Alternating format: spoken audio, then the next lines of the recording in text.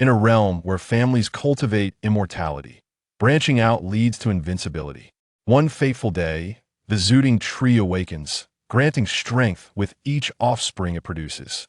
Transcending into the spirit realm, Qin Guiya begins his journey at the golden core stage, yet possesses mediocre talent, making the path to greatness arduous. Until, within his consciousness, a mysterious ancient tree stirs to life. Each time it sprouts a side branch, it yields extraordinary opportunities, be it enlightenment leaves, law fruits, or even the fabled Tao fruits that could defy destiny. With every child born, the tree's space expands, and the higher the innate gifts of offspring and partners, the more bountiful the resources, spiritual springs, secret realms, innate treasures, and Tao fruits. All are at his disposal. Thus begins Qin Guiya's unconventional path to immortality, declaring, "My journey to ascension relies on you, my children." While others toil for millennia, he revels in the joy of a flourishing lineage. When enemies threaten, an entire family of cultivators stand behind him, proclaiming, "One-on-one? No, I prefer brawl." This is a tale of a traditional cultivation family nurturing a farming-like lifestyle, an alternative road to longevity. Amongst the myriad paths of the Tao, I choose more children, more blessings. Chapter 1. The Zooting Tree, the Iron Tree Buds. In the spirit realm, within the Qiantong Sea, on Talon Island, in a secluded cave, Qin Guiya awakens, sighing as he gazes at the scattered ceramic vials on the ground.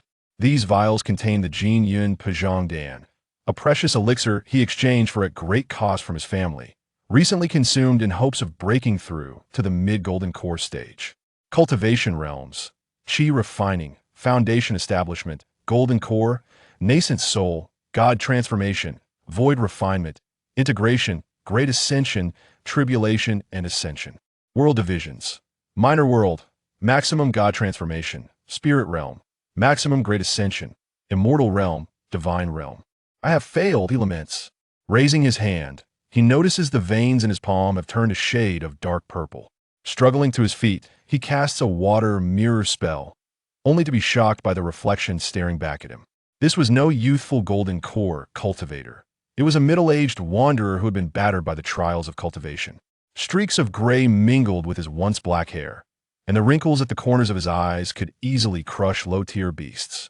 The repercussions of this failed breakthrough were evidently severe. Known as the notorious Four Spiritual Roots wretch, Qin Guiya had only ascended to the golden core stage due to his father's legacy and relentless perseverance. While peers of 200 years were already striving for the nascent soul stage, he was still racing against the lifespan limits of the foundation establishment stage. A century had passed, and while his contemporaries were at the latter stages of golden core, he remained stagnant, epitomizing the snail model of the Qin family. The limit of the four spiritual roots. Has it truly come to an end? He chuckles at his own misfortune. Knock, knock. A sound echoed from outside the stone chamber. Come in. Quickly wiping the blood from his lips, Qin Guiya forced a calm facade. The stone door creaked open, revealing a woman clad in simple white, carrying tea. This was his nominal partner, Lu Qingshan, a distant relative sent by his uncle a decade ago, ostensibly as a maid, but in truth, to ensure the continuation of his crooked tree lineage. My husband, the nourishing tea from my uncle, she said, lowering her gaze. Just leave it, Qin Guiya replied, curtly. My uncle inquired about your retreat. Lu Qingshan's words trailed off, but the implication was clear. The family awaited news of his breakthrough or confirmation of his failure. An unexpected wave of irritation surged within him. Tell my uncle, Guiya feels unworthy of the family's nurturing.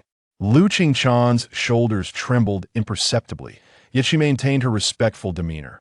There is no need for you to blame yourself, for the path of cultivation is inherently. What do you understand? Qin Guiya suddenly stood, only to stagger from the pain in his veins. Lu Qingshan instinctively reached out to assist, but he pushed her away. She stumbled back, colliding with the stone wall, producing a dull thud. Silence enveloped the room. Qin Guiya watched as Lu Qingshan quickly regained her composure, adopting her submissive demeanor once more, and a wave of indescribable emotion surged within him. It was one thing to be struggling, but how had he become a tyrant oppressing female cultivators? He opened his mouth, yet ultimately sank back onto the mat, defeated. Please leave. As the stone door closed, Qin Guiya finally allowed himself to relax. He turned inward, focusing on his consciousness, where a small tree floated, a riddle that had existed since his birth. For 300 years, he had tried countless methods, yet this tree remained unresponsive, a mere barren stalk. He hinted at the tree's existence to the family elders, but whenever he spoke, he was thwarted by the spiritual tree's interference, leading to irrelevant topics. Moreover, this spiritual tree possessed the ability to obscure heavenly secrets. He had asked his uncle to investigate within his consciousness, only to discover that the tree did not exist at all. Have you also given up on me? Qin Guiya gently touched the tree's trunk with his consciousness, but it remained unyielding. He gazed at the busy figure of Lu Qinshan outside the cave and made a decision. Since the grand path seemed hopeless, why not explore an alternative path? That night, he rarely took the initiative to knock on Lu Qinshan's door. When she opened it, surprise flickered in her eyes, quickly replaced by calm. The stone chamber behind her was filled with the calming scent of sandalwood incense, and on the table lay an open book titled Compendium of Herbs. She had been studying spiritual botany. I have contemplated for a long time. Since the grand path appears bleak, why not branch out? Qin Guiya spoke awkwardly. Lu Qinshan's fingers unconsciously tightened around her clothing. A fleeting, complex emotion appeared in her eyes, ultimately transforming into a submissive nod. I understand. Suddenly, Qin Guiya felt a heaviness in his chest. He realized Lu Qinshan had no choice. The Lu family women sent to the Qin household either became tools of reproduction or faced a fate far worse upon returning home, such as becoming a furnace. And now, he, the so-called waste, was to become one of the oppressors? If you are unwilling, I am willing, Lu Qinshan interjected, lifting her head. From the moment I first met you 10 years ago, She trailed off, yet Qin Guiya understood.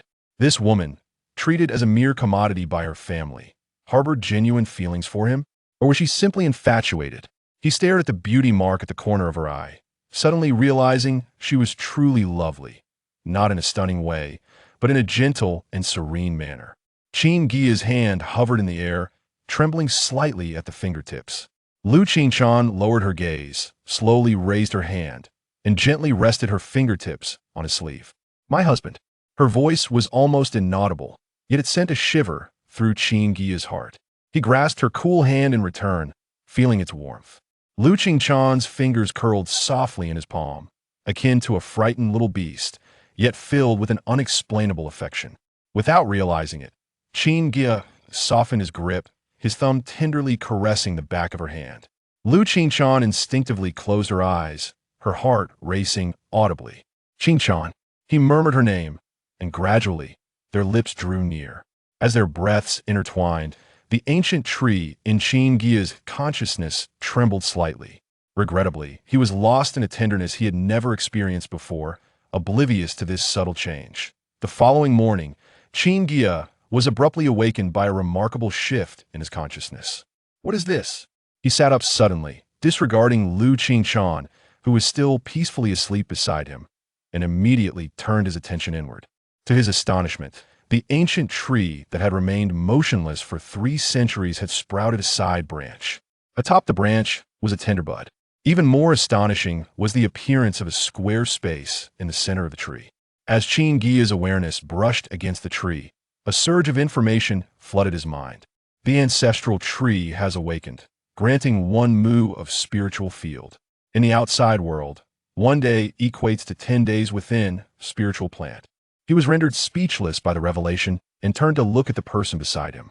In the morning light, Lu Qinshan's sleeping visage was serene and beautiful, a strand of hair gently resting against her cheek, rising and falling with her breath. Wait a moment. The iron tree in the same room has sprouted? Suddenly, Qin Guiya understood that the ancient tree, which had seemed aloof for 3 centuries, was merely repressed in its desires. Lu Qinshan appeared to sense his gaze, her eyelashes fluttering open. Upon meeting his intense stare, her face flushed crimson, and she instinctively shrank beneath the covers, murmuring, "Husband?" Qin Guiya erupted into laughter, his mirth tinged with a hint of madness.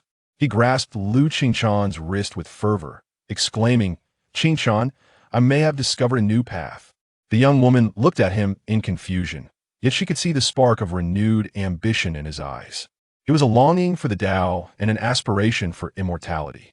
For reasons unbeknownst to her, a tinge of bitterness surged within Lu Qingchan, but she quickly masked it, softly responding, "I congratulate you, husband."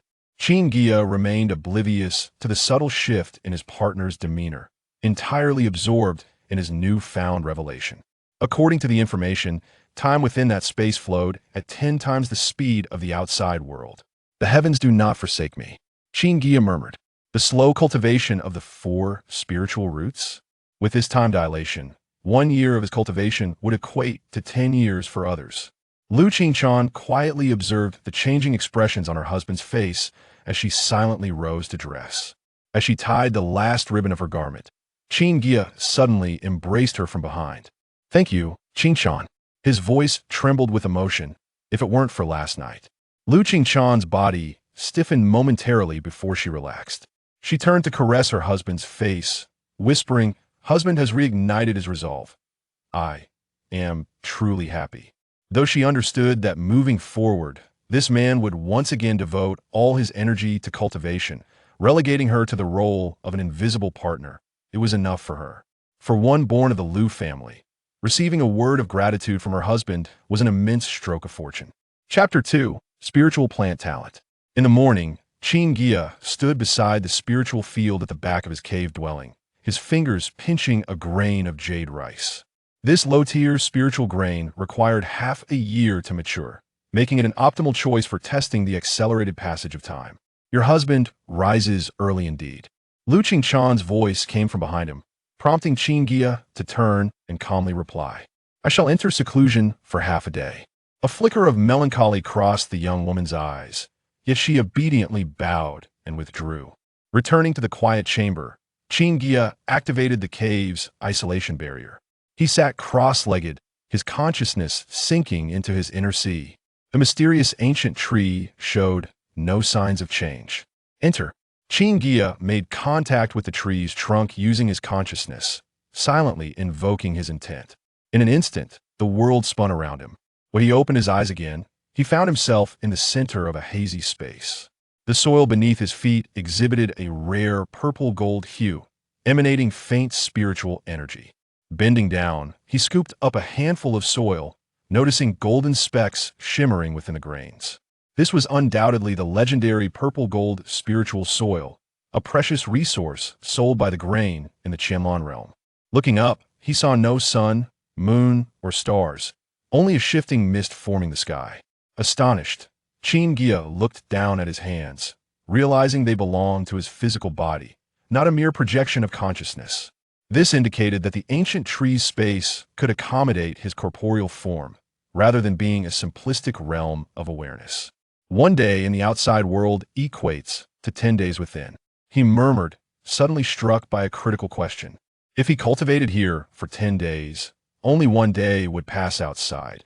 But would his lifespan be measured by the actual time experienced or the time that elapsed in the external world? If he were to emerge after a century, only to find himself a white-haired elder, that would truly be a case of momentary bliss in the cave, only to return to a funeral pyre. This thought quickened his heartbeat. Without delay, Qin Guiya activated the burning sky flame technique. After circulating spiritual energy through his meridians, he opened his eyes to a perplexed expression. The growth of spiritual power is akin to a snail's pace. The increase in his spiritual power was negligible, no different from external cultivation. Even more peculiar was the absence of indications that his life force was accelerating in decline. Thus, the time acceleration only benefits spiritual plants? Qin Guiya furrowed his brow. With a mere thought, the scene of his quiet chamber materialized before him, as if viewed through a translucent water curtain. The meditation cushion was completely empty. He had indeed vanished entirely. What was even more absurd was that the ancient tree was invisible in the real world. Goodness, it possesses an invisibility feature? This tree is quite particular about privacy. With this revelation, he felt a sense of relief. At least he need not worry about being discovered while clandestinely exploiting this advantage. Whoosh! Qin Guiya swiftly returned to the quiet chamber, promptly retrieving his spirit beast pouch without hesitation. Bang! A fully crimson monkey sprang forth, its golden tuft atop, its head particularly striking. It was none other than his old companion, Xiao, a fiery monkey with a temperament exceeding its abilities. Eek! Eek! The monkey affectionately rubbed against his palm. I apologize for the inconvenience. Qin Guiya gently stroked the monkey's head before re-entering the space, this time accompanied by the spirit beast. Xiaohua anxiously paced upon the purple-black soil, occasionally scratching its ears. After observing for an hour, Qin Guiya's expression soured. This monkey, not to mention accelerating growth, hadn't even shed a single hair. Is this space engaged in species discrimination? The initial elation swiftly diminished. Without the ability to accelerate cultivation, the value of this space was significantly reduced. He proceeded with one final test. Cautiously, Qin Guiya planted the jade rice in the center of the space and awkwardly performed a minor rain spell. The speed at which the tender shoots broke through the soil left him astounded. In merely 15 minutes, the spiritual rice had reached a growth stage that would typically require several days in the outside world. Qin Guiya knelt down, his fingers lightly brushing the tender green seedlings. In the days that followed, he witnessed the spiritual rice visibly sprouting, flowering, and finally bearing fruit, all culminating in its complete maturity within 18 days. The golden jade rice ears hung heavily, the grains plump and rounded, significantly larger than ordinary spiritual rice. Qin Guiya plucked a grain and placed it in his mouth, instantly experiencing a wave of pure spiritual energy dispersing within. The quality has improved by at least 30%. This discovery invigorated him. Though he could not directly accelerate his own cultivation, with this spiritual plant accelerator, cultivating rare materials for sale would provide him with ample resources for his training. Exiting the space, Qin Guiya glanced at the large hourglass in the quiet chamber, confirming that only 18 days had elapsed in both the external world and within the space. "Husband, shall we have dinner this evening?" Lu Qingchan's voice resonated from outside the door. Just as Qin Guiya was about to respond, he suddenly recalled the side branch, gently touching it with his consciousness. In an instant, a piece of information surged into his mind. Lu Qingchan, spiritual roots, gold, wood, water, fire, earth, 5 spiritual roots. Realm, initial stage of foundation establishment. Talent, spiritual planting, ordinary. Spiritual planting talent? Qin Guiya's pupils contracted slightly. In the realm of cultivation, very few individuals possess an innate affinity for spiritual plants, allowing them to cultivate spiritual herbs with remarkable efficiency. To his surprise, this woman, sent by the Liu family to curry favor with the Qin family, possessed such a talent. Of course, he was unaware whether the ordinary talent for spiritual planting mentioned in the information was equivalent to that in reality. A gentle knock on the stone door interrupted his thoughts. "Come in." Qin Guiya quickly composed himself. Liu Qingchan entered gracefully, holding a food tray. Today, she wore a light green skirt, adorned with a freshly picked spiritual jasmine in her hair. "What is my husband staring at me for?" Liu Qingchan set down the food tray, her ears slightly reddening. Qin Guiya snapped back to reality and, almost unconsciously, asked, "Did you learn the art of spiritual planting while at the Liu family?" The woman's wrist flicked, and she lowered her head to conceal her surprise. "I, indeed, worked as a servant in the spiritual herb garden during my youth." Qin Guiya, pondering thoughtfully, scooped a spoonful of spiritual rice porridge, only to discover it was the jade rice cultivated in the space. Yet the cooking technique was evidently much more refined than usual. "This rice. I noticed that my husband has been researching jade rice these past few days, and I guess you might want to taste it." Liu Qingchan's voice trailed off. "If it does not suit your taste, I can make it again. It's delicious." Qin Guiya interrupted her, taking a sip and pausing before adding, "Better than usual." Liu Qingchan suddenly looked up, her eyes shimmering with disbelief.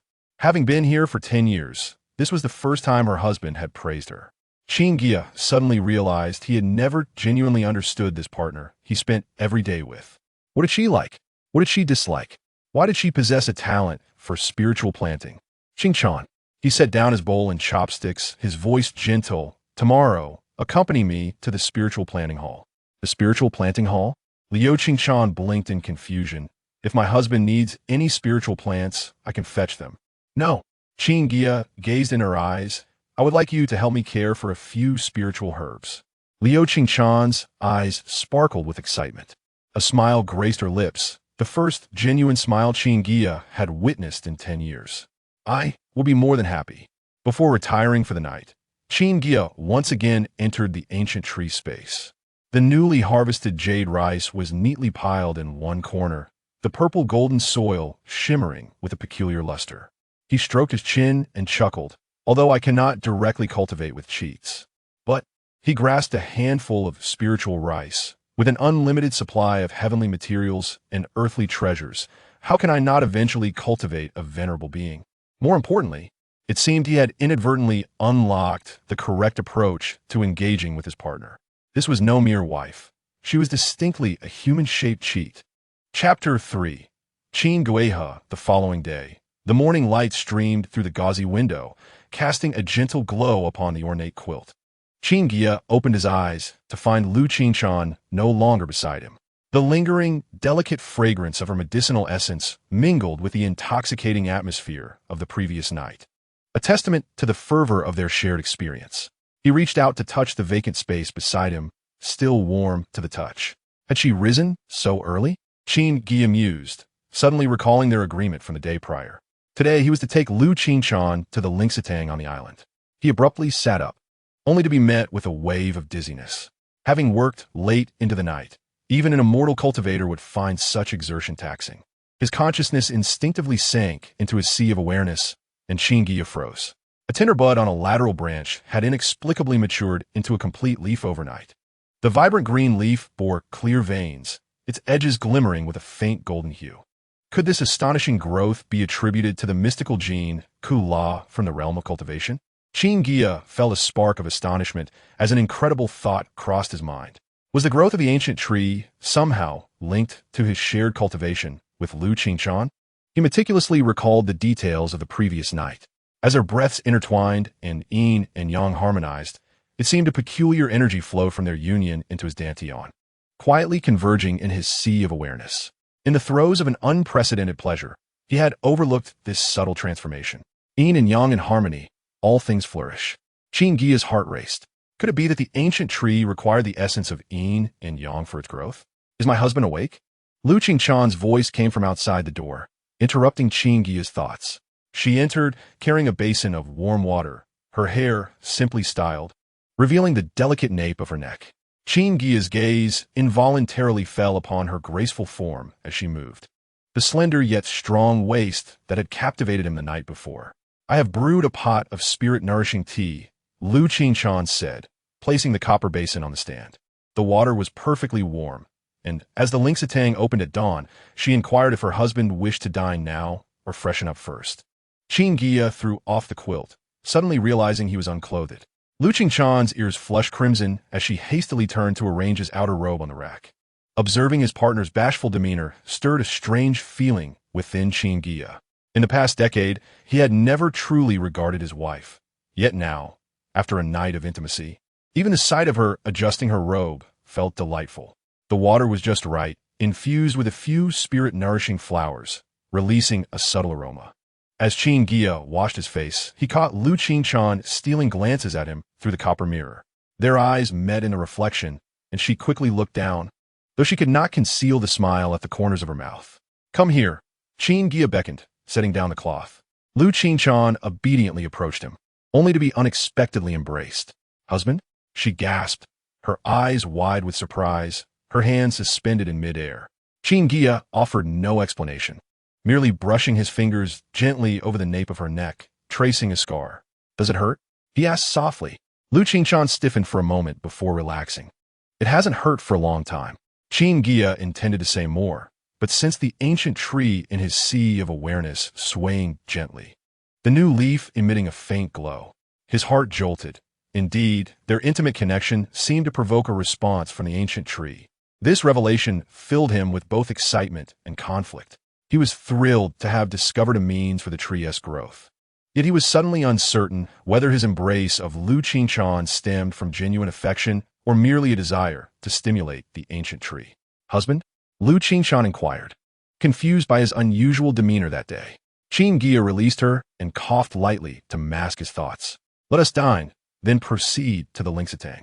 Breakfast was far more sumptuous than usual, featuring not only the customary spirit rice porridge, but also a plate of jade cakes and several side dishes. As a golden core cultivator, he had long since abandoned the habit of breakfast, though foundational cultivators still occasionally indulged. Over the years, he had often instructed Lu Qingchan not to prepare breakfast, yet she had remained consistent, and he had grown accustomed to a few bites. Tasting the jade cake, he was met with its fragrant essence that melted in his mouth. This was made with morning dew and spirit jasmine. Lu Qingchan beamed, her eyes sparkling. You mentioned visiting the Lingsatang yesterday, so I guess you might need something to invigorate you. A warmth spread through Qin Guiya's heart. In the past decade, he had never noticed Lu Qingchan's thoughtful nature. In his memory, she had always stood quietly in the background, a shadow of little consequence. Yet now, that shadow seemed to burst into vibrant color. Delicious, he genuinely praised, watching as a radiant smile blossomed on Lu Qingchan's face. As they made their way to the Lingsatang, Qin Guiya deliberately slowed his pace. Lu Qingchan followed closely behind, occasionally stealing glances at the spiritual fields, her eyes shimmering with an unusual light. Are you particularly interested in spiritual plants? He inquired, suddenly halting. Lu Qingchan nearly collided with him, steadying herself hurriedly. I merely noticed that the Yulianko appears to be struggling. Perhaps its roots are infested with pests. Following her gaze, Qin Guiya indeed spotted a spirit herb with yellowing leaves. His consciousness swept over it, and he discovered a nest of spirit ants 3 inches underground. Such keen observation was not typical of an ordinary cultivator. How did you deduce that? He asked, intrigued. Lu Qingchan twisted her fingers nervously. I cannot quite explain it. It just felt as if that plant was crying. This peculiar expression stirred something in Qin Guiya. The family S. Wanling to Jin recorded that those with a talent for spiritual plants could perceive the emotions of flora, with higher talents enabling stronger perceptions. Lu Qingchan's ordinary talent was likely underestimated.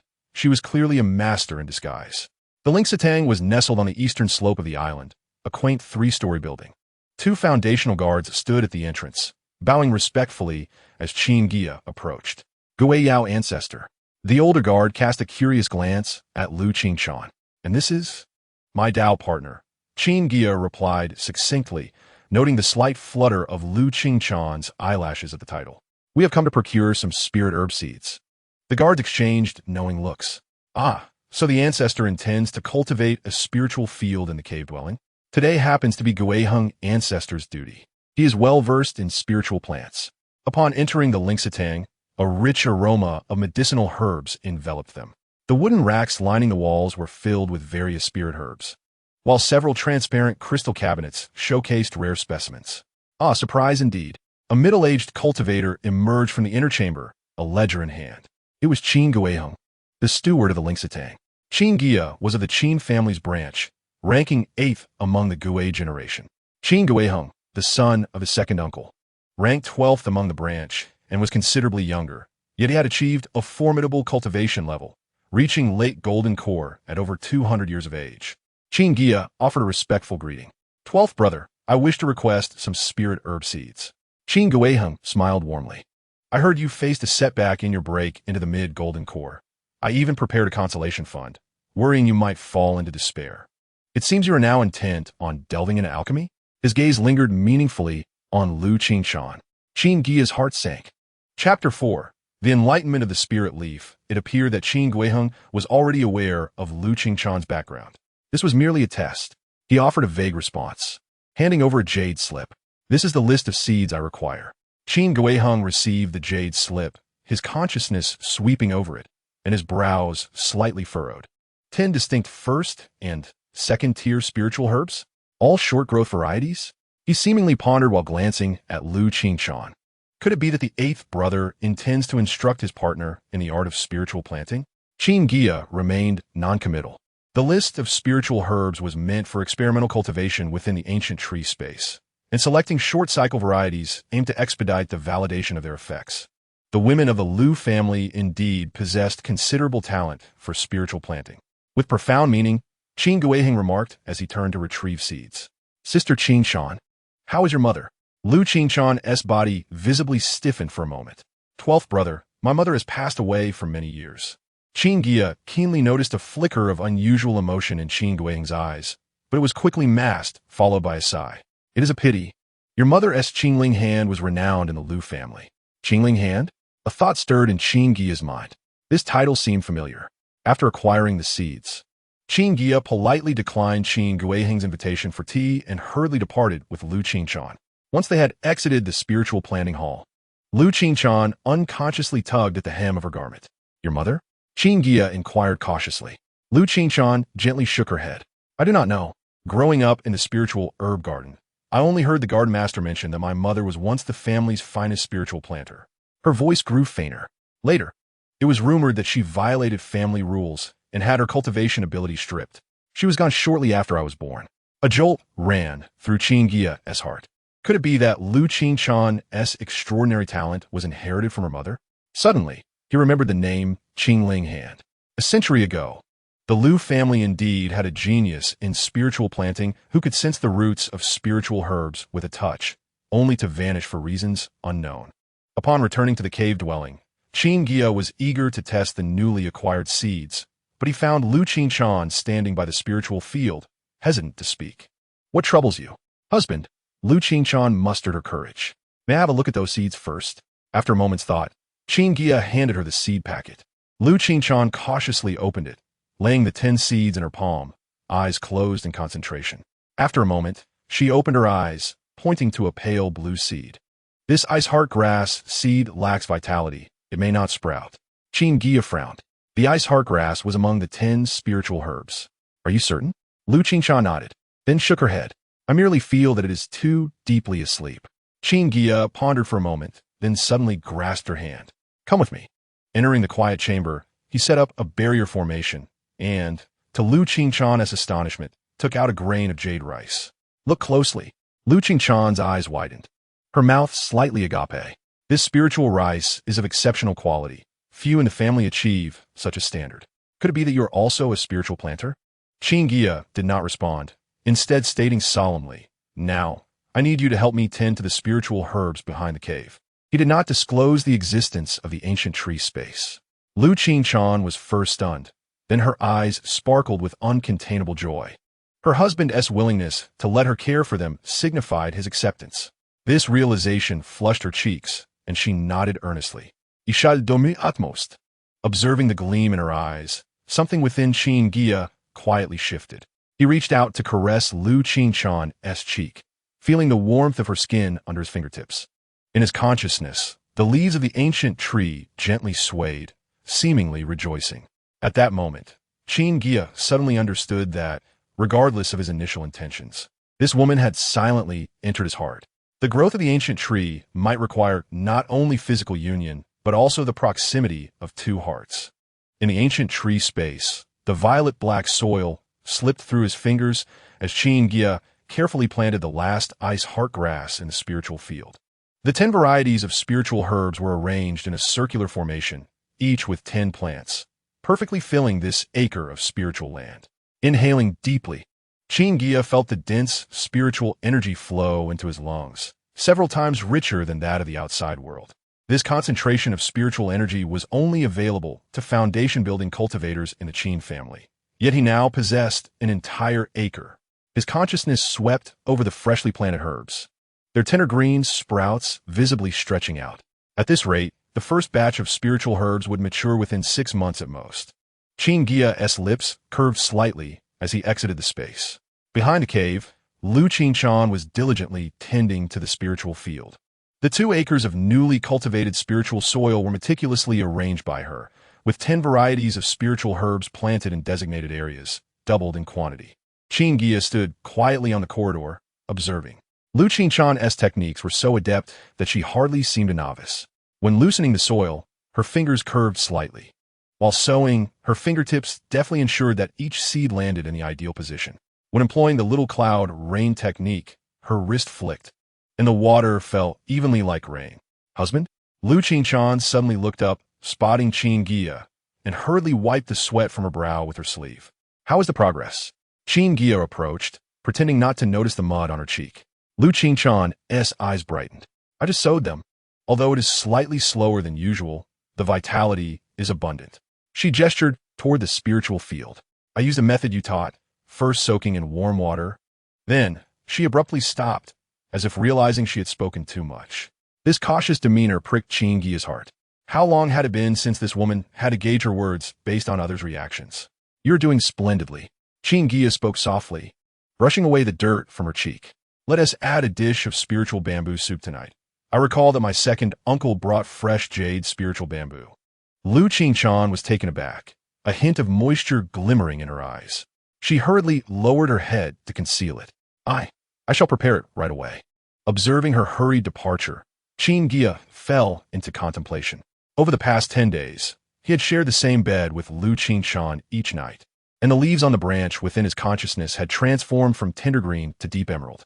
Even more astonishing was that with their increasing intimacy, Lu Qingchan's timidity gradually faded, occasionally revealing her lively nature, as seen in her bright eyes while discussing spiritual planting. Shaking his head, Qin Guiya returned to the quiet chamber. The immediate task was to continue verifying the ancient tree's capabilities. Sitting cross-legged, he plunged his consciousness into his awareness. The leaf was gone. Only a tiny scar remained at the tip of the branch. Qin Guiya's heart tightened as he hurriedly examined the inner space, finally discovering the fallen leaf at the edge of the spiritual field. The emerald leaf now displayed a translucent jade-like sheen, with its veins as clear as golden threads. As Qin Guiya attempted to touch it with his consciousness, the leaf suddenly transformed into a streak of light and merged into his soul. In an instant, his spiritual platform became remarkably clear. This sensation was beyond description. The previously hazy memories of cultivation became strikingly lucid, and problems that had long puzzled him now unraveled effortlessly. Chapter 5. Qiantong Island. Is this the effect of enlightenment? Qin Guiya's heart raced as he redirected his focus to the alchemical conundrum that had plagued him for years. During the foundation-building stage, he had attempted to learn alchemy, hoping to compensate for the slow cultivation of his 4 spiritual roots. However, after repeatedly destroying several alchemical furnaces, he had to acknowledge his limited talent in this realm. Even his most proficient pill, the fasting pill, had a success rate of merely 60%. At this moment, those experiences of failure were magnified and dissected in a state of enlightenment. The control of fire, the combination of medicinal properties, and the timing of pill condensation, each mistake was vividly apparent. Qin Guiya, thirsting for knowledge, absorbed these lessons with fervor, continuously simulating various alchemical scenarios in his mind. The Lanya Dan, a first-tier superior elixir, was a nightmare he had attempted 37 times, succeeding only once. Now, every characteristic of the ingredients in the formula was crystal clear to him. The Lan Xian Chao needed to be harvested at midnight to preserve the essence of moonlight. The Yin Lin Hua required the stamen to be removed while retaining the petals to avoid bitterness. During the fusion process, the fire must initially be high before transitioning to a lower flame. So that's how it is. Qin Guiya suddenly opened his eyes, realizing he had unknowingly retrieved the treasured alchemical jade slip he had kept for many years. If he were to start the furnace now, he was 90% confident he could successfully refine the Lanya Dan in one attempt, and the quality would be exceptional. The state of enlightenment continued, and he seized the opportunity to review other elixirs he had attempted. The temperature issues with the first-tier inferior Ju Qi Dan. The ingredient ratios of the first-tier intermediate Yin Qi Dan. One by one, each difficulty was resolved. Just as he was preparing to delve deeper into the second-tier elixirs, the refreshing sensation in his mind suddenly faded away. Qin Guiya felt a pang of loss and clicked his tongue. The duration was roughly the length of a tea break. He estimated, yet he was content. The insights gained in this brief moment were equivalent to a decade of arduous cultivation for an ordinary person.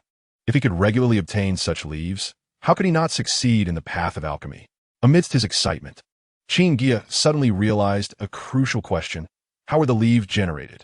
Was it due to the passage of time and natural maturation, or was it related to his dual cultivation with Lu Qingchan? To verify this, he carefully recalled the frequency of their intimacy over the past few days in relation to the changes in the leaves. The first leaf grew within 10 days, during which they had shared a bed 5 times. Was this frequency considered high or low? Were there other influencing factors for the leaves' growth? Husband? Lu Qingchan's voice called from outside, announcing that dinner was ready. Qin Guiya collected his thoughts. These enigmas could be unraveled gradually. What mattered more now was nurturing his relationship with Lu Qingchan. Whether it was driven by the needs of the ancient tree or his genuine fondness for her, was of little consequence. At the dining table, the aroma of the Ling sun soup wafted through the air, accompanied by a dish of Ling mushroom stir-fried with meat and several seasonal side dishes. Lu Qinchan carefully ladled the soup, fearful of spilling a single drop. You should sit down and eat as well. Qin Guiya took the soup bowl from her, gesturing for her to sit beside him rather than across the table. Lu Qinchan's fingers trembled. In their 10 years together, this was the first time Qin Guiya had invited her to share a meal at the same table. She lowered her head and took a seat. In the Ling Tian field, which medicinal herb do you find the hardest to cultivate? Qin Guiya sought a topic. Upon mentioning spiritual plants, the restraint in Lu Qinchan's eyes dissipated somewhat. The Hualing Chao is the most troublesome. It is very sensitive to soil moisture. If it's too dry, it withers. If too wet, it rots. As she spoke, her voice grew increasingly fluid. However, I've discovered that watering it at noon can neutralize some of the fiery essence. Qin Guiya listened attentively, nodding in astonishment. The method Lu Qinchan described was not recorded in the Wan Ling Tu Jian, indicating it was likely her own discovery. This intuitive understanding of spiritual plants was undoubtedly beyond mere talent. One could surmise that her innate abilities differed significantly from those of external spiritual plant cultivators. The dinner concluded in a rare atmosphere of harmony. Qin Guiya proactively assisted in clearing the dishes, startling Lu Qinchan so much that she nearly dropped a plate. You seem quite happy today, husband? She asked tentatively, twisting the hem of her garment. Qin Guiya gazed at her gentle profile, illuminated by candlelight, suddenly overwhelmed with an urge to confide in her. Yet, the secrets of the ancient tree were too significant. He ultimately refrained, replying, Yes. I've resolved some issues regarding alchemy. Alchemy? Lu Qinchan's eyes brightened. She seemed surprised to learn that her husband was capable of refining elixirs. Qinchan. Qin Guiya suddenly grasped her hand. Tomorrow, I will visit the Tsang Jinggu to consult some elixir formulas. The Tsang Jinggu was a vital location for the Qin family, and, as an outsider, Lu Qinchan would find it difficult to enter. Lu Qinchan hurriedly lowered her head. I will take good care of the spiritual herbs at home and prepare dinner, waiting for your return, husband. All right, Qin Guiya nodded. That night, he took the initiative to pull Lu Qinchan into his embrace. Initially, she tensed up, but soon relaxed, snuggling against his chest. A faint medicinal fragrance wafted from her hair, providing an inexplicable sense of comfort.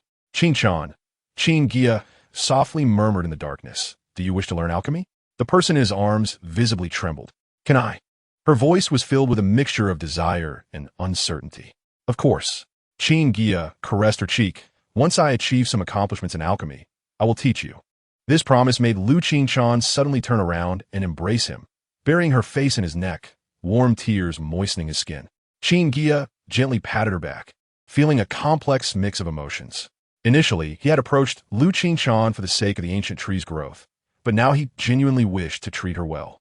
In his consciousness, the branch of the ancient tree swayed gently, and a new bud quietly formed once more. In the morning light, Qin Guiya emerged from his introspective state, a smile unconsciously gracing his lips. On the branch in his mind, a new tender shoot had emerged. He turned to look at the still sleeping Lu Qinchan beside him. The woman lay on her side, her hair cascading over the pillow. The loose sleeping robe had slipped off her shoulder, revealing a portion of her fair neck. Qin Guiya reached out to gently stroke her hair, his heart now certain. The growth of the ancient tree's tender shoots was indeed related to their dual cultivation. Husband, are you awake? Lu Qinchan drowsily opened her eyes, and upon seeing her husband so close, her cheeks flushed crimson. After Qin Guiya had mentioned teaching her alchemy the night before, their intimacy had deepened further. Let us sleep a bit more, Qin Guiya said softly. I need to visit Qiantong Island today. The Tsang Jinggu was an important location for the Qin family, not located on their branch as Tao Lin Island. However, Lu Qinchan had already propped herself up.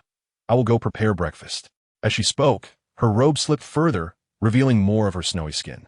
She hastily pulled her garment together, only to find Qin Guiya's gaze fixed upon her, causing her ears to heat up. Breakfast consisted of Ling rice porridge and several small dishes, with Lu Qinchan having specially steamed a basket of baihua cake. Made from flour blended with the essence of 10 types of spiritual flowers, it was a popular delicacy on Qiantong Island. Where did you learn this? Qin Guiya asked. Picking up a piece of cake, and surprised by its rich spiritual energy. I asked Second Aunt for guidance a few days ago. Lu Qingshan replied, stirring her porridge. Qin Guiya felt warmth in his heart.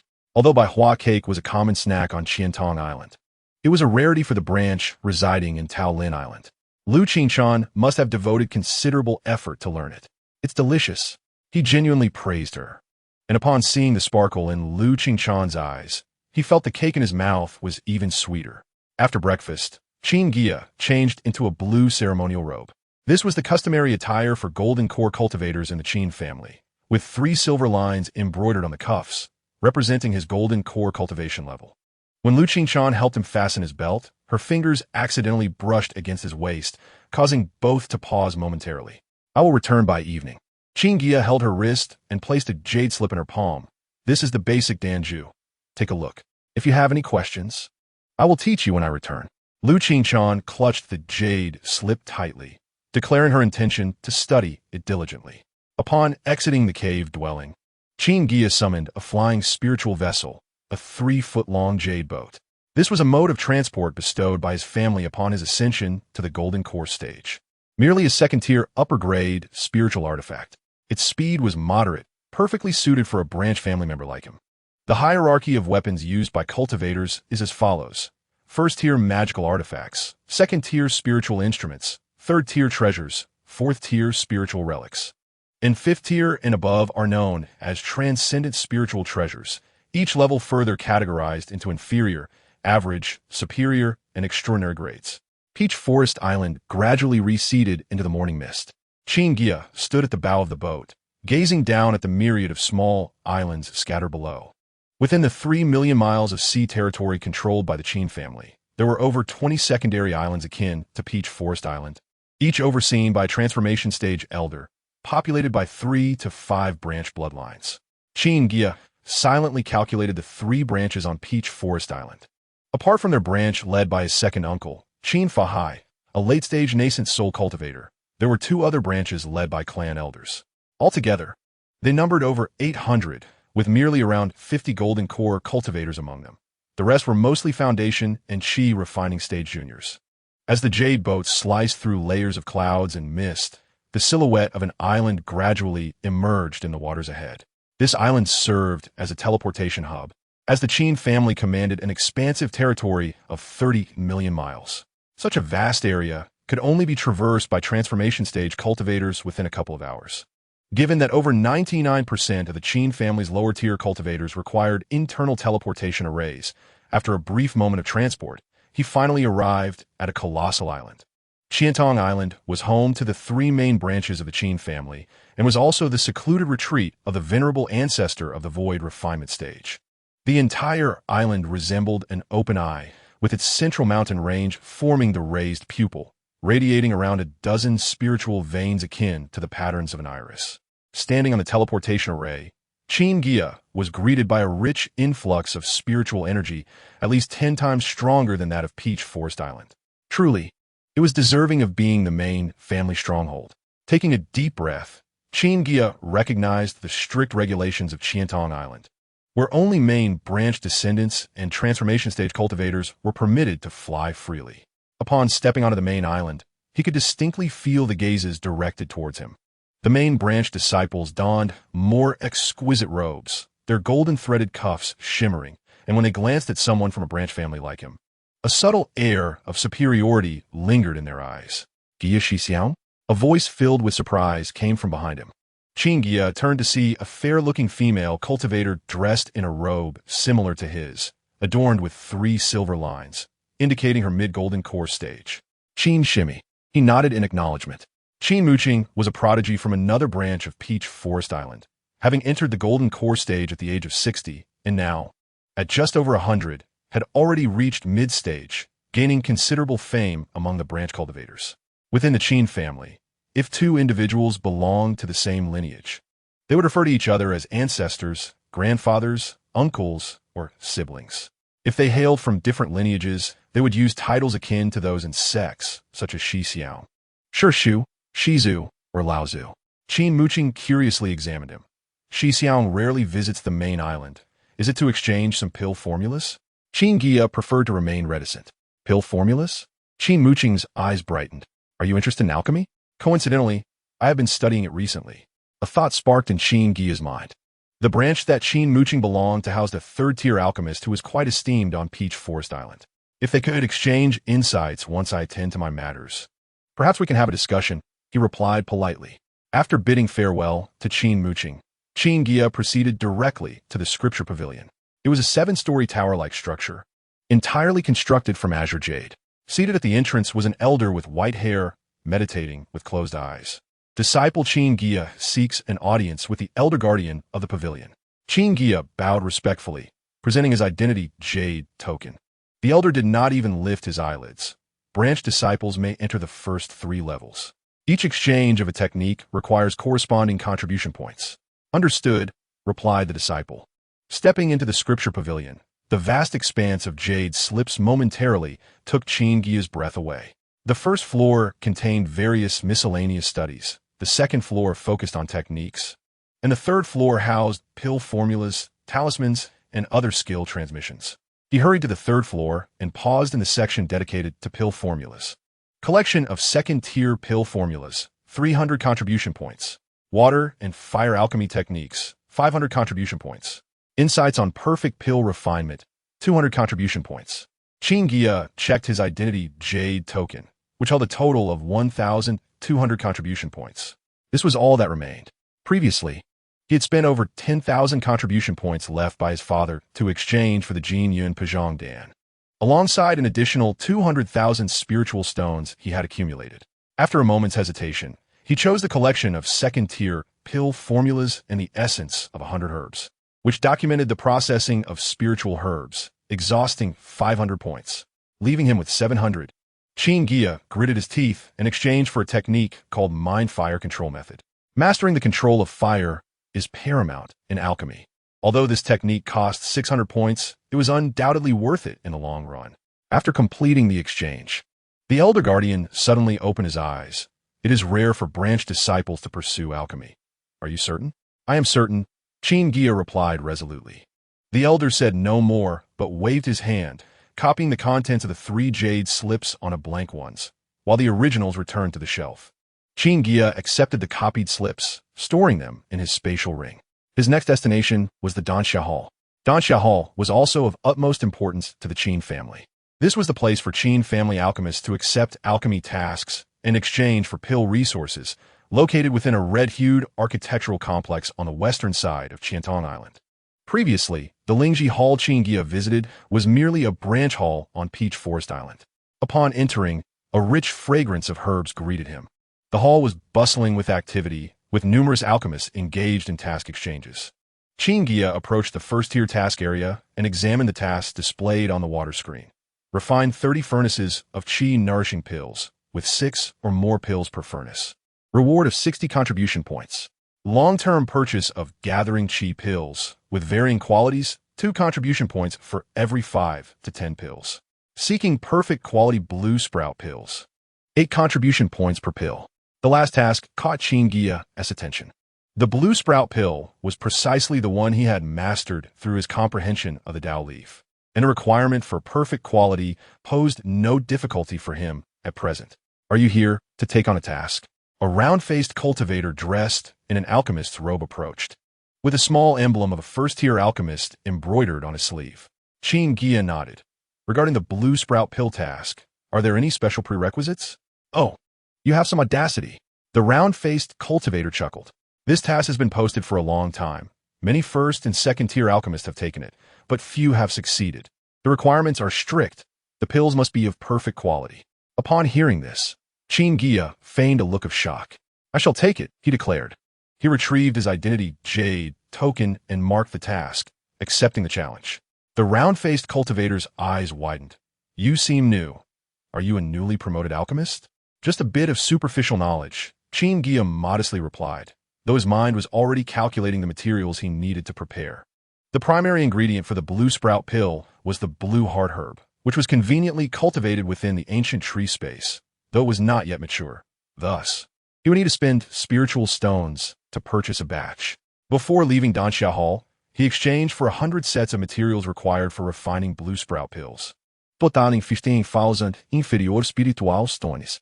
Within the Qin family, low-tier spiritual herbs could be directly purchased with spiritual stones, requiring no contribution points.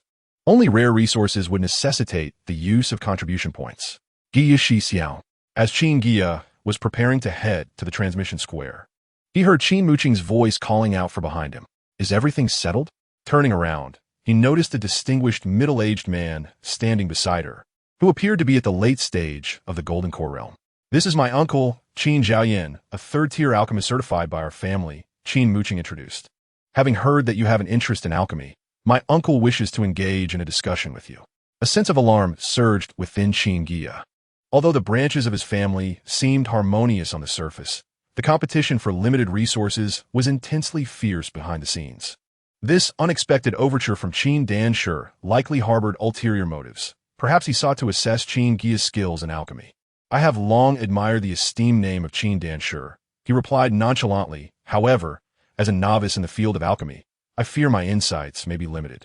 Qin Jiayan smiled kindly. I have heard that you have exchanged for the divine consciousness fire control technique. That technique is notoriously difficult to master, should you have any doubts. I could offer some guidance. Understanding dawned on Qin Guiya.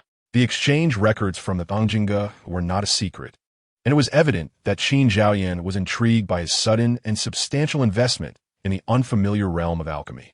I appreciate your kind intentions, Qin Danshi. He graciously declined. However, I must return to Talon Island today. I shall certainly seek your counsel another time.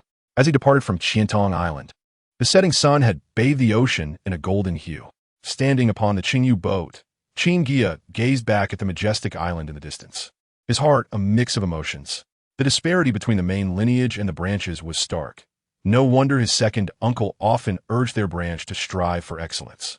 He clenched his storage ring, a renewed determination igniting in his eyes. With the ancient tree space and the Wudao leaf, this could perhaps be his best opportunity to break through the limitations of the four spirit roots. Upon the arrival of the flying boat at Talon Island, twilight had deepened. Qin Guiya spotted a warm light illuminating the entrance of the cave dwelling, where a slender figure was peering out. Upon seeing the flying boat, the figure joyfully waved. For some reason, a warm feeling surged within Qin Guiya. The sensation of being awaited seemed rather delightful. You're back, my husband, Lu Qinchan exclaimed, approaching him with eyes brimming with joy. I have prepared dinner and even attempted to process some spiritual herbs using the methods from the basic alchemy technique. Observing her proudly displaying the neatly cut herbs, Qin Guiya suddenly felt that the day's exertions were well worth it. He gently brushed a blade of grass from Lu Qinchan's hair and softly said, You've worked hard. I have some insights into alchemy that I would like to share with you when time permits. The following day, upon awakening from his meditation, Qin Guiya's first task was to examine his inner consciousness. The tender sprout had indeed grown a bit larger, with emerald leaves hinting at golden edges that trembled slightly when touched by his consciousness, seemingly responding to his attention. It has grown again, he mused, a smile gracing his lips. After spending a tender night with Lu Qinchan, he had paid special attention to the sprout's changes, noticing it had indeed grown faster than in the previous days. This realization filled him with both joy and a hint of guilt. Initially, his closeness to Lu Qinchan was solely to nurture the ancient tree, but now, shaking off the distracting thoughts, Qin Guiya rose and walked towards the secret chamber deep within the cave dwelling. This stone chamber was typically used for storage, its walls inscribed with isolation formations, and it had once served as his alchemy room. Are you going to use the alchemy chamber, dear husband? Lu Qinchan's voice came from behind. She held a cup of spiritual tea, her hair simply styled, with a few strands framing her face. Qin Guiya accepted the cup, his fingers brushing against her wrist. Yes, my recent attempt to break through the mid-golden core stage failed, and I have run out of spiritual stones and contribution points. I plan to refine some elixirs. The spiritual tea was perfectly warm and had been infused with calming flowers, precisely to his liking. Lu Qinchan's eyes sparkled with excitement. Do you need my assistance? The basic alchemy technique mentions that having an assistant is beneficial for refining elixirs. Noticing her eager expression, Qin Guiya pondered for a moment before responding. Let's not rush. Once I am familiar with the alchemical process, I will teach you. Seeing a flicker of disappointment in Lu Qinchan's eyes, he added, You can assist me with the preparation of the herbs. It is equally important in alchemy. This promise brought a radiant smile back to Lu Qingchan's face. She followed Qin Guiya into the alchemy chamber, her steps light as she curiously observed the items he retrieved from his storage ring. In the center of the stone chamber stood a 3-foot-tall bronze alchemy furnace, intricately engraved with patterns of mountains and seas, its 3 legs resembling dragon heads, and the vent holes on the lid arranged in the pattern of the Big Dipper. Despite years of dust, the furnace still emitted a mysterious luster. A second-tier premium alchemy furnace. Qin Guiya gently traced the patterns on the furnace, memories flooding back. This Mountain Sea Harmony furnace had been exchanged from his family when he was 130 years old. At that time, he was filled with ambition to learn alchemy, but ultimately had to abandon it due to limitations in talent. Lu Qingchan keenly sensed the change in her husband's mood and softly remarked, "What a beautiful alchemy furnace." Returning to the present, Qin Guiya smiled faintly as he began to arrange the alchemical environment. He took out 100 portions of blue bud elixir materials from his newly acquired supplies and placed a small gathering array under the furnace. Lu Qingchan busily began to prepare the spiritual herbs, her technique surprisingly adept. "You have made remarkable progress." Qin Guiya praised as he watched her skillfully remove impurities from the blue heartgrass. In just a day, Lu Qingchan's grasp of the basic alchemy technique had surpassed that of many ordinary apprentices after months of study. Her ears flushed with a hint of pink. I may have secretly observed the Lu family's alchemists handling the herbs before. This revelation sparked a thought in Qin Guiya. Lu Qingchan's status within the Lu family likely extended beyond that of a mere herb garden worker. Ordinary workers would not have the opportunity to observe alchemists up close. However, this fleeting thought was quickly overshadowed by the pressing task at hand. "I am about to commence the refining process. Please step back to the doorway." Chapter 8. Alchemy Master. Once Lu Qingchan had retreated to a safe distance, Qin Guiya took a deep breath and flicked his fingers to summon a flicker of alchemical fire. The crimson flames fell into the base of the furnace, causing the gathering array to illuminate and adjust the flames to their optimal state. The first step, warming the furnace. He meticulously raised the temperature to a precise level, adhering to the principles he had comprehended during his state of enlightenment. Next, he added the first auxiliary herb, yunlin flower, ensuring to remove its stamens while retaining the petals. His consciousness enveloped the materials, ensuring that each petal received even heat. The second step, extracting the essence. The herbal liquid churned within the furnace as Qin Guiya focused intently on controlling the flame. Starting with a high flame and then transitioning to a low one was the key insight he had gained during his enlightenment. The essence of the yunlin flower was perfectly extracted without a hint of scorching. The third step, integrating the main herb. At the moment the blue heart grass entered the furnace, Qin Guiya formed hand seals, and the flames abruptly shifted to blue. This technique stemmed from the divine consciousness fire control technique, allowing the fire's properties to harmonize with those of the herbs. The leaves softened rapidly under the high temperature without losing any of their moonlight chi. An hour later, the first batch of elixirs entered the final condensation phase. Beads of sweat formed on Qin Guiya's forehead, yet his gaze remained unwavering. As he executed the final incantation, a clear, resonant hum emanated from the furnace. "Open." The lid of the furnace rose, and 6 azure elixirs soared out, caught deftly in a jade vial he had prepared in advance. "Premium quality," Qin Guiya noted, inspecting one of the elixirs closely, nodding in satisfaction. The first batch yielded 6 high-quality elixirs, far exceeding his previous standards during the Foundation establishment period. According to the standards of the Danxia Hall's alchemists, this already qualified him as a competent first-tier alchemist. Lu Qingchan cautiously approached. "Did you succeed, my husband?" "Yes, but it is not enough," Qin Guiya replied, a flame of determination igniting in his eyes. "I seek nothing less than perfection." After a brief respite, the second furnace was ignited. This time, he adjusted the timing for the infusion of yunlin hua and incorporated subtle techniques gleaned from his understanding during the melting phase. When the launching Tsao was on the verge of transformation, he gently shook it 3 times with his spiritual sense to aid in the release of medicinal properties. The furnace roared to life once more, and this time, 8 pills emerged. 5 of them bore cloud-like patterns, signifying their perfect quality. The remaining 3 were also of exceptional quality, with not a single one being of ordinary grade. "Perfect pills," Liu Qingchan exclaimed in delight, recalling that during her time in the Liu family, only master-level alchemists could concoct perfect pills. However, Qin Guiya frowned slightly. While perfect pills were commendable, they still fell short of the pristine quality. He meticulously reflected on the alchemical process, seeking areas for improvement. For the third furnace, he experimented by adding a hint of water spirit energy during the pill condensing phase. This was a rare technique documented in the Bai Cao Jinghua Lu, suitable for water-based pills. The result was 9 pills, 7 of which were perfect, and 2 were of high quality. Approaching the fourth furnace, Qin Guiya decided to take a bold risk. At the moment of final condensing, he simultaneously activated the Shen, Si Kong Hua, Jue, and the water spirit energy. Infusing a strand of pure fire attributes spiritual power into the pill base. Boom! The furnace trembled violently, the lid nearly flying off. Qin Guiya quickly cast a stabilizing spell. His forehead veins bulging. Just as he feared an explosion, a clear sound resonated from within the furnace. The lid opened automatically, and 10 pills transformed into streaks of light, soaring out. Among them, 6 were perfect, 3 were of high quality, and the central pill bore a distinct pattern. Liu Qingchuan gasped. The pill appeared to contain a flowing blue liquid, with a striking silver pattern shimmering on its surface.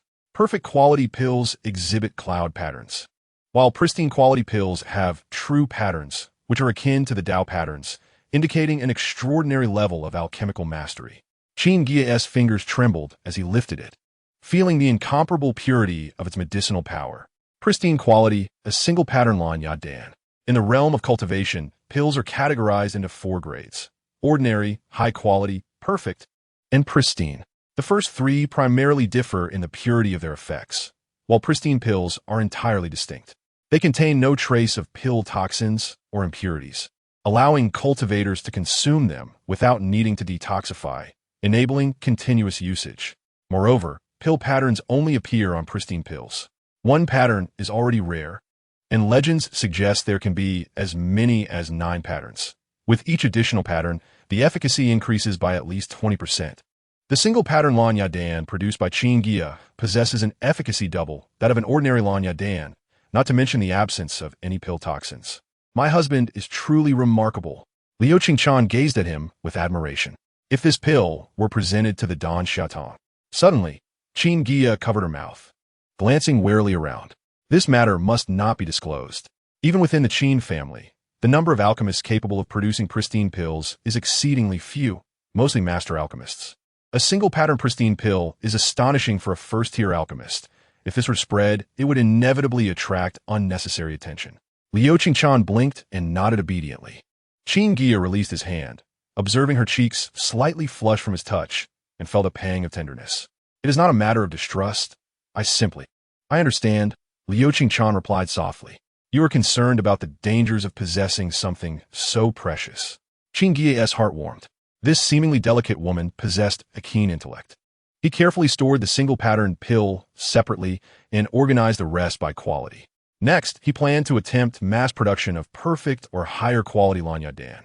He contemplated the task assigned by Dan Xiaotong, which demanded at least perfect quality.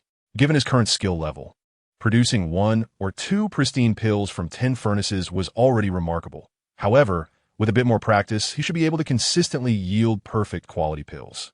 With the assistance of the Wudao Ye and the high-quality spiritual herbs cultivated in the ancient tree space, the prospect of generating pristine pills in every furnace was not beyond reach. With this in mind, Qin Guiya turned to Liu Qingchuan.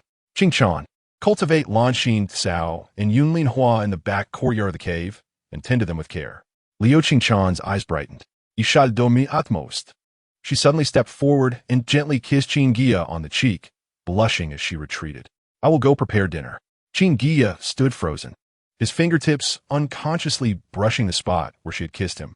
In his spiritual sea, the tender shoots of the ancient tree seemed to grow a fraction, swaying gently in the breeze of his consciousness. After dinner, Qin Guiya entered the ancient tree space once more. The spiritual field brimmed with abundant spiritual energy.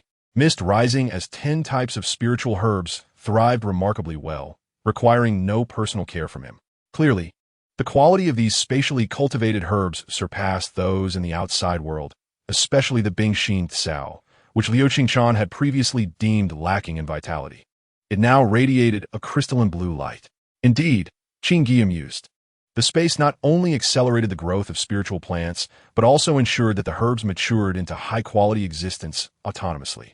Utilizing these materials for alchemy would undoubtedly enhance both the success rate and quality of the pills produced. When he exited the space, he found Liu Qingchan diligently studying the Jichu Dan Jue under the lamp, occasionally gesturing with her fingers to practice the fire control technique. Qin Guiya stood quietly in the shadows, watching her for a long time, his heart softening in a corner he had not expected. This woman was striving to enter his world in her own way. Late at night, Qin Guiya once again embraced Liu Qingchan in his arms. This time, it was not solely for the growth of the ancient tree's tender shoots, but also born from an indescribable longing. A yearning to draw closer to the woman who supported him silently. In his spiritual sea, the golden patterns on the tender shoots flickered gently in the night, witnessing two hearts drawing ever closer. Chapter 9. Yulindan within the alchemy chamber, Qin Guiya extinguished the flame of the final furnace, exhaling deeply. The azure jade bottles were neatly arranged on the stone table, each containing 10 lanya dawn. He had finally completed his task. Rubbing his sore temples, he reflected on the past 10 days of intense alchemy. Even for a Qin Dan cultivator, it was a considerable burden. However, the rewards were astonishing. Exactly 100 batches of lanya dan, with not a single failure. Qin Guiya began to categorize and tally his achievements. 36 ordinary quality, 284 high quality, 450 perfect quality, and most remarkably, 30 pristine pills. Even better than anticipated. A smile crept onto his lips. After overcoming initial clumsiness in the first few days, he had stabilized the production of 6 to 7 pristine pills daily since the 5th day. Such a rate of progress would likely infuriate those alchemists who had toiled for decades. Carefully stowing the pristine pills in his personal storage ring, he separately bottled the remaining pills. Suddenly, with a squeak, the mischievous monkey, Xiaohua, squeezed through the window, its red fur speckled with grass blades. Clearly having just returned from frolicking in the spiritual field, it sniffed eagerly, eyeing the pills on the table. Greedy little monkey, Qin Guiya chuckled, tossing a high-quality lanya dan. Xiaohua caught it mid-air, gulping it down and instantly closing its eyes in bliss, its crimson fur shimmering with a blue glow. Feeding a spirit beast high-quality pills would have seemed a waste to the former Qin Guiya. But now, glancing at the bountiful array of pills before him, he felt a sense of extravagance. My husband, Liu Qingchan's voice drifted from outside the door, tinged with a hint of weakness. Breakfast is ready. Qin Guiya turned, his brow furrowing involuntarily. Liu Qingchan's complexion was pale, faint shadows under her eyes, and though she put on a brave face, her steps were noticeably slower than usual. In the past 10 days, she not only assisted him in managing a plethora of medicinal herbs, but also devoted her evenings to the realm of consciousness, where the third leaf of enlightenment swayed gently. A twinge of guilt surged within Qin Guiya. In his eagerness to procure the leaves of enlightenment, he had indeed been rather indiscreet. Today, he need not tend to the spiritual herbs. Qin Guiya took the food box from her hands and advised her to rest well. Liu Qingchan shook her head, insisting that she was fine, but stumbled slightly, nearly toppling the food box. Qin Guiya quickly steadied her. Feeling her slender waist had become even more delicate, his divine sense instinctively scanned her, revealing a chaotic flow of spiritual energy within her, with a severe depletion of her yin essence. This is absurd. Without further ado, he lifted Liu Qingchan and gently placed her on the bed, channeling his energy to help her recuperate, promising, "I shall return shortly." Liu Qingchan wished to say something, but a glance from Qin Guiya silenced her. Obediently, she closed her eyes to meditate. Qin Guiya stood by the bed for a moment before turning towards the quiet chamber. He retrieved a small vial from his storage ring, poured out 3 perfectly crafted lanya dan, and then thoughtfully replaced one with a wugu dan. After consuming the pill, he returned to her side, offering the elixir at her lips. Upon seeing the wugu dan, Liu Qingchan's pupils constricted. "This is far too precious. I should take a common pill." Qin Guiya firmly commanded, "Do not refuse." The pill dissolved upon entry, and Liu Qingchan was astonished by the pure medicinal energy circulating within her, devoid of any impurities, requiring no effort to dispel any potential toxicity. Though merely a first-tier superior pill, its wugu quality rendered it as effective as a third-tier inferior pill. "My dear husband, this is... Rest well." Qin Guiya tucked the blanket around her, stating, I must visit Qiantong Island and hope to find you in bed upon my return, not in the medicinal fields. Tears shimmered in Lu Qingchan's eyes as she nodded gently. As Qin Guiya turned to leave, his sleeve was caught. Be cautious of those from Qin Zhaoyan's faction. Lu Qingchan whispered, yesterday, when I was in the kitchen. My second uncle informed me they are inquiring about your alchemical endeavors. A chill ran through Qin Guiya. The other branches on the island had always been at odds with theirs, and Qin Zhaoyan had been resentful of his unexpected pursuit of alchemy. It seemed he must exercise greater caution during this trip to Qiantong Island. The emerald jade boat glided across the azure sea, the outline of the island gradually becoming discernible. Through the teleportation array, he arrived once more at Qiantong Island. Instead of heading directly to Danxia Hall, he first detoured to Qiantong Fangshi, dispersing some exquisite pills among several reputable shops. Naturally, he reserved the perfect and wugu pills for himself, as the exquisite pills had lost their utility for him and were better exchanged for spirit stones. Friend, this batch of Lanyadan is of superb quality. A shopkeeper with a goatee squinted as he examined the pills. Based on market price, what do you offer? Qin Guiya feigned contemplation. I am in urgent need of spirit stones. Can you take 200 at once? Certainly, the shopkeeper replied nonchalantly. Ultimately, 200 exquisite Lanyadan were exchanged for 10,000 spirit stones. Danxia Hall remained bustling with activity. Qin Guiya proceeded directly to the task exchange area, presenting his identity jade token and 50 green jade vials. Task completion for Lanyadan. The attendant responsible for registration carelessly accepted the vials, opening the first to inspect. Upon seeing the quality of the pills, he abruptly straightened in his seat. Perfect quality? This exclamation drew many curious gazes. Qin Guiya inwardly cursed his luck, but maintained an indifferent facade. Just fortunate, that's all. The attendant inspected each vial, growing increasingly astonished. All are of perfect quality. Which master do you apprentice under? Self-taught. Qin Guiya replied coolly. Please directly credit my contribution points to the jade token. The attendant wished to inquire further, but relented under Qin Guiya's frigid gaze. The jade token flashed with light, and the contribution points surged from 100 to 4,100, an astonishing 4,000 points credited. If you're interested, Danxia Hall is always open to purchases. Not at this time, Qin Guiya replied as he pocketed the jade token and turned to leave. He sensed several probing gazes lingering on him, one particularly intense, emanating from a familiar figure in the corner, an attendant from Qin Muqing's faction.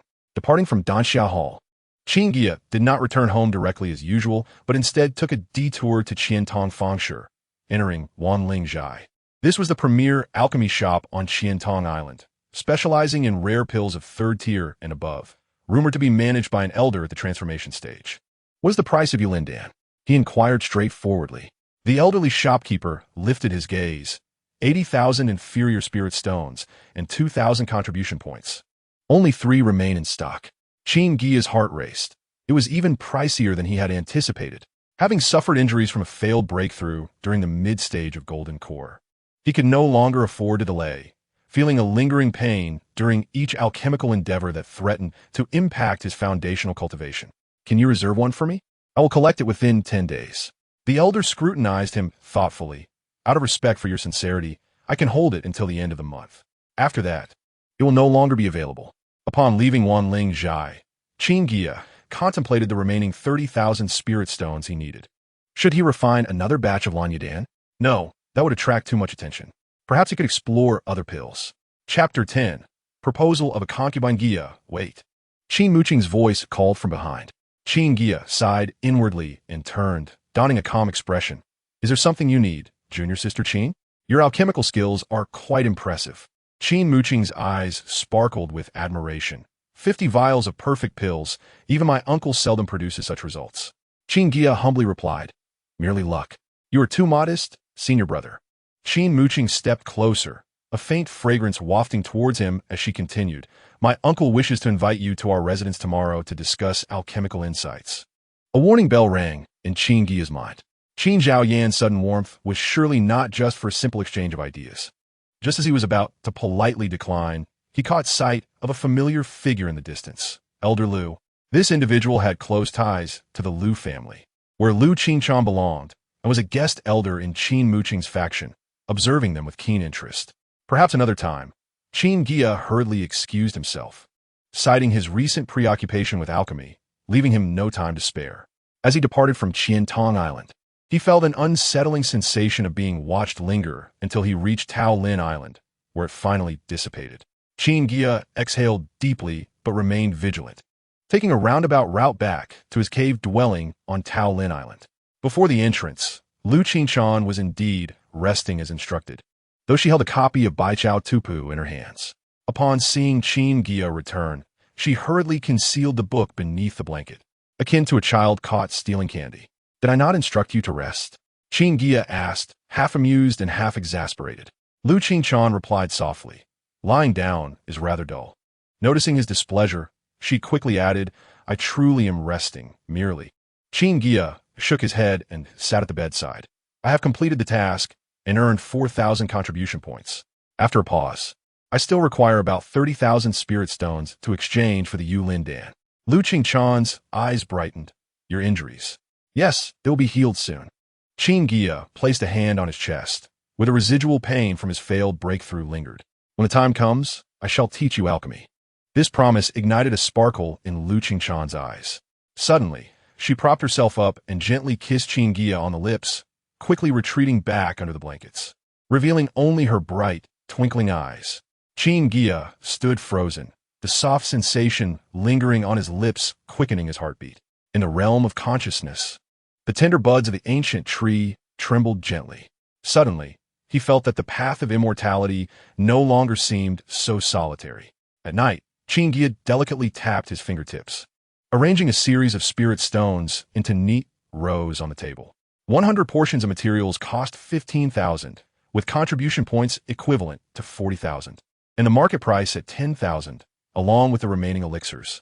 Qin Guiya softly calculated that the total amounted to approximately 75,000 low-grade spirit stones. This figure made his breath quicken. After 10 days of alchemy, the pure profit exceeded 50,000. It is worth noting that for completing a perilous family task, the reward was merely around 10,000 spirit stones. Now, in just 10 days, Qin Guiya shifted his gaze to the pile of spiritual herbs on the table. There were 3 types of elixir materials he procured today from Qiantong Island: Juqidan, Yunshidan, and Lanaidan, each in 100 portions. All were formulas thoroughly mastered by Wu Dao Yi, and the process of refining them was second nature. Completing this batch of elixirs within 20 days would surely yield an additional profit of 50,000. He contemplated that, combined with what he already had, it would be sufficient to exchange for Yulindan. Upon this thought, Qin Guiya pressed his hand against his chest. The hidden pain in his meridians was more pronounced than in previous days, as if tiny blades were traversing through flesh and blood. This was a lingering consequence of forcibly breaking through, and if not addressed promptly, it might affect his future potential. The profits from second-tier elixirs could multiply several times. Qin Guiya noted in the jade slip regarding future plans, while third-tier profits could exceed tenfold. However, concerning third-tier spiritual herbs, his brow slightly furrowed. The Qin family, as a refining force, indeed possessed a vast array of spiritual herb gardens. Yet, according to family rules, spiritual herbs were categorized by age. Those under 100 years were first tier, from 100 to 500 years were second tier, and those between 500 to 1,000 years were classified as third tier. Among third-tier herbs, the rare varieties were not available for external circulation. Only the ordinary types could be purchased with spirit stones. The main lineage controlled the best resources. Qin Guiya sighed softly. The 3 major lineages occupied the core spiritual veins of Qiantong Island, cultivating the highest-grade spiritual herbs. Meanwhile, the branch lineages resided on the outer islands, limited in the resources they could access. Secondary islands like Taolin Island primarily cultivated first and second-tier herbs, with very few exceeding that, let alone fourth and fifth tiers, which were exclusively reserved for the elders of the transformation stage. A faint sound of footsteps outside interrupted his thoughts. Lu Qingshan entered, holding a cup of nourishing tea, her hair still bearing the moisture of her recent bath, and a loose, white nightgown draped over her form. "Is my husband still busy?" she queried while placing the teacup at the edge of the table, careful not to disturb the neatly arranged spirit stones. Qin Guiya took the teacup and, in a smooth motion, grasped her wrist, saying, "I have something to discuss with you." I plan to complete this batch of elixirs within 20 days in exchange for Yuandan. Afterward, I will attempt second-tier elixirs. Lu Qingchan's eyes brightened. I can help process more materials, she exclaimed, then hesitated, but what? I'm concerned about my limited abilities. Lu Qingchan lowered her head, contemplating that perhaps, given her husband's advancements in alchemy, he should consider taking a concubine to assist him. This month, although her husband had shown her affection, his visits occurred every other day or even daily, leaving her feeling somewhat overwhelmed. Qin Guiya's hand trembled, nearly spilling the teacup. A concubine? This suggestion came as a shock. Observing Lu Qingchan's expression closely, he noticed that although she feigned calm, her eyelashes quivered markedly, revealing her true feelings. Why bring this up all of a sudden? He inquired softly. Lu Qingchan bit her lower lip. I heard that my second uncle intends to arrange for another woman to marry you. Qin Guiya's heart jolted. In this branch, his second uncle was akin to a deity, not only being in a late Yuaniing stage, but also the only Yuaniing cultivator in his faction. He, with 4 spiritual roots, could only reach the Jindan stage by relying on his father's support, while most 4-root cultivators in the Qin family were merely at the foundation establishment level. I do not require a concubine at this moment, he stated firmly, pulling Lu Qingchan into his embrace. Having you is more than enough. Lu Qingchan's body stiffened before she melted into his arms, her face nestled against his neck. Qin Guiya felt warm tears dampen his clothing. He gently caressed his wife's back, a myriad of emotions stirring within him. Indeed, from a pragmatic perspective, taking a concubine might expedite the ancient tree's growth. More partners could potentially lead to greater transformations for the ancient tree. Yet, gazing at the woman in his arms who had given everything for him, Qin Guiya found himself unable to act upon it. Most crucially, at present, Wu Dao Yi was sufficient. Let's not speak of this anymore, he said, changing the subject. I will begin refining a new batch of elixirs tomorrow. You may assist me with the materials. Lu Qingchan nodded gently in his embrace, her hair brushing against his chin. Qin Guiya leaned down and kissed the top of her head, and it seemed the ancient tree in his consciousness sensed something as the tender buds swayed lightly. Chapter 11. Pregnancy. The days that followed were both busy and fulfilling. Qin Guiya refined 10 furnaces of elixirs daily, cycling through Juqidan, Yunqidan, and Lanaidan. Lu Qingchan was responsible for processing the herbs, categorizing the finished products, and carefully storing the perfect quality elixirs while sorting the ordinary and premium ones separately. On the 7th evening, as Qin Guiya was at a critical moment in condensing the elixir, he suddenly heard a muffled sound from outside. He quickly executed the final spell, disregarding the quality of the elixir, and rushed out of the alchemy chamber. Lu Qingchan lay by the spirit field, surrounded by the freshly tended Lanqing grass. Her complexion was pale, as she pressed her hands firmly against her abdomen. Qingchan, Qin Guiya was alarmed, swiftly picking her up and scanning her body with his spiritual sense. When he reached the area of her womb, he froze, detecting a faint yet distinct life force. Husband, Lu Qingchan weakly opened her eyes. I suddenly feel dizzy. Do not speak. Qin Guiya's voice trembled as he carefully carried her back to the bed. Grasping her wrist, he gently infused a strand of soothing spiritual energy to nourish her and the life within her. Husband, what is happening to me? Lu Qingchan asked, puzzled. Qin Guiya's lips involuntarily curled into a smile. You are with child. Lu Qingchan's eyes widened. Her lips quivered, but she could not utter a word. Her hand slowly moved towards her flat abdomen, her eyes filled with disbelief. Is it true? Yes, approximately half a month along, Qin Guiya replied softly, calculating the timing in his mind. It coincided with the days he had been intensively refining elixirs.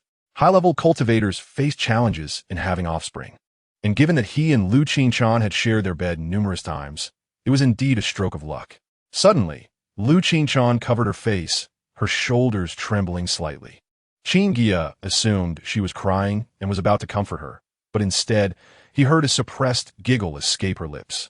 Pulling her hands away, he was met with a radiant smile that lit up her face. I am so happy, she stammered, her eyes glistening with tears.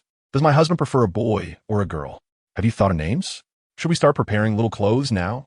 Qin Guiya was amused by her barrage of questions, feeling a corner of his heart soften unexpectedly. This child had come as a surprise, yet he found himself filled with anticipation. not only for the continuation of their bloodline, but also because as his consciousness delved into the sea of awareness, the ancient tree seemed more vibrant than ever. The third leaf of Wudao Yi had fully matured, and now a fourth tenderbud was emerging. Even more astonishingly, the gray mist at the edge of the spiritual field appeared to have receded somewhat, revealing a hint of additional space. Would the child influence the ancient tree? Qin Guiya mused to himself. This thought quickened his heartbeat. If that were indeed the case, then the fetus within Lu Qingchan's womb might bring about unforeseen changes. Husband? Lu Qingchan called out in confusion. What are you thinking? Qin Guiya regained his focus and gently caressed her cheek, pondering whether their child would inherit her extraordinary affinity for spiritual plants. Mentioning talent, a glimmer of brilliance flickered in Lu Qingchan's eyes. In recent days, while handling herbs, I have sensed something unusual. What is different? She hesitated before continuing. It feels as though I can hear them speaking. The launching grass expresses its fondness for the dew at noon, while the yunlin flower favors the moonlight at midnight. Qin Guiya's heart jolted. This was a realm that could not be attained by ordinary spiritual plant talents. The Wanling Tu Jian documented that only those with a spiritual body-level talent could communicate so clearly with plants. Individuals possessing such a constitution were renowned masters of spiritual plants. Did your mother possess this ability as well? He inquired softly. Lu Qingchan's gaze dimmed. I do not know. I have never witnessed my mother handle spiritual plants. Qin Guiya embraced her, resolving to uncover the truth about Lu Qingchan's lineage. That mother, known as the Qingling hand, along with this sudden awakening of talent, all hinted at an extraordinary past. Of course, it might also be due to the ancient tree within his consciousness. Could it possibly bestow talent upon a soulmate? Rest well, he advised, tucking the covers around Lu Qingchan. From today onward, you are not permitted to toil in the spiritual fields. Lu Qingchan exclaimed anxiously. But what about your elixirs? I will find a way. Qin Guiya interrupted her. Right now, you and the child are of utmost importance. This declaration brought tears to Lu Qingchan's eyes once more. She obediently lay down, yet clutched tightly to the sleeve of Qin Guiya's robe, as if fearing he might depart. Qin Guiya settled beside her, whispering, Sleep now. I shall stay here with you. As he gazed upon his wife's serene, sleeping visage, an unprecedented urge to protect surged within him. This woman, along with the child she carried, would become his most significant concern on the path of cultivation. 5 days passed once more. Qin Guiya refined elixirs and sold them until he finally gathered enough spiritual stones and contribution points to exchange for a high-quality Yulindan. He sat cross-legged in the quiet room, inhaling deeply before placing the elixir into his mouth. The elixir melted within him, transforming into a refreshing torrent that surged through his limbs and bones. Qin Guiya immediately activated the Fin Tian Lie Yin Ju, guiding the medicinal energy toward his damaged meridians. He could distinctly feel those meridians gradually regaining their elasticity and luster under the nourishing effects of the elixir.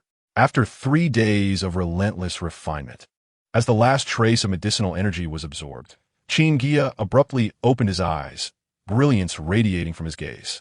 He tentatively circulated his golden core, feeling the spiritual energy flow freely through his meridians without any hindrance or pain. Finally, Qin Guiya exhaled a long breath, a smile involuntarily gracing his lips. For the past 2 months, the injuries to his meridians had been like shackles, restricting every step of his cultivation. Now those shackles had vanished, and the threshold to the mid-stage of golden core was no longer out of reach. Outside the quiet room, he heard the soft sound of footsteps. Lu Qingchan entered gently, holding a cup of spiritual tea. Her abdomen had begun to show a slight roundness, though still subtle. Her every movement now exuded a newfound caution. Husband, how is your injury? She asked, placing the teacup beside Qin Guiya, her eyes brimming with concern. Qin Guiya grasped her hand, guiding her to sit beside him.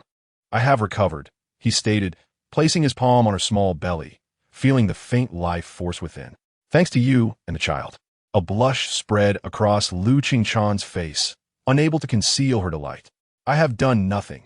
It is you, husband, who has endured so much these past 2 months.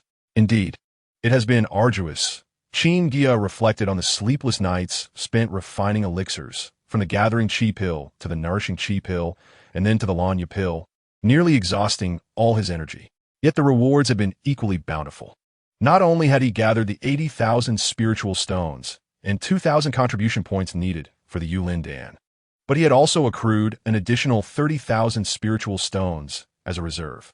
"This is for you," Qin Guiya said, retrieving a jade box from his storage ring. "Yumayang Xindan, specifically for nourishing your qi and blood." Lu Qinchan accepted the jade box, and upon opening it, a wave of fragrant aroma enveloped her. Inside lay 3 glistening pills, round and smooth as jade. These were second-tier top-grade, nourishing pills, each valued at 800 spiritual stones. "This is far too precious." Lu Qinchan stammered, her fingers trembling as she instinctively attempted to close the box. Qin Guiya held her hand steady. "You and the child are far more important." Over the past 2 months, Lu Qinchan had indeed suffered considerable depletion of her qi and blood, not only due to her pregnancy, but also because of frequent dual cultivation. Although Qin Guiya had reduced their intimate encounters since discovering her pregnancy, the previous losses still needed to be addressed. Tears glistened in Lu Qinchan's eyes as she cautiously extracted 1 pill and swallowed it. As the medicinal energy spread, a healthy flush appeared on her pale cheeks. "Is it better?" Qin Guiya asked softly. Lu Qinchan nodded and suddenly leaned in to peck his lips. "Thank you, husband." Blushing, she hurriedly exited, leaving Qin Guiya in a daze, touching his lips in astonishment. In his consciousness, the ancient tree seemed to sense his emotions, its branches and leaves swaying gently. Since Lu Qinchan's pregnancy, the 4th tender shoot had already begun to sprout, but without dual cultivation, its growth had essentially halted. Qin Guiya swept his consciousness across the space beneath the tree. The low-tier spiritual herbs in that 1 mu of spiritual field would mature in a few months. Once this batch matured, or if he collected 3rd-tier spiritual herb seeds, he intended to cease planting low-tier spiritual herbs. Initially, he had only aimed to harvest resources quickly, to earn spiritual stones and gather enough to exchange for healing elixirs. Little did he know that possessing the Wu Dao leaf would alter his plans. Now that his meridians were fully repaired, it was time to prepare for high-tier spiritual herbs, thereby refining higher-tier elixirs to strive for greater realms. As he pondered, the restrictions outside the cave were triggered. Qin Guiya scanned with his consciousness and discovered an unexpected visitor, his cousin, Qin Guiya, the son of his second uncle. "Elder brother, I have procured what you asked for." As he opened the cave door, a young man clad in a blue robe burst in excitedly. Qin Guiya bore a striking resemblance to their second uncle, with sword-like brows and starry eyes, though he lacked the latter's imposing demeanor, possessing instead a playful spirit. Recently, he had sent a message to Qin Guiya, requesting assistance in gathering seeds of 3rd-tier spiritual herbs, and it seemed he had succeeded. Qin Guiya quickly set up a sound barrier. "Speak softly. Your sister-in-law is resting." Qin Guiya lowered his voice. "Guess what I obtained from the Lingji Hall?" He mysteriously produced 2 jade boxes from his robes. 2 types of 3rd-tier spiritual herb seeds. Qin Guiya's heart raced as he carefully opened the boxes. The first contained a dozen golden seeds, resembling grains of wheat, but adorned with natural markings. The second box held only 3 seeds, dark red and irregularly shaped, resembling small beastly teeth. Jin Linghua and Shou Yuan Chao. Qin Guiya identified them, feeling a surge of excitement. The Jin Linghua was the primary ingredient for refining Jinling Dan, an excellent elixir for cultivators in the early to mid stages of golden core. The Shou Yuan Chao was even more precious, a top-tier material for nurturing 3rd-tier spiritual beasts. Qin Guiya proudly raised his head. "What do you think? Am I generous enough, brother?" The Jin Linghua seeds can be exchanged for contribution points. But the Shou Yuan Cao, I had to sneak my grandfather's token to acquire it. Qin Guiya furrowed his brow, asking, "Does grandfather know?" "Rest assured, he dotes on me the most," replied Qin Guiya, waving his hand dismissively. Curiously, he leaned in closer. "Brother, what do you intend to do with these high-level seeds? Are you planning to switch careers and become a spirit herb cultivator?" Qin Guiya had already prepared his explanation. "I'm currently researching alchemy and wish to understand the characteristics of spirit herbs at different growth stages." With that, he produced a pre-prepared storage bag. "This is the reward I promised you." Qin Guiya's spirit sense swept over it, and his face broke into a wide smile. 10,000 spirit stones. "Brother, you are too generous." He joyfully stowed away the storage bag and lowered his voice. "By the way, the Qin Muqing faction has recently been inquiring about you. It seems they are quite interested in your alchemical talent. A glint of coldness flickered in Qin Guiya's eyes. I see. Thank you for the reminder. Furthermore, please continue to help me gather seeds for spirit herbs above the 3rd tier. Understood, brother.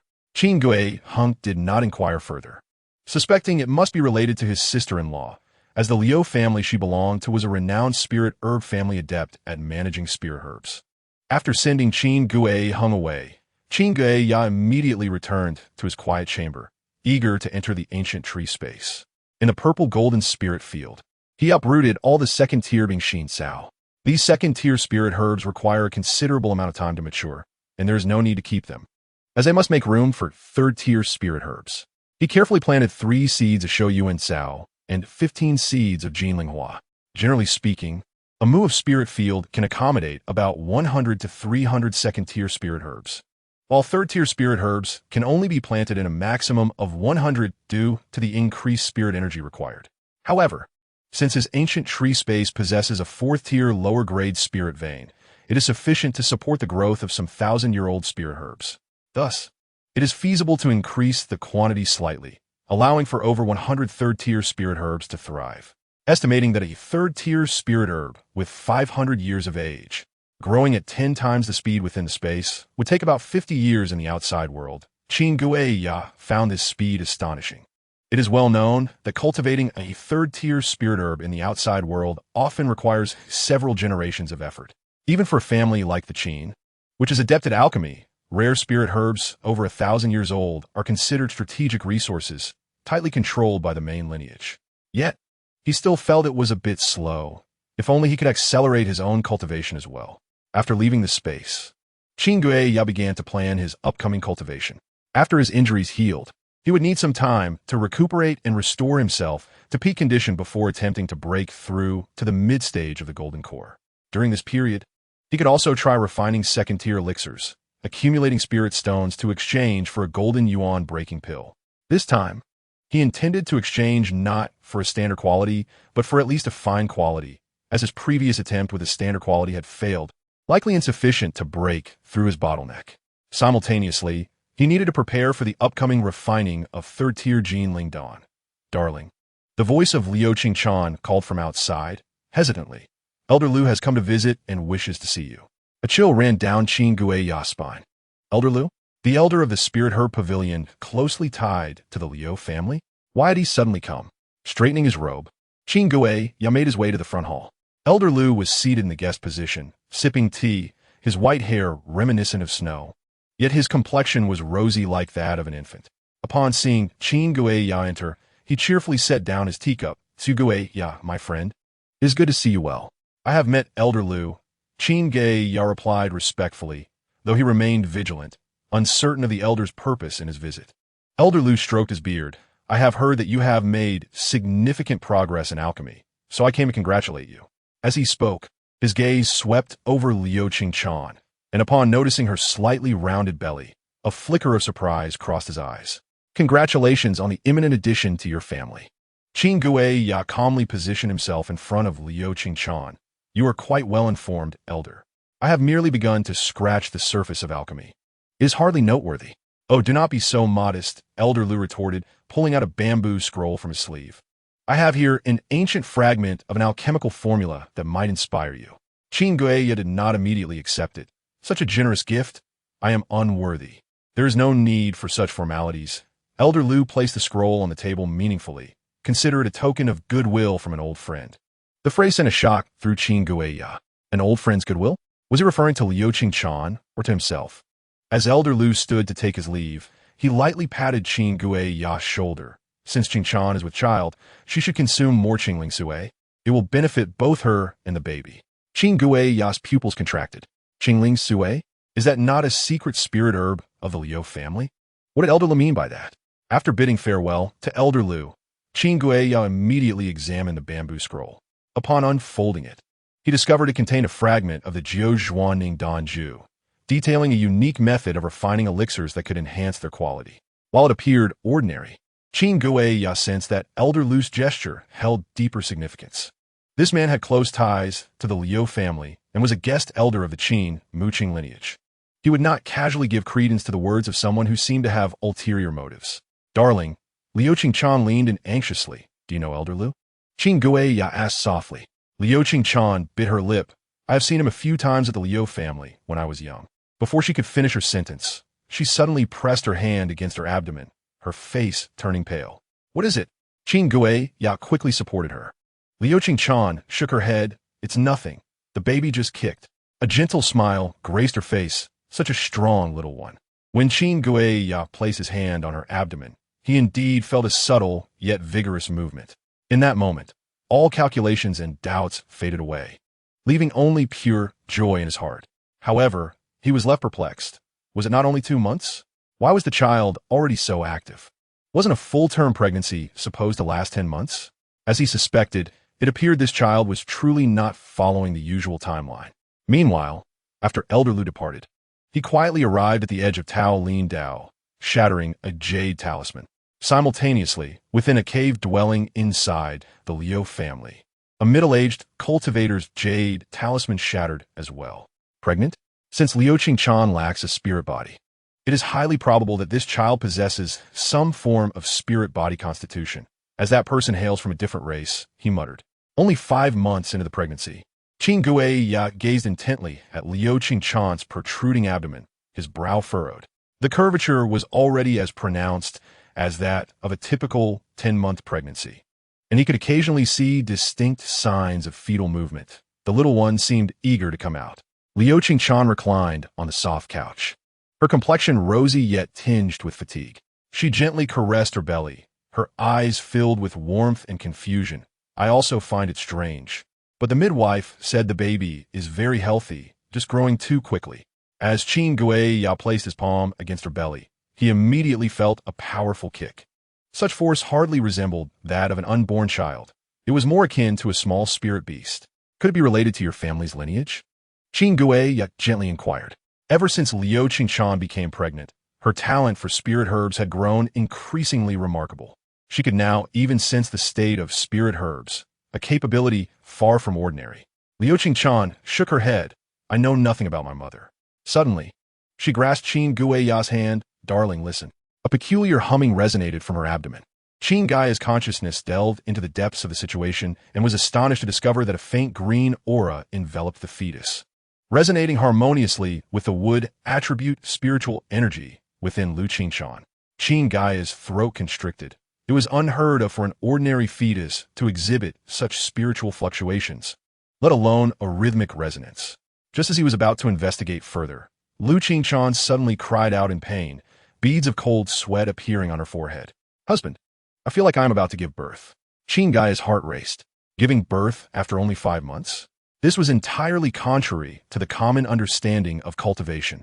He swiftly scooped Liu Qingchan into his arms and dashed towards the delivery room that had long been prepared, simultaneously shattering a communication talisman, a signal for the midwife. The subsequent 3 hours constituted the longest period in Qin Guiya's life. He stood anxiously outside the delivery room, listening to Liu Qingchan's cries of pain, feeling utterly powerless. The ancient tree in his sea of consciousness began to sway violently, its branches rustling ominously. When the first wail of a newborn pierced the night sky, Qin Guiya's legs buckled, nearly causing him to collapse. The midwife emerged, cradling a swaddled bundle, her face filled with disbelief. Congratulations, Master Qin, it is a baby boy. However, Qin Guiya was too preoccupied to ask questions, hastening into the inner chamber. Liu Qingchan lay weakly on the bed, her complexion pale, yet her eyes sparkling with joy.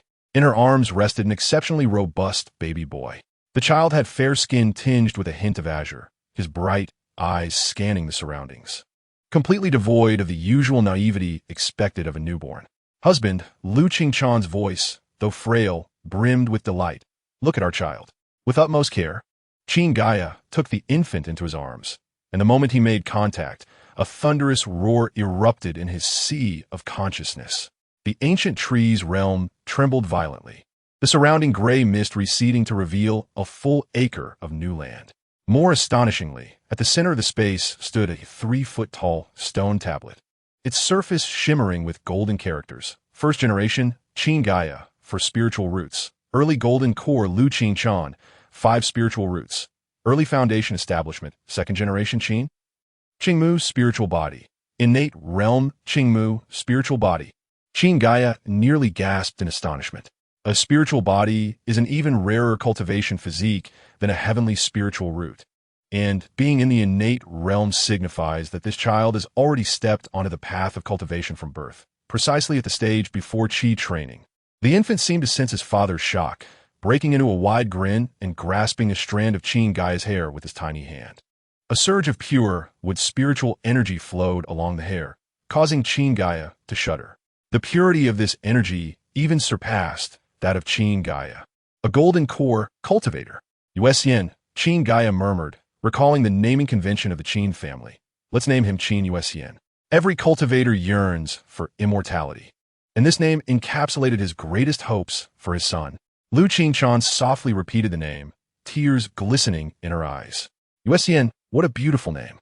The midwife, wishing to speak but hesitating, finally voiced, Master Qin, in my 60 years of delivering babies, I have never encountered one born after 5 months, let alone one so extraordinary. She gazed at little Yuxian with reverence, fearing he must have an extraordinary origin. Qin Guiya handed her a pouch of spirit stones. I ask you to keep today's event confidential.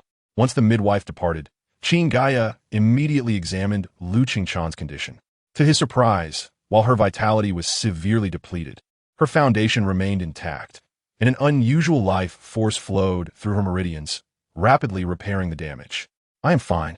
During childbirth, it felt as if a strange energy was released within me, Lu Qingchan gently explained, her gaze never leaving the child. Yuxian, he is very special. Chapter 14. The Tablet of Eternity special does not begin to encompass it. Qin Guiya mused inwardly. The indication of a Qingmu spiritual body on the stone tablet signified that his son was an extraordinary talent in cultivation, a once-in-a-millennium prodigy. The emergence of the stone tablet further hinted at a profound connection between the ancient tree's realm and their bloodline heritage. Wait a moment. Qingchan, you mentioned a strange energy within you? Qin Guiya furrowed his brows, asking solemnly. Yes, husband, Lu Qingchan nodded lightly. I sensed a pure, wood attribute spiritual energy circulating freely within my meridians. Upon hearing this, Qin Guiya promptly placed his hand on her forehead, channeling a strand of spiritual energy and consciousness to meticulously investigate her condition. This inquiry caused his heart to lurch. Lu Qingchan's vitality was several times more vigorous than that of an ordinary cultivator, and deep within her flesh, a faint yet pure bloodline power shimmered. He could not afford to be negligent, hastily immersing his consciousness into the sea of awareness to reach out to the ancient tree's side branch. Through the tree's perception, he swiftly discerned something unusual. Lu Qingchan's innate spiritual plant talent had remarkably elevated from average to excellent. Qingchan, do you know anything about your parents? He withdrew his consciousness and tentatively inquired. Lu Qingchan's expression dimmed slightly. My mother passed away when I was young. As for my father, I heard he was a cultivator who married into the Lu family, but he was no longer with them by the time I was born. She paused, a hint of confusion in her tone. Husband, is something wrong? Not all, merely a casual inquiry. Qin Guiya suppressed his burgeoning doubts, refraining from mentioning the changes in talent he had discovered. After all, he could not explain the existence of the ancient tree. Nevertheless, he had begun to suspect that Lu Qingchan's parents likely possessed remarkable backgrounds. After ensuring the well-being of his wife and child, Qin Guiya eagerly entered the ancient tree's realm. The 2 acres of spiritual fields appeared even more fertile than before, the purple-golden soil shimmering with golden light. The newly appeared stone tablet not only displayed family information, but also bore faint, ancient patterns. Upon touching the tablet, lines of new information materialized. Tablet of Eternity 1. Each time a direct descendant is born, the space increases by 1 acre of spiritual field. 2. Each time a descendant with spiritual body or higher qualification is born, the time acceleration effect doubles. 3. Each time a partner is married, the ancient tree will grow a side branch, which can yield enlightenment leaves or various abilities fruits. Limited to direct bloodline, partners, and beasts, upper limit to be explored. 4. More functions to be unlocked. So that is how it is. Qin Guiya could not help but exclaim softly. Previously, he had only been able to explore the use of the ancient tree. knowing that co-cultivating with a partner 5 times could yield an enlightenment leaf. Now, he finally understood all the rules. This was clearly an encouragement for him to expand his lineage and strengthen his bloodline. However, it seemed there was a limit to this branching out, as it did not imply blind proliferation. After the initial joy, he gazed upon the spiritual field, which now contained 70 stalks of golden spirit flowers. The remaining 30 stalks of beast yuan grass stood at a height of 1 foot. Most importantly, the acceleration ability of the spiritual fields had increased from 10-fold to 20-fold. In recent months, Qin Guiya had frequently received these 2 types of spiritual plant seeds from Qin Guiya, allowing him to fill the space completely. Bloodline spiritual plants standing before the spiritual fields. Qin Guiya pondered deeply. The ancient trees realm seemed to grow in tandem with the continuation of their family bloodline. Did this imply that with each new generation, the space would undergo new transformations? As he exited the realm, dawn was breaking. Little Yuesian lay quietly asleep in Lu Qingchan's arms. Qin Guiya gently caressed his son's face, feeling an unprecedented sense of responsibility and expectation swell within him. 3 days later, on a bright morning, Qin Guizheng burst into the cave, dwelling with great fervor. "Elder brother, I heard you have a chubby little boy. Why didn't you tell me?" His voice abruptly halted as he gazed in astonishment at the newborn in the cradle. "Is this a newborn?" It is not surprising that he is astonished. The 3-day-old Qin Yuesian has already grown as if she were 3 months old, currently playing with a willow branch. Premature infants tend to grow faster. Qin Guiya lightly brushed this aside and shifted the topic, saying, "You mentioned the Hua Yanzhu last time." Qin Guiheng smacked his forehead. "I almost forgot." He took out 2 crimson bamboo shoots from his storage ring, saying, "I borrowed these from my grandfather's medicinal garden. Hua Yanzhu matures in a millennium and is an excellent material for crafting fire attribute artifacts." Qin Guiya accepted the bamboo shoots, sensing the fiery spiritual energy within them. If these 2 seedlings are planted in the ancient tree space and combined with time acceleration, they could yield vast expanses of spiritual bamboo in the future. Such a harvest would be significant whether for personal use or sale. "By the way, brother," Qin Guiheng leaned in and whispered, "Qin Muqing's faction has been quite active lately. It is said that she successfully refined a 2nd-tier top-grade pill and was taken as a named disciple by a 4th-tier alchemist from the main lineage." He glanced at the baby in the cradle, noting that they seemed particularly interested in his sudden marriage and fatherhood. A flicker of coldness passed through Qin Guiya's eyes. They must be intrigued by his alchemical skills, as his family sold pills and submitted tasks could be easily investigated. It is only natural for people to harbor suspicions about a former alchemist of mediocre talent suddenly able to refine perfect pills. The reason they have not approached him yet may be due to his only revealing 1st-tier pills, which are not worth excessive concern. However, with the ancient tree space and his son's spiritual physique, he no longer cares much about their attention. After bidding farewell to Qin Guiyang, Qin Guiya began attempting to refine 2nd-tier pills. Over the past 3 months, he had mastered 3 2nd-tier pill formulas through Wu Dao Yi, Zhu Ling Dan, Yin Ling Dan, and Zhu Ling Dan. However, the difficulty of 2nd-tier pills far exceeds that of 1st-tier ones. Even with the assistance of Wu Dao Yi, he could only produce the simplest Zhu Ling Dan in perfect quality, while the other 2 remain at the exquisite stage for now. In the quiet room, the alchemical fire flickered. Qin Guiya was wholly focused on controlling the temperature, adding 1 spiritual herb after another into the Shanhai Ichi furnace. This was his 5th attempt at refining Zhu Ling Dan, the previous 4 yielding only exquisite quality. Congeal. The liquid within the furnace swirled, gradually condensing into pills. When the lid opened, 6 pills flew out, 2 of which were of perfect quality, although they had yet to reach the realm of pure pills. This was still a significant advancement. Not enough, Qin Guiya muttered as he stored the pills away, rubbing his temples. The market value of 2nd-tier pills far surpasses that of 1st-tier ones. If he could stabilize the output of perfect quality, his income would multiply several times. Moreover, to refine 3rd-tier pills, a solid foundation in 2nd-tier perfection is essential. Returning to his quarters, Lu Qingchan was teaching little Yuesian to recognize spiritual herbs. The mere days-old child was already able to babble and mimic her mother's pronunciation of the herb names, occasionally pointing at different materials as if she could genuinely distinguish them. "Husband," Lu Qingchan exclaimed with delight upon seeing Qin Guiya, Yuesian seems particularly sensitive to spiritual herbs. Qin Guiya crouched down to meet his son's gaze. Little Yuesian blinked her big eyes at him and suddenly grasped his finger. A surge of pure, wood spiritual energy rushed into his body, instantly dispelling the fatigue from alchemy. This child, Qin Guiya felt both astonished and delighted. The talent of the Qingmu spiritual body is indeed remarkable. To possess such abilities just 3 days after birth. What will she achieve as she grows? As night fell, Qin Guiya stood in the courtyard gazing at the starry sky. Within his consciousness, the ancient tree swayed gently under the moonlight. In just a little over half a year, he had transformed from a despairing early-stage golden core cultivator into a fortunate individual with a spiritual son, a mysterious ancient tree, and innate alchemical talents. The birth of little Yuesian seemed to have opened a new door. What lies behind this door remains unimaginable to Qin Guiya. However, he knows that from now on, his path of cultivation will no longer be solitary. One night in the cave dwelling, Qin Guiya leaned over to observe his sleeping son, gently tapping his fingertip on the baby's forehead. A wisp of divine consciousness cautiously entered, instantly clarifying the flow of spiritual energy within Qin Yuesian's body. Among the 3 main veins, the blue-green with spiritual energy was the most robust, while the blue water and yellow earth spiritual energies quietly circled around. Wood is 9 inches, water is 6 inches, earth is 5 inches, Qin Guiya murmured softly.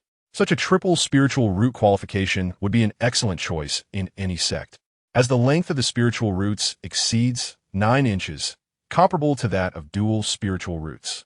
However, compared to the truth revealed by the stone tablet regarding the Qingmu spiritual body, it was like comparing clouds to mud. Husband, are you checking Yuesian's spiritual roots again?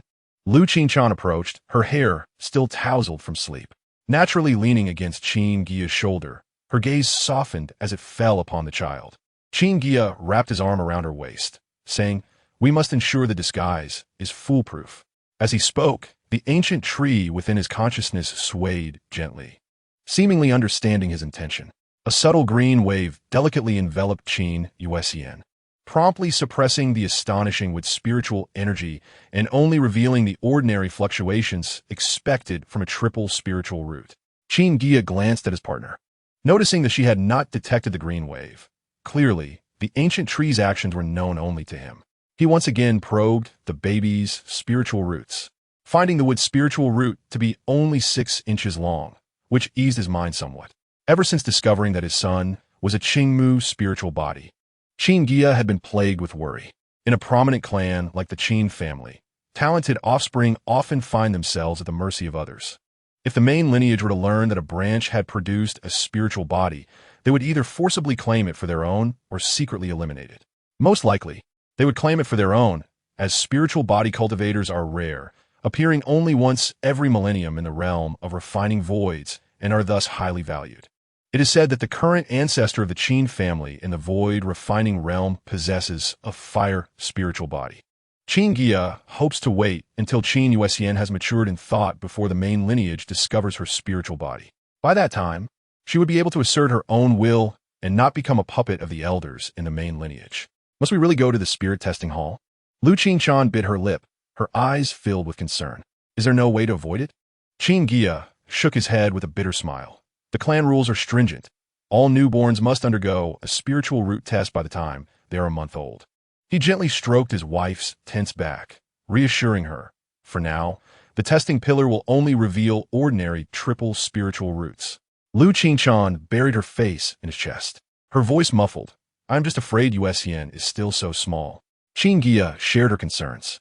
But the spirit testing ceremony is a tradition that has been upheld for 1,000 years in the Qin family, and even the clan leader's son cannot be exempted.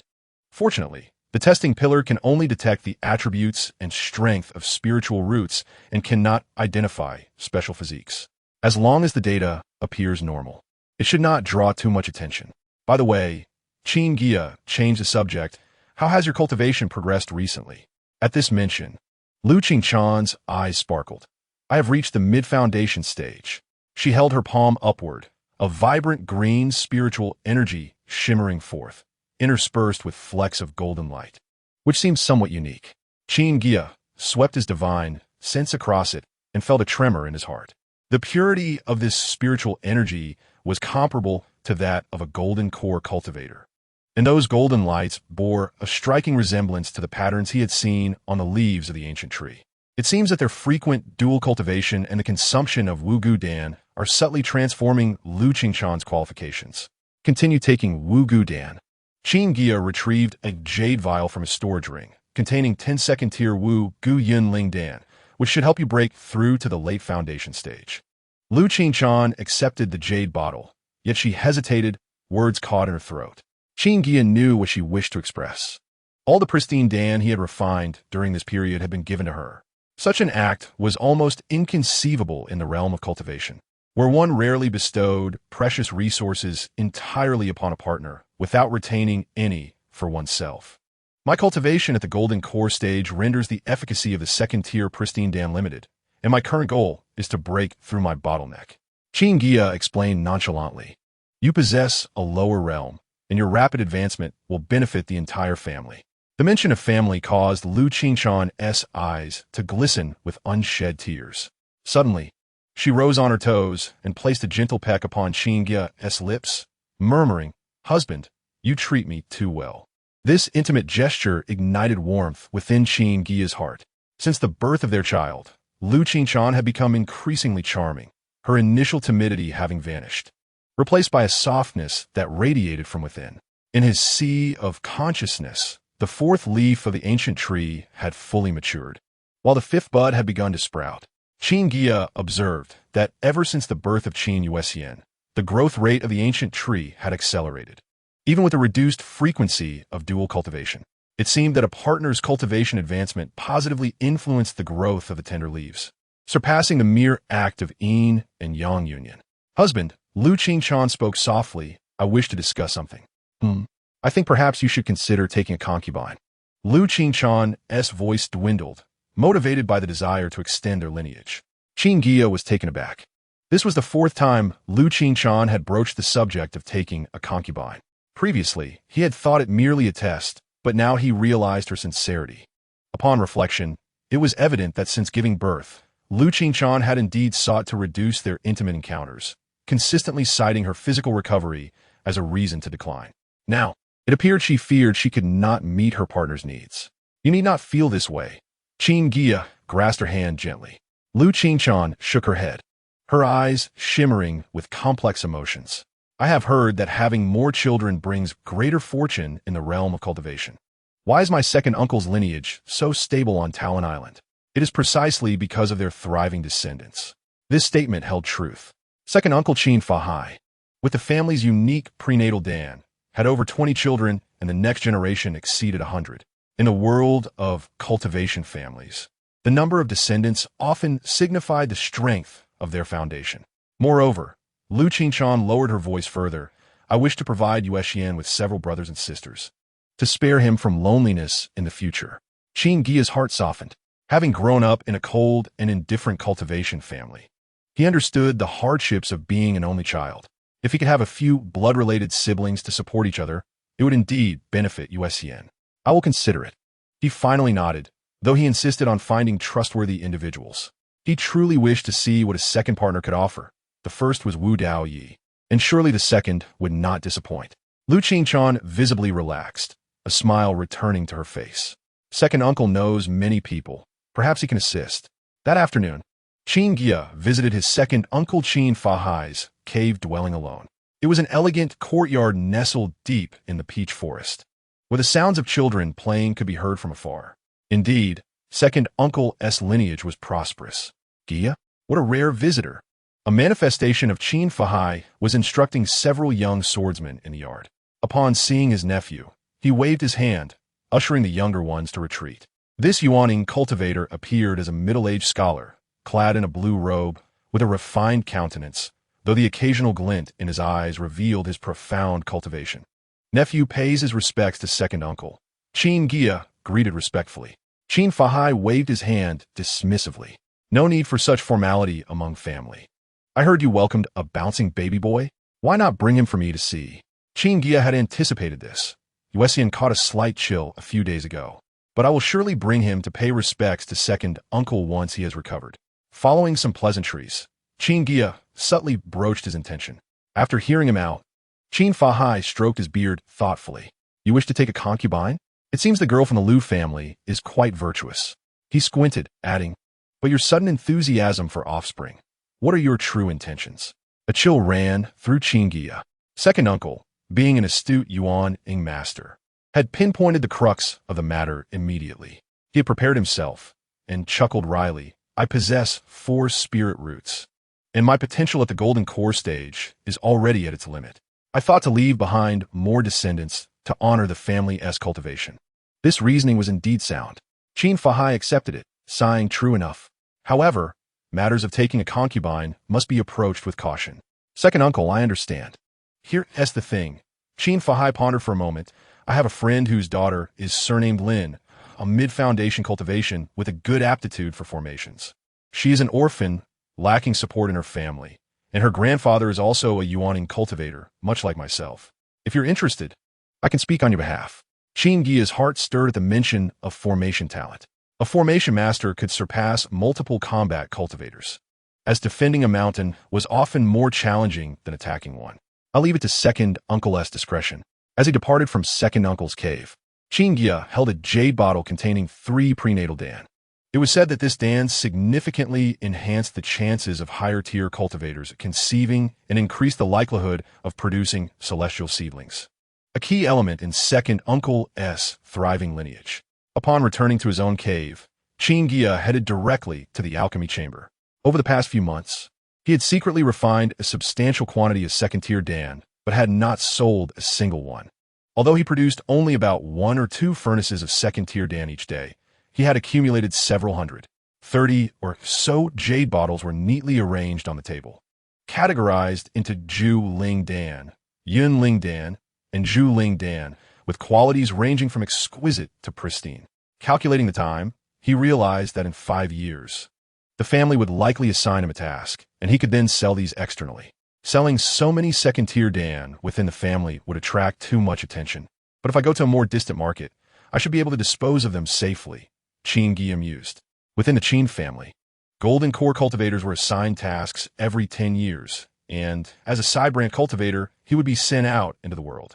During his last assignment, he had been tasked with guarding a family-owned mine for 3 years. Husband, Lu Qingchan's voice called from outside. The spirit testing ceremony for Yuan is set for 3 days hence. Qin Guiya collected the dan and exited the alchemy chamber. So soon? According to tradition, the spirit testing for newborns should occur at the 1-month mark. Yet Yuan has only been born for half a month. I heard that a distinguished guest has arrived at the main family, wishing to observe the spirit testing ceremony, hence the advance. Lu Qingchan was filled with concern. Could there be any deceit? Qin Guiya furrowed his brow. It was indeed suspicious.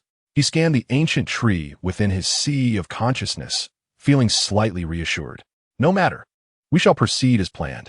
In the stillness of the night, Qin Guiya entered the ancient tree space.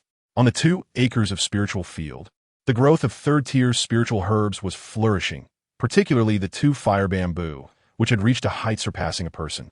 Their stalks red as fire and leaves of vibrant green. The inscriptions on the stone tablet were clearer than before. In addition to family member information, a new line read, Bloodline continuity, creation everlasting. With each new generation, the space advances once. Indeed, Qin Guiya's heart raced. The growth of the ancient tree space was directly linked to the continuity of bloodlines. This revelation further solidified his determination regarding taking a concubine. If he could have more offspring, the ancient tree space might undergo even greater transformations. Exiting the space, he noticed the dawn breaking on the horizon. Quietly, he returned to his quarters, finding Lu Qingchan and Yuan fast asleep. The infant's tiny hand clung tightly to a strand of his mother's hair, a sweet smile gracing his lips. Qin Guiya stood before the couch, a warm surge of emotion flooding his heart. This small abode served as the most steadfast support on his path of cultivation. His sole responsibility was to protect them. 3 days later, on Qiantong Island, the front of the spirit testing hall was bustling with people. Qin Guiya held the swaddled Qin Yuxian, his fingers tightening around the bundle.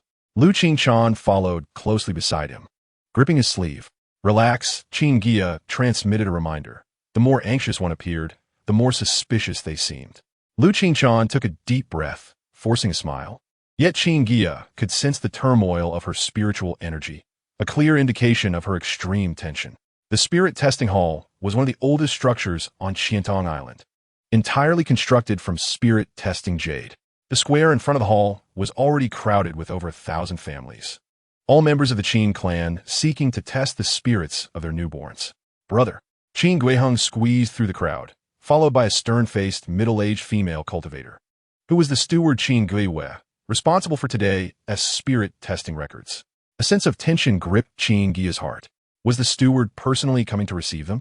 This was an unusually high level of attention. He maintained a respectful demeanor and saluted, "Greetings, steward." Qin Guiya's gaze swept over the trio, lingering especially long on Qin Yuxian. "Is this the infant born in May? Your son is indeed a preterm birth," she remarked. "He is neither inferior nor superior," Qin Guiya replied with calm dignity. "Follow me." Qin Guiya turned and led them to a side entrance of the spirit testing hall, stating that a distinguished guest from the main lineage wished to meet them. Lu Qinchan stumbled slightly, but Qin Guiya caught her in time. They exchanged glances, both reflecting their mutual surprise. Why would a guest from the main lineage be interested in such a branch family? Passing through the dimly lit corridor, the three were brought to a simply furnished stone chamber. In the center stood a 3-foot-tall jade pillar, intricately inscribed with complex runes.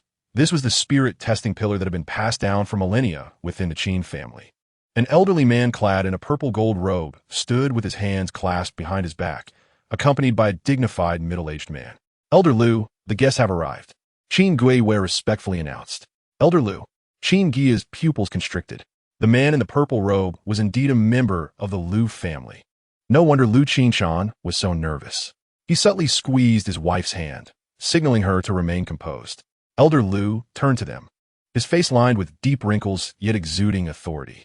His piercing gaze fixated on Qin Yuxian. "Is this the child? Bring him closer." Chapter 17. Lin Muxiang. Qin Guiya suppressed his discomfort and stepped forward.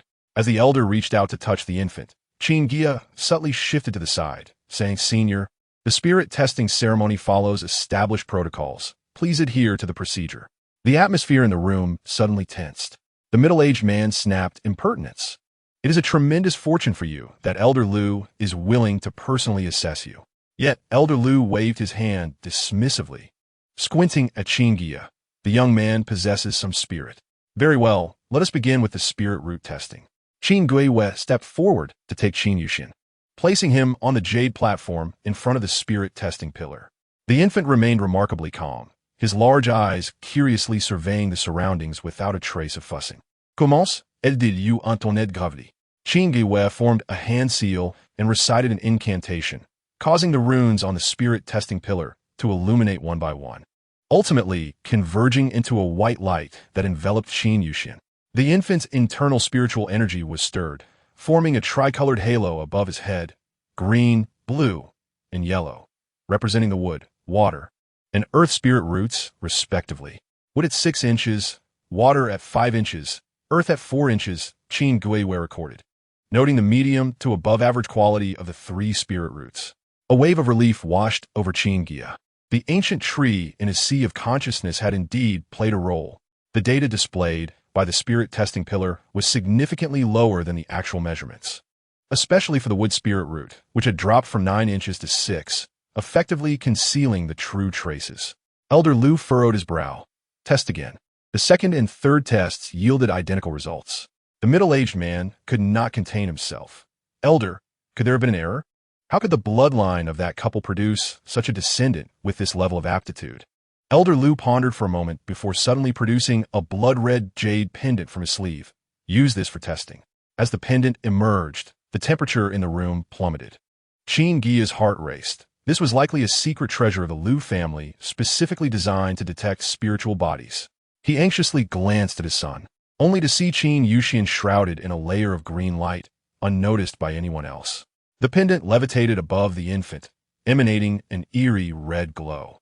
Moments later, the red glow dissipated, and the pendant returned to its normal state. No response from the spiritual body, Qin Guiya announced. Elder Lu's expression darkened. He suddenly turned to Lu Qinchan. "Girl, do you still remember what your parents looked like?" Lu Qinchan trembled, replying softly, "To the elder, I have never seen my father.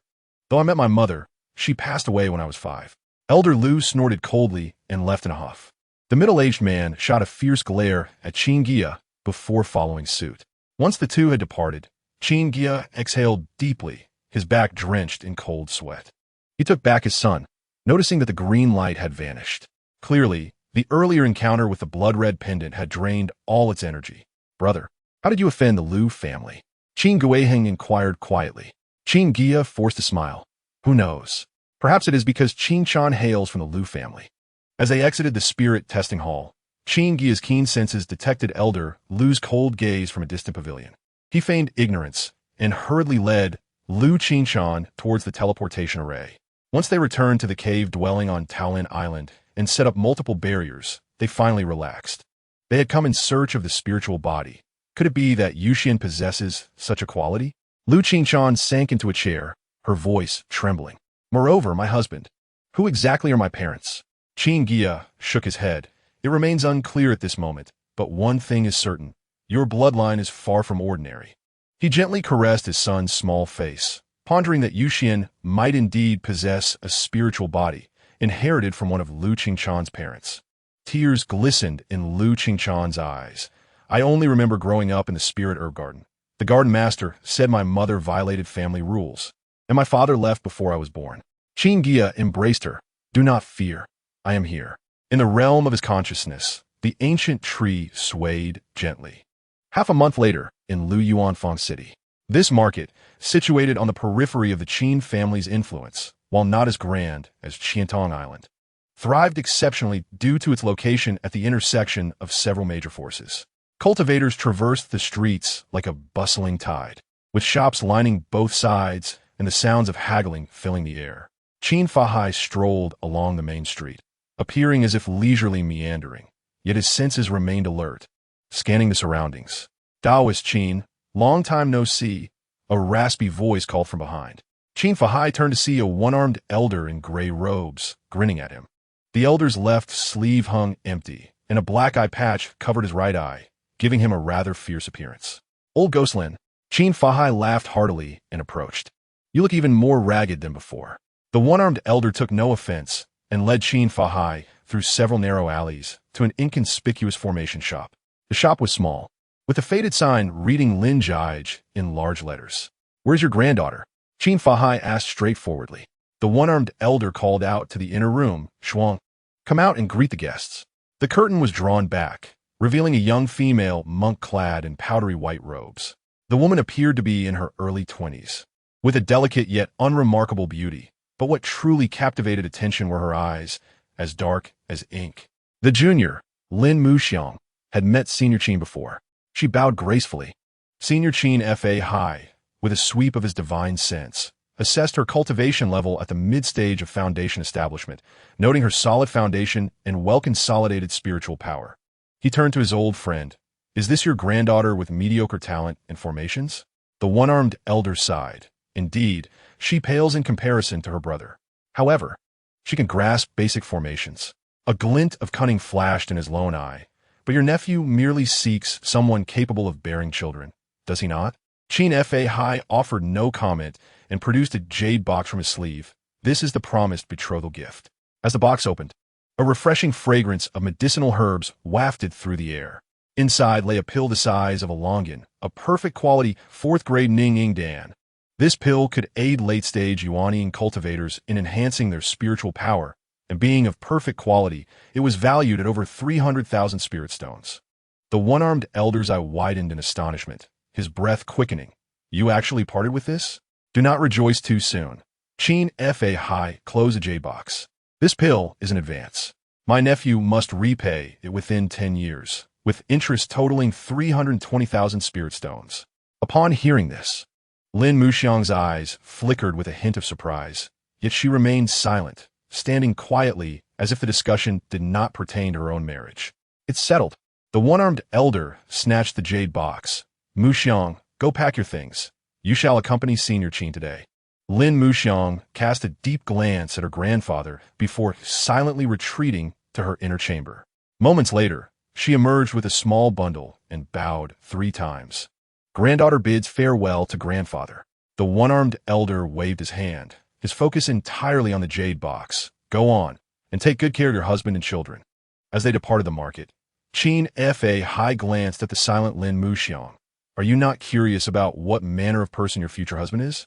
Lin Muxiang replied softly, he is unlikely to be worse than remaining in the Liu family's domain. Chapter 18. The Second Side Branch, Talent and Formations. Qin Fa Hai raised an eyebrow. Oh, what do you know? My grandfather has old grievances with the Liu family's third elder. Lin Muxiang replied, her gaze fixed ahead, increasingly restless. Your arrival has provided my grandfather with a reason to send me away. Qin Fa Hai felt a stir in his heart.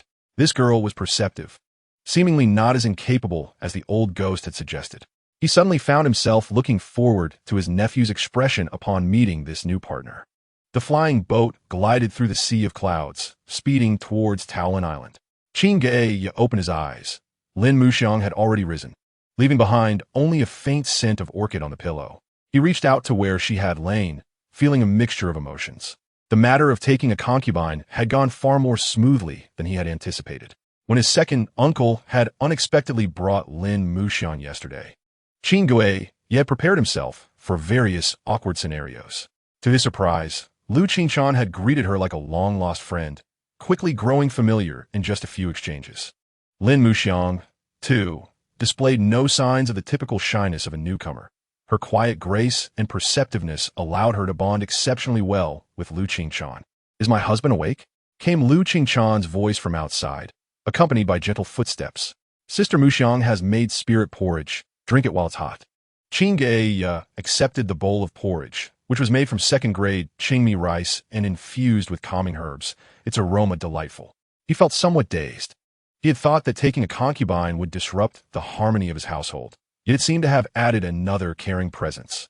What about Yuesian? Sister Muxiang is holding her.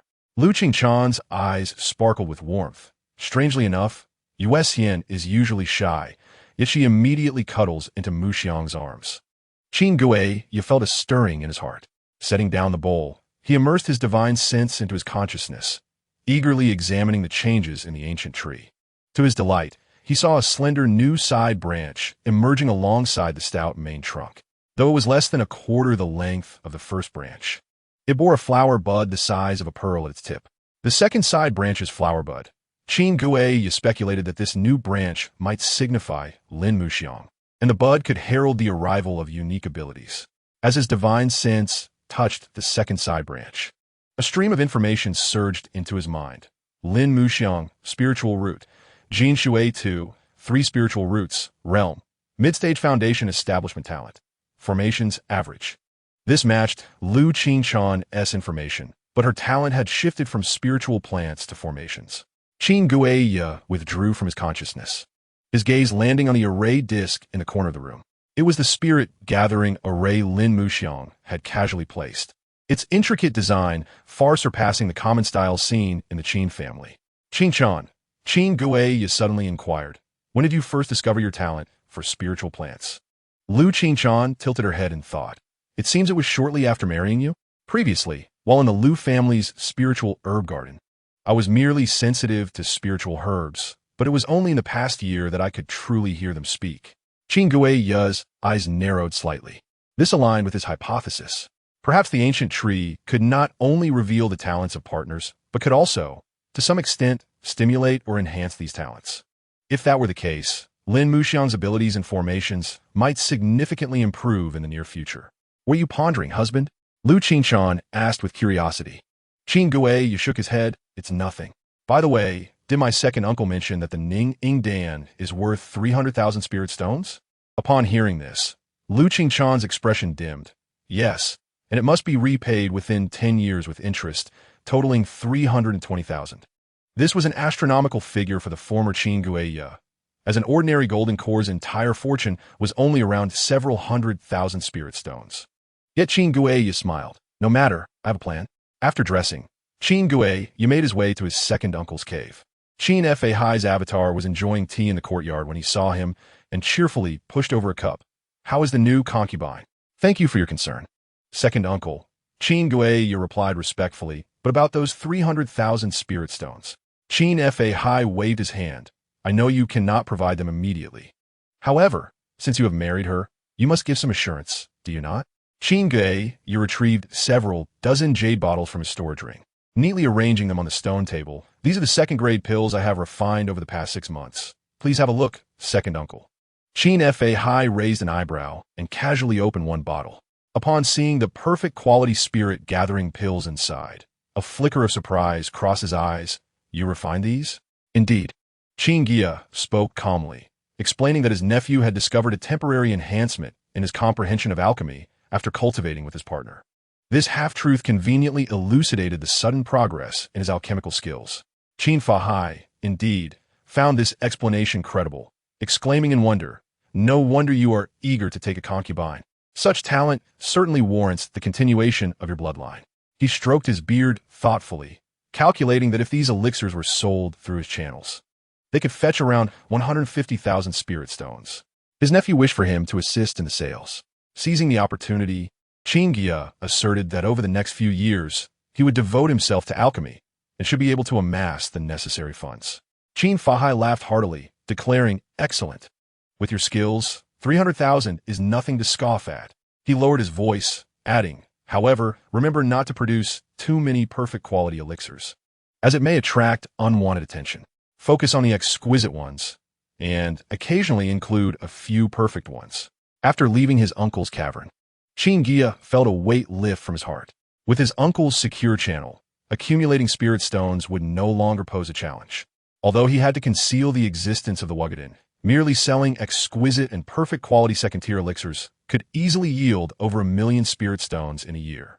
Upon returning to his own cave, the atmosphere within the Qin household was quite harmonious. Lu Qingchan tended to the spiritual plants, and Qin Yuxian, while Lin Mufeng delved into array formations, and Qin Guiya focused on alchemy. At night, he alternated between accompanying his two partners. In contrast to Lu Qingchan's gentle demeanor, Lin Mufeng's cool exterior concealed a fiery passion, as evidenced by the subtle blooming of a bud on a side branch after their intimate moments. A month passed, and the bud had partially opened, revealing golden stamens within. He estimated that he had favored Lin Mufeng 5 times, suggesting that the flower would fully mature after 10 encounters.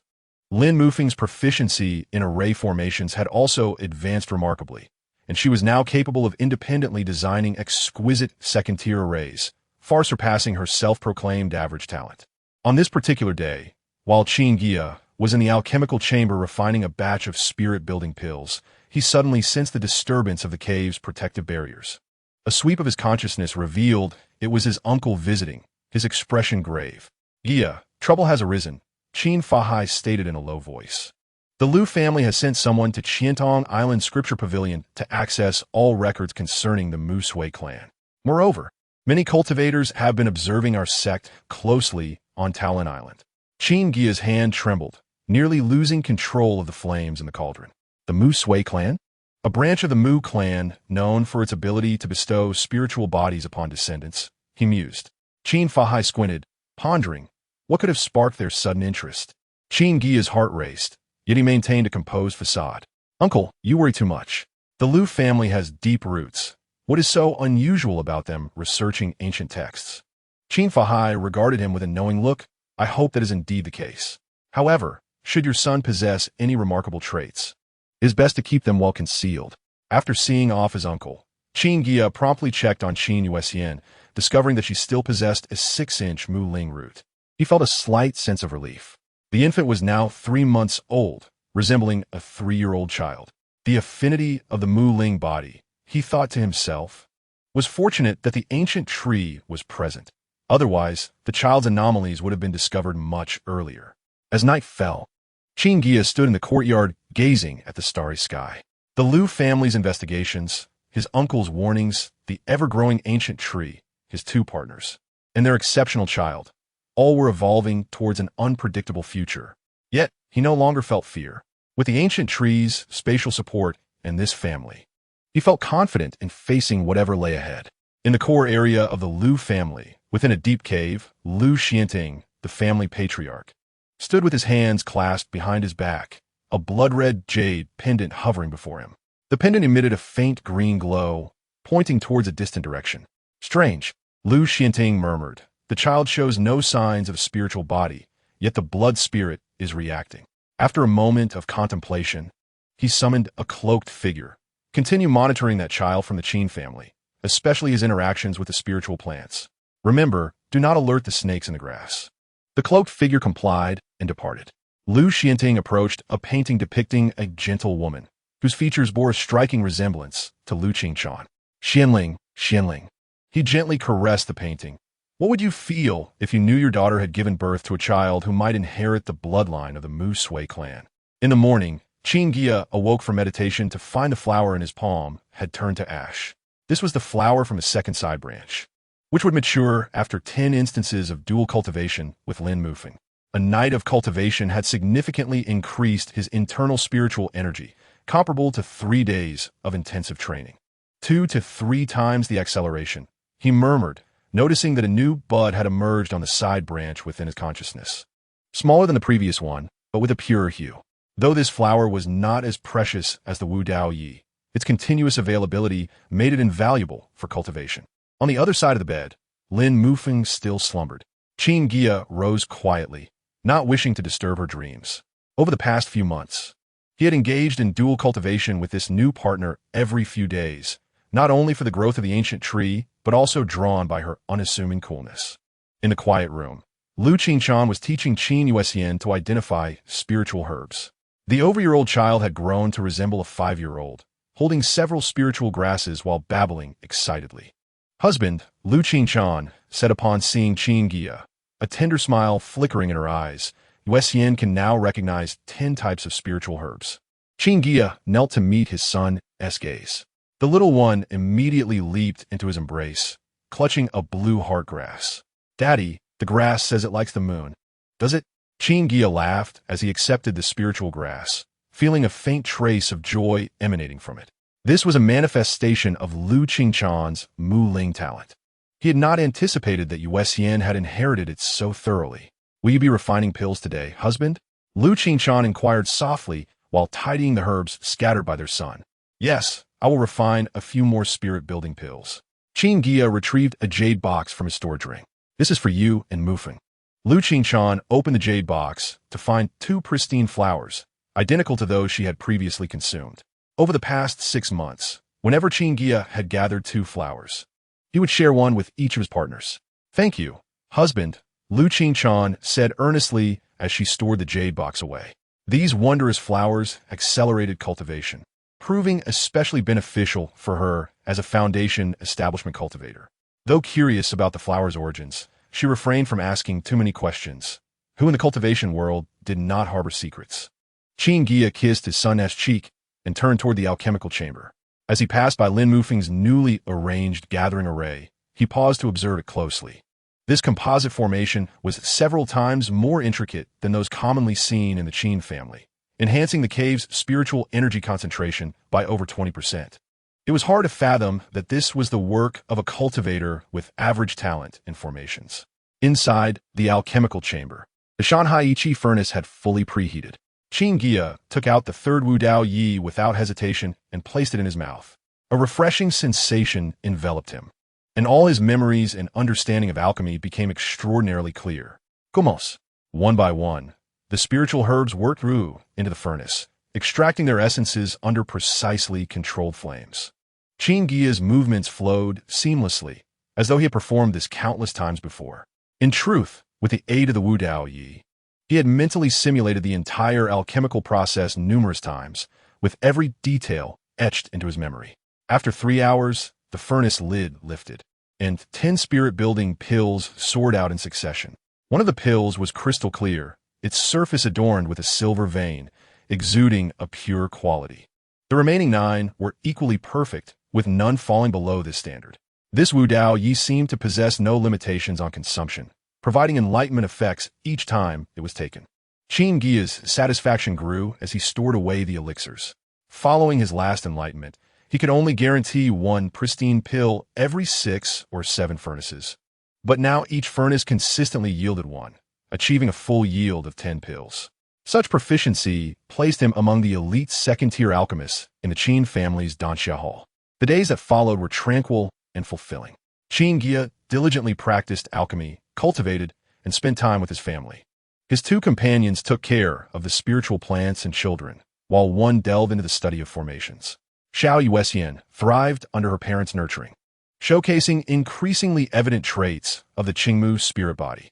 She could revive withered spiritual herbs, influence the growth of spiritual plants at her will, and even faintly perceive the emotions of flora.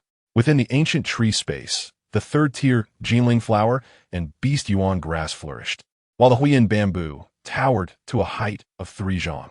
Lin Mufeng crafted an intricate composite spirit-gathering formation, which she set up within the space, accelerating the growth rate of the spiritual herbs by another half. Half a year passed, and when Qin Guiya presented the 10th white flower to Lin Mufeng, the typically aloof formation master spoke for the first time after their dual cultivation that evening. "Husband, I believe I am on the verge of a breakthrough." Indeed. 3 days later, Lin Mufeng successfully advanced to the late stage of foundation establishment. Another 6 months passed, and with the aid of the white flowers and pristine pills, Lu Qinchan also made significant progress, stepping beyond the mid-stage of foundation establishment. In Chapter 20, Qin Yueqi and Qin Yuelin reached the mid-stage of the Golden Core.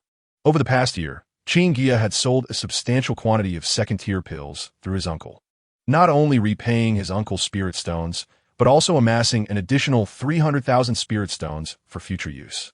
He began preparing for the challenge of becoming a third-tier alchemist. "Father, look!" In the small courtyard, Qin Yuexian excitedly ran over, holding a completely golden spiritual herb. The herb resembled an orchid, yet emitted an unusual wave of spiritual energy. Qin Guiya took it in his hands and was taken aback. "Jinling Lan? This is a supplementary herb for refining Jinling Dan, usually only found in third-tier spiritual fields. How could it appear in our backyard?" Yuexian said it wanted to turn golden, so I helped it. The little one blinked her big eyes, pointing to a patch of ordinary orchid grass in the corner. Qin Guiya gasped in awe. Changing the rank of a spiritual herb? This was the legendary point spirit divine ability, exceedingly rare even among Qingmu spirit bodies. He hurriedly checked the surroundings, ensuring no outsiders witnessed this moment. "Yuexian, you are remarkable," he praised his son, forcing himself to maintain composure. "However, this game can only be played at home. Understood?" The little one nodded, seemingly comprehending, and bounced away to chat with other herbs. Watching his son's lively figure, Qin Guiya felt a mix of pride and concern. The stronger Yuexian's talent, the greater the risk of exposure. As night fell, Qin Guiya stood in the courtyard gazing at the starry sky. Within his sea of consciousness, the ancient tree had sprouted tender buds and flower buds of enlightenment, with 2 side branches thriving robustly. This past year had been peaceful and fulfilling, yet deep within him, a tension remained. The Liu family had not abandoned their investigations, and his uncle occasionally brought news from the outside world. Moreover, Yuexian's increasingly extraordinary talents could attract trouble at any moment. With only 5 years left before undertaking missions, he needed to resolve the matters concerning his life-bound treasure and advancing to the mid-stage of the Golden Core, hastening his preparations. "I must enhance both my personal strength and the family's defenses," Qin Guiya murmured. Fortunately, with the ancient tree space and 2 wise partners by his side, this goal was not beyond reach. Soft lullabies from Lu Qinchan mingled with the gentle sounds of Lin Mufeng arranging formations, accompanied by Yuexian's cheerful laughter. This warmth was the most precious treasure on his path of cultivation. On a certain day, 3 years later, Qin Guiya sat cross-legged in the quiet room, a golden pill appearing in his palm, the perfect quality Jin Yuan Pazhongdan he had recently exchanged for. Taking a deep breath, he placed the pill worth 500,000 spirit stones into his mouth. The instant the elixir entered his abdomen, its violent potency erupted like a volcanic explosion. Qin Guiya immediately activated the Fenshin Lianju, directing this force toward the bottleneck of the mid-stage golden core. The dim golden core within him trembled violently, its surface healing at a visibly rapid pace under the influence of the elixir's power. "Break for me!" Qin Guiya roared, his entire being surging with spiritual energy. The golden core emitted a crisp cracking sound, not in destruction, but as its outer shell shed to reveal an even more resplendent inner core. A wave of spiritual energy, several times more powerful than before, radiated from the quiet room, startling the entire cave dwelling. "Has my husband broken through?" Lu Qingshan rose from the spiritual field, her eyes filled with astonishment. Lin Mufeng, who had been teaching Qin Guiya the basics of cultivation, immediately activated the cave's protective formation to conceal the breakthrough's fluctuations. Besides these three, two toddlers, Qin Yueqi and Qin Yuelin, both 2 years old, were in their cradles, babbling and waving their tiny hands, as if they could sense their father's transformation. Inside the quiet room, Qin Guiya slowly opened his eyes, golden light swirling within them before returning to normal. He looked inward at his dantian. The golden core now appeared perfectly round, shimmering with a faint reddish-golden glow. Its spiritual energy reserves doubled compared to its initial state. Finally, mid-stage golden core. Qin Guiya's voice quivered slightly. The scene of his previous breakthrough failure 5 years prior, when his meridians were damaged, remained vivid in his memory. He had thought his path would end in despair, yet unexpectedly, he discovered the secrets of the ancient tree, and now not only had his injuries healed, but he had also successfully broken through the bottleneck. His consciousness sank into the sea of awareness. The ancient tree stood even taller than 5 years ago, its trunk stout as a pillar, and the 2 side branches swayed gently. The 4 acres of spiritual fields below flourished, with the 3rd-tier Jinling flower and Beast Yuan grass thriving even more, while the Huiyan bamboo had grown to a height of 4 zhang. Father. The sweet call of his children came from outside.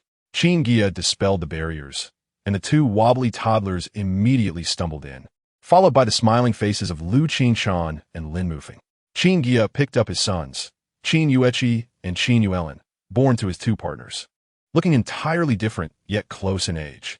Yueqi resembled his mother, Lin Mufeng, with cool and clear features, while Yuelin inherited Lu Qingshan's warmth. Both children possessed 5 spirit roots, limiting their potential in cultivation, yet Qin Guiya was unperturbed. With the ancient tree space, he was confident he could pave the path of cultivation for each child. Congratulations, husband. Lu Qingshan's eyes glistened with tears. She had witnessed her husband's journey from despair to triumph. Lin Mufeng said nothing, yet her pride and joy were equally evident. The once aloof formation master had now fully integrated into this family, even more adept than Lu Qingshan in managing household matters. How long have I been in seclusion? Qin Guiya teased the child in his arms. 2 months and 3 days, Lin Mufeng replied accurately, mentioning that his uncle had visited once during that time, bringing a new batch of Jinling flowers. Qin Guiya nodded. Over the past 3 years, through the connections of his 12th brother, Qin Guiya, he had acquired hundreds of Jinling flower seeds, all planted in the ancient tree space. His uncle had delivered a batch of 500-year-old Jinling flowers. Jinling Hua is the most common 3rd-tier elixir, easily found by Yuaning cultivators. Husband, please stabilize your cultivation first. We will take care of the children.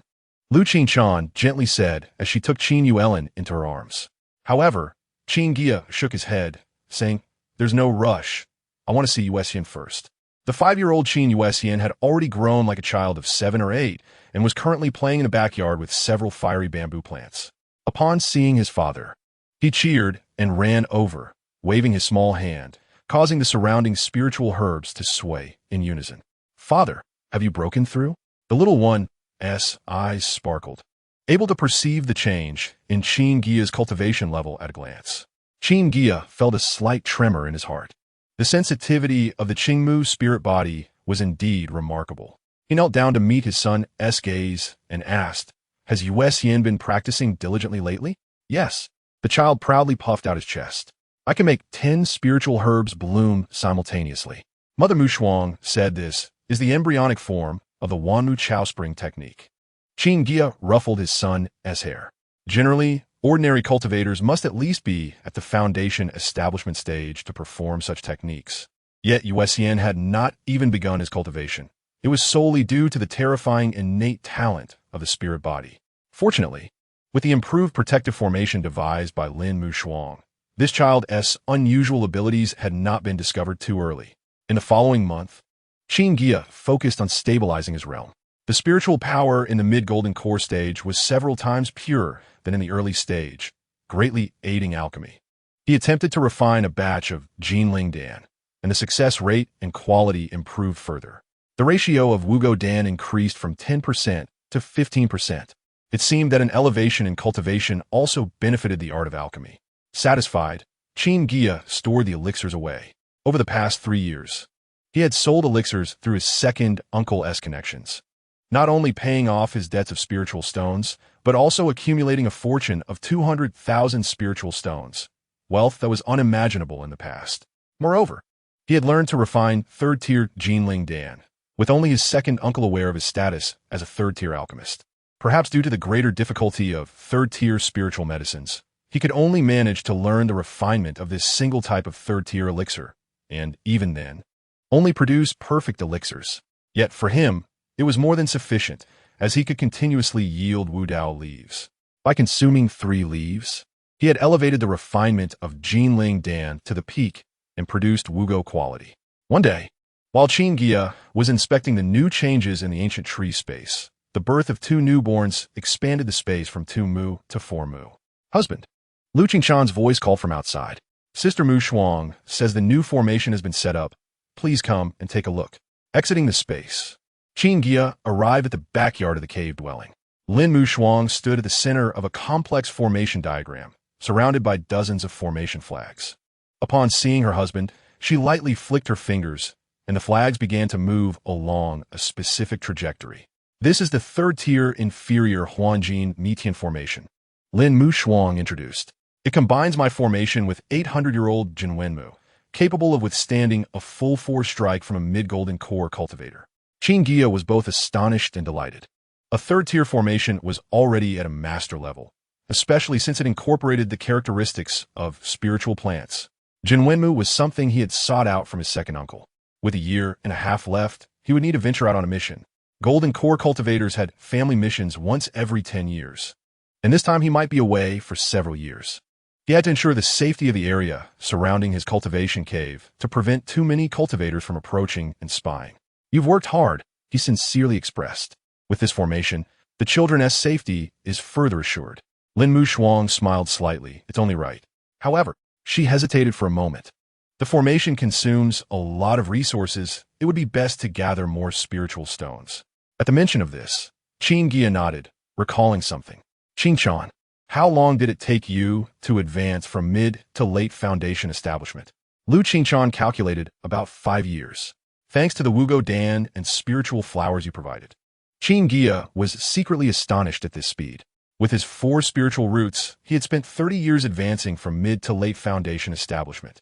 Although the resources were not as abundant as now, for a 5 spiritual root to break through a small realm in 5 years was indeed an astonishing pace in the outside world. And what about Mu Shuang? I remember you took just over 3 years to transition from mid to late foundation establishment. Lin Mu Shuang nodded. 3 years and 3 months. However, my aptitude is a bit better, so it can't all be credited to the elixirs. After spending a few days with the children and his 2 partners, Qin Guiya noticed that Lin Mu Shuang's talent for formations had undoubtedly improved. A late foundation establishment cultivator could now set up a third-tier grand formation, surpassing the abilities of an average formation master. Lu Qingchan continued to shuttle back and forth between the children and the spiritual field. In the backyard of the cave dwelling, the first batch of first-tier spiritual herbs was ripening. Typically, first-tier inferior main herbs mature in 5 years, while first-tier superior main herbs like Lanxin Chao take even up to 20 years. Now, the immature spiritual herbs had already reached 8 or 9 years of maturity, while this batch had only been planted for just over 5 years, indicating that Lu Qingchan's talent for spiritual planting was not lacking, allowing her to slightly accelerate the growth of the herbs. 5 days later, Qin Guiya sat cross-legged on a mat with an ancient yellow tome titled Feng Tian Lai Yanju spread out before him. This was a low-grade, earth-level technique he had exchanged from the family's scripture repository during his foundation establishment period and remained his fundamental cultivation method to this day. The Qin family was a force in alchemy, and it was said that the highest-grade techniques were top-tier earth-level techniques, which only the main lineage could cultivate. For branches like theirs to possess a low-grade, earth-level technique was considered quite commendable. Technique levels: Huang, Xian, Di, Tian, Xian, with each tier divided into inferior, middle, superior, and top grades. Different levels of techniques vary in the refinement of mana and influence combat power. Techniques above the Tian tier also require a cultivator's comprehension. Those with low comprehension cannot cultivate at all. Qin Guiya's fingers gently traced the intricate diagram of the divine ability on the page, his brow furrowed. This was one of the 2 divine abilities recorded in the golden core section of Feng Tian Lai Yanju, requiring fire attribute spiritual power to condense into a dragon-shaped palm print, with enough power to burn mountains and boil seas. Unfortunately, he could not cultivate it at the golden core stage and had even encountered a bottleneck. Scanning his spiritual sea, he found that there were already over 10 Wu Dao leaves in the ancient tree space. And this was still due to the reduced frequency of his intimate moments with his partners in recent years. I wonder if a single leaf could allow me to grasp the basics of the Fire Dragon Palm? Qin Guiya mused.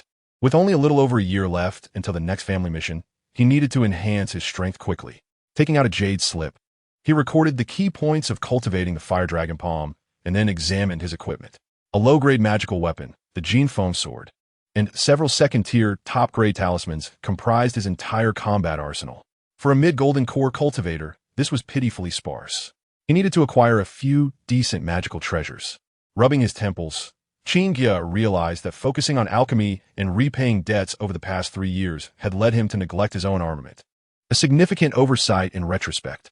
Exiting the quiet room, he found Lu Qinchan teaching Qin Yuxian to identify spiritual herbs, while Lin Mu Shuang was playing with the little ones by the formation.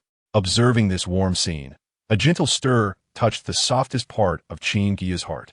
With a family to care for, he could no longer be the reckless, solitary cultivator.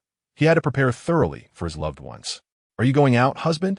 Lu Qinchan perceptively sensed his intent. I'm going to Qiantong Island to purchase some magical treasures.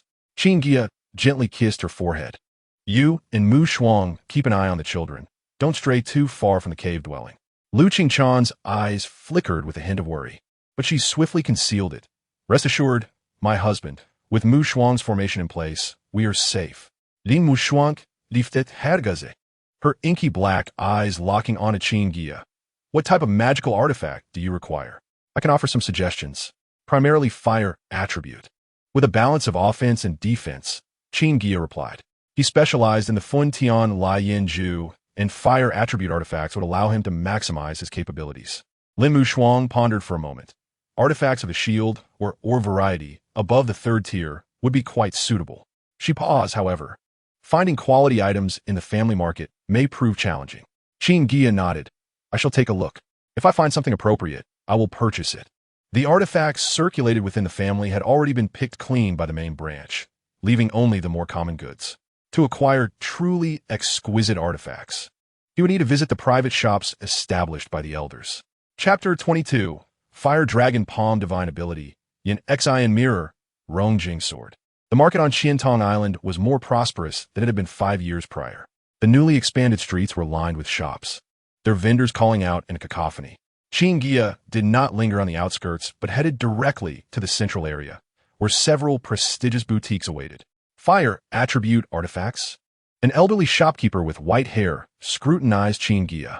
You have come at an opportune moment.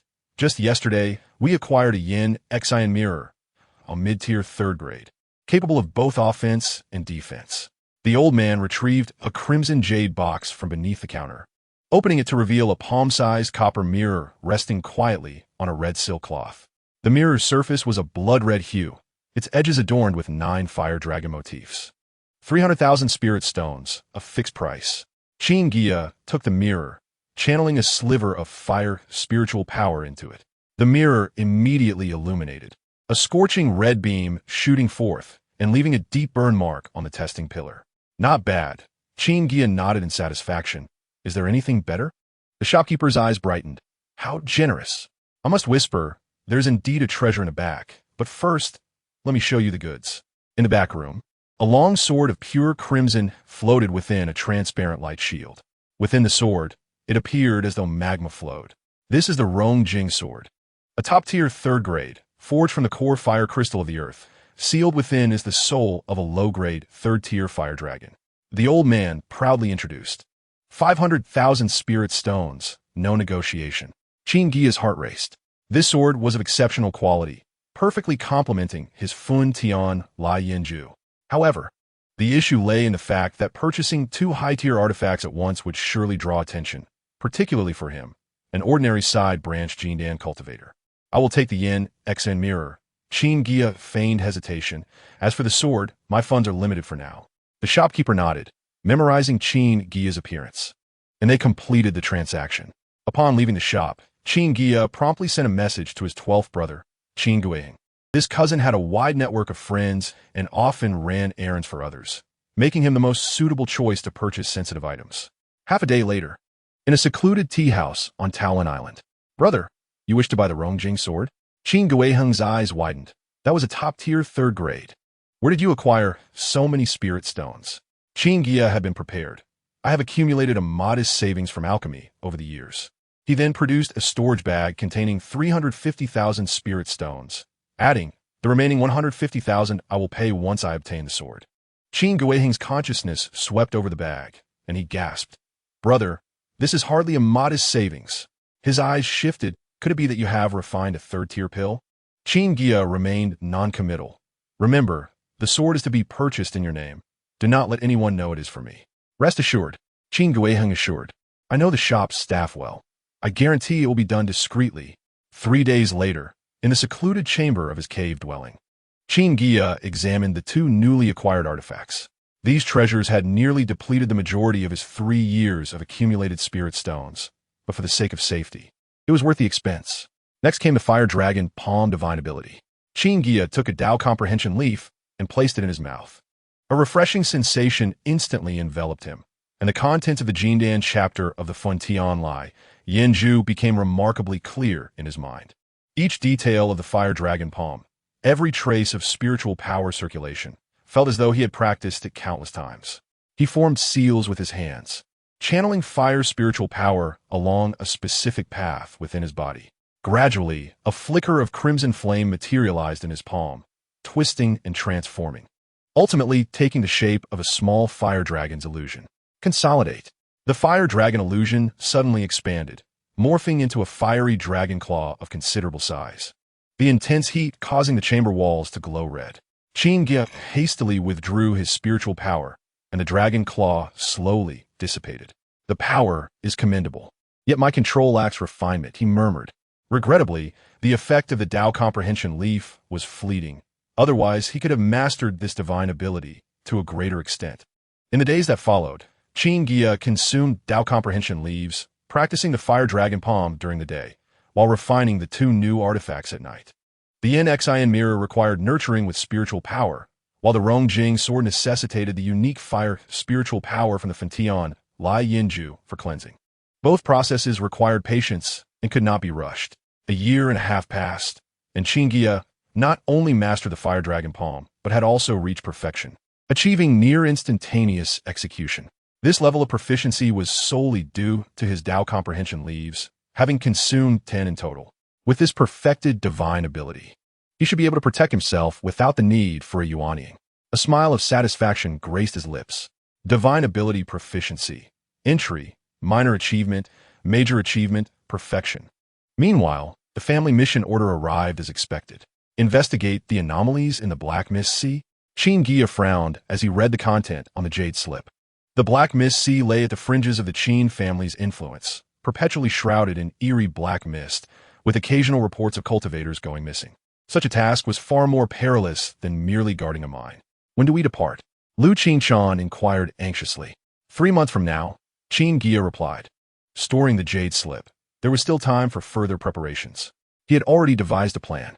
The Black Mist Sea, with its heavy Yin energy, was well countered by fire attribute artifacts and divine abilities.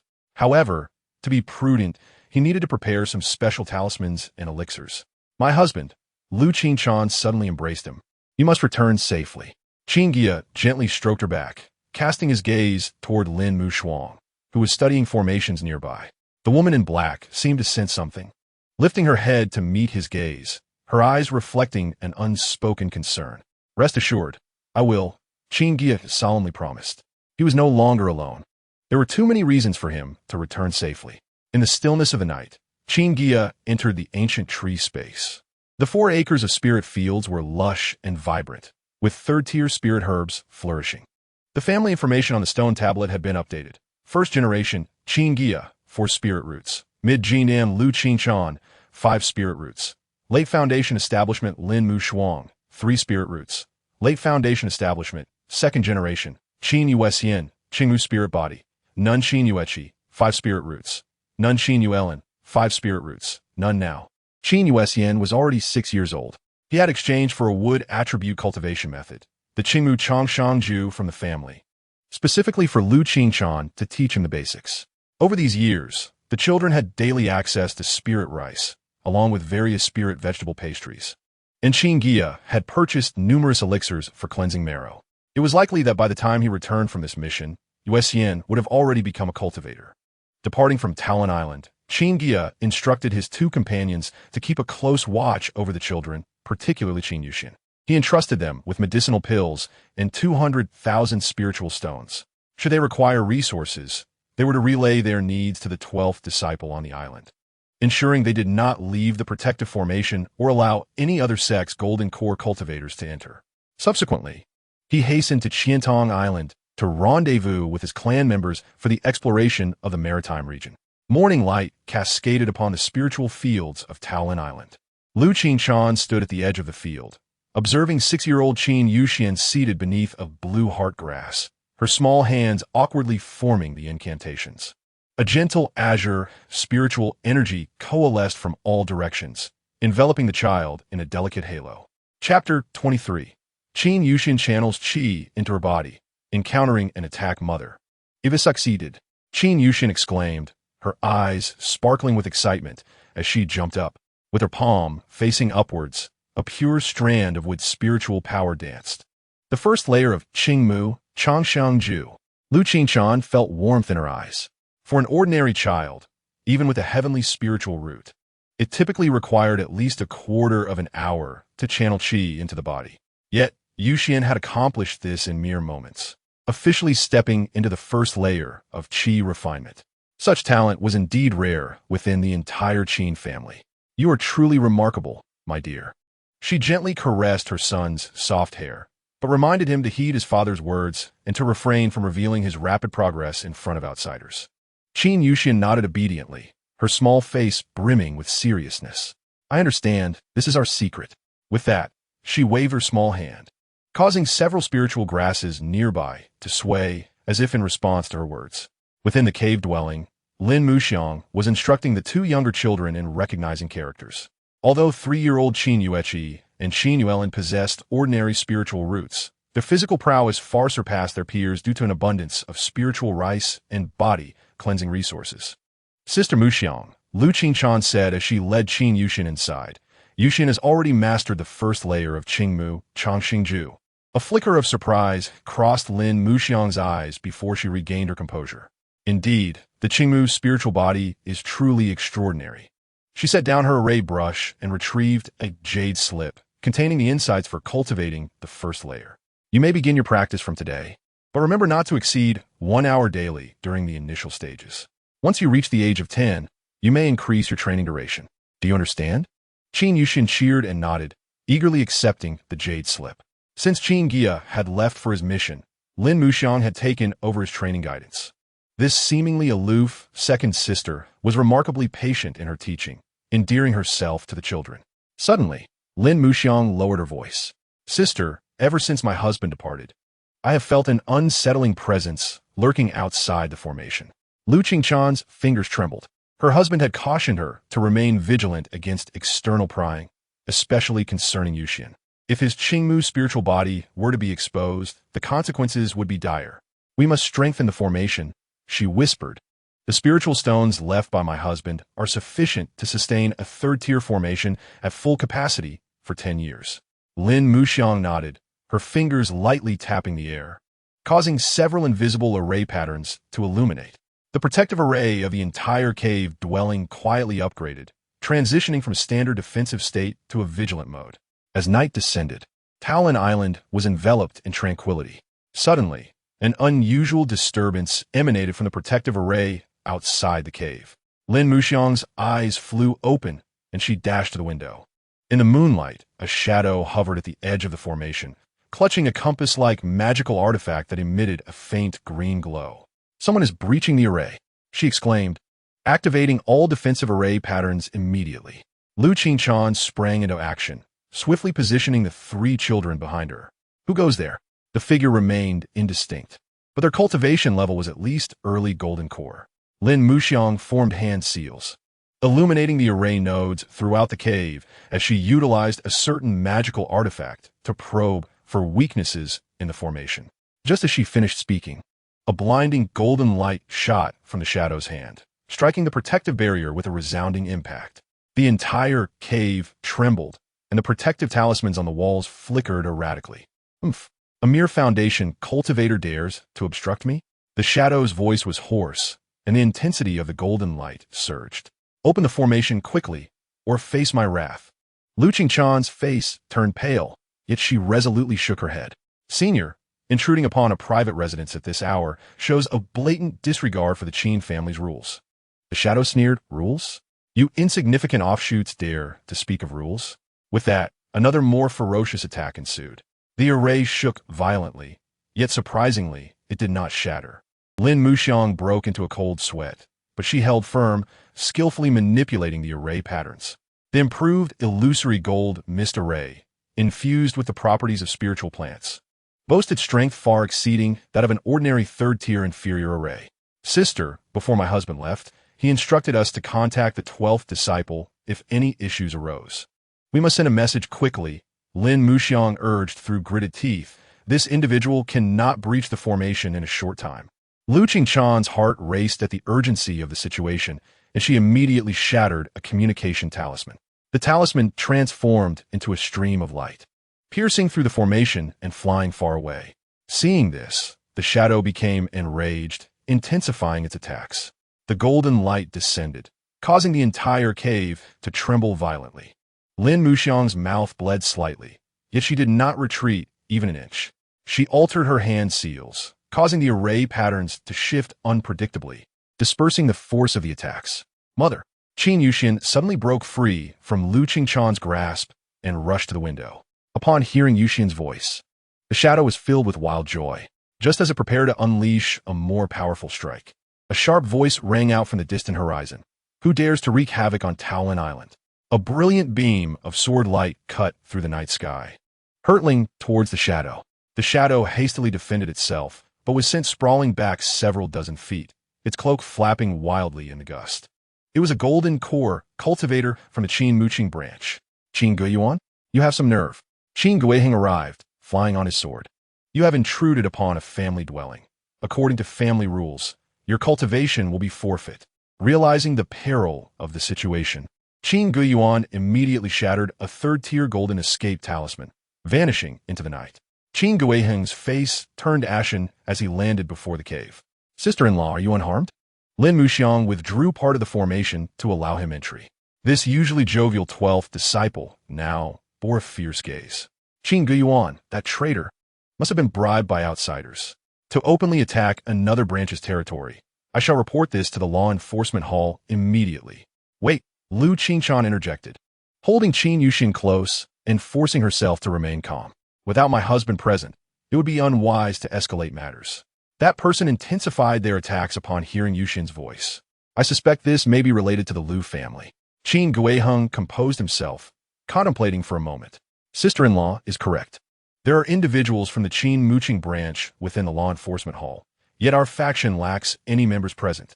Even if we report this, it is unlikely the culprits will face punishment, particularly as we have no evidence. He glanced at the three children, still shaken from the ordeal. Thus, I will personally stand guard nearby until Brother Guiya returns. On the edge of the Black Fog Sea, Qin Guiya found himself resting on a small island with his companions. This six-member team, led by the main lineage's nascent soul cultivator Qin Guiya, included him and two other golden core cultivators from the main lineage, along with three golden core cultivators from different branches. They were set to officially enter the Black Fog Zone the next day.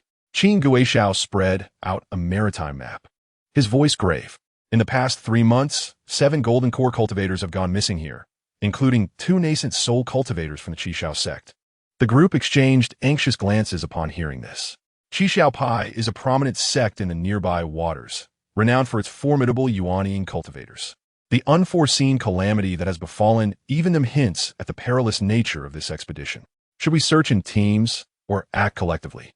A prominent Jindan cultivator inquired. Qin Guiya pondered for a moment before responding. Pairs of two, advancing in a fan shape. Upon discovering any anomalies, signal immediately. Reckless actions are to be avoided.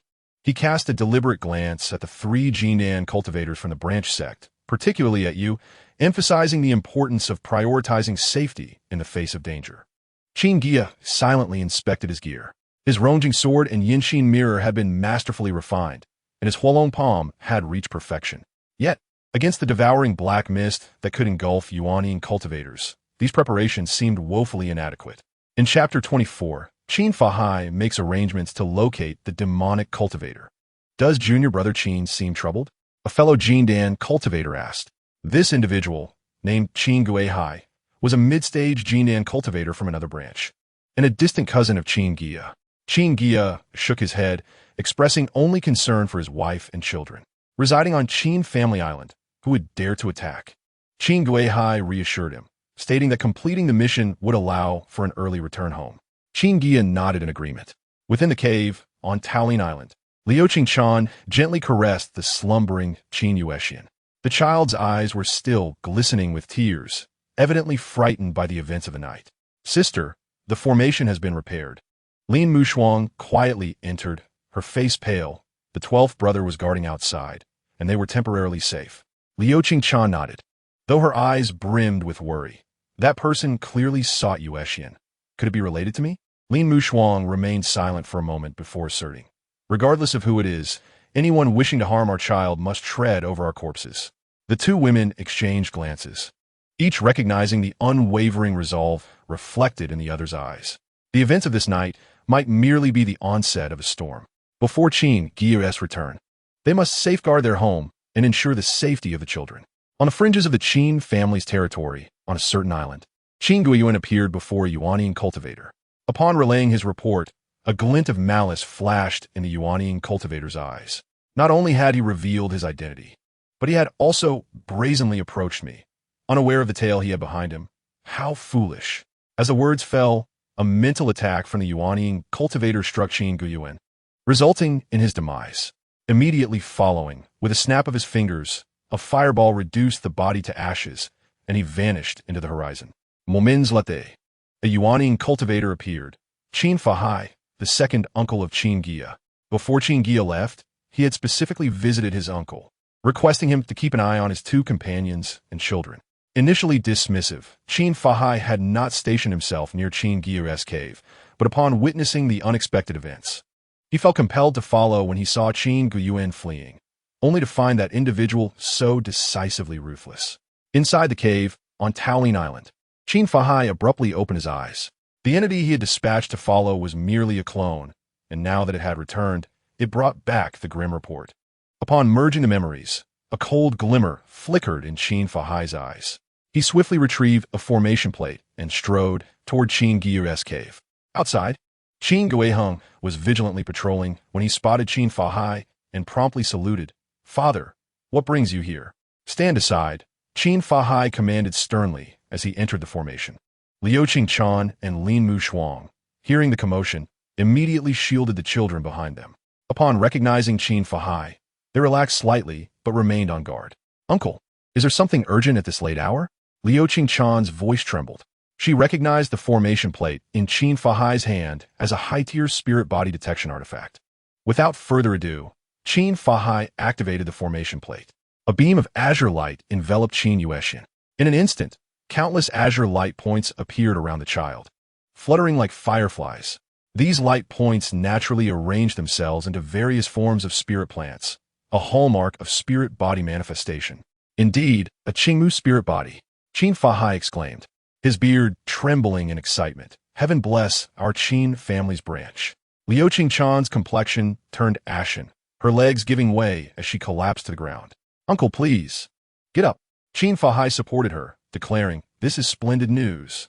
With such a spirit body cultivator, should our branch produce another Huashan cultivator, we can elevate to the main sect." His eyes sparkled with enthusiasm. "From today onward, I shall frequently visit to check on Yuexian and impart some fundamental cultivation techniques." Lin Mushuang inquired calmly, "Thank you, uncle, but what of the Liu family?" Qin Fahai sneered. The Liu family likely seeks to ascertain Yuexin's spirit-body aptitude. Currently, they have startled the snake and likely will not advance further. As for Qin Guiya, his death benefits the other branch, without evidence. Even if reported to the law enforcement hall, no punishment can be meted out. Reporting to the family would only expose Yuexin's existence.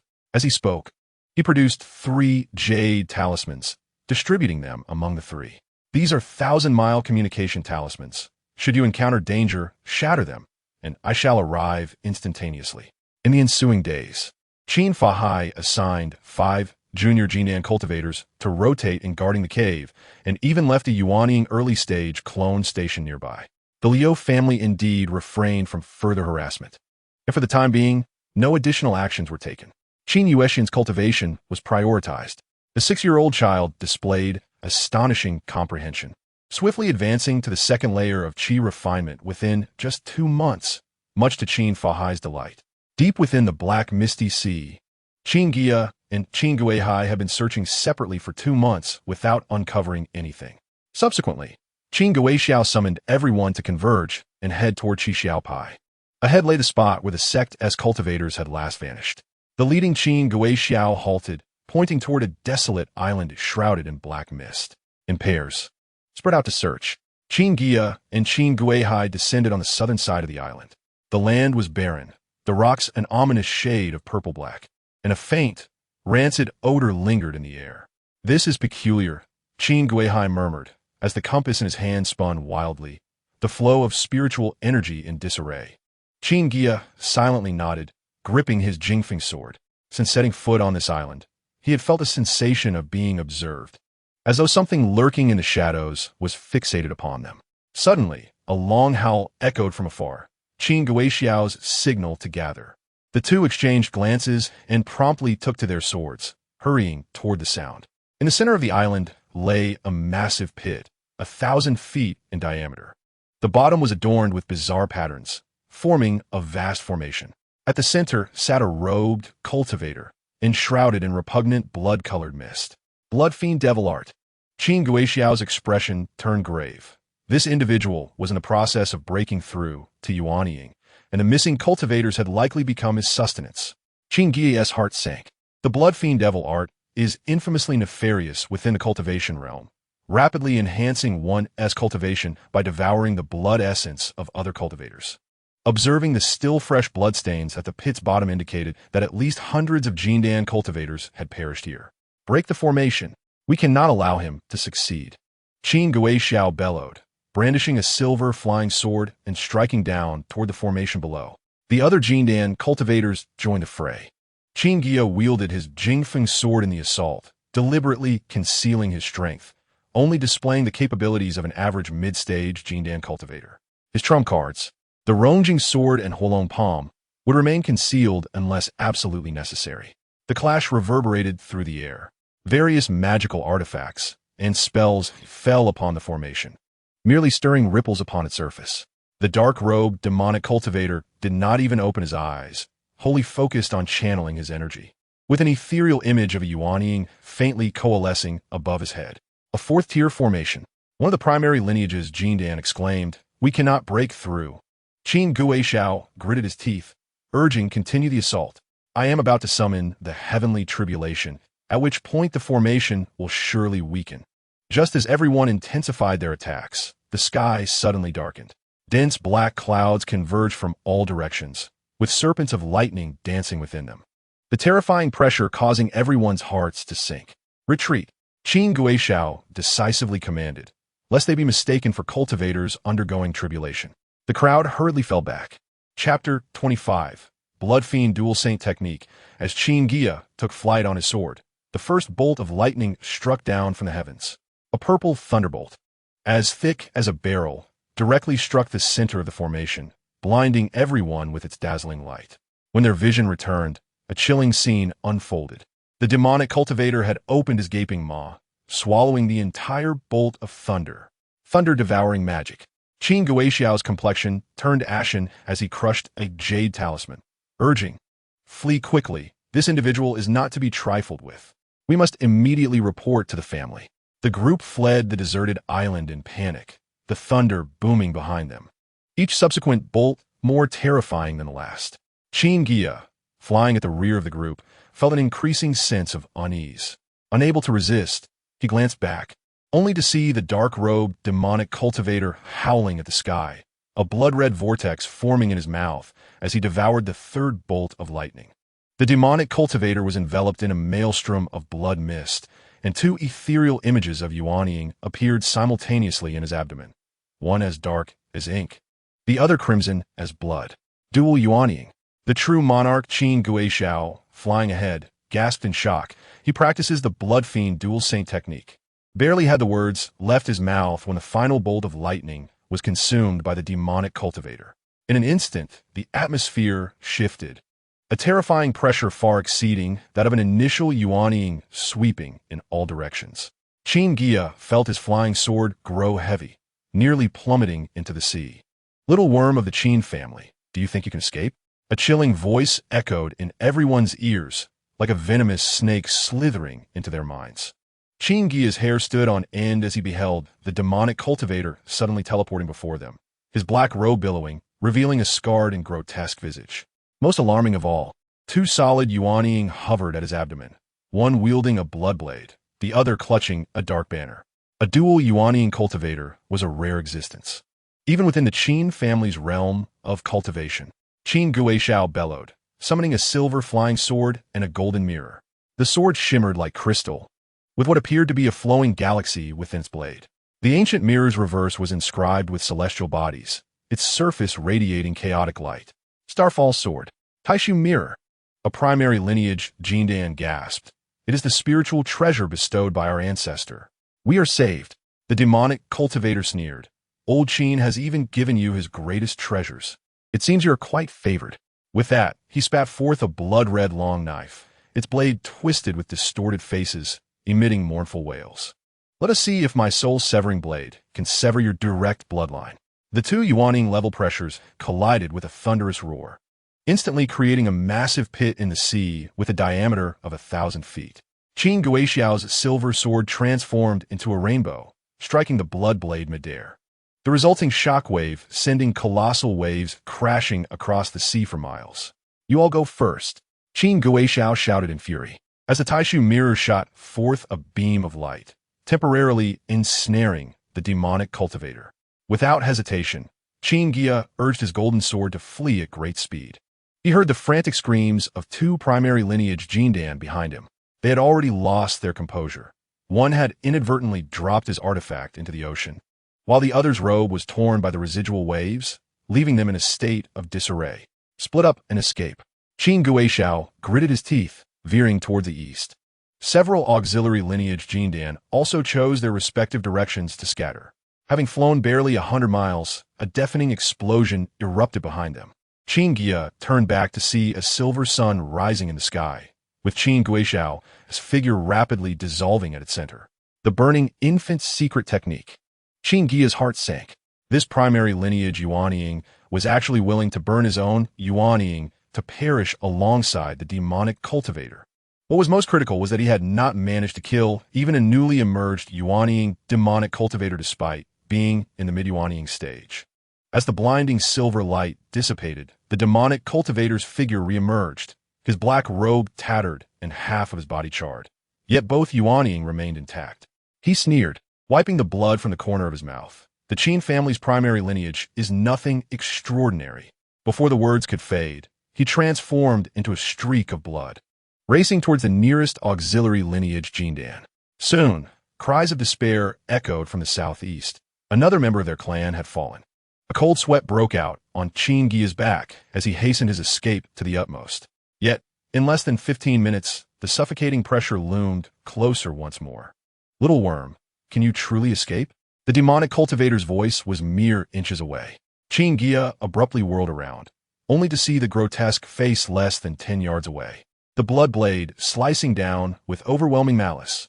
In this life-and-death moment, the terror on Qin Guiya's face vanished abruptly. The molten crystal sword slid from his body, its crimson blade swelling instantly, transforming into a fire dragon with distinct scales that surged toward the blood blade. Clang! The sound of metal clashing resonated across the sea and sky. The demonic cultivator was astounded to find that his seemingly inevitable strike had been deflected. The fire dragon reverted back into the molten crystal sword. With a crack, the molten crystal sword was utterly destroyed. Qin Guiya felt a pang of heartache, but without hesitation. He unleashed his palms. The perfected fire dragon palm technique evolved, no longer manifesting as a single dragon, but as nine fire dragons roared forth from his palms, each vividly lifelike. The demonic cultivator hurriedly summoned the black banner, Yuanying to defend, yet the 9 fire dragons ensnared and tore at him.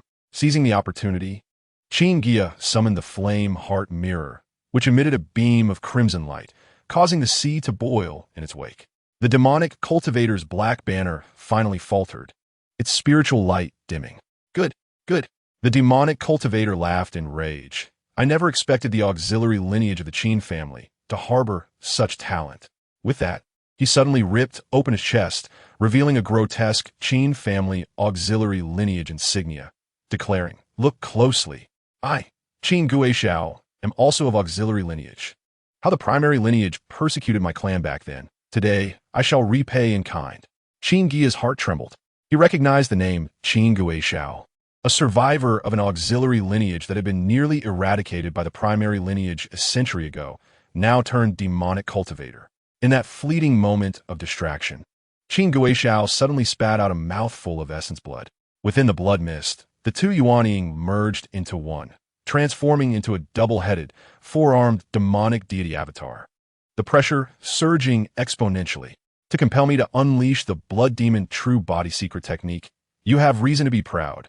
The demonic deity avatar swung all 4 arms simultaneously, unleashing 4 magical artifacts: the soul-severing blade, the black fiend banner, the blood thunder pearl, and the bone poison nail. While the first 2 were spiritual treasures, the latter 2 were of artifact quality. Qin Guiya felt the pressure multiply. The crimson light from the flame heart mirror shattered by the blood thunder, and the molten crystal sword had long since been destroyed. Qin Guiya cackled as he urged the bone poison nail straight for Qin Guiya's brow. In a moment of dire crisis, the ancient tree within Qin Guiya's sea of consciousness began to sway violently, a leaf of enlightenment combined with a cluster of blossoms, forming a layer of defensive spiritual light before his brow. The bone poison nail struck the spiritual light, becoming ensnared as if in a quagmire, its speed drastically reduced. Seizing the opportunity, Qin Guiya focused his thoughts, channeling his spiritual power and soul to surge forth, conjuring 9 fire dragons in the forefront.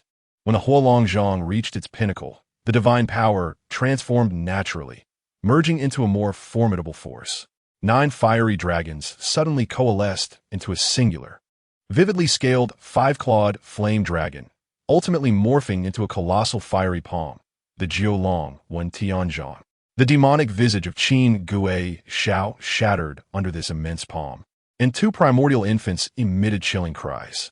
"You are no ordinary Jin Dan," echoed the last words left by the demonic cultivator.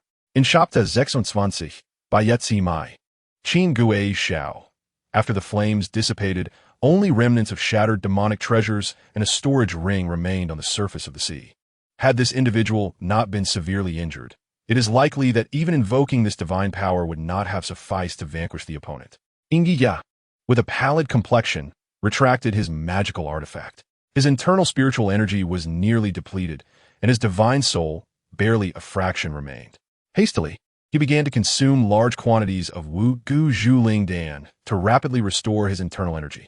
Soon after, he collected his spoils and discovered a jade token inscribed with the Qin family Sbeiji, a symbol of the branch to which Qin Guiya belonged. "Is this the feud between the main lineage and the branch of Beya?" Qin Guiya murmured to himself. Suddenly, his consciousness detected a fleeing light approaching from the distance, prompting him to conceal his presence and feign serious injury. The arrival was Qin Guiya. This cousin, clad in tattered garments with one arm missing, was both surprised and delighted to see Qin Guiya still alive. "Guiya, wait, what a demonic cultivator!" Slain by a passing senior, Qin Guiya weakly coughed twice. "I narrowly escaped with my life." Qin Guiya appeared skeptical, but upon witnessing the remnants of the primordial infant-level battle on the sea, he had no choice but to believe. He supported Qin Guiya, stating, "The others have perished. We must return to Qiantong Island to report." Qin Guiya nodded, casting one last glance in the direction of Qin Guiya Zhao's demise. Although he had narrowly triumphed in this battle, he had also revealed many of his hidden cards. More importantly, the discord between the main lineage and the branch seemed to be far deeper than he had anticipated. At Qiantong Island, within the law enforcement hall, Qin Guiya stood with his head bowed, calmly reiterating the prearranged account with Qin Guiya Hai. The passing senior donned a crimson robe, likely possessing the cultivation of Yuanying De Yuan, effortlessly obliterating the demonic cultivator before gracefully departing without revealing a name. He refrained from disclosing that the demonic cultivator originated from the Qin family branch, fearing retribution, and perhaps few in the main lineage were aware of this matter. The presiding officer of the law enforcement hall, Qin Guiya Ming, brother to Qin Guiya Xiao, fell into deep contemplation. A crimson-robed Yuanying? Could it possibly be a supreme elder of the Qi Xiao sect? Ancestral descendant.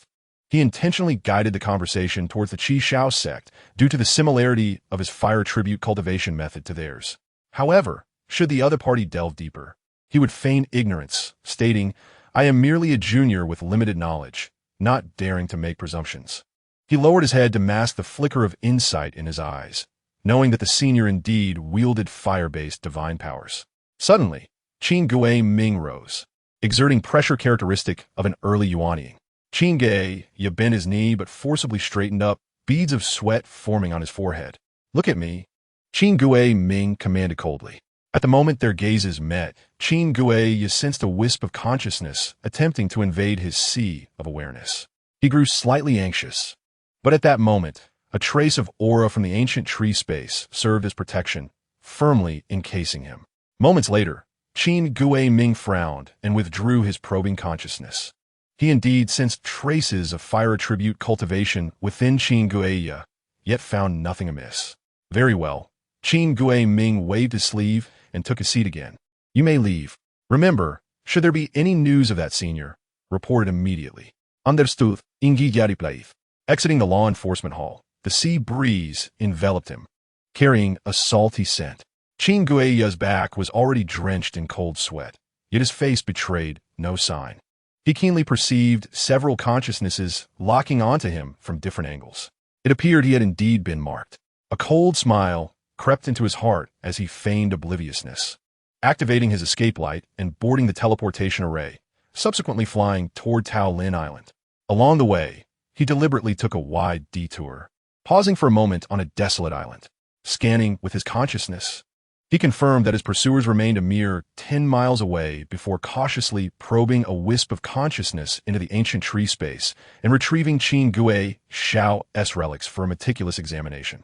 The fragmented manuscript of the Shui Sha Shuang Shengong was inscribed on a blood-colored jade slip, chilling to the touch, with faint echoes of tormented souls wailing. Qin Guiya cautiously extended a strand of consciousness to investigate, only to be thrust into a blood sea illusion.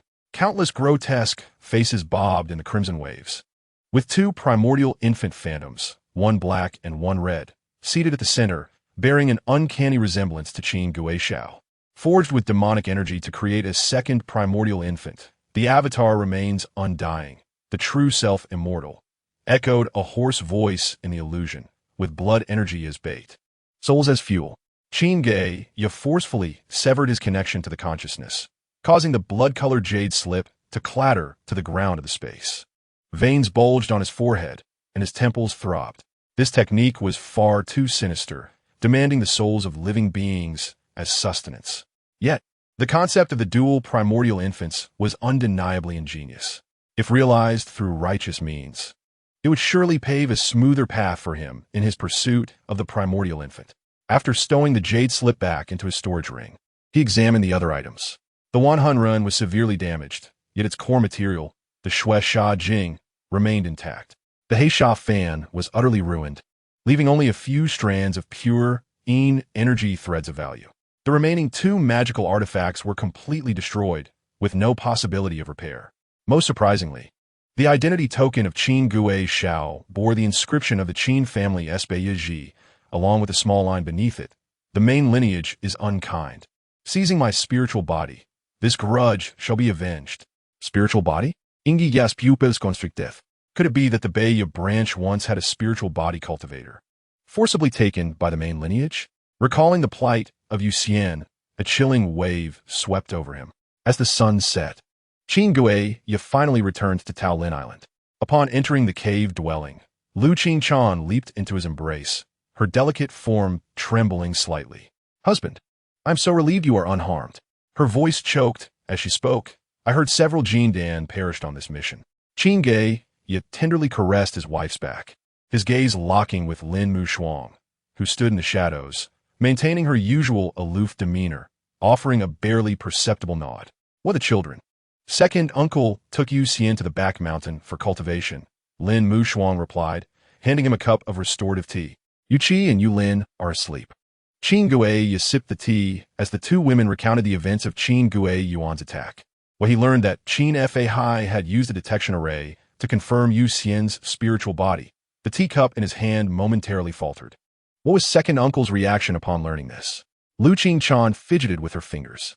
Second uncle was quite agitated, saying this is our branch's opportunity for resurgence. He has dispatched individuals to guard the cave day and night, and he himself has also left a clone nearby. Qin Guiya approached the window, gazing toward the back mountain. In the dusk, a faint green light flickered atop the mountain peak. That was the unique spiritual light of the Qing Muchang Shengju. Second, Uncle Qin Fa Hai's emphasis on Yuxian was both protective and potentially a new variable. The Lu family will not let this matter rest easily, he murmured, but they dare not boldly demand Yuxian, as they are merely a subordinate force of the Qin family. Lin Mushuan interjected suddenly. What concerns me is the main lineage. If the Lu family informs the main lineage of Yu Xian's potential as a spiritual body, the unspoken words weighed heavily on the hearts of the three. The disparity between the main lineage and the branch within the Qin family was far more brutal than the outside world imagined. The fate of the Beya branch a century ago could very well serve as their cautionary tale. We still have time. The Lu family should not have confirmed that Yu Xian possesses spiritual body qualifications, Qin Guiya firmly stated. Chapter 27. The sacred art of burning heavenly instruments in the stillness of the night. Qin Guiya sat alone in the quiet chamber, organizing his thoughts. On the table lay the remnants of the Shui, Sha, Shuang, Shengong, and several relics from demonic cultivators. His fingers gently traced the patterns on the jade slip, lost in contemplation. Although this malevolent technique required slaughter for cultivation, if refined, it might lead to the discovery of a method for the second Yuan Ing through the comprehension of the Tao leaves of the ancient tree in its spatial realm.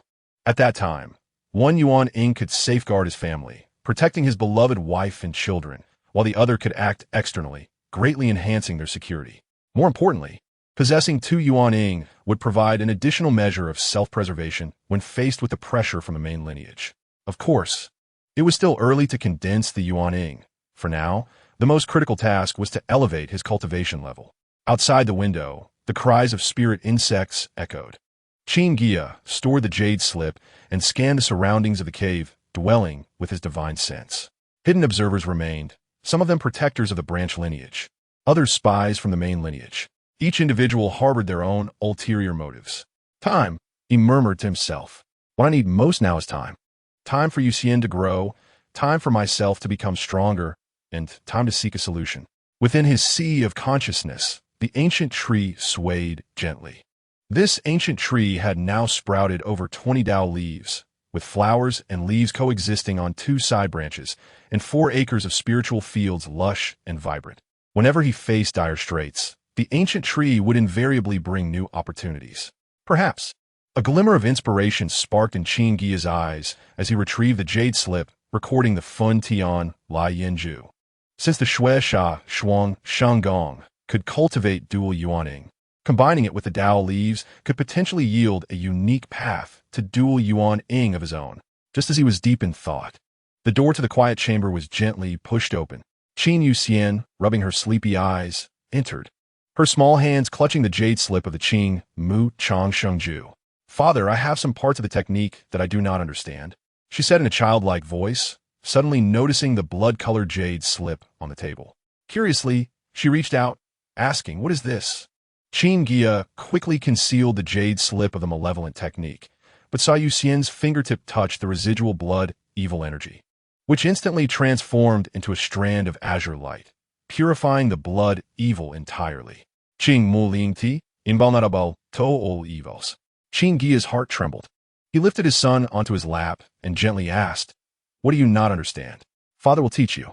The two began to play deeply together. 2 months passed. On Talon Island, within Qin Guiya's cave dwelling, he had expended 7 Dao leaves to synthesize 13 fire attribute techniques with the remnants of the Shui Sha Shuang Shengong, ultimately creating the outline for the Fun Tian Qi Shangju. Using instruments instead of evil, condensing infants into saints, he softly recited the incantation he had crafted. Though he was uncertain of the grade this technique would attain, it certainly rivaled the previous Fun Tian Lai Yanju. This technique completely rejected the original's malevolent path of consuming living beings, opting instead to strengthen the physical body through the refinement of instrument spirituality, thereby condensing the second Yuaning. However, the number of Dao leaves was limited. He had only derived the Qi, refining, and foundation establishment chapters for now, and had yet to develop the Golden Core chapter. To derive the Golden Core chapter, it would likely require no fewer than 10 Dao leaves. Previously, he had spent 10 leaves to fully comprehend the Fire Dragon Palm technique, and he had now exhausted his resources. From a distance, the clear laughter of children rang out. Qin Guiya stored the jade slip and turned towards the source of the sound. 3-year-old Qin Yulin was riding on the back of the explosive monkey, Xiaohua, his small hands gripping the fiery red fur around the monkey's neck, laughing joyfully. Xiaohua had now reached the mid-stage of the second tier, his size comparable to a calf, yet he obediently complied with his young master's commands. "Father, look at me." Qin Yulin excitedly waved his small hands as the explosive monkey playfully emitted a spray of sparks. A smile involuntarily crept across Qin Guiya's lips as his gaze shifted slightly. Qin Yuqi stood timidly behind Lu Qingchan, both envious of his younger brother's bravery and fearful of the fire-spewing monkey. This child was naturally cautious, in stark contrast to his younger brother's reckless demeanor. "Qi, come here." Qin Guiya beckoned, squatting down and opening his arms. After a moment's hesitation, Qin Yuqi finally ran over with his short legs, but stopped 3 zhang away from the explosive monkey, nervously twisting the hem of his clothes. "Do not be afraid." Qin Guiya encouraged softly, retrieving a crimson spirit fruit from his storage ring. "Xiaohua loves to eat fire spirit dates. If you feed it, it will like you." The child took the spirit fruit with doubt, his arm trembling under the monkey's watchful gaze. However, when the explosive monkey gently bowed its head and carefully took the fruit from his palm, Qin Yuqi's fear gradually transformed into wonder. "Its tongue is so soft." The child laughed, boldly reaching out to touch the monkey's nose. Xiaohua nuzzled his palm affectionately, causing Qin Yuqi to giggle uncontrollably. Qin Guiya quietly observed this scene. His heart gently stirred. The path of cultivation is long and arduous, yet is moments of such simple warmth that he treasures most. "My husband." Lu Qingchan approached his side. "Sister Mu Shuang is preparing breakfast, and today there will be the golden silk spirit cake that Yu Xian loves the most." Mentioning their eldest son, Qin Guiya's divine sense instinctively swept over to the back mountain. 6-year-old Qin Yuxian was currently practicing the Qing Mu Chang Shengju under the guidance of his second uncle. Ever since discovering the child's spiritual body, Qin Fa Hai had devoted nearly all his efforts to Yuxian, showing more concern than he did for his own grandson. "Qin Chan, I will go take a look at Yuxian." On the training platform in the back mountain, Qin Yuxian sat cross-legged within a formation, his small hands forming intricate hand seals. As he breathed, the surrounding spiritual plants began to tremble, strands of with spiritual energy converging above his head to form a small vortex of spiritual energy. Qin Fa Hai stood with his hands clasped behind his back, his eyes filled with satisfaction. "Good, very good. Maintain this rhythm, and you will surely break through to the 3rd layer of Qi refining today." Qin Guiya approached quietly, careful not to disturb his son's cultivation. However, as he stepped within a 10-mile radius, an unexpected phenomenon occurred. A layer of hazy green light suddenly enveloped Qin Yuxian, shrouding him entirely. Even more astonishing, the previously outwardly projecting aura of the Qing Mu Ling Ti instantly retracted, rendering even the fluctuations of his spiritual root vague. This green light appeared swiftly, yet dissipated just as quickly, but Qin Fa Hai still discerned the anomaly. "This is He turned in astonishment and, upon seeing Qin Guiya, realized it was you who caused this. A jolt of realization struck Qin Guiya. He had long since noticed the ancient tree's ability to conceal Yu Xian, but he had not anticipated its range to extend 10 miles. This meant that as long as the child did not stray too far from him, the secret of his spiritual body could be protected. Second uncle, in the future, try to keep Yu Xian cultivating nearby. He spoke softly. This green light can obscure his constitution. Qin Fa, I nodded doubtfully. No wonder we did not detect any abnormalities during the previous spirit tests. He then lowered his voice. Guiya, you carry many secrets, and I shall not pry. However, Yu Xian is the hope of our branch lineage. You must protect him well. I will, Qin Guiya affirmed with a serious nod, his gaze resting on his son's focused little face. In just half a year, Yu Xian had progressed from the first layer of qi refining to the second. Now, he aimed to break through to the third layer. Such speed would be astonishing even for one with a heavenly spirit root. Should this news leak, not only the Lu family, but even the main lineage of the Qin family would stop at nothing to seize him. Chapter 28. The Art of Refining Divine Bodies. Lu Qing Feng at noon, the family of 6 gathered around the dining table. Lin Muxiang prepared the fragrant spiritual feast herself, featuring golden silk spiritual cake, jade bamboo shoot soup, and braised spiritual carp. Even the little fire monkey received a specially prepared plate of fire attribute spiritual fruits. Father, second uncle said, I can learn spells in half a year. Qin Yuxian excitedly gestured, accidentally knocking over a bowl of soup.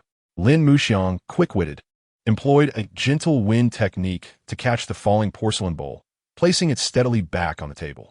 Qin Yuelin imitated her, waving his hands randomly at his bowl, resulting in only a few grains of rice being blown up. Qin Yueli, however, attentively observed Lin Muxiang's technique, his little finger quietly mimicking the trajectory of her spellcasting. Qin Guiya took in the children's antics. Yuxian was exceptionally gifted, Yuan was bold and lively, and Yuechi was meticulous and eager to learn. Darling, try this, Lu Qingshan said, placing a piece of fish belly marinated in golden spiritual flower juice into his bowl, which could neutralize fiery energy. The fish melted in the mouth, infused with a subtle, floral fragrance. Qin Guiya suddenly recalled when Lu Qingshan had first married him, struggling to prepare even the simplest spiritual porridge.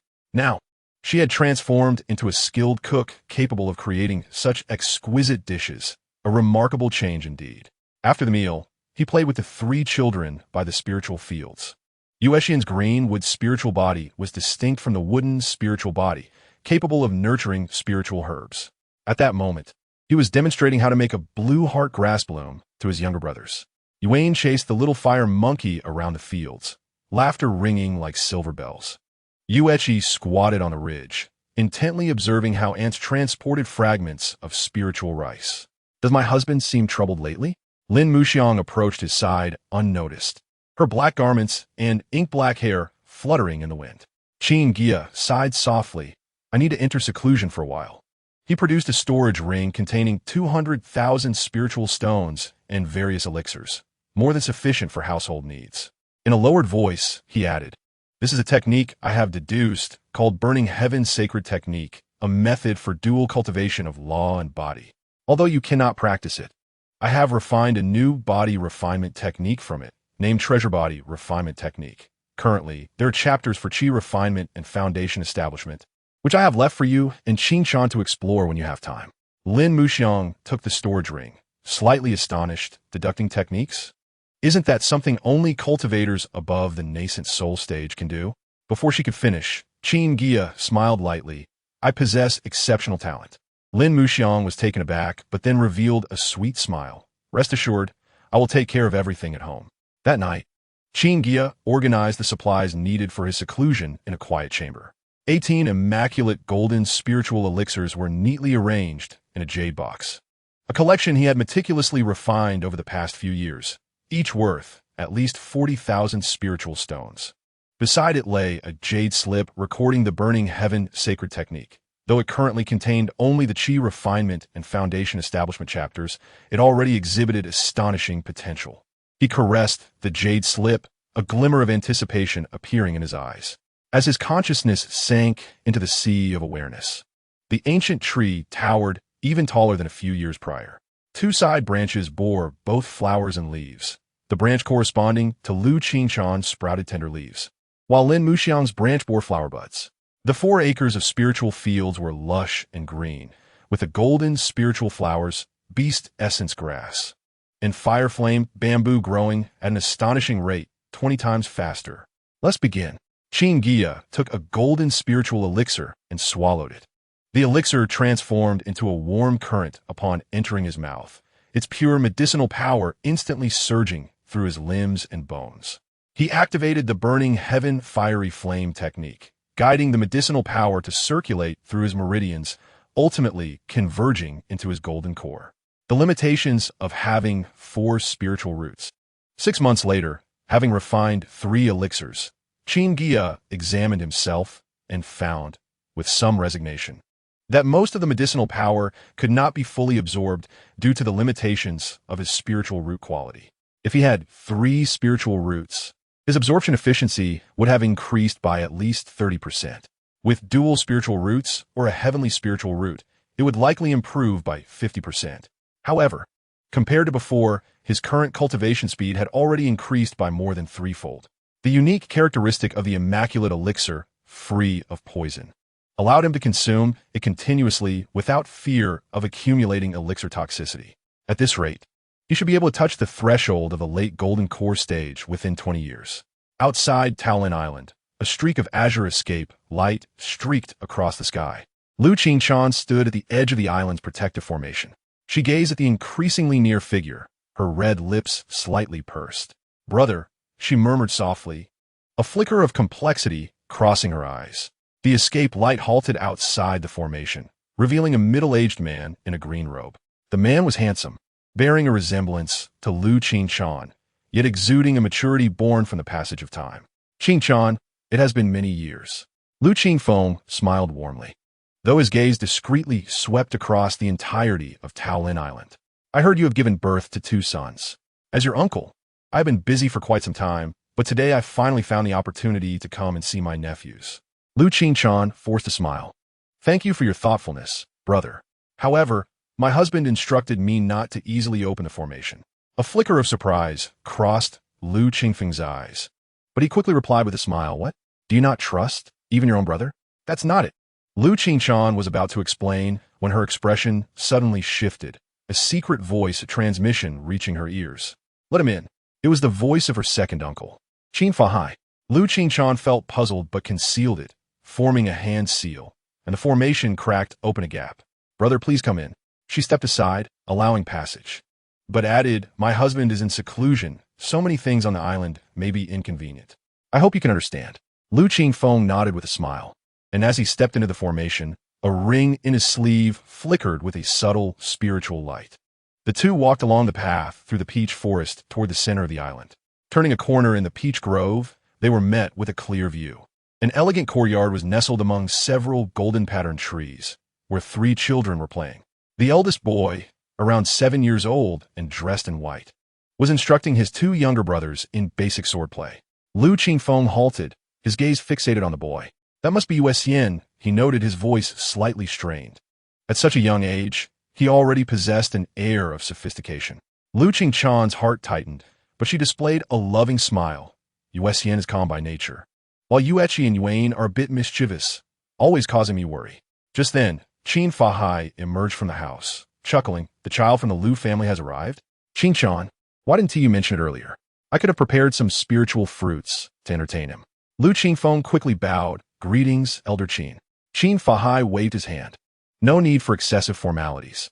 You've traveled a long way, and I assume you wish to see your nephews. Yuxian, bring your brothers over to greet your uncle." The boy in white sheathed his sword, leading his 2 younger brothers forward, and they respectfully bowed. Yuxian greets his uncle. Although it was their first meeting, he did not appear overly stiff. Lu Qingfeng beamed, retrieving 3 brocade boxes from his storage ring. "This is just a little token from your uncle." He crouched down, handing the boxes to each of the 3 children, his gaze never leaving Qin Yuxian. Just as he approached Qin Yuxian, the ring in his sleeve suddenly became scorching hot. Lu Qingfeng's heart raced. He secretly urged a treasure within the ring, only to be astonished to find it unresponsive. Could it be that there is no spiritual body? This spirit-gathering ring was a family heirloom, capable of silently detecting the spiritual root and spiritual body quality of others, even eluding the notice of nascent soul cultivators. Logically speaking, if Qin Guiya possessed a spiritual body, the ring should have glowed brightly at this moment. Uncle? Qin Guiya tilted his head, his clear eyes locking onto Lu Qingfeng's. Are you feeling unwell? Lu Qingfeng snapped back to attention, forcing a smile. No, Uncle was just remembering some things. He rose to his feet, concealing a cough. While the children appeared to be thriving, particularly Yu Xian, who at the tender age of 7 had already reached the 3rd level of qi refinement. Qin Fahai smiled warmly and remarked, with daily provisions of spirit rice and cleansing elixirs at home, how could one not progress swiftly in their cultivation? Cousin Lu has traveled from afar. Why not step inside for a cup of spirit tea? Lu Qingfeng hesitated momentarily before shaking his head. I appreciate your kind offer, esteemed elder, but there are pressing matters within my clan, and it would be inappropriate for me to linger. He produced a jade slip from his robe and handed it to Lu Qingchan. This contains several methods for cultivating newly developed spirit herbs from our family. It may be of use to you. Lu Qingchan accepted the jade slip, a myriad of emotions swirling within her. Thank you, brother. After bidding farewell to Lu Qingfeng, she immediately turned to Qin Fahai. Second uncle, why?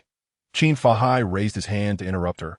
Waiting until he was certain Lu Qingfeng had indeed departed the island before speaking softly. Before Gaia entered seclusion, he cast a secretive, concealing spell upon Yu Xian, one that ordinary cultivators cannot perceive. That lad from the Lu family concealed a spirit-sensing treasure in his sleeve, and it has gone unnoticed. Lu Qingchan gasped. Did my husband anticipate that the Lu family would come to investigate? Qin Fahai gave her a knowing glance, though Gaia is merely at the golden core stage. His mind is astutely meticulous, beyond the comprehension of ordinary individuals. Having chosen to be your partner in the Tao, he must have considered the Lu family's potential reaction. Suddenly, Qin Yuxian, who had been quietly standing by, spoke up, Mother, that uncle just now had a strange aura about him that made me quite uncomfortable. Lu Qingchan and Qin Fahai exchanged surprised glances. Could Yu Xian truly sense the aura of the spirit-sensing treasure? Qin Fahai crouched down, asking earnestly, Tell your second grandfather. What else did you feel? Qin Yu Xian blinked. It felt as if a little bug wanted to burrow into my body, but was blocked by the green light left by father. She pointed her forehead. It feels warm here. Lu Qingchan's complexion changed drastically. Qin Fahai laughed heartily. Excellent. Excellent. No wonder you are Gaia's son. He gently ruffled Qin Yu Xian's hair. Remember, do not mention this matter to anyone, including your brothers. Do you understand? The little boy nodded solemnly. Yu Xian understands. That night, Lu Qingchan found it difficult to sleep. She donned her robe and went to the peach tree in the courtyard, staring blankly at the starry sky. Thinking about the Lu family? Lin Muxiang's voice came from behind her. Lu Qingchan sighed softly. I had thought that after marrying into the Qin family, I would have no further entanglements with the Lu family. I never expected. Lin Muxiang approached her side. The tree wishes to remain still, yet the wind does not cease. If Yu Xian truly possesses a spirit body, not only the Lu family, but even the main branch of the Qin family would be tempted. Sister Muxiang, do you think my husband harbors some peculiarities? Lu Qingchan whispered. Lin Muxiang fell silent for a moment. Gaia harbors many secrets. Do you recall that every time we cultivate together, my cultivation improves significantly? Even my comprehension seems to elevate a notch. It is worth noting that during the mid-stage of foundation establishment, I could not refine a second-tier mid-grade formation. Yet after our first dual cultivation, I was able to draw a second-tier upper-grade formation by the next day. Afterwards, my progress has been meteoric, and I can even refine a third-tier lower-grade formation. Lu Qingchan's eyes sparkled with realization. Nodding, it seems I have experienced something similar. After our first dual cultivation, I suddenly gained insights into nurturing spirit herbs, instantly able to discern their conditions. Now, I can even accelerate their growth. Lin Muxiang's eyes widened in astonishment. This matter should not be disclosed to anyone. I understand, sister. This shall remain our little secret. After Lu Qingchan spoke, the two shared a smile. In the days that followed, as Qin Guiya entered seclusion, the two women took on the responsibility of caring for the boys. One would tend to them for half a year, while the other would enter seclusion for the same duration. Meanwhile, upon returning to the Lu family, Lu Qingfeng wasted no time and headed straight to report to the clan leader. In the cave dwelling, Lu Xianing was seated upon a jade platform, cultivating. Sensing someone's arrival, he slowly opened his eyes. What is the situation? Lu Xuanting's voice held an air of authority. Lu Qingfeng respectfully bowed before reluctantly shaking his head. The spirit sensing ring showed no response. Indeed, there are no detectable spirit fluctuations on Qin Guiya. Lu Xuanting's brow furrowed deeply. This is impossible. His grandfather is from that alien race. Logically, if he were to infuse his essence into his descendant's bloodline, it would significantly increase the probability of producing a spirit body. If Lu Qingchan does not possess one, it is likely to appear in her offspring. How could there be no response? Yet the results from the spirit sensing ring were indeed as such. Lu Qingfeng hesitated before adding, Unless that old fox Qin Fahai employed some special means to completely conceal the spirit fluctuations. Lu Xianting snorted coldly, a glint of cold light flashing in his eyes. It seems we have indeed underestimated him. After pondering for a moment, he rose to his feet. This matter is of great importance and must be reported to the ancestor for a decision. The back mountain of the Lu family was shrouded in mist year-round, with a cave dwelling barely visible within. Lu Xianting approached the cave and respectfully knelt. Ancestor, I have results regarding the investigation into the Qin family's collateral branch. After a long silence within the cave, an ancient voice finally emerged. Come in. Inside the cave, a frail elder clad in a gray robe was seated on a mat. This was none other than Lu family's transformation stage ancestor, Lu Wuyo. Ancestor. Lu Xianting bowed again and detailed the situation regarding Qin Guiya. After listening, Lu Wuyo appeared contemplative. That alien had a deep connection with Lu Qingchan. It is unlikely he did not expend his essence to enhance the qualifications of his offspring. As for this Qin Guiya, he is indeed a formidable character, despite possessing only 4 spirit roots. He has managed to cultivate to the mid-stage of Golden Core without parental support. At this juncture, he suddenly raised his gaze, a spark of brilliance flashing in his eyes. This person's Dao heart must be exceptionally steadfast. Lu Xianting was momentarily taken aback. Does the ancestor imply that while the spirit body can be concealed, the unique talents of the alien bloodline are difficult to fully hide? Lu Wuyo stated in a calm tone, As for our next steps, there is no need to rush. Lu Wuyo raised his hand to halt further discussion. I am currently in a critical phase of seclusion. This matter shall be temporarily set aside. Once I emerge, I will personally visit the Qin family. If it is indeed discovered that Qin Yu Xian possesses a spirit body, given the current circumstances, it will be challenging for our Lu family to forcibly take him back. It would be more prudent to let things flow naturally, using this opportunity to request some benefits from the main branch of the Qin family. Chapter 30. Emergence from seclusion time flows unceasingly in cultivation. 3 years have passed in the blink of an eye. On Talon Island, the peach blossoms continue to bloom year after year. Qin Guiya slowly awakened from his meditation, the 18 pure gold spirit pills before him having been entirely consumed. He examined his dantian. His golden core had solidified significantly since entering seclusion, yet there remained a considerable distance to the later stages. It appears I shall require more elixirs to aid my progress, he murmured softly to himself. Rising to his feet, he waved his sleeve, and the door to the seclusion stone chamber opened with a resounding echo. Stepping out of the cave, Qin Guiya inhaled deeply the fresh air, his consciousness expanding as he quickly detected the surging spiritual power emanating from the island center. In the small courtyard, Lin Muxiang donned simple attire, seated on a mat. Before her, 2 boys, around 6 or 7 years old, sat with closed eyes, deep in concentration. They were none other than Qin Yuqi and Qin Yulin. Concentrate your energy in the dantian and draw the spirit into your meridians. Lin Muxiang's voice was cool and clear as her fingertips gently tapped, infusing 2 streams of gentle spiritual energy into the bodies of the 2 children. Remember the path of the spiritual energies flow. This is your first step in cultivation. Qin Yueqi and Qin Yuelin furrowed their brows slightly, a faint spiritual aura gathering around them. Although weak, it was evident that they were beginning to sense the spiritual energy. Qin Guiya stood not far away, quietly observing this scene, a faint smile gracing his lips. Darling? Lin Muxiang seemed to sense his presence, turning her gaze towards him with a glimmer of surprise in her eyes. You have emerged from seclusion? Qin Guiya nodded and stepped forward. Are you teaching them to draw in energy? Yes, Lin Muxiang replied softly. I am guiding them according to the introductory chapter of the Fenchin Qin Guiya. Qin Guiya's gaze fell upon the two children, and with a sweep of his consciousness, he quickly discerned their progress. They have been sensing spiritual energy for at least 3 months now, he thought with a sigh, though he did not feel disappointed. While the quality of spiritual roots is indeed significant, the path of cultivation is long and not solely determined by them. Temperament, comprehension, and opportunities are all indispensable. Furthermore, these two children have me as their father. They will not endure the same fate as I did, losing their parents early and having to navigate the path alone to reach their current level. Is the cultivation of their techniques going smoothly? He inquired. Quite well.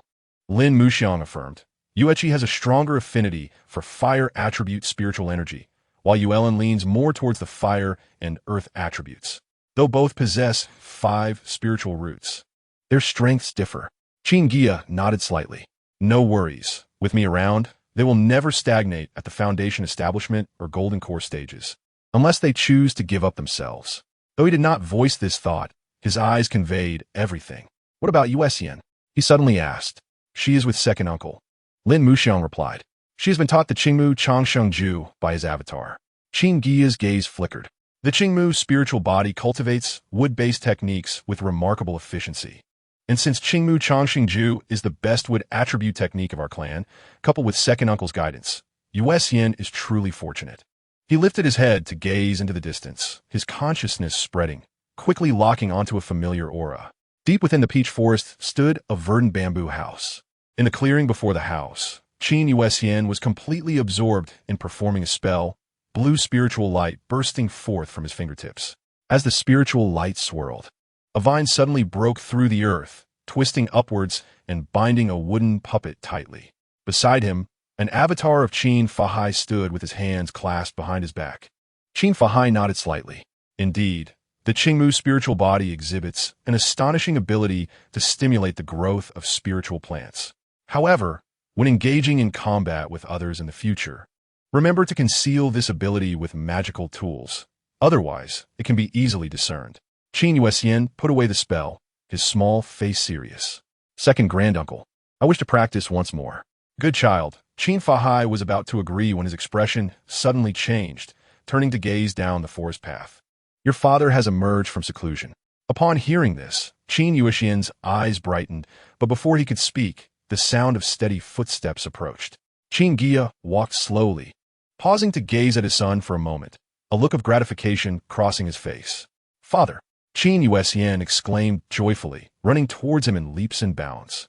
Qin Guiya reached out to ruffle his hair, gently saying, You have made considerable progress. Qin Yuesian tilted his small face upward, his eyes filled with anticipation. Father, when can I learn more powerful spells? The path of cultivation lies in gradual progression, Qin Guiya patiently explained. Establishing a solid foundation now will allow you to master advanced spells more efficiently in the future. As he spoke, he turned to Qin Fahai's avatar, clasping his hands in respect.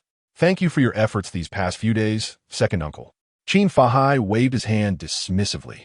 Family does not speak of such things. After a brief pause, he suddenly communicated telepathically. The Liu family has been unusually quiet lately. Qin Guiya's eyes flickered as he responded in kind. Has the Liu family's transformation ancestor made any moves? Not for the time being, Qin Fahai shook his head. However, given the Liu family's disposition, they will not simply let it rest. Since they cannot take Yuesian away, they are likely to target the main family. Qin Guiya fell silent for a moment, a faint smile gracing his lips. Let them come. We will meet them head-on. Additionally, Yuesian has developed his own opinions. Even if the main line truly intervenes, they likely will not sever ties completely. He looked down at his son, his tone gentle. Yuesian, your second mother has called us back for dinner. The little boy's eyes immediately lit up. Wonderful. I love the snowflake cake that second mother makes. Qin Guiya smiled and nodded. Then, let us return. As he spoke, he took his son's small hand and walked slowly towards the courtyard. That night, the fragrance of spiritual rice wafted through the courtyard of Taolin Island. Lin Muxiang, clad in a dark long dress with her sleeves rolled up, was skillfully controlling the spiritual fire to simmer a pot of snow jade spiritual ginseng soup. Beside the pot lay several plates of spiritual vegetables, among which the baixiao bamboo shoots were sliced as thin as hair. The two little boys squatted in the corner of the courtyard, using wooden sticks to trace the routes of spiritual energy they had learned that day. Upon seeing Qin Guiya return, Qin Yueqi's eyes brightened. Father, I could draw on the fire spiritual energy now. He raised his palm, and a faint red glow flickered at his fingertips. I can too, Qin Yuelin chimed in, revealing a glimmer of spiritual light in his palm. Qin Guiya's eyes shone with pride. Just as he was about to speak, he suddenly heard a sizzling sound from the kitchen. Lin Muxiang's spatula had clashed against the iron pot, causing a few sparks of spiritual fire to leap out. She turned her gaze, her cool brows softening slightly in the kitchen smoke. You're back. Qin Chan is still in seclusion. Tonight, it will just be the five of us. That is sufficient. Qin Guiya entered the kitchen, naturally taking the spiritual wooden spoon from her hands. Let me take over. You can talk with the children. His fingertips accidentally brushed against a wrist, their breaths momentarily intertwining. Lin Muxiang's ears flushed slightly as she softly said, I added ice heart lotus to the soup. It can soothe the mind. Before she could finish her sentence, Qin Yuesian had climbed onto the stove, standing on tiptoe. Father, I want to eat that glowing spiritual rice cake from last time. Chapter 31. Fire Pattern Thunder Bamboo. The family dinner was warm and cheerful. Qin Yuelin devoured the golden crystal spiritual rice, his mouth smeared with grains.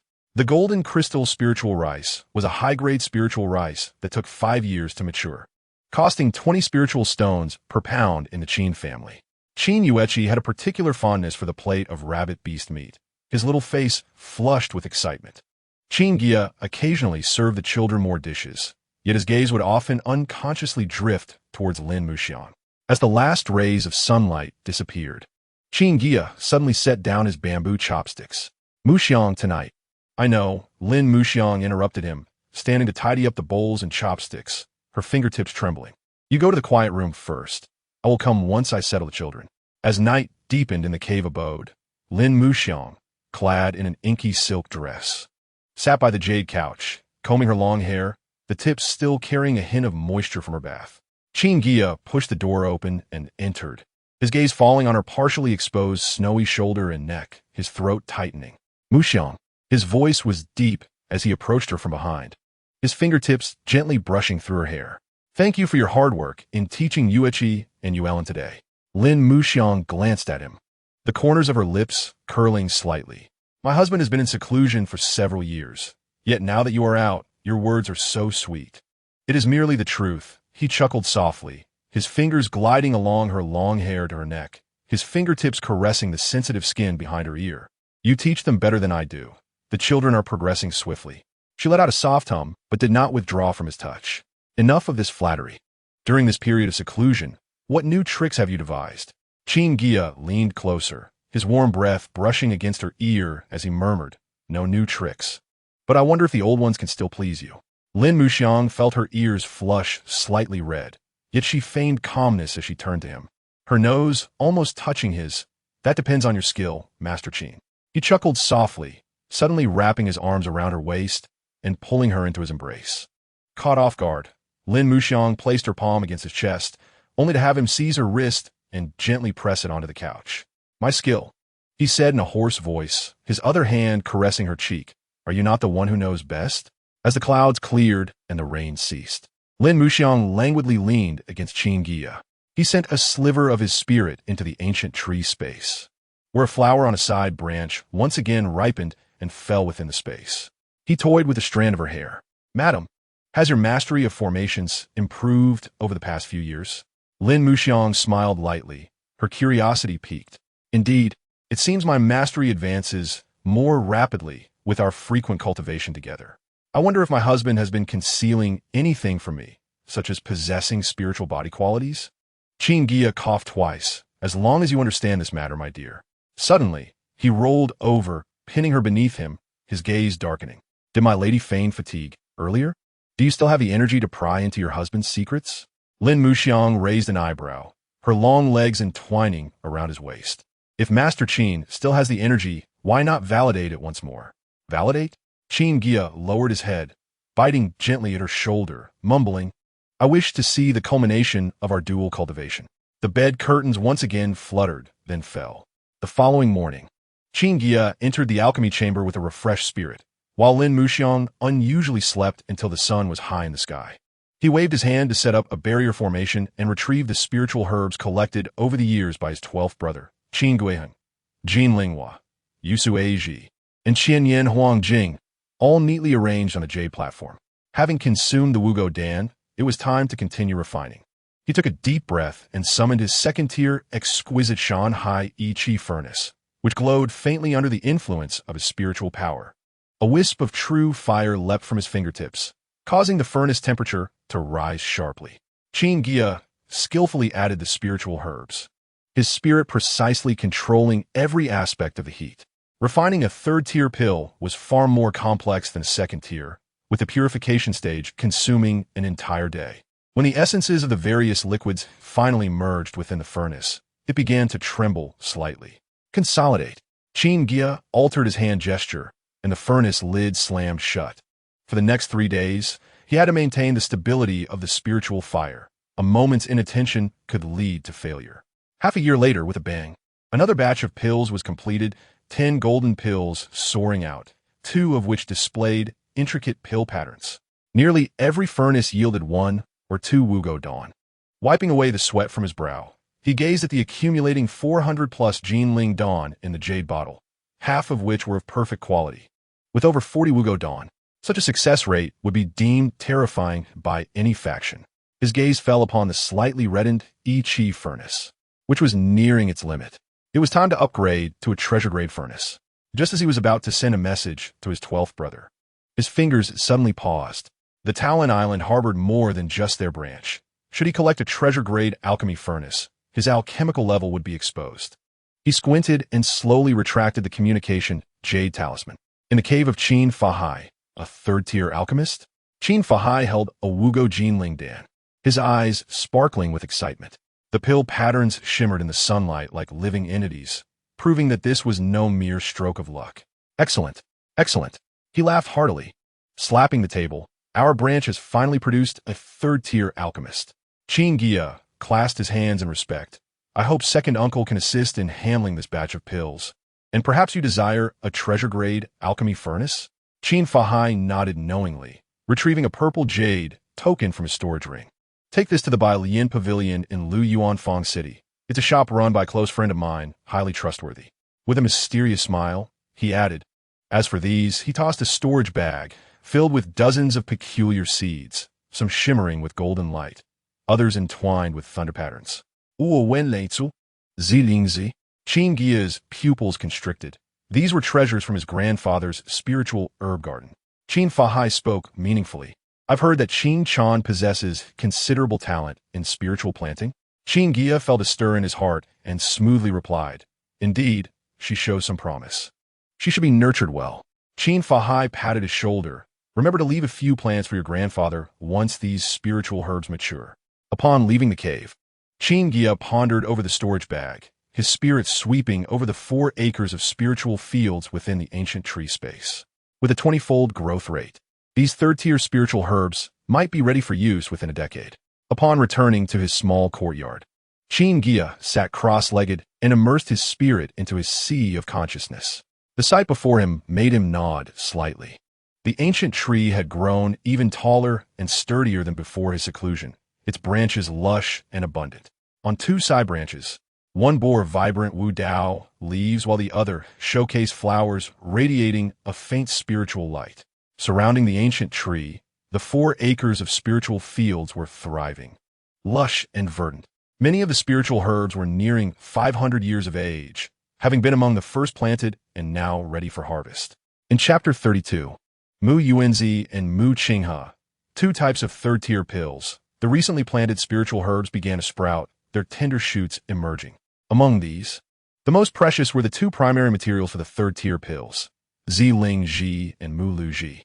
Ziling Ji is the core ingredient for refining the third-tier superior pill, Ziling Dan, which significantly enhances a cultivator's magical power. Meanwhile, Mu Lu Ji is the main ingredient for the third-tier intermediate healing pill, Mu Lu Dan, effective for both internal and external injuries. Moreover, he was elated that the seeds of spiritual herbs his second uncle had sent included 2 types of 4th-tier spiritual plants, Hua Wen Lei Zhu and Qing Ling Xianmu. The former contains pure thunderfire power, suitable even for crafting spiritual treasures, while the latter is a top-tier material for refining flying vessels and formation discs. Regrettably, both of these rare spiritual plants were currently limited in number, with only 5 of each cultivated. In the coming years, the materials for refining Jinling Dan should be self-sufficient.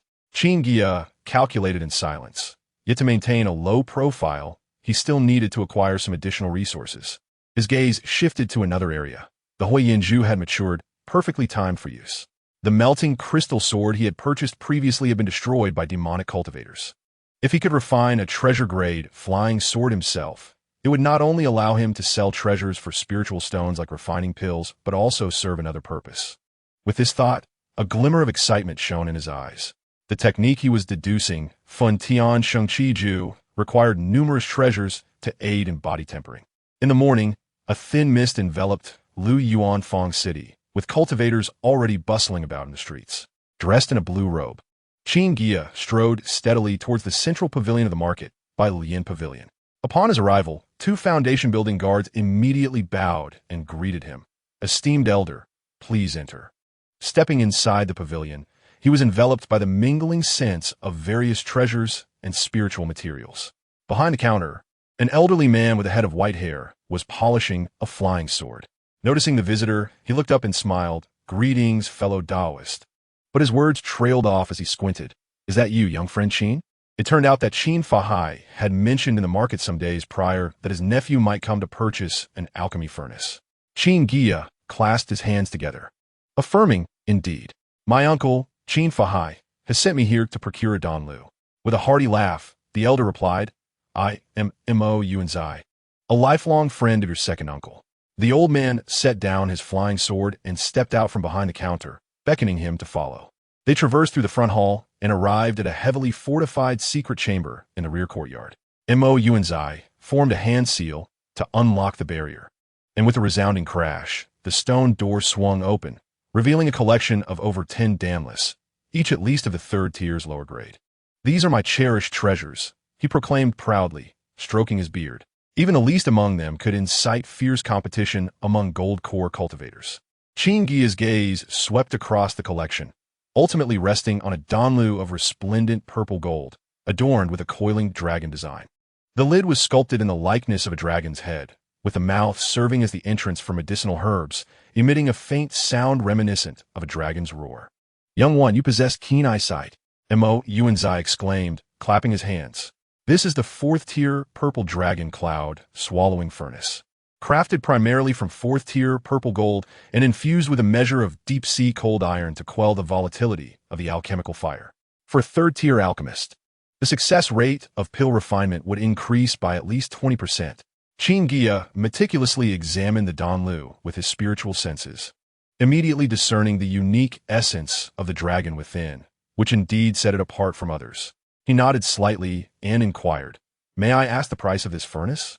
"According to market value, it is worth 1 million spirit stones," Mo Yuanzai replied, lowering his voice and displaying a more congenial demeanor.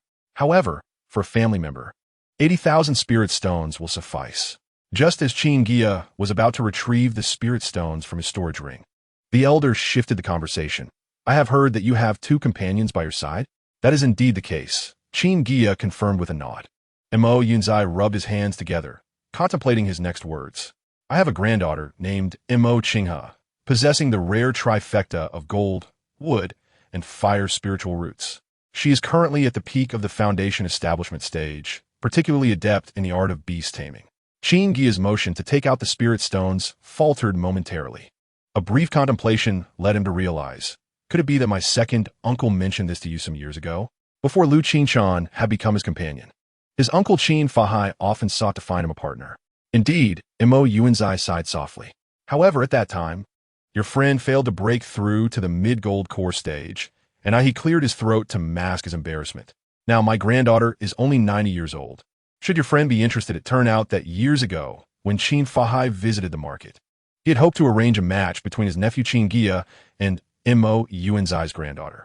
However, due to Qin Guiya's unsuccessful breakthrough, Mo Yuanzai hesitated to allow his granddaughter to marry into the Qin family, fearing she would not be valued.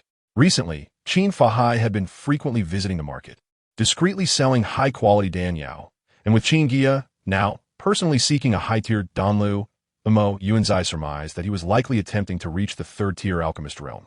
Coupling this with the fact that Qin Guiya had successfully broken through to the mid-gold core stage gave Mo Yuanzai slight hope.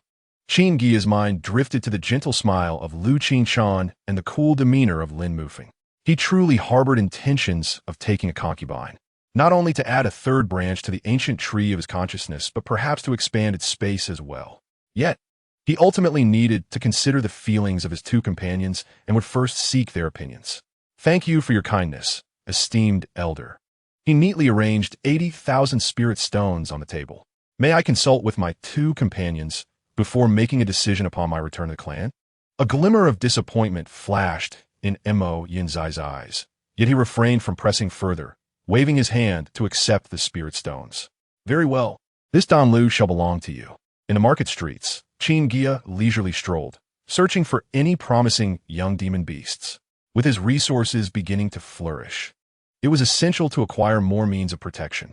Moreover, his sons, Qin Yueqi and Qin Yuelin, both held a keen interest in demon beasts, and purchasing a few younglings to accompany them would be beneficial.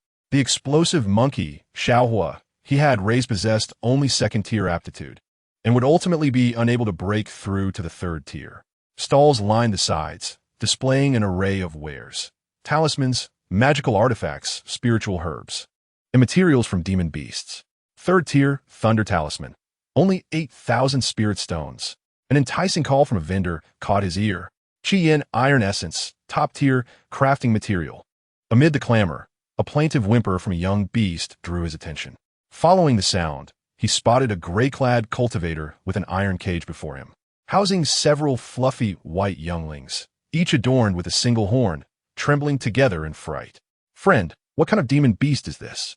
Qin Guiya crouched down. The gray-clad cultivator's eyes lit up. "Esteemed elder, you possess remarkable insight. These are the young of the Yulingsi, which can reach third-tier maturity and are known for their gentle disposition, making them ideal spirit pets." Lowering his voice, he added, "Only 10,000 spirit stones each." Qin Guiya probed with his spiritual senses and confirmed the presence of pure ice attribute spiritual energy within the younglings. Given that Yueqi possessed a fire spiritual root, having an ice-type spirit companion would greatly benefit his cultivation. Just as he was about to negotiate, a commotion erupted from a neighboring stall. "You unscrupulous vendor. The third-tier Qingyi eagle egg is nothing but a dead egg." Turning to investigate, Qin Guiya saw a female cultivator angrily berating the stall owner. The shattered eggshell at her feet revealed that the desiccated yolk had long since solidified. "The stall is not responsible. Who knows if you swapped it?" The vendor sneered. The female cultivator trembled with rage, but upon noticing Qin Guiya's approach, she picked up a fragment of the eggshell and examined it. "This is indeed a dead egg. It has been stored for at least 3 years. You." The vendor was about to retort when he sensed the aura of Qin Guiya's gold core and immediately fell silent. Disinterested in further conflict, Qin Guiya's attention was drawn to another egg on the stall, covered in purple patterns. The moment his spiritual senses made contact, he felt a faint heartbeat. "How much for this one?" The vendor's eyes shifted.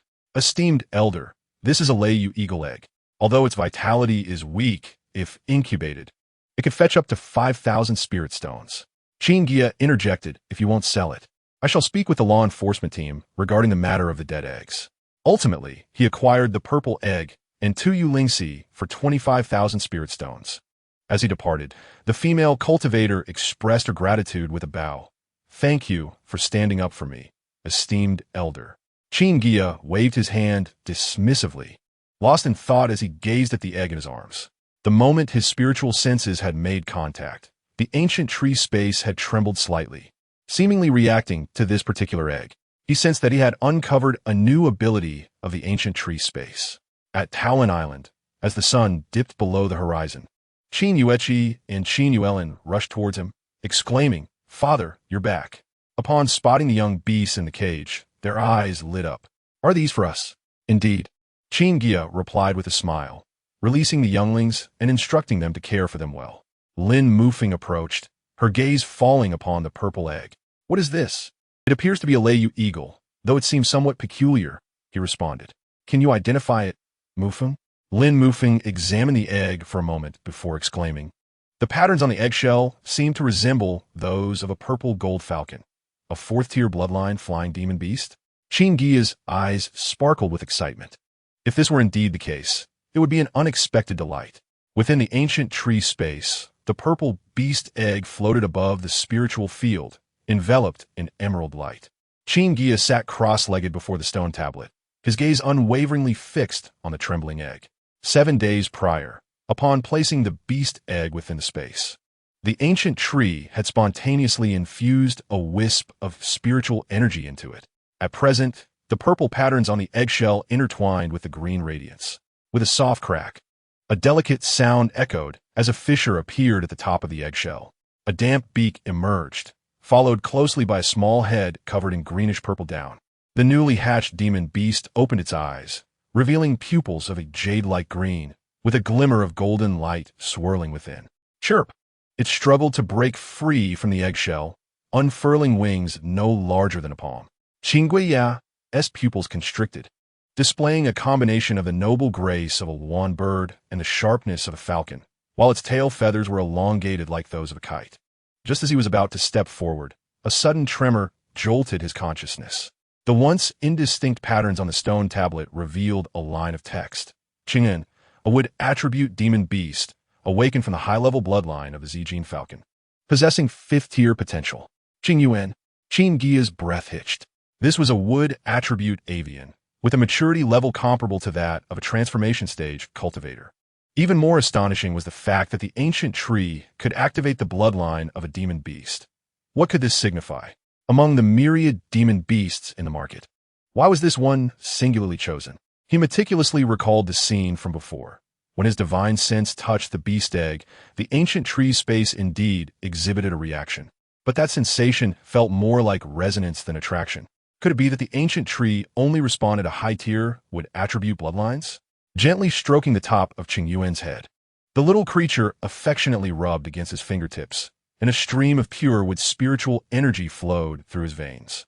Qin Guiya felt instantly rejuvenated. Even the operation of his golden core quickened by a fraction. An auxiliary healing ability? His eyes brightened, although not adept in offensive capabilities. Its value surpassed that of a combat spirit pet. The following morning, after breakfast, Qin Guiya intentionally left Lin Muxiang in the hall and took out several porcelain vials. Handing them over, Muxiang, there are still over 6 years until I undertake my next family mission. During this time, I wish to spend more moments with the children. Take these vials of spirit-building pills and go into seclusion for a breakthrough. However, Lin Muxiang gently pushed the vials back, her brow furrowed. Husband, the 3 children are at a mischievous age. I fear you may struggle to manage them alone. Perhaps we should wait until Sister Qinshan emerges from her retreat? Qin Guiya turned to gaze at the 3 children frolicking in the courtyard, then used his divine sense to carefully assess Lin Muxiang's cultivation status, speaking softly. Muxiang, achieving a breakthrough is more crucial for you. In this world of cultivation, strength is the foundation of existence. Once you and Qinshan both reach the golden core stage, we will possess true self-defense capabilities on this island, alleviating Uncle's need to send people for our protection. With that, he once again pushed the porcelain vials towards Lin Muxiang. His gaze resolute. Lin Muxiang pondered for a moment before finally nodding in agreement. Since you say so, I shall follow your wishes. From that point onward, Qin Guiya commenced a disciplined lifestyle. Each day, he diligently studied the insights of fire attribute techniques and body refinement methods. Occasionally, he would consume a fragment of enlightenment leaf to assist in deducing the golden core chapter of the Fenshin Qi Shengju. In the afternoons, he would carve out time to patiently teach the 3 children the foundational cultivation techniques, explicating the essentials of practice. 2 years later, on Talon Island, as dawn broke, Qin Guiya stood in the courtyard, observing the 3 children during their morning exercises. Qin Yuxian, clad in white, wielded a green wooden sword, with a sword's edge past. Peach leaves fluttered, but did not descend, instead forming a green vortex from the sword's aura, which then transformed into a beam of green light that struck a distant rock, shattering it into 2. This was the spell he had recently learned, Leaf Dance 1,000 Spins. Daddy, look at us! Qin Yuelong shouted, each hand gripping a short hammer. The hammers glowed crimson, each swing igniting sparks, precisely the first-tier low-grade artifact, Flame Spirit Hammer, that Qin Guiya had forged for him. The little one had already grasped the basics of Fenchin Qi Shengju, and while his hammer techniques appeared juvenile, he relished the sensation of impact. Qin Yuelin, not to be outdone, summoned a first-tier low-grade Huangyue shield. The shield bore mountain patterns, and with a surge of spiritual energy, it conjured a phantom to envelop his entire being. This too was crafted by Qin Guiya.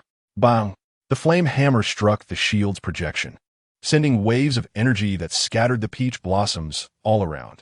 The two young Yulingxi cubs scurried beneath a tree in fright, while only the Qingyuan, now 3 feet long, remained composed on a branch, its wings radiating a green light as it absorbed the dissipating spiritual energy. Enough! Qin Guiya raised his hand to halt them. The path of artifact cultivation lies in perceiving the essence of spirituality, not in reckless combat. He approached Qin Yuelong, lightly tapping his wrist. When exerting force, let the spiritual energy flow through the Shoshong acupoint in your palm, allowing the fire energy of the flame hammer to penetrate the enemy's body. He then adjusted Qin Yuelin's shield stance, explaining that defense should not rely on brute force, but rather on leveraging momentum. Finally, he approached Qin Yuxian, who immediately sheathed her sword and bowed. A glimmer of satisfaction crossed Qin Guiya's eyes. Your swordsmanship is commendable, but the advantages of your greenwood spirit body have yet to be fully realized. Forming his fingers into a sword shape, a strand of emerald light coalesced at his fingertips. Watch closely. With a swift motion, the sword aura extended 3 zhong, and wherever it passed, the falling peach petals froze mid-air before shooting toward a massive stone, embedding deeply within it. Controlling the spiritual energy with finesse is what amplifies the potency of spells. The 3 children stared in awe. Chapter 34. The Liu family takes action. Qin Yuxian's eyes sparkled with wonder as she tugged at Qin Guiya's sleeve. Daddy, that spell is amazing. Can I learn it? Qin Guiya affectionately ruffled her hair. Once you establish your foundation, I will teach you. Since both of his companions had entered seclusion, he had not only successfully deduced the complete technique of the Fenchin Qi Shengju Golden Core chapter, but had also devoted effort to the path of artifact refinement.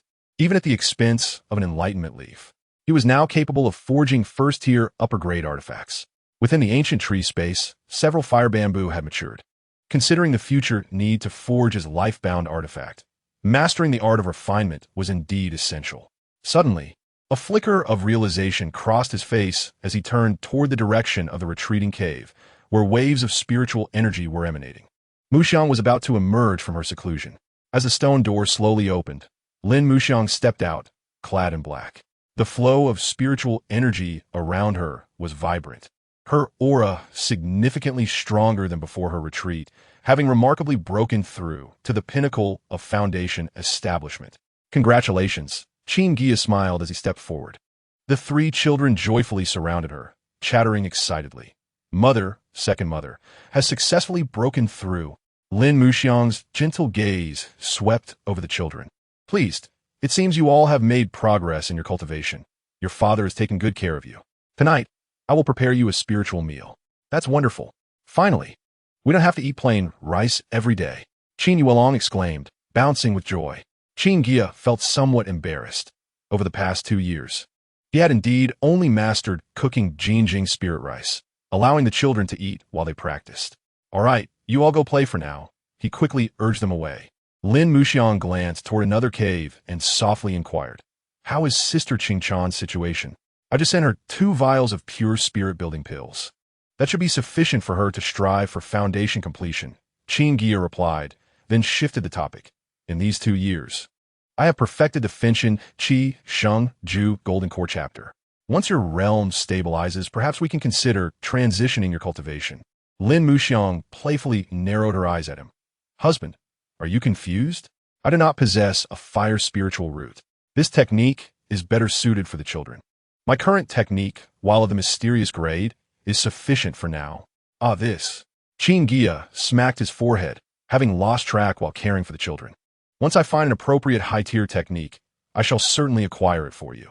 As he spoke, he gently caressed her slender waist, his gaze lingering suggestively toward the depths of the cave. Lin Muxiang feigned annoyance and push him away. Humph. What do you mean forgotten? Since we married, you have never inquired about my spiritual root qualifications. Seeing his wife's playful demeanor, Qin Guiya took the opportunity to embrace her. Then let us return to our chamber and have a good discussion. You smooth talker. Lin Muxiang's icy and stunning visage finally blossomed with a faint smile. The following morning, a multitude of intricate array conundrums suddenly became clear in her mind. As she gazed at her husband still lost in slumber, warmth surged within her heart. It was this man who not only provided her daily access to the pristine damn medicine, but also enhanced her aptitude for arrays. Perhaps one day, she could indeed surpass her grandfather and earn his admiration. 2 days later, Qin Guiya was in the small courtyard, observing his 2 sons as they practiced their cultivation. The voice of his second uncle, Qin Fahai, echoed in his ears. The clan had decreed that all members under the age of 20 must travel to Qiantong Island's main island for a spirit body assessment. A glint of cold light flickered in his eyes. Such a rule had never existed in their clan before. Qin Guiya spoke coldly. It seemed someone can no longer contain themselves. Qin Fahai's figure approached from a distance, landing beside Qin Guiya with a solemn expression. A cultivator from the Liu family, a transformation stage practitioner, has reportedly visited the Qin family's main lineage recently. They likely reached some form of agreement. He paused, pondering. Can the spirit body of Yuesian still be concealed? Qin Guiya closed his eyes, sensing the ancient tree in his sea of consciousness. The towering ancient tree stood quietly, its branches and leaves shimmering with a hazy green light. He recalled that this ancient tree possessed the ability to shroud the secrets of heaven. Opening his eyes, he spoke with certainty, unless I am separated from Yuesian, no one can see through it. Qin Fahai regarded him deeply. Very well, let us proceed together. 3 days later, at Qiantong Island's main island, before the majestic hall, thousands of young practitioners from the Qin family stood in long lines. Qin Guiya held the small hands of his 3 sons, including Qin Yuesian, as they stood in the queue. The 11-year-old boy, clad in white, maintained a calm demeanor. Father, what does it mean to assess the spirit body? He asked, looking up. Qin Guiya tousled his hair. It is to see how much talent you possess. Qin Yuesian blinked. Is it like that uncle from last time? Over the years, Qin Yuesian had developed a fondness for various spiritual plants. Yet he remained unaware that this was a gift from his spirit body, especially since his parents had instructed him to keep it hidden. Yes, but this time, Father will stay with you the whole way. Qin Guiya appeared calm, yet his consciousness keenly detected several concealed spiritual presences sweeping from the direction of the hall, particularly probing around Qin Yuesian. Inside the hall, 2 transformation stage practitioners sat facing each other. Liu Wuyo donned a gray robe, his face gaunt. He furrowed his brow. Strange. There are no fluctuations of spirit body from that boy. Across from him, Qin Taiyan laughed heartily. Clad in a crimson robe, Liu, my friend, a bet is a bet. Do not forget the 5th grade lay gangstone. I have endured the scorn of the other elders to conduct this spirit body assessment. Patience, Liu Wuyo snorted. The true assessment lies within the array. With a wave of his sleeve, a complex array on the floor of the hall illuminated with a blue glow. The interwoven patterns vaguely formed the illusion of an ancient tree. Specifically, the Liu family's secret Qingmu spirit identification array. This array specifically countered concealment techniques. Liu Wuyo narrowed his eyes. If there truly was a spirit body, it would reveal its true form. Outside the hall, the queue slowly advanced, and young practitioners entered the hall only to quickly exit thereafter. Qin Guiya's consciousness remained connected to the ancient tree. He sensed that as the line progressed, the green light emitted by the tree intensified. Finally, it was Qin Yuesian's turn. Go on, Qin Guiya said softly. Remember, no matter what happens, do not be afraid. Qin Yuesian nodded and stepped into the hall. The moment he entered, the array on the ground suddenly surged to life. The blue light surged forth, transforming into countless threads that wrapped around him. Qin Guiya's pupils constricted. This was not an assessment, but rather a forceful activation of the spirit body. However, just as the blue light touched Qin Yuesian's body, a barely perceptible emerald glow emerged from the center of his brow. In his sea of consciousness, the illusion of the ancient tree flickered and vanished. The array trembled violently as the blue light receded. The Liu family practitioner overseeing the array's operation changed countenance. Has this array malfunctioned? Or is there truly no spirit body? On the high platform, Lu Wuyo abruptly stood, his eyes gleaming with intensity, filled with bewilderment. How is this possible? Immediately assess the other two. Soon, Qin Yueqi and Qin Yuelin stood within the array, both exhibiting no signs of spirit body. Qin Taiyan displayed a nonchalant demeanor. The array shows no response. It appears they indeed lack a spirit body. He smiled and shrugged. Lu, my friend, let it go. Even if they had a spirit body, they would not be taken by your Lu family. Lu Wuyo glared intensely at the three children below, his face ashen. Next, shouted the Qin family practitioner. Chapter 35. A lengthy discussion between uncle and nephew Qin Yuesian stepped calmly out of the hall, returning to stand beside Qin Guiya with a serene expression. Qin Fahai's gaze swept over, and upon seeing him unharmed, the tension in his heart finally eased, and he let out a quiet sigh of relief. If a special spirit body were indeed detected, even with his status as an elder of the collateral line, he would be powerless to prevent the main lineage from forcibly taking him. The disparity between the main lineage and the collateral line was akin to the difference between the inner and outer sections. The inner sect stood high above, indifferent to the lives and deaths of outer sect practitioners, and even in resource allocation, only the remnants trickled down through their fingers. He cast a deep glance at Qin Guiya, his opinion of this nephew growing more profound. As night descended over Taolin Island, within the cave dwelling, Qin Fahai and Qin Guiya sat facing one another. Guiya, among the younger generation of my lineage, the one with the best aptitude is undoubtedly that Guiheng boy, barely a dual spirit root practitioner. However, it now seems your potential may surpass his. Qin Fahai spoke gravely. You should focus on your cultivation. Once you achieve the great perfection of the golden core, I will certainly prepare for you and Guiheng the resources needed for your union. If our collateral line can produce 3 Yuanying practitioners, we will no longer be at the bottom of Taolin Island, and the resources we can obtain will naturally increase. Qin Guiya was momentarily taken aback, aware that his second uncle might have sensed something, yet chose not to address it directly. He smiled in response. Uncle, you worry too much. You should also consider your own path to transformation. If our collateral line can produce a transformation stage practitioner, not only will we monopolize the 5th grade Spirit Vein Island, but we can also participate in the core decision-making of the clan. Qin Fahai shook his head with a sigh. Is achieving transformation so simple? Among nearly 20,000 Qin clan members, there are but a handful of transformation stage practitioners. Cultivating one requires exhausting the collateral line's century of savings and bears the risk of failure. How can I gamble the entire future of our branch on one person's prospects? A glimmer of brilliance flickered in Qin Guiya's eyes. Uncle, have you forgotten? I can refine the pristine golden spirit pill. There is no need to worry about resources. What you should focus on now is to enter seclusion and strive for the great perfection of Yuanying. Qin Fahai chuckled. You rascal. Your 2 partners and 3 children depend on you for sustenance. It would be wise to conserve a bit. He had dozens of descendants and understood the hardships involved. Suddenly, Qin Guiya lowered his voice. Uncle, do you know that the pills I provided you a while ago were merely 1/10 or 1/12 of what I actually refined? Qin Fahai's eyes widened in shock as he looked at him, realizing he spoke truthfully. You've been hiding your talents? Not at all, Qin Guiya explained. My alchemical skills have flourished significantly over the past decade, and I owe much to your encouragement to branch out earlier. Otherwise, I would have missed this opportunity for much longer. With that, he produced a vial of pristine golden spirit pills. Qin Fahai took it and examined it closely, his expression growing serious. While it was true that some in the cultivation world advanced in certain areas due to fortuitous encounters, it was unheard of for one's alchemical skill to surge due to forming a relationship. He initially believed that the pristine Danyao was crafted by chance, but unexpectedly, it continued to flow in abundance. You and Yu Xian represent the hope of my lineage. Qin Fahai stated earnestly, you may keep these Danyao for your seclusion. I will arrange for others to undertake the family tasks.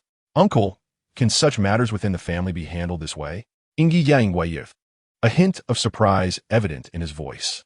Qin Fahai chuckled lightly while stroking his beard. The main lineage is not a monolith. As long as sufficient resources are provided, they will be pleased rather than hinder us. Over the years, I have discerned the intricacies involved. Since that is the case, I shall rely entirely on your arrangements, Uncle. Give me a decade or more, and I shall surely break through to the late stage of Jindan. Qin Guiya replied with a respectful gesture. Reaching the late stage of Jindan is not enough. Qinfa is gaze sharpened. You must directly seclude yourself to confront the consummation of Jindan. When the time comes, I shall take you on a journey. Upon your return, revealing your cultivation will be a natural progression. Outsiders will merely think you have encountered a fortuitous opportunity, thus allowing you to advance to Yuan seamlessly. Qin Guiya's expression grew troubled. However, I fear I may lack the necessary resources. This is of no concern, Qin Fai interrupted decisively. Speak freely of any spiritual herbs you require. With my Yuan late-stage cultivation, gathering third-tier spiritual herbs is a mere trifle. I will also manage the sale of the Danyao. You should focus solely on your cultivation. If the pristine Dan is insufficient, we can forge more. After a moment of contemplation, Qin Guiya nodded solemnly. Then I must trouble Uncle to take good care of my 2 Dao companions and children, especially Yuxian. Although the Liu family has likely relaxed their vigilance, I worry that his rapid cultivation may still raise suspicions. Rest assured, with me around, everything will be well taken care of, Qin Fai responded readily. As Qin Guiya was about to depart, a thought struck him. By the way, the Mo Lao I was instructed to visit has now proposed to betroth his granddaughter to me. I hope you can assist in this matter. As for Qin Chan and Mu Shuang, I will explain to them. That old man, Mo, initially resisted fervently, but now he seems to have recognized your potential. Qin Fai chuckled, shaking his head. Since you are also interested, I shall take care of this matter. However, he added, his expression turning serious. The path of cultivation is long. Do not become overly immersed in matters of the heart. I understand, Uncle, Qin Guiya replied respectfully, turning to walk towards his cave dwelling. Upon returning to the small courtyard, night had already deepened. Qin Guiya opened the door to find Lin Mu Shuang seated before a desk, studying a jade slip. The candlelight illuminated her delicate profile, rendering her exceptionally graceful. Back already? Lin Mu Shuang looked up, a hint of concern flickering in her eyes. Has Uncle kept you for so long due to special arrangements? Qin Guiya accepted the spiritual tea offered by his Dao companion and sat beside her, hesitating momentarily. Is there something you wish to discuss? Lin Mu Shuang perceptively noted his hesitation, setting down the jade slip. We have been Dao companions for many years. What is there that you cannot speak candidly about? With a gentle sigh, Qin Guiya recounted the matter of Mo Yuanzi's intention to form a marriage alliance. As he spoke, he noticed Lin Mu Shuang's fingers tighten slightly before quickly relaxing. The room fell into a moment of silence. To his surprise, Lin Mu Shuang did not display any displeasure. She tucked a loose strand of hair behind her ear and softly said, Actually, I had my suspicions long ago, since we began cultivating together. Not only has my cultivation advanced rapidly, but my understanding of formations has also improved significantly. I believe this must benefit you as well. Furthermore, having one more sister will ease things for me, and Qin Guiya was momentarily taken aback. He recalled how this Dao companion, with a grandfather skilled in formations, had seemed so aloof when they first met. Now, she was considering his cultivation needs, warming his heart. Mushuan. He grasped her cool, jade-like hand. I have indeed reaped great benefit from our partnership. I swear, regardless of how many Dao companions I take, I will treat them all equally. Lin Mu Shuang's lips curved into a slight smile. As for Qin Chan, I will speak to her after she emerges from her seclusion. Her gentle nature should not lead to any objections. Suddenly lowering her voice, she added, However, the character of that Mo family young lady must be scrutinized carefully. Qin Guiya chuckled at her words and pulled her into an embrace. The faint scent of medicine from her figure relaxed his mind. Fear not. Uncle will oversee this matter. In the flickering candlelight, the two embraced and lay down together. Qin Guiya gently gestured, and a soundproof barrier quietly unfolded. Chapter 36. Qin Fa Ming. Late-stage Jin Dan. As the morning mist had yet to dissipate, Qin Guiya opened the window, and a breeze carrying the fragrance of peach blossoms brushed his face. Habitually, he sent a wisp of spiritual awareness into his sea of consciousness, where in the ancient tree space, a spiritual flower blossomed quietly on a side branch. Another flower has matured, Qin Guiya murmured softly, gathering a thread of spiritual energy with his fingertips and carefully plucking the flower. Though this spiritual flower could not directly enhance his cultivation, it would double his efficiency in absorbing spiritual energy, crucial for the impending seclusion. The aroma of spiritual rice porridge wafted from the kitchen, where three children sat obediently at the table. His eldest son, Qin Guiya, was serving porridge to his younger brothers. Upon seeing his father enter, he quickly stood to bow. "Dad, Mom said you'll be entering seclusion?" The youngest son, Qin Guiya, inquired with his rosy little face, still clutching a piece of spiritual cake. Qin Guiya ruffled his son's brow gently, responding warmly, "This seclusion may take a bit longer. You must listen to your mother and not neglect your cultivation." He then turned to his eldest son, Yu Xian, as the elder brother. "You must take good care of your younger siblings." Lin Mushuang approached with a plate of freshly cooked golden spiritual rice, interjecting, "Rest assured, the children are very sensible." She placed the last dish down and added softly, "As for you, this time you aim to break through to the late stage of Jindan, so do not rush." After breakfast, Qin Guiya checked each child's cultivation progress. At 11, Qin Yuxian, although possessing a Qing Mu spiritual body, had maintained a cultivation level corresponding to 3 spiritual roots and had just broken through to the 4th layer of Qi refinement. Both Qin Yulin and Qin Yuqi, at 8 years old with 5 spiritual roots, had just managed to break through to the 2nd layer of Qi refinement thanks to the constant supply of spiritual rice. "I promise you, when I emerge from seclusion, I will find the best resources for you and Qin Chan for forming the Dan." Qin Guiya assured Lin Mushuang gravely as he prepared to depart. The stone door of the cave slowly closed, and Qin Guiya sat cross-legged on a white jade cushion. He lit a stick of century-old calming sandalwood incense, letting its delicate smoke swirl in the stone chamber, bringing a tranquil stillness to his mind. He then took the spiritual flower in his palm and consumed a pristine golden Dan, the size of a longan. As the Dan melted in his abdomen, a warm current surged through his limbs. With the operation of his cultivation method, the spiritual energy in the cave began to flow gently, forming a small vortex around him. The faint radiance emitted by the spiritual flower enveloped him, making every wisp of spiritual energy absorbed more refined. During the seclusion, he did not plan to first shift to the Feng Tian Shangqi Ju. The transition of this method required not only the transformation of spiritual energy, but also the preparation of numerous spiritual tools, magical artifacts, and treasures for physical refinement. Once he achieved the consummation of Jindan and returned from an outing with Uncle, he would apply to the family for a breakthrough to Yuaning and then gradually enter seclusion for the transition. In the task hall, Qin Fa Hai stood with his hands clasped behind his back, scanning the task plaques hanging within. Each plaque recorded the family tasks that various branches needed to complete. "Qin Daoyu, what brings you here today?" An elder clad in a purple-gold Taoist robe emerged from the inner chamber, adorned with an emblem of golden patterns unique to the main lineage. This man was none other than Qin Faming, the esteemed elder of the mission hall, whose cultivation had reached the late stage of yuanying. A smile graced Qin Fa Hai's face as he produced a storage ring from his sleeve and placed it upon the table.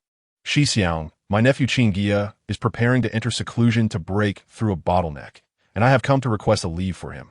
As he spoke, he lightly tapped the ring's opening, revealing a neatly arranged collection of spirit stones within. A flash of brilliance flickered in Qin Faming's eyes, yet he feigned ignorance, not even lifting his eyelids. 1,000,000 spirit stones can only exempt one from a Class C mission according to the rules. He suddenly lifted his head, adding with significant implication, if it were a Class B mission, this amount would be insufficient. Qin Fa Hai's hand in his sleeve tightened slightly, yet his smile grew more pronounced. "Shi Xiang, you jest. Guiya naturally undertakes Class C missions." Internally, he cursed this old fox's insatiable greed. Over the years, the main lineage's exploitation of the branch lineages had become increasingly brazen. Thus, with a flourish of his sleeve, Qin Faming made the storage ring vanish. He retrieved a jade slip and, with a flicker of spiritual light from his fingertips, erased Qin Guiya's name from the recent task list, granting him passage this time. However, next time his words trailed off, but the avarice in his gaze was unmistakable. "Next time, there shall naturally be another offering." Qin Fa Hai clasped his hands in farewell, and, as he turned, a glint of coldness flashed in his eyes. Exiting the mission hall, he gazed at the sky and contemplated, 15 years should suffice for Guiya to break through to the late stage of Jindan. As for the next task, he could always extort that old man again.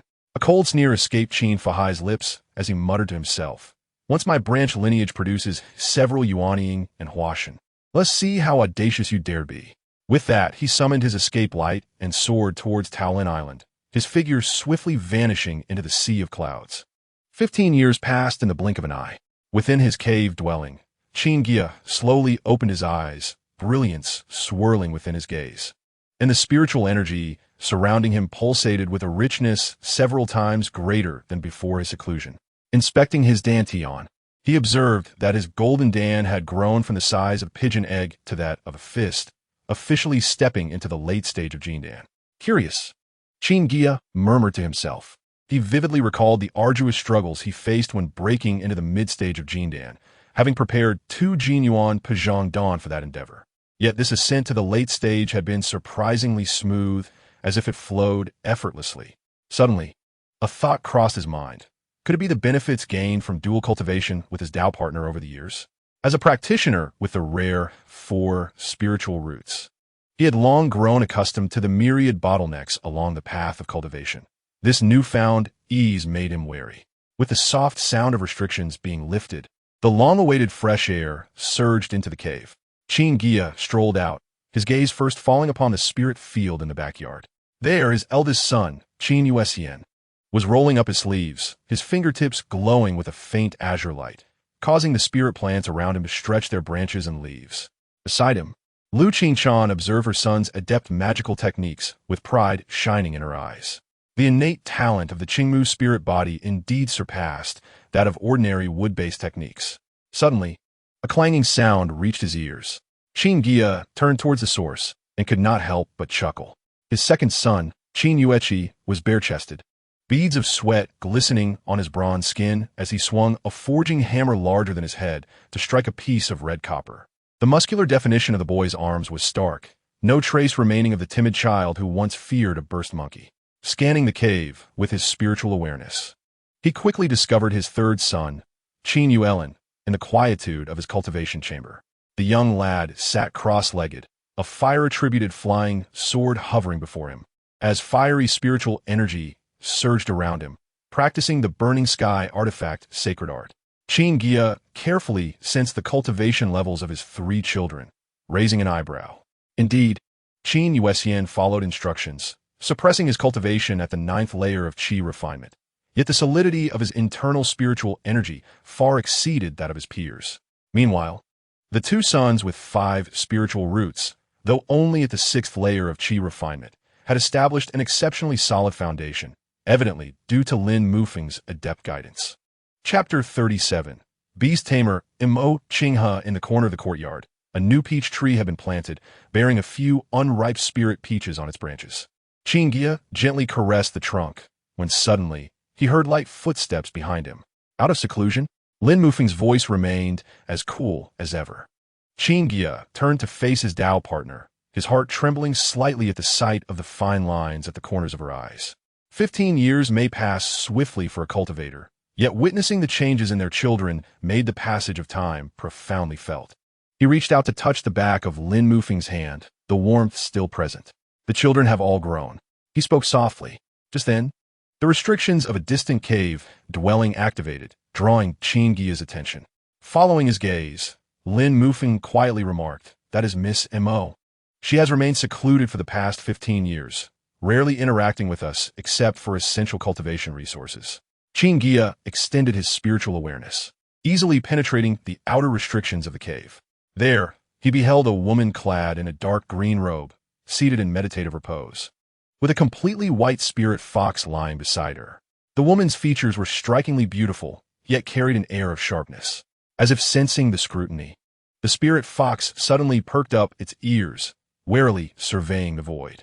Just as Qin Guiya lifted his foot to approach the cave, Lin Mufeng gently grasped his sleeve. "Husband, please wait." She lowered her voice. "Sister Qinghe has a fiery temperament, and the spirit beasts she raises are exceptionally fierce. Over the past 15 years, we have dined together no more than thrice, and each time she departed hastily." At her words, Qin Guiya paused, recalling Mo Yunji's word from years past. My granddaughter is stubborn, but her resolve is unmatched. He gazed thoughtfully at the distant cave, stroking his chin.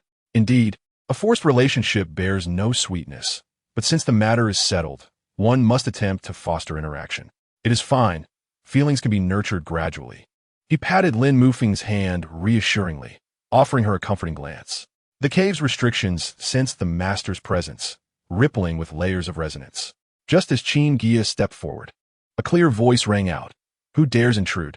Immediately, a silver light surged forth as the snow fox bared its teeth and lunged at him. Shall Bai retreat? A cool female voice resonated from deep within the cave. Upon hearing the command, the snow fox immediately halted, gracefully returning to its owner's shoulder, though its slit pupils remained fixed on the intruder with vigilance. Mo Qinghe slowly opened her eyes, a hint of surprise flashing within before her demeanor returned to calm. She rose, brushed her sleeves, and gestured for him to enter. Dao friend Qin, please come in for a discussion. The interior of the cave was sparsely furnished. Numerous spirit beasts of varied shapes either lay or sat, all perking up their ears at the arrival of a stranger. The two sat opposite each other. A set of blue porcelain tea were placed upon the stone table between them. Mo Qinghe skillfully brewed tea with graceful movements, yet the aloofness in her demeanor remained palpable. Miss Mo, over the years Dao friend Qin, your seclusion has ended. They both spoke simultaneously, then halted. After a brief silence, Qin Guiya chuckled lightly and poured tea for her. Miss Montauk, I have heard that you secluded yourself on an island in the sea for 10 years to break through to the late stage of foundation establishment. Mo Qinghe frowned slightly. Have you investigated me, Dao friend Qin? Her tone carried evident caution. Qin Guiya shook his head. I possess the rare 4 spiritual roots. In my pursuit of breaking through to the Jindan stage, I endured 15 years of arduous training in my family's geothermal cave, suffering the pain of burning flames each day at the hour of the rat, merely to refine the purest spiritual energy within. Mo Qinghe's fingers absent-mindedly stroked the fur of the snow fox, her gaze subtly shifting. The snow fox comfortably squinted its eyes. It did not forget to snarl at Qin Guiya. She suddenly spoke, revealing that she had been forcibly brought here by her grandfather using the forbidden divine lock. Her fingers abruptly tightened, causing the snow fox to yelp in pain and leap away. He threatened that if she did not comply, he would annihilate all the spirit beasts she had raised. An eerie silence enveloped the cave dwelling. The surrounding spirit beasts seemed to sense their master's distress and began to stir restlessly. Qin Guiya noticed her trembling hand and unexpectedly produced 2 spirit flowers from his storage ring. These were fortuitously obtained. They will aid in hastening your spiritual cultivation, he said. Seeing her hesitation, he placed the flowers on the stone table and pushed them towards her. Though I'm not a paragon of virtue, I would never force my partner into anything. Whether we cultivate together is entirely at your discretion. He paused, softening his tone. I merely hope you can occasionally join the children for meals. They too require guidance from their elders. The snow fox stealthily leaned closer, sniffing the spirit flowers. Mo Qinghe stared at the flowers, her tense shoulders gradually relaxing. Do you truly not wish to coerce me? She questioned. For those who cultivate, it is vital to refine one's heart. Qin Guiya gestured to his heart, asserting that a partner obtained through force was not worth having. Montauk Qinghe suddenly chuckled lightly, her laughter akin to the melting of ice and snow. No wonder my grandfather says you are unique. She finally picked up the spirit flowers for closer inspection. I have never seen such blossoms. What is their origin? Fortuitous acquisition. I have plenty more where that came from. I can provide you with more in the future. Qin Guiya replied casually, rising from his seat. It is almost time for dinner. Would you care to join? Montauk Qinghe abruptly stood, the snow fox nimbly leaping on her shoulder. The aroma of spirit rice drifted from the dining hall, and they could faintly hear Qin Yuelin asking, Will Aunt Mo bring the little fox to dinner? Mo Qinghe paused momentarily, and the snow fox spoke up, Do not worry, master. That boy seems rather pleasant. Its tone carried a hint of excitement. Qin Guiya smiled without saying a word, merely gesturing for her to proceed. At dinner, when Mo Qinghe appeared in the courtyard, the children widened their eyes in astonishment. Qin Yuelin stared intently at the snow fox, even dropping his chopsticks unnoticed. This is your Aunt Mo, Qin Guiya introduced, his gaze sweeping over the 3 partners. Lin Muxiang maintained a calm demeanor, while Lu Qingchan gently served food to the newcomers. Although Mo Qinghe spoke little, she accepted the spirit rice offered to her. The snow fox stealthily snatched a piece of spirit meat from beneath the table, eliciting peals of laughter from Qin Yuan. Observing the scene, Qin Guiya felt a faint smile tugging at the corners of his mouth. The road ahead might still be fraught with challenges, but at least this was a promising beginning. After dinner, Qin Guiya stood outside Mo Qinghe's cave, watching the stone door gradually close. He understood that she needed time to adapt, so he did not linger. As he turned, he noticed two adjacent cave dwellings nearby. Lu Qingchan's window still glowed with a warm spirit lamp, and Lin Muxiang's cave shimmered with a silvery light under the moon. Having not approached a woman in 15 years, he felt a twinge of nervousness, even as a Jindan cultivator. He chuckled wryly, realizing this was more daunting than his breakthrough to Jindan. Ultimately, he raised his hand and sent out 2 sound transmission talismans, each flying towards the respective caves. Before long, Lu Qingchan appeared draped in a light blue gauze gown, her hair still slightly damp. "Husband," this as she began, but her words were interrupted as Lin Muxiang stepped out as well. They exchanged glances, a faint blush appearing on their faces simultaneously. Inside the cave, Lin Muxiang produced a jar of treasured flower wine, while Lu Qingchan arranged a platter of spirit fruits. She skillfully peeled a fire spirit date and naturally brought it to Qin Guiya's lips. As the wine flowed, the atmosphere grew increasingly amicable. Lin Muxiang recounted amusing tales of the children over the years, while Lu Qingchan detailed the harvest from the spirit fields. Qin Guiya held both their hands, savoring the long-missed warmth. When the moonlight reached its zenith, he waved his hand to cast a soundproof barrier. Meanwhile, within Mo Qinghe's cave, the snow fox surprisingly articulated, "Master, why do you not accept this person? I can sense that he speaks with sincerity." Mo Qinghe waved her hand, altering her previously aloof demeanor. "I am merely surviving. I must hasten my cultivation. Otherwise, those who seek to extinguish me will undoubtedly come knocking soon. Romantic entanglements are best avoided. My marriage to him is solely for his alchemical resources." The snow fox interjected, "But, Master, is that not taking advantage of his trust?" Mo Qinghe shook her head. "Certainly not. I understand that he is merely a branch member of the Qin family, and life will not be easy for him. With you and me here, we can alleviate many of his troubles. It is a mutually beneficial arrangement." The snow fox attempted to continue arguing, but was abruptly cut off by her. "Very well. He will encounter trouble soon enough. I overheard Lin Muxiang and Lu Qingchan discussing that Qin Yuan seems to possess spiritual body qualifications." The snow fox's eyes brightened, nodding in agreement. The following morning, Qin Guiya emerged from the cave, invigorated. Upon checking his storage ring, he furrowed his brow. The supply of pristine gold spirit pills was dwindling. He had just learned that his partner and children had not received pills of perfect quality in over a year, having to settle for premium pills instead. As a master alchemist, he could not tolerate his family consuming inferior pills. He immediately retrieved alchemical materials and started the furnace. Half a year later, the fire in the alchemy chamber finally extinguished. Qin Guiya opened the stone door, revealing dozens of jade vials neatly arranged on the stone table. Second-tier gathering spirit pills and foundation establishment pills were designated for his partner, while third-tier gold spirit pills were reserved for himself. He was speaking to himself when a jade token at his waist suddenly glowed with a blinding red light. A commanding voice echoed in his sea of consciousness. "Taolin Island S. Qin Guiya. Report to Duobao Square City in 1 year for a 5-year assignment." The back of the jade token revealed detailed coordinates. Located in the sea near Duobao Sect, 31 million miles away. Qin Guiya's heart sank. Duobao Sect was an external power affiliated with the Qin family. The Qin family had established over 100 cultivation markets, ranging from 3rd to 5th tier in the vicinity of various major forces outside the 30 million mile sea. Yet his second uncle had clearly promised otherwise. At that moment, a sound transmission talisman sliced through the air, transforming into Qin Fahai's voice. "Come see me at once." Within the depths of the courtyard, the fragrance of tea wafted through the air. Upon hearing footsteps, Qin Fahai spoke without looking up. "That old fool Qin Famings is asking for too much." The teacup in his hand had formed a thin layer of ice, emanating a chilling aura. "What price does he demand?" Qin Guiya asked bluntly. 300,000 spirit stones, Qin Guiya turned around, his eyes glinting coldly. Or a pill that can assist a nascent soul cultivator in breaking through a small realm. That is quite the appetite, Qin Guiya scoffed, realizing that since he could not refuse, he might as well comply. I have relied on pills for cultivation these past years. It is a good opportunity to venture out and refine my spiritual energy. Qin Guiya's expression remained grave. The task is trivial.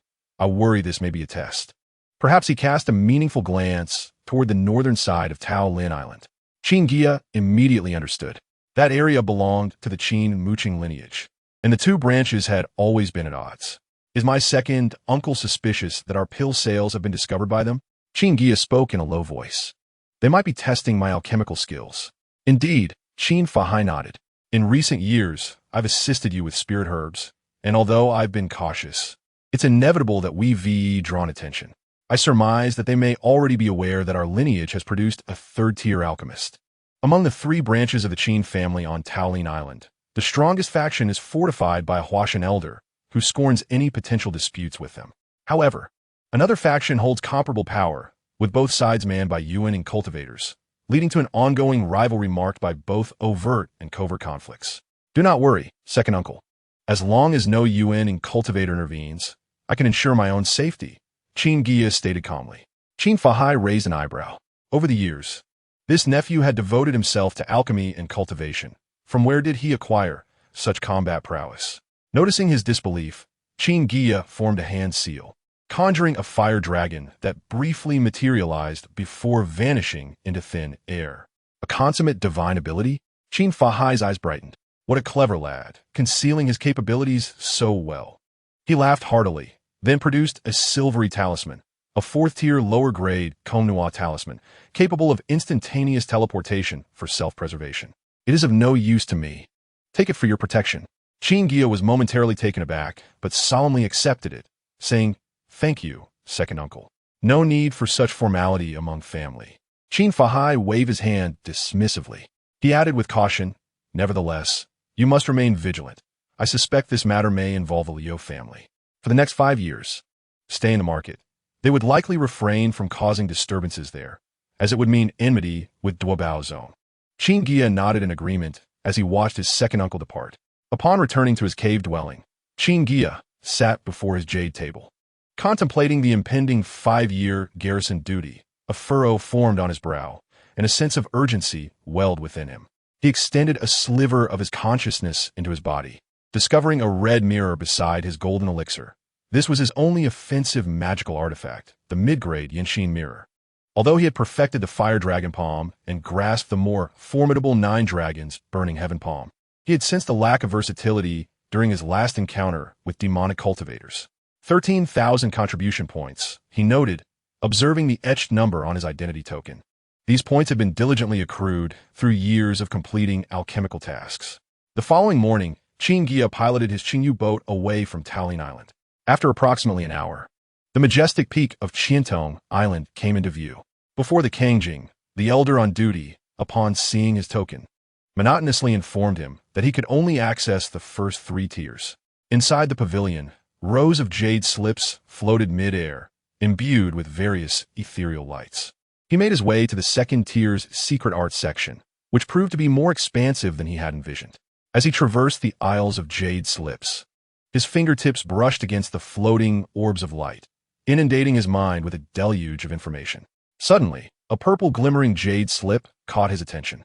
Upon examination, he noted the ancient seal inscribed with the words Taishu Paoing Tong, alongside a notation regarding the incomplete postnatal spiritual eye. Such a technique should not typically appear on the second tier, considering that collateral disciples could access this area. 8,000 contribution points? Qin Guiya raised an eyebrow. This price was exorbitant among second-tier techniques, tantamount to the exchange cost of 3 ordinary divine abilities. He reached out to touch the jade slip's restrictions, and a detailed introduction immediately flooded his mind. Requires the 3rd-tier Mingmu Dan and 4th-tier Qingling Dan for eye-opening. Upon reaching minor success, one may penetrate illusions, and at major success, it is said to glimpse spatial rifts. Just as he pondered this, an ancient voice resounded from behind him. Are you interested in this eye technique, young friend? An old man with white brows had appeared beside the bookshelf, adorned with a jade token of the Kangjing steward. Indeed, I am curious why this incomplete technique commands such a high price.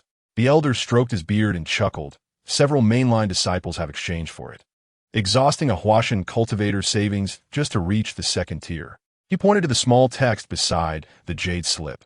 The first 2 tiers of cultivation methods are available. The subsequent 3 tiers require personal comprehension. Qin Guiya's heart stirred. The ancient tree space continually produces Wudao leaves. Perhaps it could complete this technique. He promptly retrieved his identity token. "Excuse me, senior, I will take this technique." As the token shimmered, a significant portion of his contribution points was deducted. The elder formed a hand seal to dispel the restrictions, producing a blank inheritance jade buy, which he placed on the table. The purple jade slip suddenly levitated, projecting a myriad of golden symbols that flowed like water into the jade buy. This process lasted about half a quarter of an hour, during which the entire bookshelf area was enveloped in a peculiar wave of spiritual energy. Qin Guiya noted that some characters were evidently incomplete during the flow of symbols. The original inheritance restrictions, the elder explained, are preserved more thoroughly with higher-tier techniques, retaining the original owner's spiritual imprint. After the exchange concluded, Qin Guiya proceeded to the Divine Ability section, where he redeemed 3 abilities. Qinsi Chan, 2,500 contribution points, which allows spiritual energy to form threads that can bind up to 9 adversaries of the same tier when mastered deeply. Fengguang Huaying, 2,000 contribution points, which can create up to 3 phantoms possessing 30% of the original strength. And Xuanhua Duan, 500 contribution points, a 3rd-tier defensive spell. As the final 500 contribution points were deducted, the token dimmed to a dull luster. The process of imprinting the 3 jade slips was much simpler, yet each inheritance bore a unique spiritual energy signature. As he exited the Kangjing, he suddenly heard the elder's voice behind him. For those initiating the Taishu Powing Tong, it is advisable to prepare sufficient Qingxin Dan. Qin Guiya was puzzled, but noted this advice nonetheless. Upon returning to his cave, dwelling on Taolin Island, he immediately entered his meditation chamber. He placed the jade slip containing the Taishu Powing Tong in the center of the table. Upon lightly tapping it, a radiant blue light emanated, and lines of golden script materialized in the air. 500 years of Mingmu grass, 2nd-tier Python eye liquid, he recited softly, his brow furrowing. With a wave of his right hand, he retrieved a thick tome, Spirit Material Compendium, from his storage ring and quickly flipped to the section on serpent-like beasts. His fingertip paused on a page that detailed the ocular characteristics of various pythons. Qinglin python, Qixin python, he murmured, considering that he could collect these once he reached Duobao Market. After stowing the jade slip, he took out the other 3 divine ability techniques. The jade slip for Xuanhua Duan was the first to be picked up. Upon probing its contents with his consciousness, he discovered the intricate pathways of spiritual energy flow recorded within.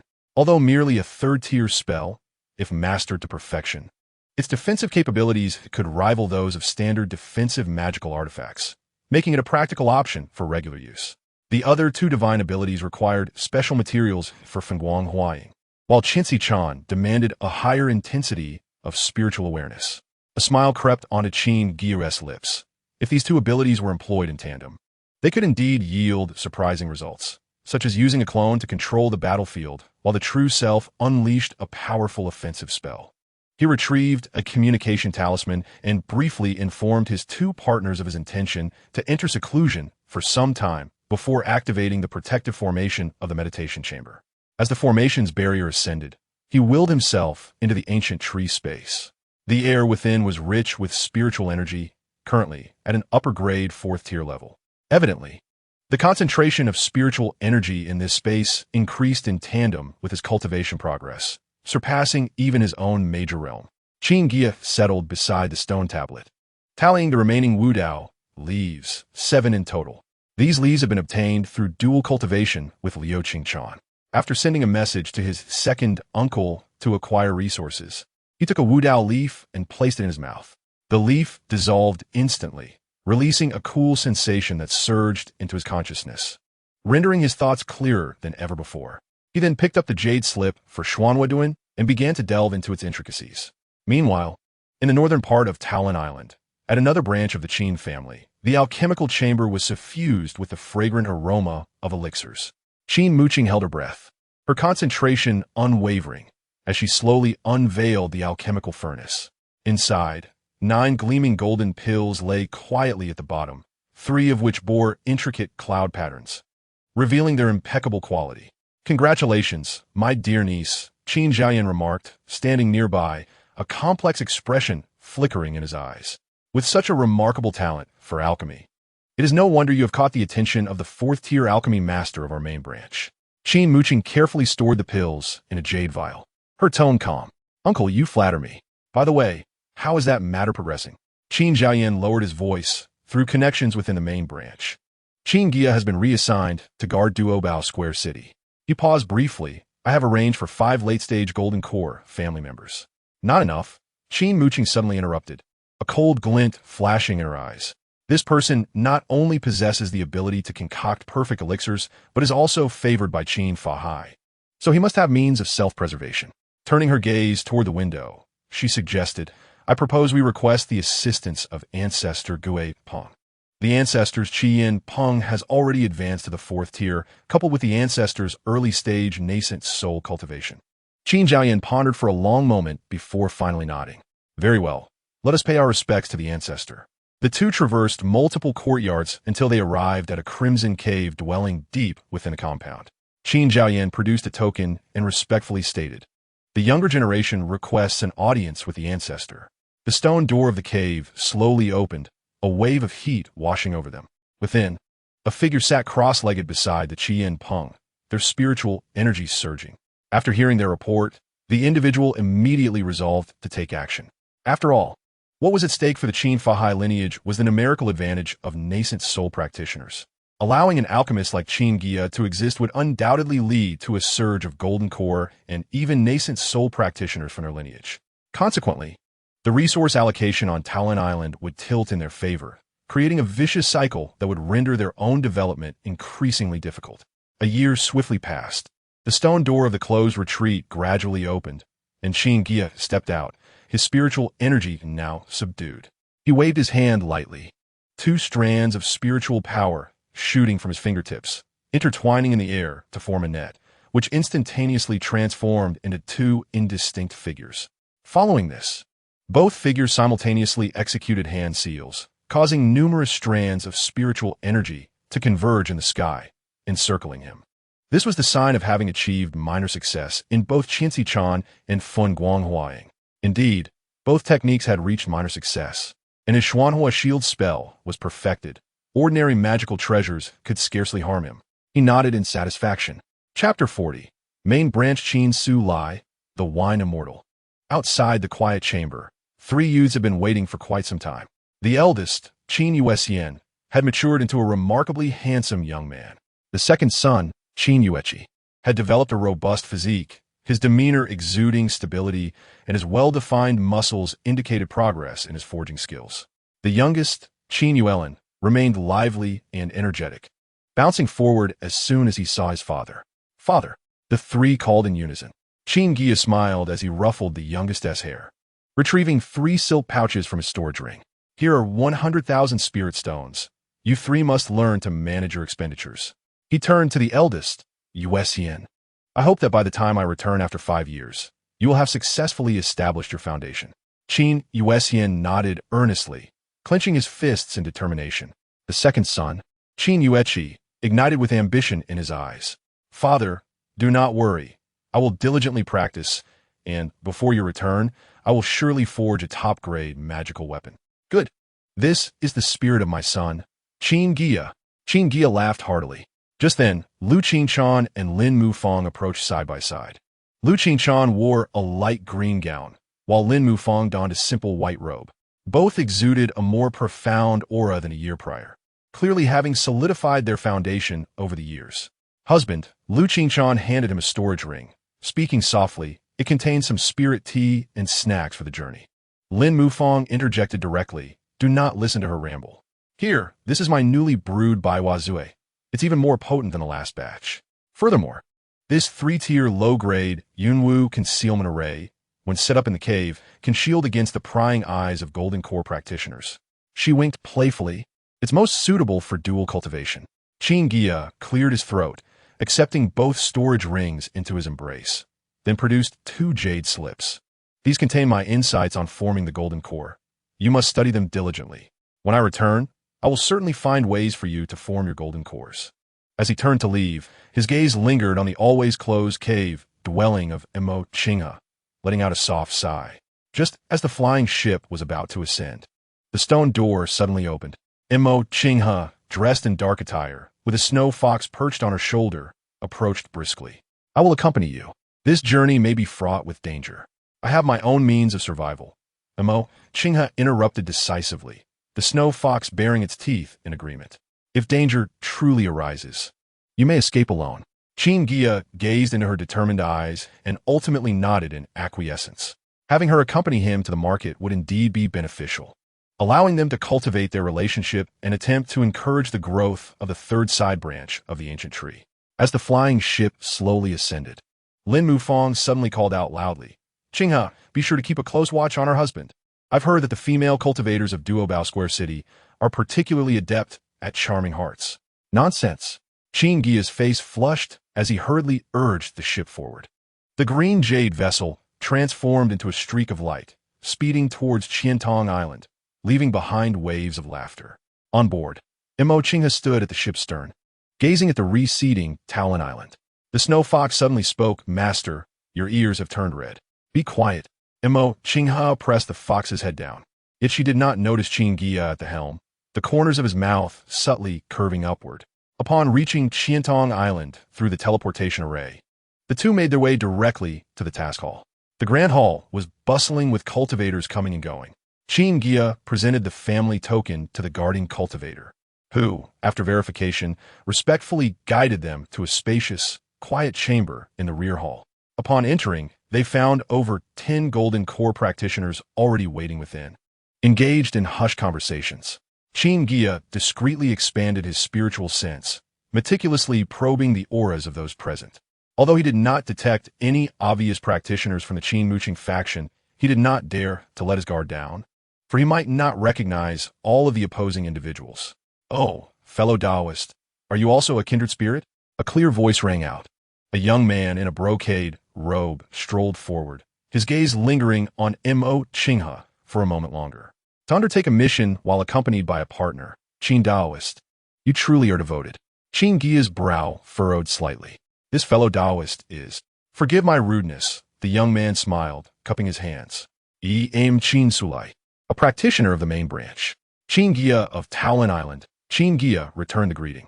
During their pleasantries, he noted that while the young man spoke eloquently, his gaze frequently strayed toward Mo Qinghe. What raised his vigilance further was the faintly feminine aura emanating from the individual, with a jade pendant at his waist intricately engraved with intertwining yin and yang patterns. Qin Dao's partner is truly.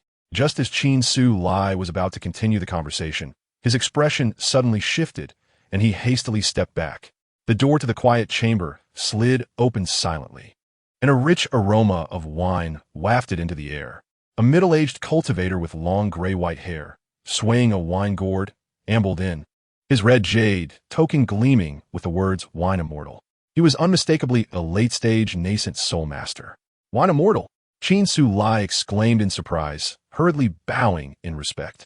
Qin Guiya immediately took Mo Qinghe's hand and bowed as well. He had long heard of this notorious wine enthusiast, a peculiar master known for his obsession with wine. The intoxicated figure of Jiuxian Zhenjun swept over the crowd with hazy eyes, burping softly. "Are we all here? Then let us depart." With that, he turned and strode away, seemingly indifferent to whether anyone followed. Qin Sulai leaned closer to Qin Guiya's ear and whispered, "This esteemed Zhenjun detests waiting for others. We must hasten our pace." After several teleportations, the group had traveled 30 million miles away from Qiantong Island. Upon reaching the edge of a desolate island, Jiuxian Zhenjun casually tossed out a wine gourd. The gourd caught the wind and rapidly expanded to a size of 10 zhang. He lazily leaned against it and waved at the others. "Come aboard. This drunken immortal's gourd is far swifter than your flying boats." Qin Guiya, Shiding Moine, leapt onto the gourd and was astonished to find its surface as stable as solid ground. Once everyone was settled, Jiu formed a gesture with his fingers, and the gourd transformed into a streak of light, soaring through the air at an astonishing speed. On the gourd, Qin Sulai leaned toward Qin Guiya and lowered his voice. Qin Daoyu, I am well acquainted with Duo, Baofeng City. Once we arrive, would you like me to show you a fine place? I hear a few newcomers have arrived. Before he could finish, a chilling gaze pierced through the air. The snow fox perched on Mo Qing, his shoulder bared its fangs, its eyes gleaming with ferocity. Qin Sulai let out a few dry laughs and discreetly retreated. Qin Guiya shook his head helplessly, yet his gaze unexpectedly met that of several Jindan cultivators in the distance. The individuals hurriedly averted their eyes, but he keenly noticed one among them consistently casting furtive glances, and understanding dawned upon him. This person was most likely an informant from another faction, prompting him to remain vigilant. The drunken immortal gourd sliced through the clouds, and within 3 hours, the towering city walls of Duo Baofeng City emerged on the horizon. As the distance closed, the grand outlines of the city became increasingly distinct, intricate formations adorning the towering walls. We've arrived. Jiu languidly stowed the gourd, and the group landed steadily in front of the city gates. 2 Yuaning cultivators awaited their arrival, one of whom, an elder in purple robes, clasped his hands in greeting. Brother Jiu, your journey has been arduous. Chapter 41. The past of Mo Qing He in the snow fox. The handover process was remarkably straightforward. Yawning as he said, the people have been delivered. They understand the rules. Before his words fully escaped, he transformed into a streak of light and vanished, not even offering a courteous farewell. At this moment, a late-stage Jindan cultivator clad in azure robes stepped forward, bowing respectfully. I am Qin Guiya, one of the station cultivators from the previous batch. I will guide you through the intricacies of the market. Passing through the city gates, Qin Guiya pointed to the golden dots darting through the air and explained, Behold, those are patrolling law enforcement puppets. Should they detect any duels, they will immediately sound the alarm. Our primary duty is to assist these puppets in maintaining order within the market. He led the group to the southern section of the city, where the cave dwellings were located, and began assigning tasks. As per tradition, we shall split into 2 groups, rotating every 6 months. Upon hearing that Qin Guiya and Qin Sulai were in the same group, the latter's eyes glimmered with delight. The assigned cave was nestled deep within a bamboo forest, with a clear stream babbling in front. Qin Guiya pushed open the heavy stone door, discovering that although the interior was simply furnished, it was fully equipped with a cultivation room, alchemy chamber, and spiritual herb garden. Just as he settled his belongings, the communication talisman at his waist illuminated. Qin Sulai's enthusiastic voice emerged. Guiya Daoyu, would you care to join me for a gathering at Himing Yuan? The dual cultivation methods practiced there are quite remarkable. Thank you for your kind offer, but do not be so quick to refuse, Daoyu. Qin Sulai continued in a hushed tone. The female cultivators, they're serious practitioners of the yin-yang harmonization path. Not only are their skills profound, but they also assist others in breaking through bottlenecks. I have heard that a mid-stage Jindan Zita practitioner has recently arrived. Just then, Mo Qing He emerged from the inner chamber, her snow fox peering with bright green eyes, intently focused on the communication talisman. The talisman fell silent for a moment before Qin Sulai's awkward laughter broke the stillness. Ahem, Daoyu, could it be that you fear your wife? A cultivator must not be bound by matters of the heart. Qin Guiya chuckled and shook his head about to decline. When Mo Qing He unexpectedly spoke, if my husband wishes to go, then go. There is no need to concern yourself with me. Though her tone was calm, her fingers tightened, causing the snow fox to squeak in protest. I appreciate your goodwill, Qin Daoyu. Qin Guiya replied through the communication talisman. As a newcomer, it is wiser to familiarize myself with the rules of the market first. Once the communication ended, a blanket of silence enveloped the cave. Mo Qing He turned her back to him as she organized her luggage, while the snow fox quietly hopped onto the table, tilting its small head as it scrutinized Qin Guiya. The Himing Yuan, Mo Qing He suddenly spoke, her voice softer than usual. If you truly wish to go, Qin Guiya approached her side, speaking gently. With Qingyi by my side, why would I wish to visit such a place? As he spoke, he retrieved a delicate jade hairpin, one he had seen while passing by Qiantong Island, believing it would suit her beautifully. Mo Qing's ears flushed slightly as she accepted the hairpin, but the snow fox suddenly leaped between them, pawing at Qin Guiya's sleeve in a display of playful affection. Qin Guiya could not help but chuckle, producing a golden spiritual pill. Of course. I would not forget you, little one. The snow fox immediately bounded away, joyfully clutching the pill. As night fell, Qin Guiya meticulously arranged the cloud concealment array plates around the cave. With the last plate in position, a thin mist enveloped the entire cave, completely isolating it from external spiritual sensing. This formation is indeed exquisite. Qin Guiya nodded in satisfaction and turned to Mo Qinghe, who was seated at the stone table. When we entered the city today, did you notice anything unusual about the market?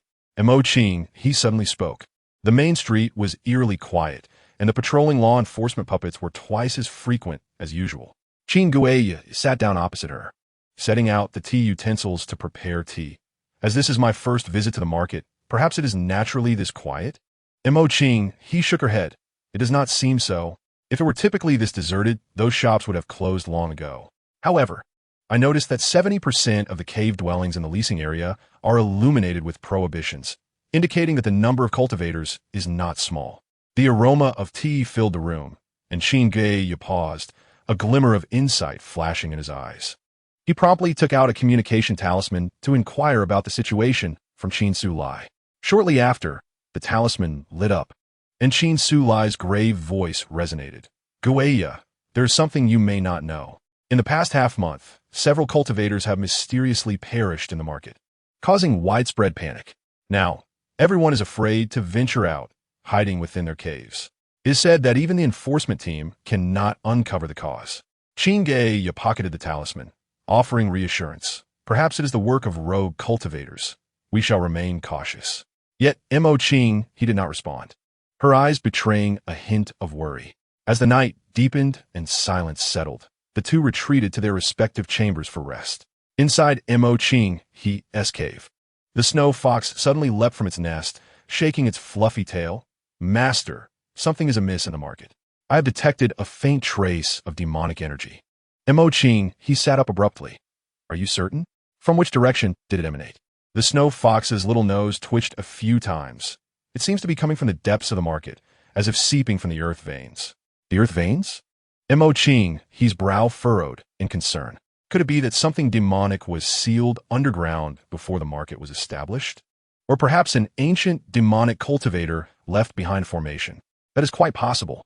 The snow fox leaped on her lap, and given the recent peculiar deaths among cultivators, it was evident that this was not merely a case of robbery. Either the seals had weakened, or someone had triggered the array of a demonic cultivator. Master, should we? Mo Qinghe raised her hand to interrupt. During this time, you will stay by Qin Guiya's side and protect him. The snow fox tilted its head, a look of confusion in its eyes. Master, did you not join the Qin family to utilize their resources for your cultivation? Why are you so concerned about Qin Guiya? Mo Qinghe's ears turned slightly red. What do you know? This man gifted me the pure spirit establishing pill upon our first meeting, only to later discover that he himself consumed the pure gold spirit pill. A cultivator with 4 spirit roots, possessing such profound alchemical skills, yet remaining so discreet. She paused briefly before continuing. Moreover, his 2 wives, Lu Qingchan's spirit plant talent I have witnessed firsthand, capable of doubling the growth rate of spirit plants, which is already at a master level. Lin Muxiang can even concoct 3rd-tier formations during the foundation establishment stage, with such women willing to marry him. Do you think this man is simple? The snow fox suddenly grinned, revealing its sharp teeth. Master, it seems you have taken a liking to him. Nonsense. Monta Kinga exclaimed, grabbing it by the scruff of its neck and lifting it up. In my thousands of years traversing the spirit realm, what sort of handsome men have I not encountered? She brought the snow fox close to her face. Remember my words, protect him well. I have a feeling something may go awry during this trip to the market. The snow fox squirmed in her grasp, muttering softly, clearly moved yet unwilling to admit it. Before it could finish, it was tossed out the door, rolling several times before coming to a stop. The next morning, Qin Guiya intended to visit the market to procure a few defensive treasures. Before the morning mist had fully dissipated, he arrived at Mo Qinghe's cave, dwelling, and gently knocked on the stone door to state his purpose. I will accompany you. Just as Qinghe opened her mouth, the snow fox eagerly leaped onto Qin Guiya's shoulder, its fluffy tail wrapping around his wrist, its eyes darting about, clearly determined to join. With a resigned smile, Qin Guiya ruffled the snow fox's head and said to Qinghe, "With it accompanying you, you can focus on your cultivation." With that, he took out a communication talisman to arrange a meeting with Qin Sulai at the southern city archway. As the morning light brightened, Qin Sulai arrived fashionably late. Dark circles hung beneath his eyes, his pupils unfocused, his steps unsteady, with a lingering scent of perfume about him. "My apologies for keeping you waiting, Guiya Daoyu." Qin Sulai yawned, a gilded folding fan slipping from his sleeve, snapping open with a flourish. In terms of treasures of the market, the top recommendation is the Duobao building of the Duobao sect, followed by the Baki Pavilion run by our Qin family's ancestor. Qin Guiya discreetly scanned the shops lining the street. The once bustling storefronts were now eerily quiet, with only a few cultivators passing by in haste. He recalled the two treasures he had previously purchased at Qiantong Market, which had served him well. "Let us first visit the Duobao building," Qin Guiya suggested. As they walked along the bluestone path, Qin Sulai suddenly shifted the subject. "I have heard that your alchemical skills are remarkable. May I ask what tier of pills you can currently concoct?" Qin Guiya paused imperceptibly, maintaining an indifferent facade as he replied, "I can barely manage to refine some first and second tier pills, far inferior to the masters of the main lineage." The snow fox shifted uneasily in his arms, its gaze fixated on the yin-yang jade pendant dangling from Qin Sulai's waist, which was now emitting a faint crimson glow. Qin Guiya pretended not to notice, continuing to engage in light conversation with Qin Sulai. Turning the corner, the Duobao building came into view. The vermilion structure reached for the clouds. But the entrance that should have been bustling was instead sparsely populated with only a few cultivators coming and going. The golden-robed guards at the door wore tense expressions, frequently scanning their surroundings. "Here we are." Qin Sulai snapped his folding fan shut. Qin Guiya nodded slightly and stepped inside. He approached the counter, greeting the golden core steward with a bow. "I would like to inquire about fire attribute treasures of third tier or above." The steward's eyes flicked to the Qin family tokens at their waists, and his demeanor immediately became respectful. "Esteemed guests of the Qin family, please follow me." Navigating through the winding corridors, the trio arrived at an elegant private room. After the maidservants presented spirit tea, the steward retrieved 3 brocade boxes from his storage ring and carefully opened them. "These 3 are treasured fire attribute treasures of our establishment." Qin Guiya examined them closely. The first was the crimson flame ring, entirely red with 9 fiery patterns entwined around it. The second, the Lihua banner, was embroidered with a phoenix in golden threads, poised to take flight. The third, the yin-yang pearl, radiated a searing light. He reached out to touch the treasures, feeling the fire spirit energy within, yet shook his head gently. "Do you have anything better?" A glimmer of excitement sparked in the steward's eyes as he lowered his voice. "Since you are a Qin family disciple with that." He produced a jade talisman and crushed it. Before long, 2 Foundation establishment cultivators entered, carrying a treasure chest. As the lid opened, a wave of scorching air rushed out. On the left lay a 3-foot-long crimson flying sword, and on the right, 3 circular rings of gold and red. "This Qishao Yoli sword is forged from core fire essence and has reached the 3rd-tier pinnacle," the steward explained. "Though this set of 3 yang fire rings is of high quality, together they possess power comparable to the pinnacle grade." Qin Guiya's gaze lingered on the 3 yang fire rings for quite some time. These rings could be separated or combined, serving both offense and defense, which suited him perfectly. Upon hearing the price of 900,000 spirit stones, he remained unfazed and retrieved the spirit stones from his storage ring. "I will take this set of fire rings." Qin Sulai's pupils constricted slightly, concealing his surprise behind the guise of sipping tea. After the transaction was completed, Qin Guiya produced another list. "Do you have these materials in your esteemed establishment?" The steward took the jade slip, scanning it with his divine sense, and exclaimed in surprise, "Golden spirit flower, bright-eye grass, ah." Just yesterday, 2 mature purple spirit mushrooms arrived. He looked up at Qin Guiya. "Do you want all of these?" "Yes, all of them," Qin Guiya replied decisively, paying an additional 50,000 spirit stones. These were precisely the materials needed for refining 3rd-tier golden spirit pills and other spirit pills. As he exited the Duobao building, Qin Sulai suddenly smiled. "Guiya Daoyu." With such lavish spending, Why not let me treat you to a few drinks at Himing Garden? Just as Qin Guiya was about to respond, he caught a glimpse of a familiar figure at the street corner. A golden core cultivator from the Qin Muqing branch, pretending to browse while casting furtive glances in their direction. Thank you for guiding me today, Qin Guiya politely declined, adding, however, I have some pills that urgently need refining. Let us gather another day. The snow fox nestled in his arms yawned at the opportune moment, curling up as if to feign sleep. Upon returning to his cave dwelling, Qin Guiya immediately activated all defensive formations. He meticulously examined the newly acquired fire rings and spiritual herbs on the table, confirming the absence of any tracking marks before he heaved a sigh of relief. The snow fox nimbly leaped back to Imo-Chingha's cave. Upon seeing the snow fox return, Imo-Chingha slowly opened her eyes and inquired, "Did you find anything?"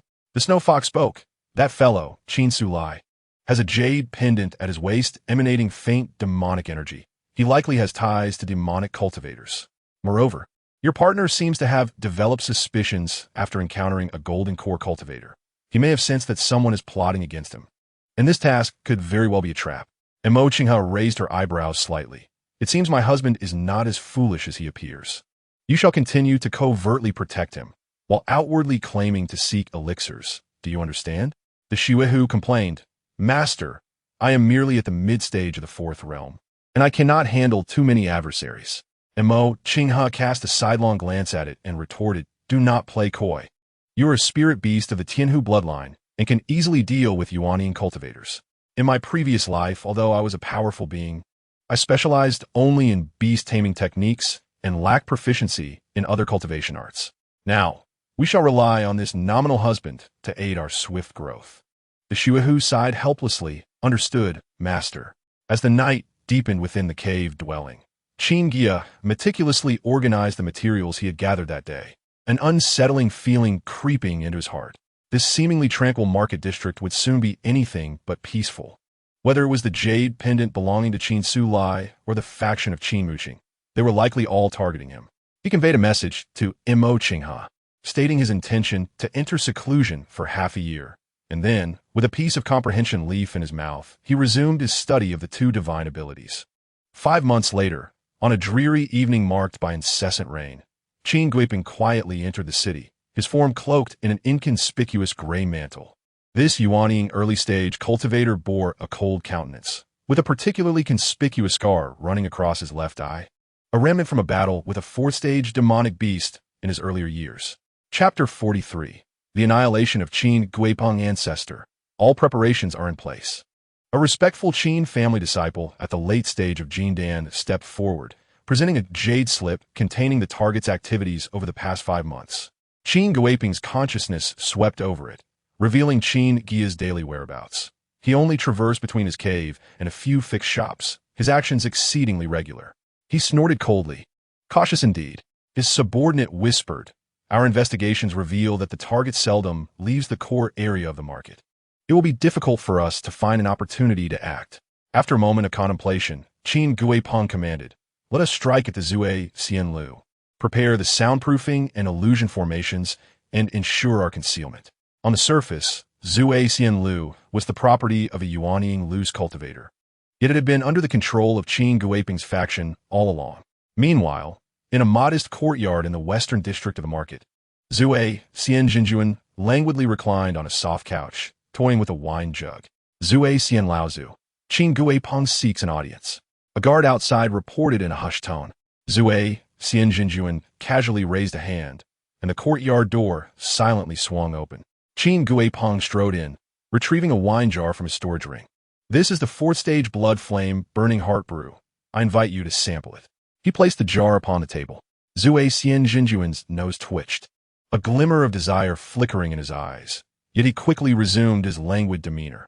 "Speak. What matter is so important that it warrants such a fine wine? I wish to request a favor from you, senior brother. A month from now, our branch intends to deal with a disobedient junior near Zue Xianlu." Another internal squabble? Zue Xianjinjuan scoffed, tapping the wine jar. "Isn't Zue Xianlu under the domain of the Qisong old monster?" Qin Guiya's face twitched with irritation. "Senior Qisong has long been an honorary guest of our lineage." After a brief silence, Zue Xianjinjuan suddenly uncorked the wine jar and took a generous swig. As the liquid coursed through him, a flush crept across his face, and his breath grew heated. Excellent wine. He wiped his mouth and added, I cannot be bothered with your trifles. Just do not make too much noise. Joy flickered in Qin Guiyapeng's eyes as he respectfully presented a storage bag. This contains 100,000 spirit stones for you to enjoy. Once Qin Guiyapeng departed, the drunken look on Zue Xianjinjuan's face vanished instantly. He gazed into the rain curtain and muttered, the Qin family has truly been declining over the years. If this continues, they are bound to perish. With a resigned shake of his head, he dispatched a strand of spiritual light toward the market's overseer, Qin Guiya. Upon receiving it, Qin Guiya frowned and began to arrange the patrol duties for a month hence. A month later, Qin Guiya exited his stone chamber after concluding his seclusion. His aura was repressed, and his eyes sparkled with intelligence. With a mere flick of his fingers, hundreds of strands of spiritual power intertwined in the air, transforming into 3 indistinguishable figures in an instant. This demonstrated that the techniques Qian Sichan and Feng Guanghua Ying had reached a considerable level of mastery. As soon as he emerged, the token at his waist illuminated with spiritual light. The voice of Qin Guiya reached him. Guiya, Taoist friend, it is your team's turn to patrol Zue Xian Street tomorrow. It coincides with the rent collection day, so please assemble on time. Qin Guiya furrowed his brow slightly. Sensing something amiss, he sent a message to Qin Su Lai. Brother Su Lai, has the patrol team always been responsible for rent collection in the market? Of course not. Qin Su Lai replied, I heard that the law enforcement team is adjusting personnel, so it may have been temporarily assigned to us. So that is the case. Thank you for the information. Upon concluding the transmission, Qin Guiya's frown deepened. Everything seemed too coincidental, and he had an unsettling feeling that trouble was brewing. The following morning, as Qin Guiya bid farewell to Mo Qinghe, the Shuhu gracefully leapt onto his shoulder, its fluffy tail brushing against his neck. Little Bai, must you accompany me? Wouldn't it be better to stay in the cave? Qin Guiya inquired, having noticed the fox's unusual ability to speak multiple times, realizing its extraordinary origins. Mo Qinghe smiled and explained, Little Bai may be concerned about the elixirs you possess. Let accompany you. Just be cautious yourself. Qin Guiya nodded, casually complimenting, Qinghe, you look truly splendid today. The Shuehu clicked its tongue, gently patting his back with its tail, urging him to set off quickly. The assembly point was set beneath the archway in the southern part of the city. In addition to Qin Guiya and Qin Su Lai, 3 other Qin family disciples at the mid-stage of Jinan were present. After exchanging simple pleasantries, the 5 began their routine patrol. Zue Xian Street, being one of the most bustling thoroughfares in the market, was lined with shops on either side of the Bluestone Road. They collected rent from each establishment, and the entire process unfolded smoothly. Around midday, the 5 arrived at Zue Xianlu. As they stepped in the main hall, Qin Su Lai called out loudly, Shopkeeper, it is time for the rent. A beaming shopkeeper at the Jinan stage approached them. Esteemed practitioners, you have worked hard. My employer has prepared spiritual tea in the back courtyard. Please follow me. Just as Qin Guiya was about to step forward, the Shuehu suddenly tapped him gently with its paw. A subtle transmission echoed in his ear. Be careful. There are multiple formations laid beneath this shop, including 4th-stage illusions, killing arrays, and isolation formations. He paused momentarily and immediately transmitted to the other 4. You all go in first. I will remain outside to keep watch. The moment the 4 stepped into the back courtyard, a sudden change occurred. In the pavilion of the back courtyard, upon witnessing the scene, Qin Guiyapeng's heart sank, his eyes flashing with malice as the array plate in his hand shone with blinding bloodlight. Countless array patterns emerged on the ground of Zue Xianlu, and a blood-red light curtain enveloped the entire back courtyard in an instant. Ha ha ha, having entered my 7 emotions bewildering array. Just wait. Qin Guiyapeng's manic laughter abruptly ceased. He was astonished to discover that Qin Guiya, who should have been ensnared in the illusion, was instead standing coldly outside the array, the Shuehu on his shoulder gleaming with an otherworldly light.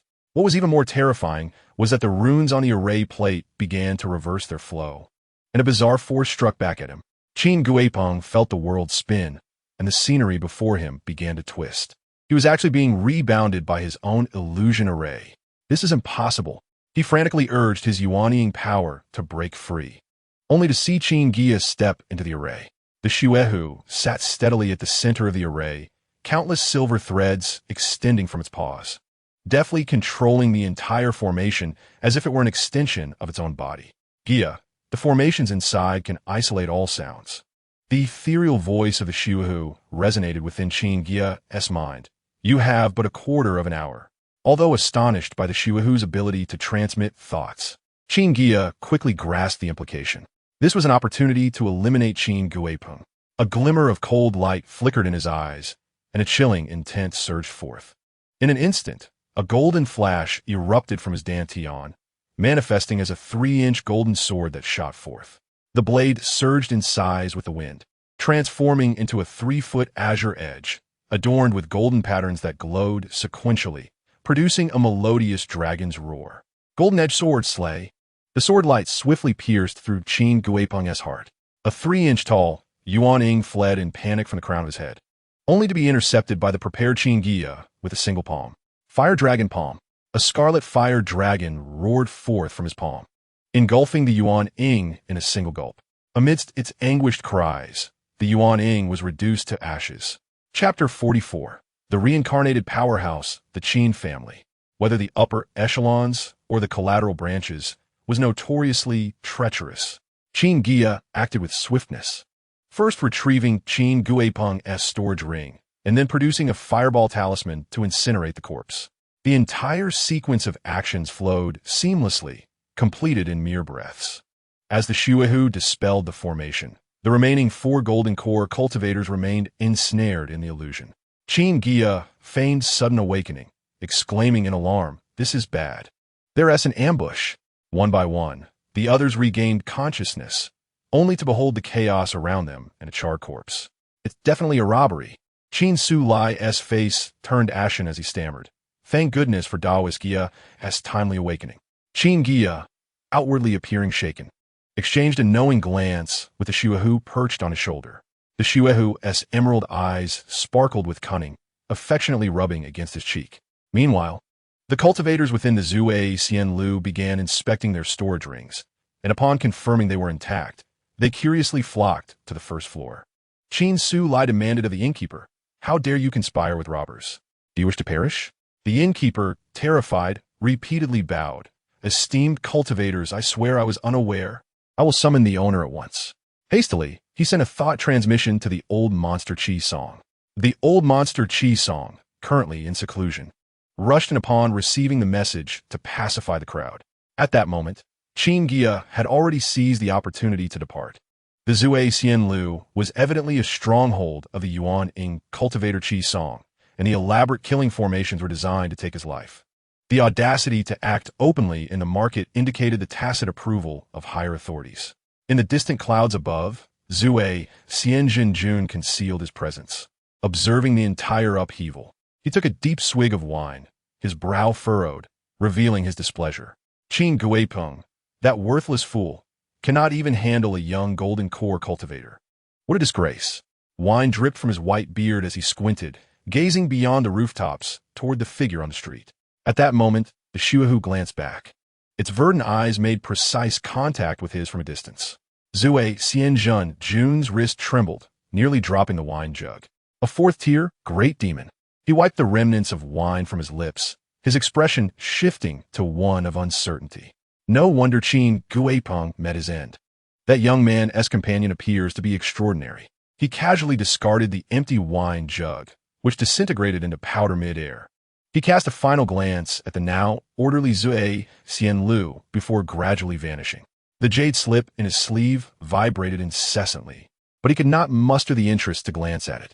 The internal strife of the Qin family's collateral branches had long since bored him. What could a mere Yuan Ying cultivator possibly influence? In the back courtyard of Zhuai Xianlu, the old monster Qi Song waved his large sleeves, instantly covering the charred ground with newly laid bluestone slabs. He stroked his goatee, forcing a calm smile at the onlookers. "Esteemed friends, you were startled. It was merely a few robbers who infiltrated."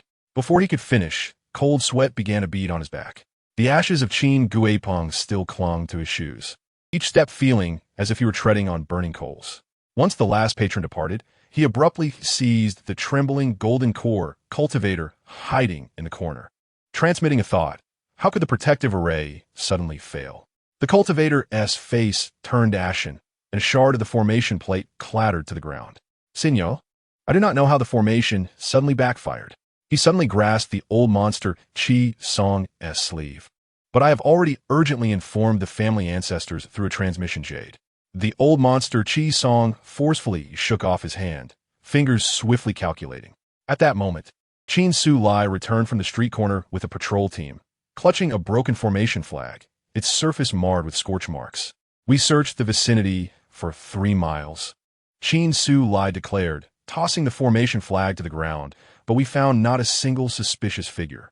Qin Guiya stood at the threshold, deep in thought. The Shuo's tail brushed lightly against his neck, a hint of ferocity flashing in its eyes as it transmitted, "Young one. That old monster Qi Song is most likely facilitating the deceased Qin family Yuaning cultivator. His intentions are malevolent, and if the opportunity arises in the future, he must be eliminated." Qin Guiya nodded slightly. I understand. Thank you for the warning. He comprehended the underlying message. The sight of the golden core cultivator from Mu Qing's faction in the inn, coupled with the fact that Qin Guiyapeng hailed from that very faction, confirmed that this assassination was undoubtedly orchestrated by Mu Qing's group. It seemed they had detected the news about their third-tier pills, and might even have suspected him. The tasks ahead would require even greater caution, perhaps necessitating some temporary appeasement of this Shuohu. You have all been troubled. The old monster Qi Song suddenly donned a smile, unfastening a storage ring from his waist. This is the rent for Zue Xian Lu for this year, along with an additional 10,000 spirit stones to ease your concerns. Qin Guiya Lai snatched the ring, scanning its contents with his consciousness before snorting. At least you have some sense. Having walked 10 zhang away from Zue Xian Lu, Qin Su Lai abruptly grasped Qin Guiya's sleeve. Guiya, did you truly see nothing outside the formation? Qin Guiya gently brushed his hand aside, replying coolly, had I seen anything, Qin Guiyapeng would not have ended up as that charred corpse. Qin Su Lai shook his head and hurried away. Meanwhile, Qin Guiya returned to his cave abode, seated on a mat across from Imo Qinghe.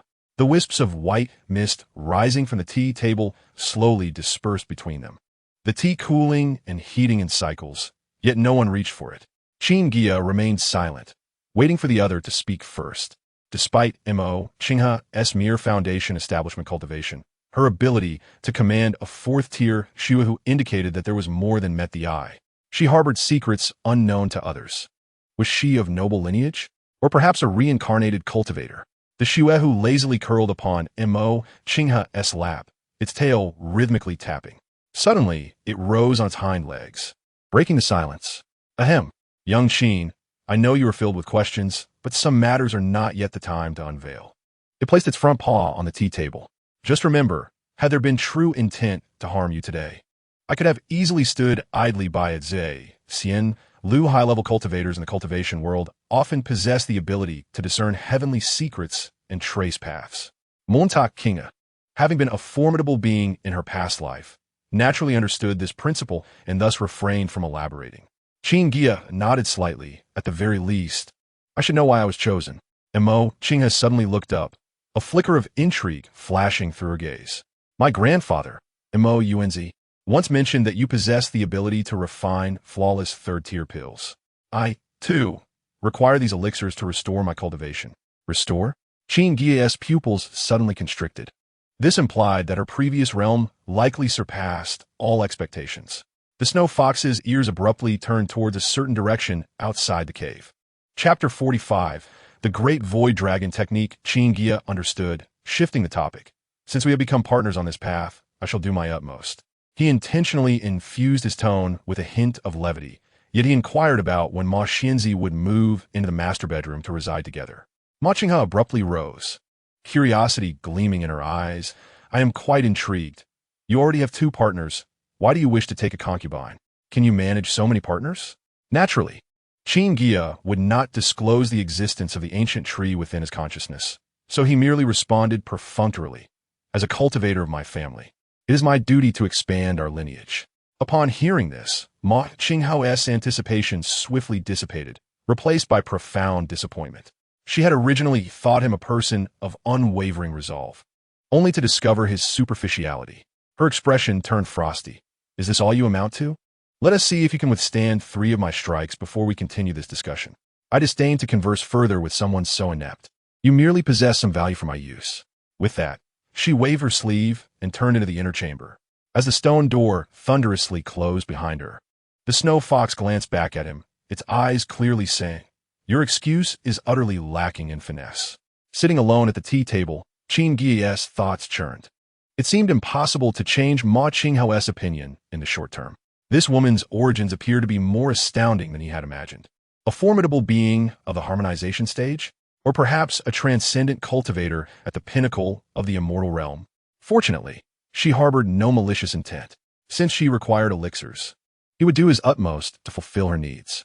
If he could demonstrate his sincerity, perhaps he might eventually win her over. Qin Guiya quietly pondered, his gaze gradually strengthening. Within the stone chamber, Ma Qinghao waved her wide sleeves, layers of restrictions shimmering with light, sealing the entire cave completely. "Master," the snow fox began to speak, only to be silenced by a sharp glare from Ma Qingha. Her fingers lightly tapped the jade table, and with each tap, her aura surged higher, stabilizing at the early stage of the golden core after reaching the peak of the foundation establishment stage. Ridiculous. She parted her crimson lips, incredulous that she had misjudged him, believing him to be exceptional. The snow fox cautiously placed its front paws on the table, speaking tentatively. "Master, should we?" No need for further words. Ma Qingha scoffed coldly, initially intending to bestow upon him the heavenly grade technique, Great Void, Divine Dragon Classic, to aid him on his path to greatness. It now appeared that a third-tier alchemist obsessed with women did not deserve such an opportunity. The snow fox's ears twitched lightly. "What about our plan?" "A slight adjustment," Ma Qingha replied, utilizing his hands to refine enough of the pure elixirs.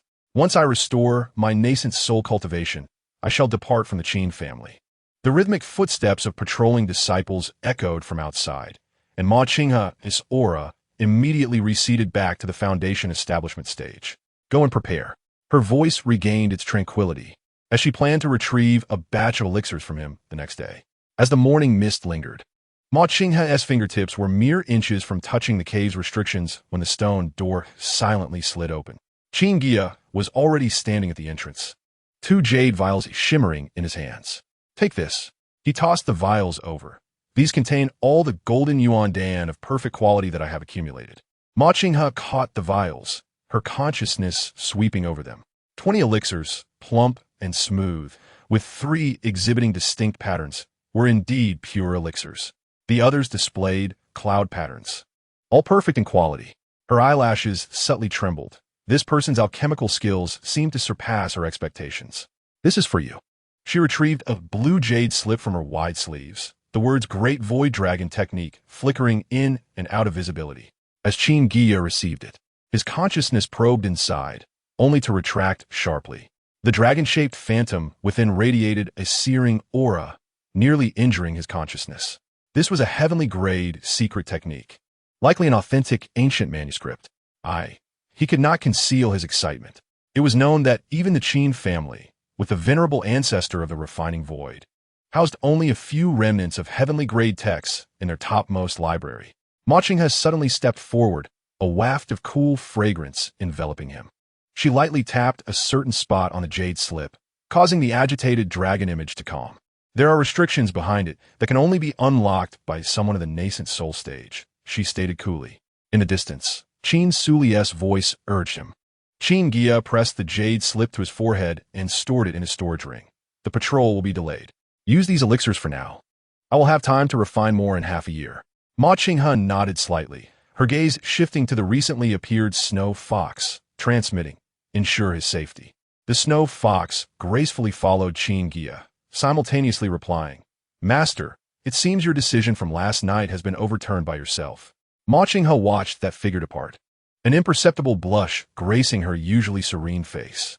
Her spontaneous decision to grant him the secret technique was indeed due to her surprise at his voluntary offer of elixirs. Meanwhile, the morning fog enveloped the entire Duobao Fong market. Qin Guiya adjusted the belt at his waist, sensing that the atmosphere among the patrol team today was markedly different from usual. Each member wore a tense expression, their gazes scanning every corner of the streets. Even the typically lively Qin Suli appeared solemn, his right hand remaining firmly within his sleeve. It seemed yesterday's incident had instilled caution in everyone. Qin Guiya contemplated quietly. The patrol team advanced slowly along the main road of the market. The cobblestones, still slick with morning dew, glistened underfoot. Qin Guiya deliberately slowed his pace, expanding his consciousness to keenly sense every subtle movement around him. However, after an entire day of patrol, aside from encountering a few troublesome merchants during rent collection, there were no unusual occurrences. As the sun dipped low in the sky, Qin Suli finally exhaled deeply, clapping Qin Guiya on the shoulder. It seems we were overly anxious. Upon returning to the cave, night had fully descended. Qin Guiya stood in the courtyard, gazing towards Ma Qinghe's cave. The stone door remained tightly shut, its surface shimmering with the light of restrictions, indicating that she was in closed-door cultivation and could not be disturbed. The snow fox lazily curled up on the soft mat in the hall, merely raising its eyelids in a languid greeting as he returned, its tail swaying lightly as a sign of acknowledgement. Qin Guiya proceeded directly to his own cultivation chamber, sitting cross-legged on the mat and retrieving the jade slip containing the secret technique from his storage ring. As he gently probed his consciousness into it, a breathtaking vista of a starry sea unfolded before his eyes. A majestic golden dragon glided freely through the stars, its scales inscribed with profound runes. This secret technique required the condensation of a golden dragon of fortune within the Dantian, utilizing the family's fortune to nurture its growth. Yet, Qin Guiya furrowed his brow. His branch of the Qin family was merely a side lineage, and the family fortune he could invoke was likely quite limited. Reflecting on the main lineage, where each exceptionally gifted descendant boasted ample resources as support, he could not help but sigh. Outside, the bright moon quietly ascended to its zenith. Qin Guiya stored the jade slip, not rushing to begin his cultivation. After all, the next 6 months would be occupied with patrolling duties, and it was indeed unwise to allow distractions. He focused on calming his mind, regulating his breath for several cycles, until the spiritual energy within him flowed smoothly and his breathing gradually became long and even. Chapter 46. Coming to apologize the following day, before the morning bell had sounded, Qin Guiya had risen. He washed his face with a handful of pure, refreshing water, and when he finished preparing, the eastern sky had just begun to glow with the first light of dawn. Pushing open the stone door of his cave dwelling, a crisp mountain breeze, laden with the fragrance of flora, welcomed him. Another day of patrol awaited him. He adjusted his cuffs and made his way to the assembly point. Meanwhile, on Qin family's Talon Island, a message talisman sliced through the sky, landing on Qin Muqing's desk. With a crash, the teacup slipped from her fingers and shattered on the floor. Gui Peng Laozu has died? Qin Muqing was utterly stunned, as the few brief lines on the talisman magnified in her sight. A sudden rumble echoed from the depths of the cave, and the stone door slowly opened. An elder with white hair and beard walked in heavily, surrounded by an imperceptible pressure of yuanying. Muqing, the elder's voice was deep, raising a hand as if to reprimand. After all, Qin Muqing acted with excessive ruthlessness, bordering on foolishness, yet she was ultimately the hope of their lineage and a third-tier alchemist. However, upon seeing her pale countenance, the elder could not bring himself to deliver the scolding he had prepared. He merely sighed deeply, waved a sleeve, and a jade slip flew out, unfurling into a map depicting the influence of the Qin family's branches. This matter ends here, he stated, his finger lightly touching the position of Qin Fahai's branch. A flash of golden light marking the area. I will personally handle it. Guaping's death shall serve as a lesson to you. His gaze suddenly sharpened, piercing through Qin Muqing as he spoke in a low, firm tone. If you wish to fight, let those from the main branch take action. Do you understand? Qin Muqing lowered her head, silently nodding. She could not comprehend why, despite sending a yuanying cultivator, Qin Guiya had still managed to escape. I understand, she murmured, her eyes downcast. However, as the elder's figure vanished completely into the corridor, Qin Muqing abruptly raised her head, her eyes flashing with cold light. She swept her hand, sending everything on the desk, jade slips, brushes, ink, and teaware, crashing to the floor. Investigate. She commanded the empty cave, her voice laced with frost. Find out the background of the woman beside Qin Guiya. A gentle breeze brushed past, and a faint sound of breaking air indicated someone had taken her order. In the distance, the elder's flying vessel had already ascended, transforming into a streak of light, heading towards Duo Fong City, where Qin Guiya resided. At the entrance of Duo Fong City, the elder from Qin Muqing's branch passed through the main gate. Though he deliberately suppressed his yuanying pressure, the spiritual aura he naturally exuded still caused low-level cultivators to instinctively retreat. Several Foundation establishment vendors even held their breath until his figure had disappeared from sight. In the center of the market, within the Tingyu Pavilion Tea House, a few scattered cultivators were gathered in a corner, quietly discussing the recent turmoil at the Zui Xianlu. The elder paused slightly, a glint of intelligence flashing in his aged eyes. He casually flicked a mid-grade spirit stone, which landed steadily on the table. "Dear friends," his voice was gentle, yet carried an undeniable authority. "I would like to hear the details regarding the incident at Zui Xianlu." The scattered cultivators exchanged glances, and, eventually, an old cultivator with graying hair cleared his throat and recounted everything he had witnessed that day. When he mentioned Qin Guiya being backlashed by the formation and Charblack, the elder's fingertip lightly paused on the table.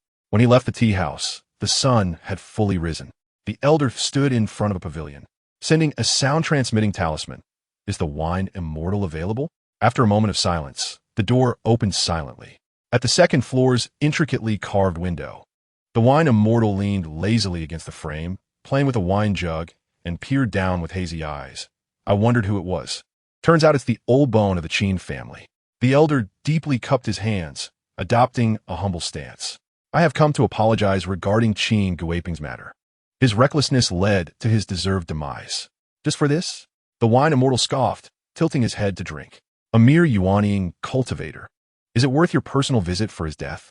A flash of sharpness flickered in the elder's eyes as he casually added, "It is regrettable, but that Qin Guiya, though a branch disciple, is a rare third-tier alchemist capable of refining perfect quality pills." "Perfect pills?" The wine immortal burst into laughter. "How many third-tier alchemists from the main branch can refine perfect pills? Unless—" He squinted his drunk eyes. "It is of pure quality. That would be different." The elder's heart sank, but he maintained a calm exterior. "My friend, you jest. Pure pills are not so easily obtained." "Enough, enough." The wine immortal waved dismissively. "I'm not interested in the trivial matters of your branch."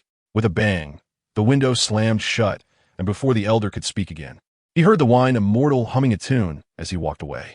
Ultimately, he could only bow deeply to the closed window before turning to leave. On the other side, Qin Guiya was leading a patrol team through the streets of the market. As they turned a corner, the snow fox on his shoulder suddenly bristled, its eyes narrowing. "What is it?" Qin Guiya's heart tightened as he followed the fox's vigilant gaze. At the end of the street stood an old man in a gray robe, hands clasped behind his back. The elder from Taolin Island. Qin Guiya's pupils constricted, his spiritual power flowing within him. The Sanyang Hor ring already poised for action. The snow fox's tail brushed lightly against his neck, bringing a refreshing sensation that somewhat calmed his nerves. The elder approached slowly, forcing a somewhat rigid smile. "Guiya, my young friend, it has been well." Qin Guiya remained composed, cupping his hands in greeting. "Senior has come in person. May I ask what guidance you seek?" The elder gestured for him to follow. "Let's find a quiet place to discuss this matter in detail." After a brief moment, they chose a bustling tavern by the street. Qin Guiya deliberately selected a table in the lively main hall, rejecting the elder's suggestion of a private room. At the wooden table, a waiter swiftly wiped the surface as steam rose from the tea. "Guiya, my young friend." The elder poured a cup of spirit tea and pushed it over. "I have come specifically to apologize. Guiyaping acted recklessly and deserved his fate." Qin Guiya hesitated, not reaching for the cup of tea. "To attempt an assassination in our market, and you think a mere apology suffices?" A shadow flickered in the elder's eyes, but he quickly regained his composure. He traced a finger lightly across the table, and a storage ring appeared. "I heard you were collecting third-tier spirit herbs. Here are 5 Mingmu grass. Accept them as a gesture of apology." Chapter 47. Obtaining Mingmu grass. Qin Guiya swept his spiritual sense over the herbs, confirming their quality, and a smile curved his lips. Senior is quite well informed. He raised his hand, collecting the storage bag. As the elder prepared to take his leave, his gaze flickered uncertainly. "I hope this matter can be laid to rest." With that, he flicked his gray robe and turned to depart. Once the elder's figure had entirely vanished around the corner, Qin Guiya exhaled a long breath, feeling the cold sweat soaking through his back. Old fox, he murmured softly, as he gazed towards Taolin Island. A glint of cold light flashed in his eyes. He silently vowed to himself that when his cultivation reached new heights, he would ensure that the Qin mooching branch of Taolin Island would pay the due price for the assassination attempt on that fateful day. Time swiftly passed. In 3 months had gone by in the blink of an eye. On this particular dawn, Qin Guiya had just completed a night of patrol duties when the communication jade slip at his waist began to tremble. With a gentle tap of his fingertip, he infused a thread of spiritual energy into it, and the familiar voice of the steward of Duobao building, Feng, immediately echoed in his ears. Dao friend Qin, the spiritual herbs you previously entrusted for procurement have arrived. Upon hearing this, Qin Guiya's spirits lifted, and he promptly altered his course, hastening toward Duobao building. As he pushed open the wooden door, a waft of sandalwood fragrance greeted him, refreshing his mind. He found Steward Feng already waiting in hall, and upon seeing Qin Guiya's arrival, he immediately welcomed him with a beaming smile and a respectful gesture. Dao friend Qin, you have arrived just in time. The steward led Qin Guiya to a private room and retrieved several jade boxes from his storage bag, opening them one by one. Instantly, a rich aura of spiritual energy enveloped the room, showcasing 5 Mingmu grasses and 10 Jinling flowers, all neatly arranged. Qin Guiya released his divine sense to carefully examine them. Confirming their quality before inquiring, this batch of spiritual herbs is of excellent quality. May I ask the price? The original price was set at 200,000 spirit stones, replied Steward Feng, stroking his grizzled beard with a shrewd gleam in his eyes. However, considering you're a regular customer and alchemist, I shall offer a discount of 20,000. Without further ado, Qin Guiya took out 180,000 spirit stones from his storage ring and neatly placed them on the table. Seeing this, Steward Feng's eyes sparkled with delight as he swiftly collected the spirit stones, then inquired eagerly, do you require any other spiritual herbs for procurement? Naturally, I will continue. Qin Guiya responded, clasping his hands in gratitude for Steward Feng's efforts. By the time he left Duobao building, the sun was already high in the sky. As he navigated through the bustling marketplace, he contemplated his plans. Of the 10 Mingmu grasses, 1 must be reserved for seed, while the remaining 9 were just right for refining 9 batches of Mingmu pills. This pill was crucial to the advancement of his Tai, Su Puwang Tong cultivation, and he needed to proceed with utmost caution. Regarding the Jinling flowers, he could not help but recall the image of Imo Qinghe in seclusion for her cultivation. The Jinling pills were highly beneficial for restoring one's cultivation, and despite their previous unpleasant encounter, he would not shirk from his responsibilities now that they had forged a partnership. Turning a corner, a refreshing morning breeze brushed against him. Qin Guiya gazed upward at the sky, estimating that in a little over 2 months, he would complete his patrol duties. At that time, he could devote himself entirely to alchemical pursuits. Upon returning to his cave dwelling, Qin Guiya immediately transferred the newly acquired spiritual herbs into the ancient tree space within him. He formed hand seals, and a faint green light enveloped the entire herb garden, ensuring that the spiritual herbs would remain in optimal condition. In the days that followed, he continued his patrols during the day and engaged in meditation within the cave at night. He monitored the growth of the spiritual herbs in the ancient tree space while delving into the profound mysteries of Taisu Bo Long Shu. Imo Qinghe's cave remained tightly shut, with only a snow fox appearing punctually each day to silently accompany him on his patrols. Half a year quietly slipped away. Finally, Qin Guiya was relieved of his patrol duties, feeling significantly lighter. One day, just as dawn broke, he found himself standing before the entrance of Imo Qinghe's secluded cave for an extended period. The restrictions on the stone door remained intact, indicating she was still deeply engrossed in her cultivation. With a soft sigh, he turned and made his way to the earth fire chamber. With a creak, he opened the stone door, and as he flicked his fingertip, several beams of spiritual light shot forth. With a series of hissing sounds, 8 bronze lamps sequentially illuminated, casting a warm glow throughout the stone chamber, as bright as day. Content: he surveyed the surroundings and retrieved the treasure-level Zi Jiao Tunyun furnace from his storage ring. Gently caressing the furnace's surface, he sensed its inherent spirituality, a trace of contentment gracing his lips. A 20% increase in the success rate for pill refining. He murmured softly, arranging the meticulously prepared spiritual herbs on the jade table. Over the past 6 months, he had invested considerable resources, consuming 3 pieces of Wu Dao leaves. Each leaf allowed him to repeatedly simulate the entire pill refining process in his mind, with the vivid scenes still fresh in his memory. The precise control of the heat, the optimal timing for herb addition, and the subtle changes in the extraction of the medicinal liquid, every detail had been meticulously honed through countless repetitions. Taking a deep breath, Qin Guiya flicked a strand of pure alchemical fire from his fingertip, causing the Zijiao Tunyan furnace to emit a low, resonant hum. As the temperature within the furnace gradually rose, the dragon patterns began to shimmer with a faint purple light. For 2 full days and nights, Qin Guiya maintained an intense focus. His movements were fluid yet careful, as though he were handling a precious treasure. When the furnace lid finally opened, a dazzling golden light shot up into the air, revealing 2 plump and round Mingmu pills resting quietly at the bottom of the furnace. A satisfied smile spread across Qin Guiya's pale face, the bloodshot in his eyes now appearing less fatigued. The Wu Dao leaves indeed lived up to their reputation. As the first batch had been successfully refined, he quietly expressed his gratitude and stored the pills into the prepared jade vial. With the accumulation of experience, the subsequent refinements became increasingly effortless.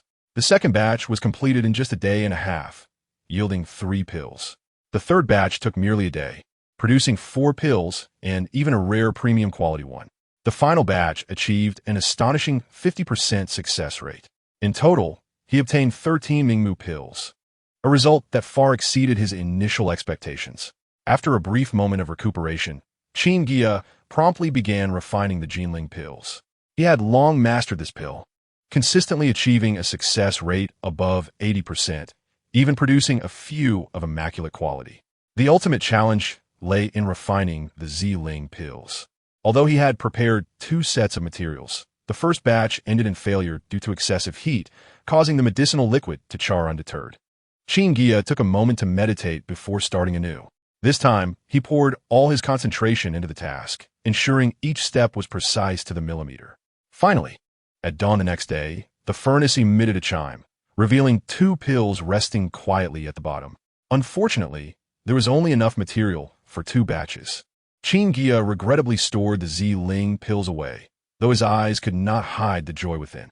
The continuous days of alchemical refinement had significantly enhanced his alchemical skills, and his control over heat became increasingly refined.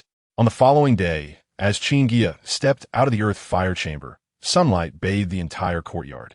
He stretched his somewhat stiff body and turned his gaze toward Mo Qinghe's cave, silently contemplating the distribution of these pills. Just then, he felt a sudden weight on his shoulder. The snow fox had unknowingly perched there. It affectionately nudged its head against Qin Guiya's cheek, its tail lightly brushing against his neck, its bright eyes narrowing with a mischievous glint. "Qin lad, your pill refining techniques," the snow fox remarked playfully, "remind me of an old acquaintance." Qin Guiya, momentarily pausing in his arrangement of the jade vials, raised his eyes with curiosity, asking, "Oh? May I inquire who this esteemed predecessor is?" The snow fox gracefully leapt onto a nearby stone table, nostalgia evident in its eyes as it replied. "That would be a 7th-tier alchemical master.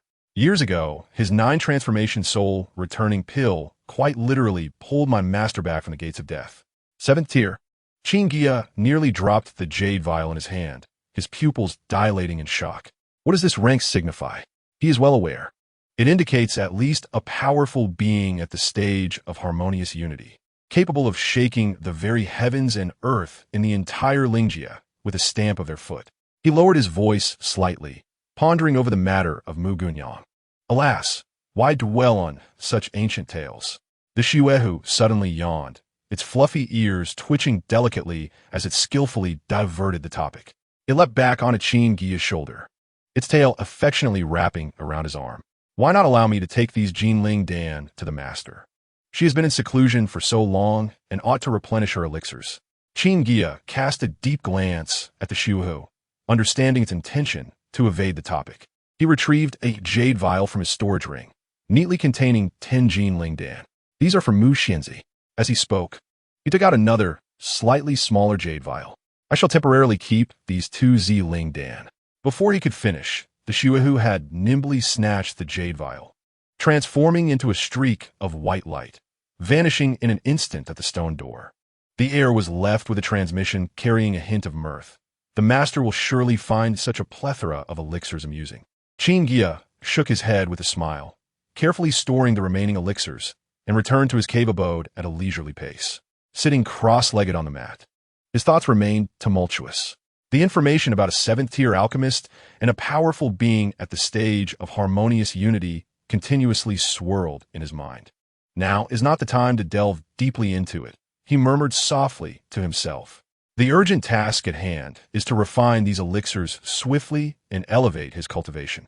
After all, in this law of the jungle within the realm of cultivation, only strength is the foundation for survival, and it grants him the courage to face Mo Qinghe. He produced the jade vial containing the Ziling Dan and uncorked it. In an instant, a fragrant aroma wafted through the quiet room, invigorating the senses. Truly, it is a third-tier top-grade elixir, Qin Guiya exclaimed with genuine admiration. He placed one Ziling Dan in his mouth, and, as it dissolved, it transformed into a torrent of immense spiritual power coursing through his meridians to reach every part of his being.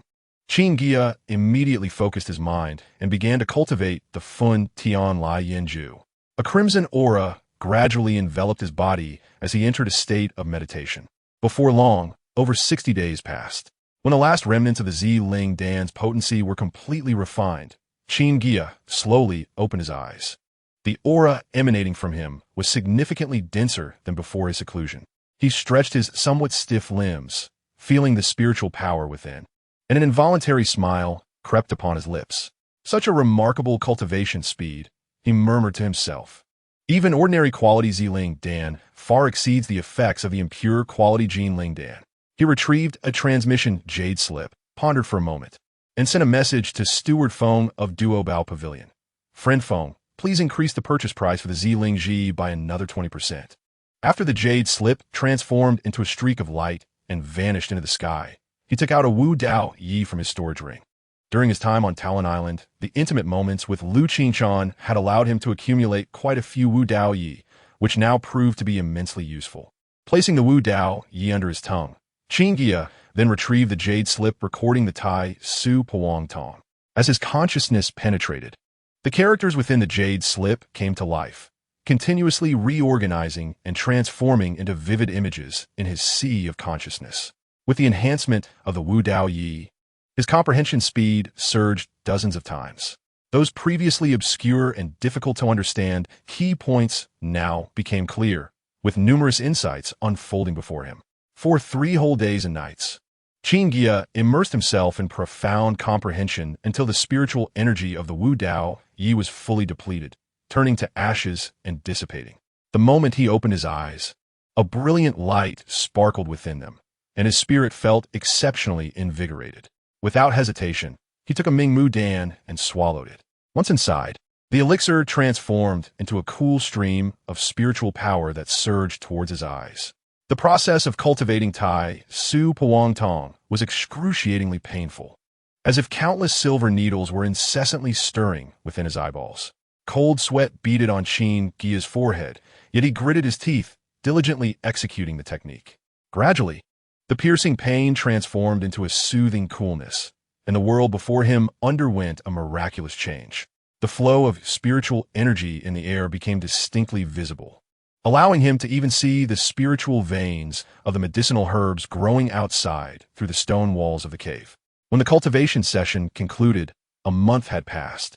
Qin Guiya slowly opened his eyes, exhaling a breath of turbid air, marking the end of this period of secluded cultivation.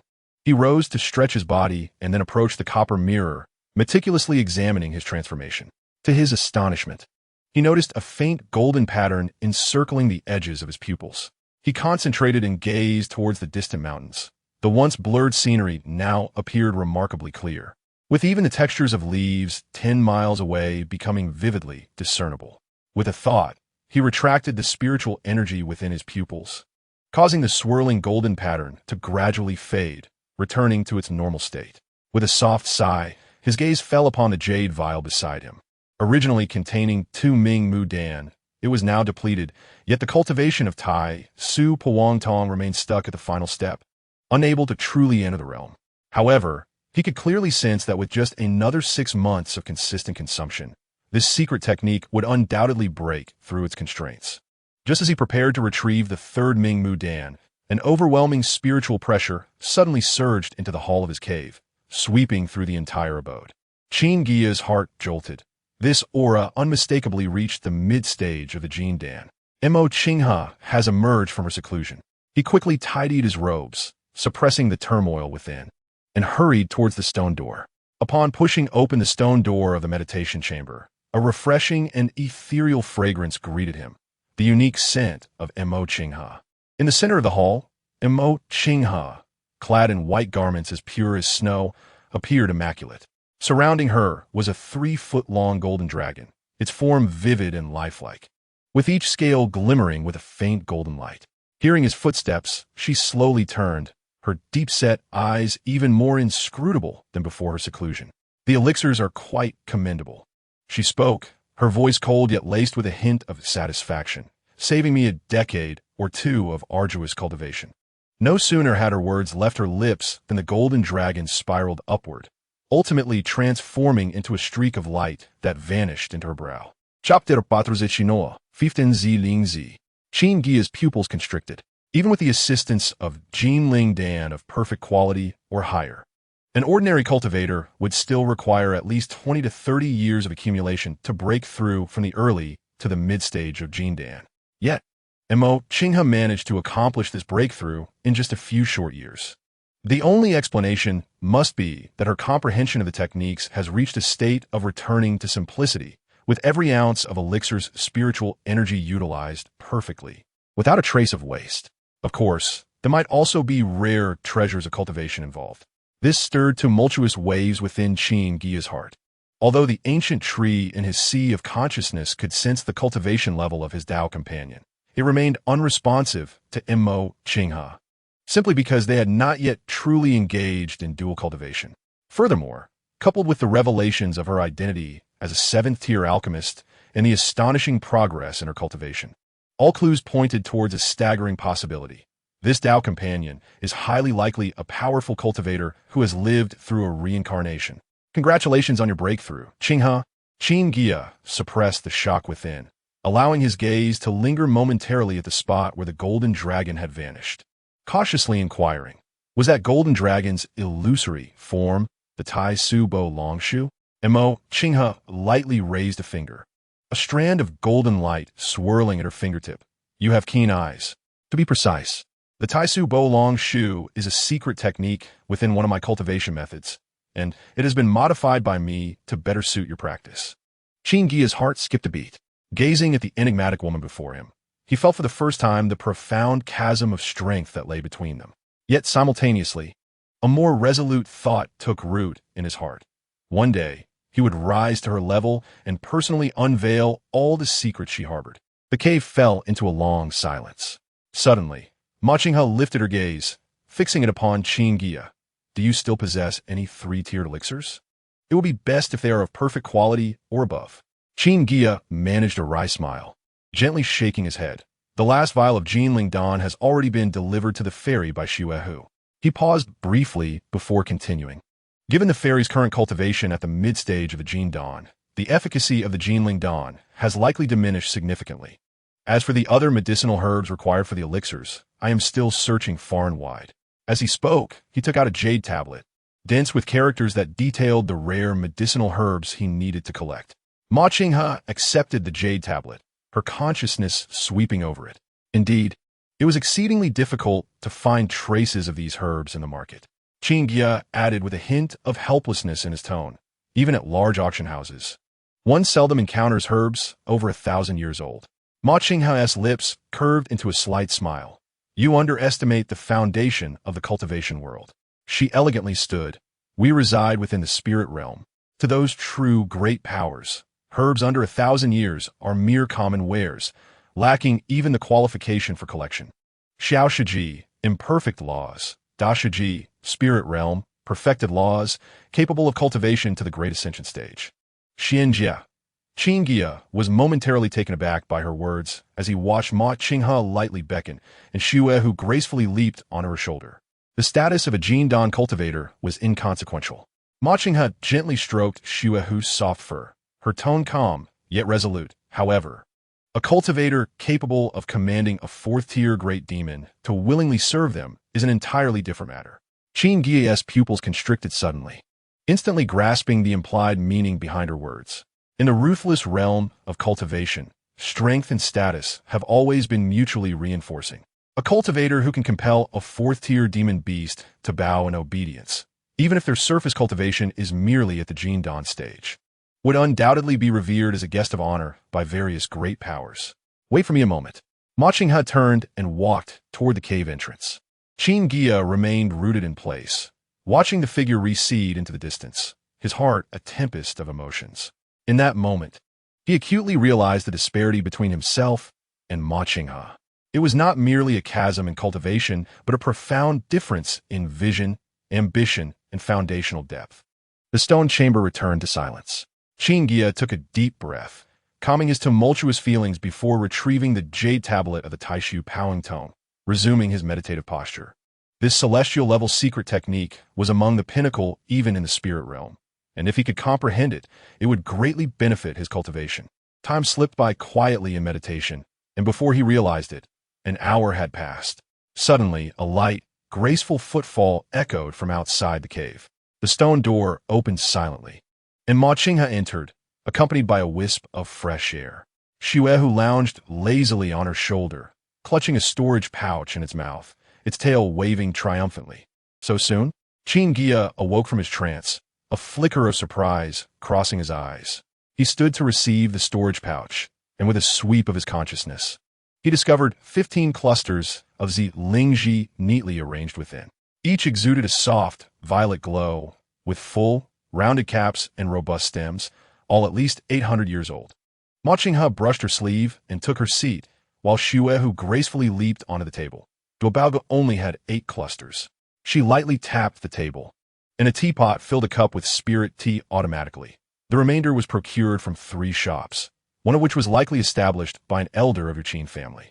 Qin Guiya examined one of the Lingji closely, feeling the abundant fluctuations of spiritual energy within.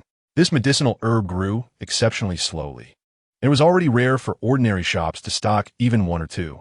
He recalled having previously offered a price 20% above market value for it. Yet Duobaoge had not budged, indicating that in their eyes, he lacked sufficient standing. Take this. Ma Qinghe unexpectedly produced a jade tablet, her tone gentle. This is the inheritance of a 7th-tier Dan master.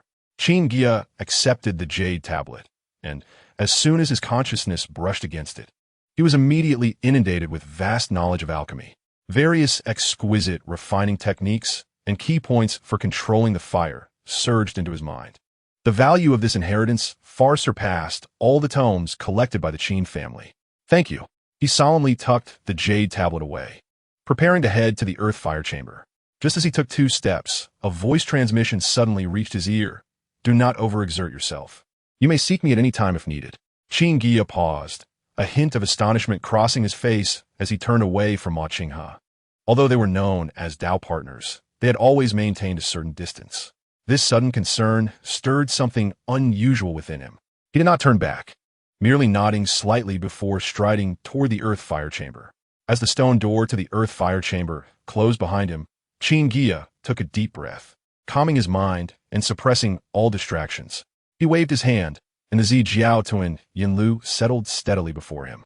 He then took out the various spiritual materials required for refining the Ling Dawn, meticulously checking them for accuracy before formally commencing the heating of the furnace for alchemy. Under his careful manipulation, the 15 clusters of Lingji transformed into a batch of pure elixirs. Within the earth fire chamber, the Jiao twin Yinlu occasionally emitted a deep, draconic rumble. Surprisingly, the entire refining process proceeded remarkably smoothly. What had initially been expected to take a month was completed in a mere 13 days. When the final batch of elixirs was unveiled, 7 perfect quality Ling Dawn lay quietly at the bottom of the furnace. The elixir patterns were clear, the spiritual light fluctuated, and a rich fragrance wafted through the air. Qin Guiya carefully stored them in a jade vial. Just as he was about to exhale in relief, he suddenly sensed a faint wisp of consciousness sweep in from the direction of the cave hall. The aura was cool and distinctly belonged to Xuehu. Chapter 50. The anomalous Qin Guiya in the hall. Xuehu lounged lazily on a soft cushion. Seemingly indifferent, its eyes occasionally glanced toward the earth fire chamber. Its fluffy tail gently tapped the ground as it transmitted to its master. Master, that lad has actually refined a perfect elixir. I noticed he had a green leaf in his mouth while refining, which emanated a rather profound aura. Inside the inner chamber, Ma Qinghe sat cross-legged, cultivating in tranquility. Upon hearing this, her eyelashes fluttered slightly, and a ripple stirred within her heart. As one who had been reborn, she understood better than anyone how precious the treasures that could enhance the success rate of alchemy were.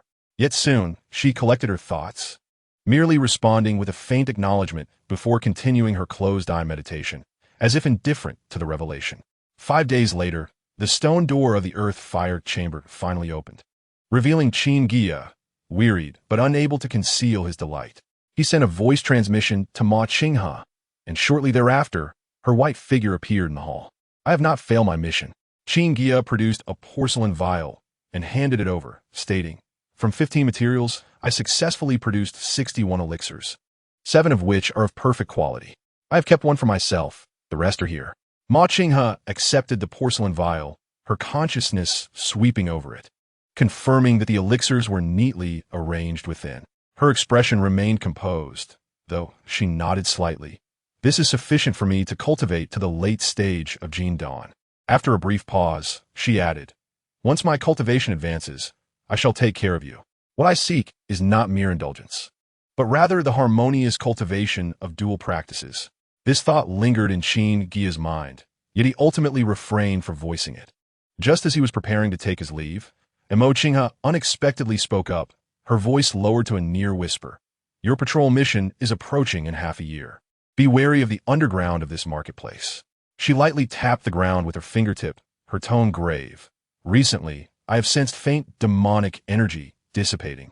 It is likely that this island, prior to being established as a marketplace, once held a demon cultivator in captivity. Qin Guiya's pupils constricted sharply. Just as he intended to inquire further, Ma Qinghe had already turned to depart. The stone door closed silently, leaving him standing alone in place. He cast his gaze downward, the ground appearing ordinary, yet an unsettling feeling crept into his mind. Upon returning to his cave dwelling, Qin Guiya retrieved the flawless Ling Dan that had been left behind, swallowing it without hesitation. He then began practicing the burning sky flame technique. A month later, he gradually concluded his cultivation, feeling the surge of spiritual power within him, his cultivation level significantly elevated. Truly, it was a pill of perfect quality. If I could obtain another 20 or 30 of these, they would surely suffice for me to reach the great perfection of the golden core. He murmured to himself, a glimmer of satisfaction flashing in his eyes. Subsequently, his expression grew solemn as he recalled Ma Qinghe's warning from a month prior. He immediately took out the patrol route map, studying it meticulously and marking crucial locations. Regardless of what lurked beneath this marketplace, he had to prepare in advance. After all, in the realm of cultivation, the most perilous threats often reside not in the open, but rather in the shadows. Time flew by, and before long, the 6-month period of respite had elapsed. On that morning, as Qin Guiya donned his Taoist robe and pushed open the stone door of his cave, a ray of dawn light cascaded upon the blue stone slabs before him. He took a deep breath of the dew-laden air and stepped outside. Upon reuniting with the other 4 patrollers, Qin Guiya immediately noticed an unusual demeanor in Qin Sulai. The once vibrant and robust man now appeared pallid, with deep-set eyes resembling black holes, as if all vitality had been siphoned from him, his posture hunched and feeble. Sulai, my friend, Qin Guiya approached, feigning nonchalance while his voice held a hint of probing. Where have you been wandering these past 6 months? You look utterly exhausted. Upon hearing this, Qin Sulai's vacant gaze suddenly sparked with a strange light, and he forced a smile. Where could I have gone but to Ming Yuan? The little spirits there are truly enchanting. A chill ran down Qin Guiya's spine as he instantly recalled the warnings from Ma Qinghe and the Snow Fox.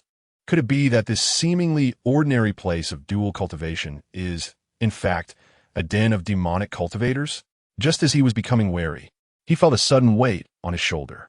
The snow fox had stealthily jumped onto him, its fluffy tail brushing against his nape, sending a shiver down his spine. "You little rascal, you didn't even call me when you left." Qin Guiya hurriedly conveyed his apologies through a mental message, detailing Qin Su Lai's strange condition. The snow fox narrowed its eyes slightly, scrutinizing Qin Su Lai for a moment before its pupils constricted. This is not good. The demonic energy emanating from him has intensified significantly since half a year ago. Himing Yuan is likely fraught with issues. Should we investigate? Qin Guiya was about to suggest a discreet inquiry when he was interrupted by the snow fox. Investigate? Even I wouldn't dare to tread lightly in such a place. It replied with a hint of sarcasm. You merely need to perform your routine patrol on that street, and then it mischievously winked. Report any occurrences of demonic energy to the stationed Yuan and cultivators. Those old geezers will surely spring into action at the mere mention of demonic energy. Qin Guiya was struck with realization, inwardly admiring the snow fox's shrewdness. He composed himself, adjusting his sleeves, and followed the patrol team as they set out. As the team approached the street where Himing Yuan was located, he intentionally slowed his pace, cautiously extending his spiritual sense outward. Himing Yuan was a 3-story vermilion-painted building, appearing particularly alluring in the morning light, with pink gauzy curtains fluttering in a breeze. The cultivators coming in and out bore hollow, vacant expressions, their steps unsteady, evidently drained of vitality by the indulgences within. In front of the building were several peach trees that, at this inappropriate season, bloomed with an abundance of pink flowers, emitting a sickly sweet fragrance. As a well-known dual cultivation venue in the marketplace, it was rumored that Himing Yuan was established by a rogue cultivator of the Yuan Ing stage. It now seemed that the background of this rogue cultivator might be highly suspect. As soon as Qin Guiya's spiritual sense brushed against the periphery of the building, he felt a sharp pain, as if pricked by countless fine needles, and dizziness surged in his sea of consciousness. He quickly withdrew his spiritual sense, beads of cold sweat forming on his back. This place indeed harbored significant issues. After completing the patrol, he dared not linger and promptly headed to the loft where the station cultivators resided. Upon pushing open the wooden door, he found an elderly man with white hair and beard leisurely sipping tea. He was a mid-stage Yuan Ing elder of the Qin clan. Upon hearing the words demonic energy, the elder's tea cup froze mid-air, his eyes suddenly gleaming with intensity, and his aura shifted dramatically. Are you certain it is Himing Yuan? Qin Guiya nodded earnestly, detailing Qin Su Lai's bizarre symptoms and his own findings during the investigation. He deliberately omitted Mo Qinghe's warning, stating only that he had sensed something amiss during his patrol. After listening, the elder's eyes sharpened. He retrieved an ancient mirror from his storage ring. You have handled this matter very well. The elder patted Qin Guiya's shoulder firmly. Now, return immediately to your cave and enter seclusion. Do not step outside for the time being. As he left the loft, Qin Guiya couldn't help but glance back. He saw the elder's hunched figure now standing straight, the bronze mirror aimed toward the direction of Himing Yuan. The snow fox's tail brushed against his ear. Do not linger. In conflicts of this magnitude, we would be reduced to ashes. Chapter 51. Clan Head Qin Chenglong. Qin Guiya Tong as the sun dipped below the horizon, dusk deepened. The elder had stood with the mirror for nearly 2 hours. Shadows of black gas flickered intermittently across its surface, always elusive and impossible to grasp. Cold sweat beaded on his forehead, and his arm holding the mirror trembled slightly.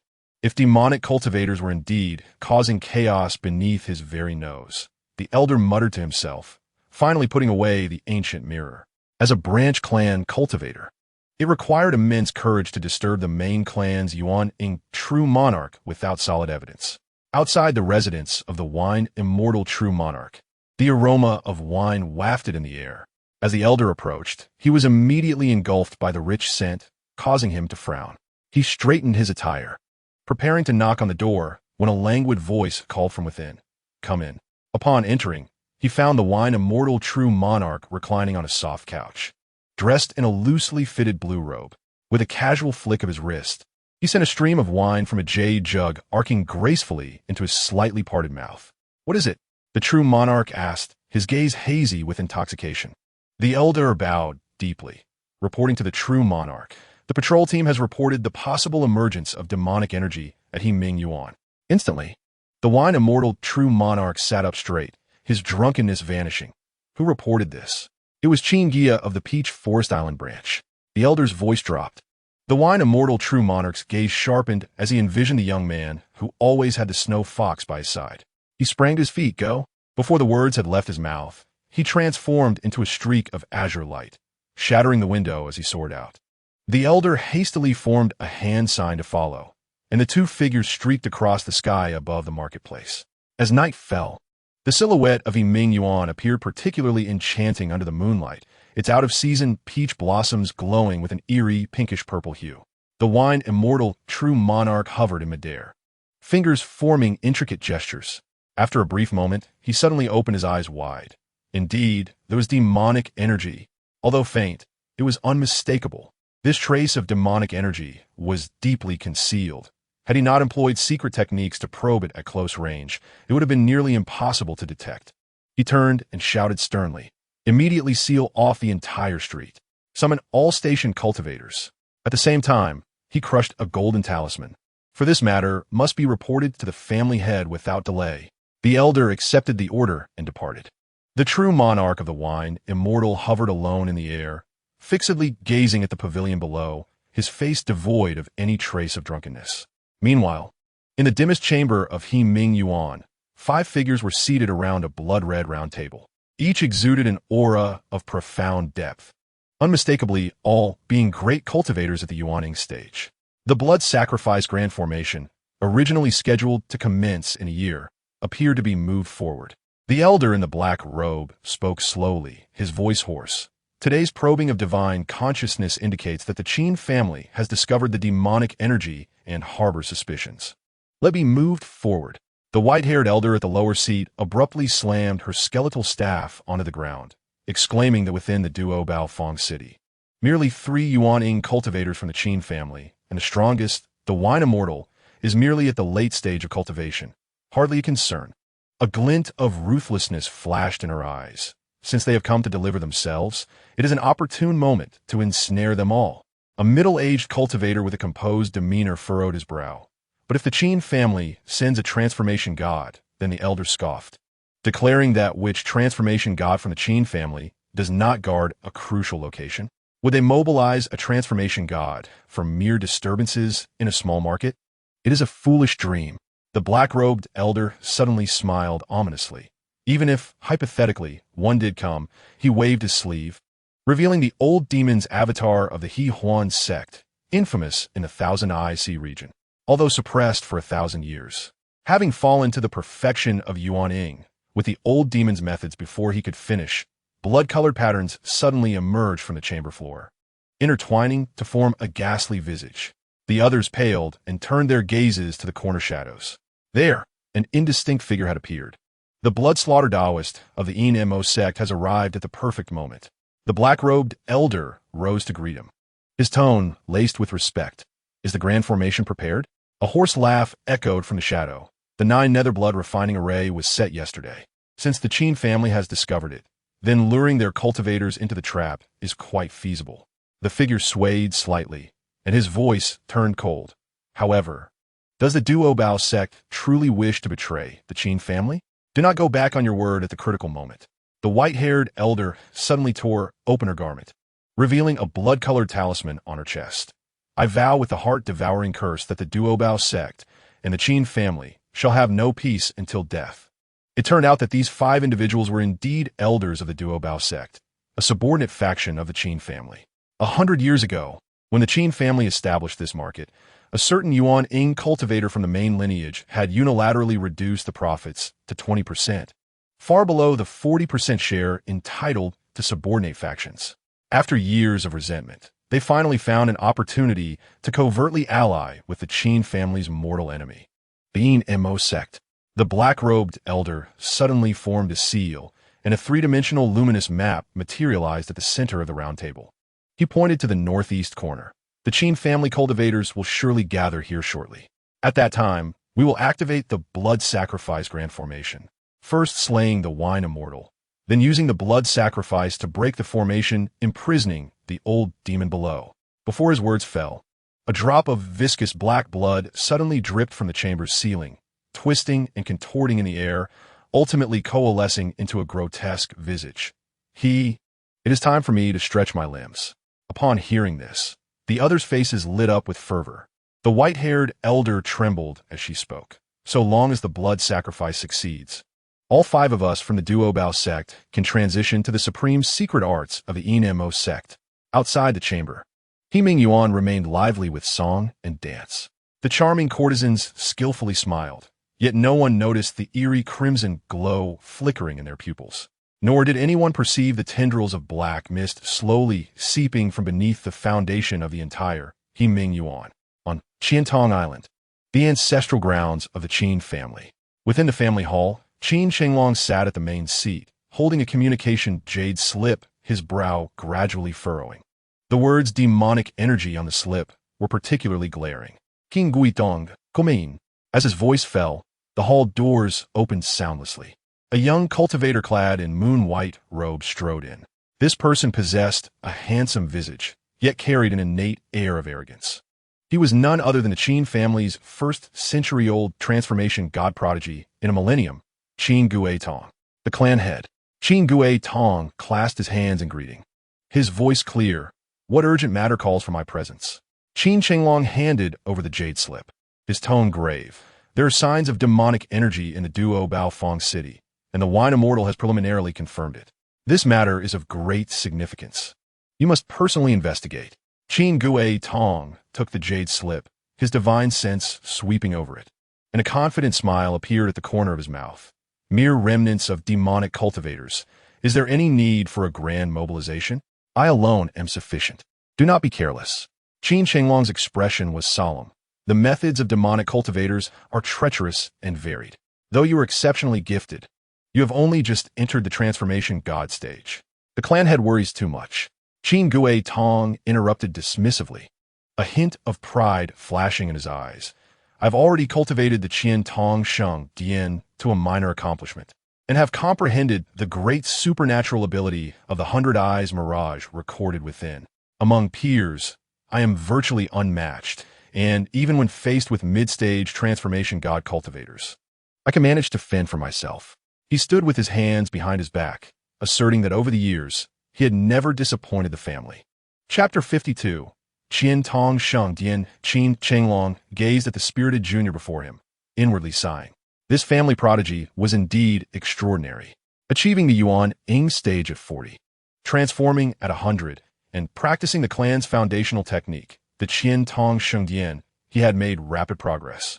However, it was precisely because of this unbroken path that he had developed an air of condescension. If that is the case, then you may proceed. Qin Shenglong ultimately nodded. Yet he cautioned, remember, if you encounter a powerful adversary, send a signal for assistance immediately. Qin Guiya clasped his hands in farewell. After he departed, Qin Shenglong pondered for a moment, then suddenly addressed the empty hall. Qin Guiyan, Qin Guiya Shuang, follow him discreetly. 2 figures gradually materialized from the shadows. The man on the left was burly, while the woman on the right was cold and aloof. Both exuded a dense and solid aura, unmistakably at the peak of Yuaning. What was even more striking was the faint aura of decay surrounding them, a sign of their nearing end of life. The clan head is worried. Qin Guiya hesitated to speak. Qin Shenglong gazed towards the darkening sky outside the hall. Young people need to be tempered, but they must not risk their lives. He gathered 2 points of spiritual light at his fingertips, transforming them into 2 paper cranes that flew towards the duo. These are 2 Qian Tong talismans. At a critical moment, they can aid you in shielding Qin Guiya from a fatal blow. Understood. The 2 responded in unison, their figures gradually blending into the void. Within the Qin family, there were many such elders whose time was short. Most were treated as sacrificial pawns. After all, as the Qian Tong Qin family, spanning tens of millions of miles, they had indeed offended numerous cultivators and forces. While youth must experience trials, their safety must also be reasonably ensured. The hall returned to silence. Qin Shenglong gently stroked his beard, his gaze profound. As the leader of the clan, he understood better than anyone that although Qin Guiya was the foremost among the younger generation of the family, undefeated and capable of fighting beyond his level, such talent was merely average in the broader cultivation world. Had the clan's transformation god elders not all ventured out, he would never have allowed this proud junior to go alone. Perhaps this minor setback would ultimately prove beneficial for him. Qin Chenglong murmured to himself. In the lofty expanse of Duobao Fong City, a streak of brilliance cleaved through the sky as Qin Guiya traversed the void. The Jiuxian Jinjun had long awaited his arrival, and, upon witnessing the young prodigy enveloped in a divine aura, his murky eyes instantly glimmered with brilliance. "I humbly welcome Elder Guizhong," he proclaimed with reverence. Qin Guizhong waved his hand lightly, a faint smile gracing his lips. "There is no need for such formality.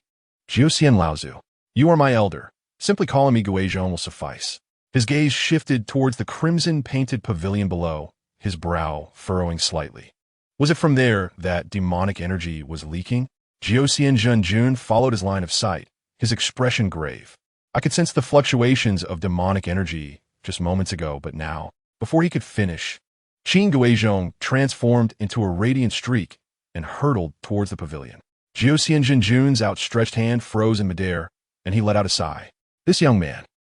To those within the pavilion, Qin Guizhong commanded, standing poised in midair, his voice reverberating like thunder.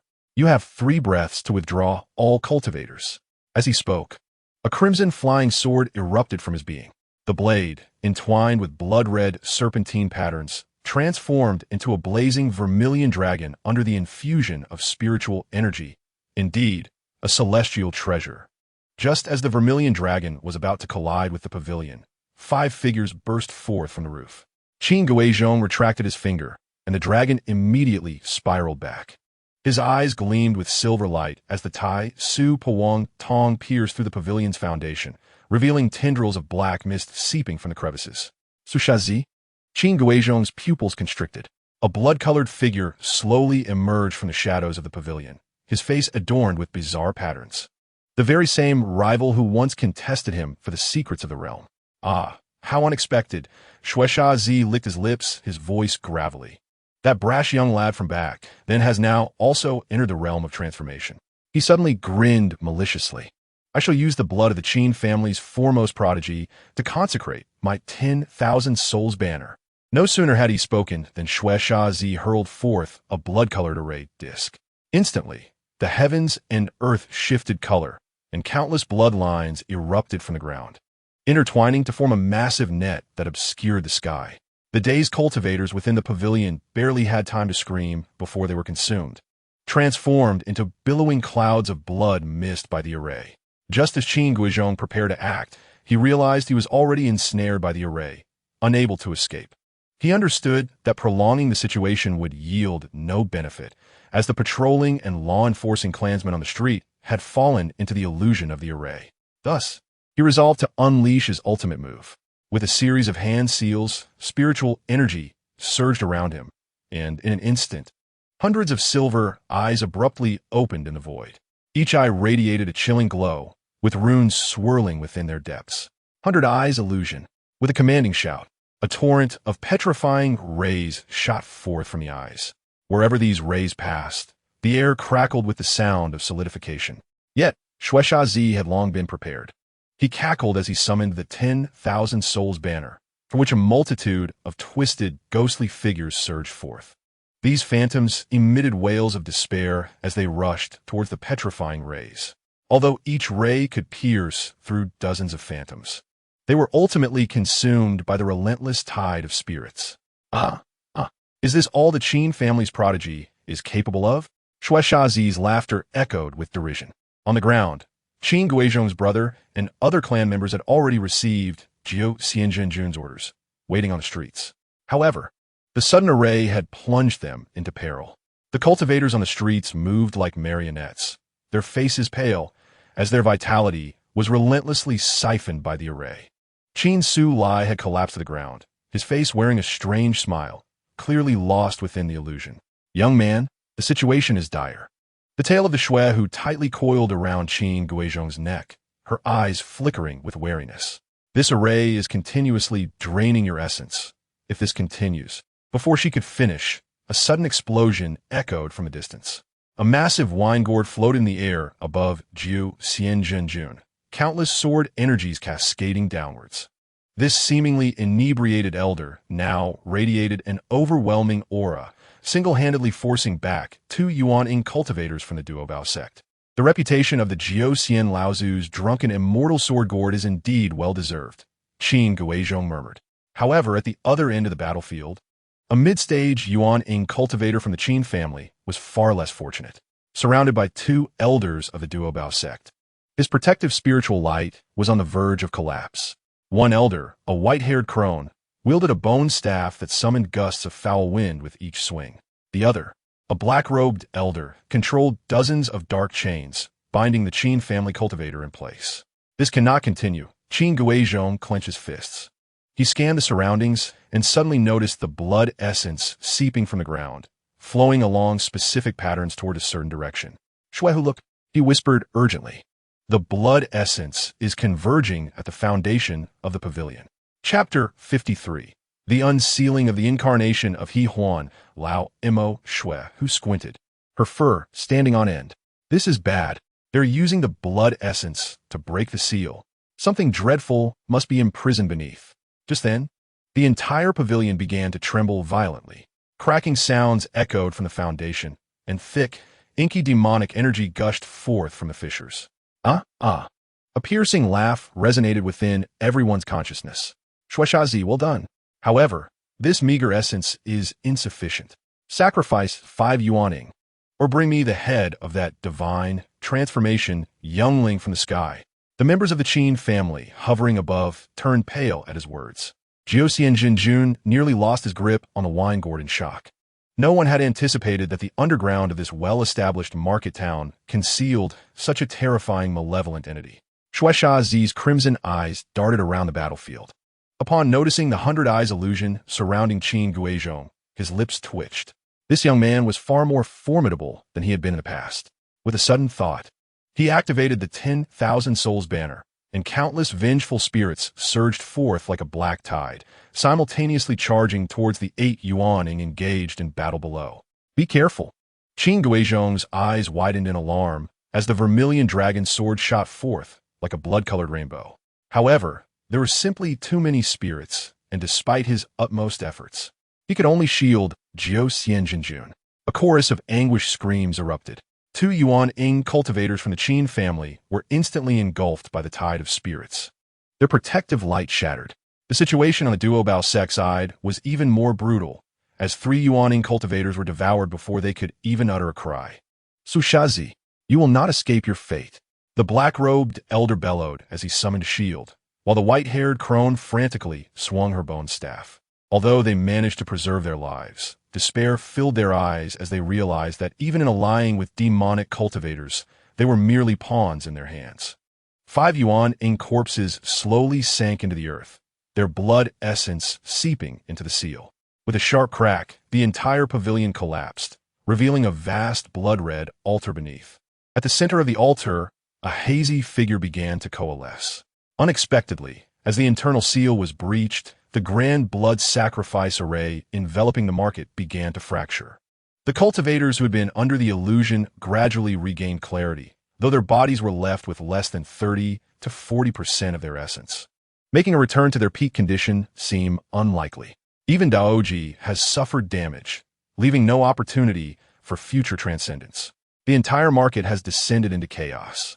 As the Crimson Grand Formation arose, astute cultivators sensed the impending disaster and swiftly employed their escape techniques.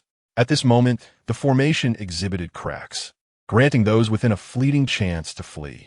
Qin Guiya's gaze swept around rapidly, suddenly locking onto a region where the formation's fluctuations were particularly abnormal. Without hesitation, he opened his mouth, and 3 scarlet fire rings shot forth. These 3 rings collided midair, producing a crisp metallic sound. They then merged into one, transforming into a massive fire wheel with a diameter of several feet. Break! With a low shout, the fire wheel, accompanied by a searing wave of heat, struck fiercely at the formation's node. Simultaneously, Qin Guiya formed seals with his hands, and the fire attribute spiritual energy within him surged violently, coalescing into a colossal fiery palm in front of him. Fire Dragon Palm. The fire rings and the perfected fire palm struck simultaneously, causing the formation's light barrier to tremble violently. A sharp crack echoed as a gap, roughly a foot wide, appeared. With a flash, Qin Guiya darted through the opening like a shooting star. Behind him came waves of astonished cries as other cultivators sought to escape as well. However, at that moment, a bizarre scene unfolded. The demonic energy that spread across the ground suddenly writhed, swiftly filling the gap in the formation. Even more terrifying, a vague figure rose from the ground. Those cultivators who could not escape were instantly obliterated, transforming into blood mist as they were consumed. Ha ha! This seat has finally seen the light of day again. The voice of the He Huan old demon echoed through the heavens. The enormous face, formed from demonic energy, bore two crimson eyes like twin blood moons, gazing down upon the fleeing ants below. The black-robed elder and the white-haired crone had no time to plead for mercy before being enveloped by a wave of black energy, turning into two lifeless corpses in an instant. High above, the battle between Qin Guiya and Shueisha Zi continued unabated. Upon witnessing the old demon break free, Shueisha Zi grinned malevolently and summoned a blood-red command flag. Now that the old demon has emerged, none of you shall leave alive today. The Jiu-Xian-Jin-Jun, seeing this, took a deep swig of strong liquor and subsequently unleashed a wine arrow. The arrow transformed in mid-air into countless sword energies, forcefully tearing a hole in the formation. Hurry! Qin Guiya understood and immediately employed his escape techniques, rushing out alongside the Jiu-Xian-Jin-Jun.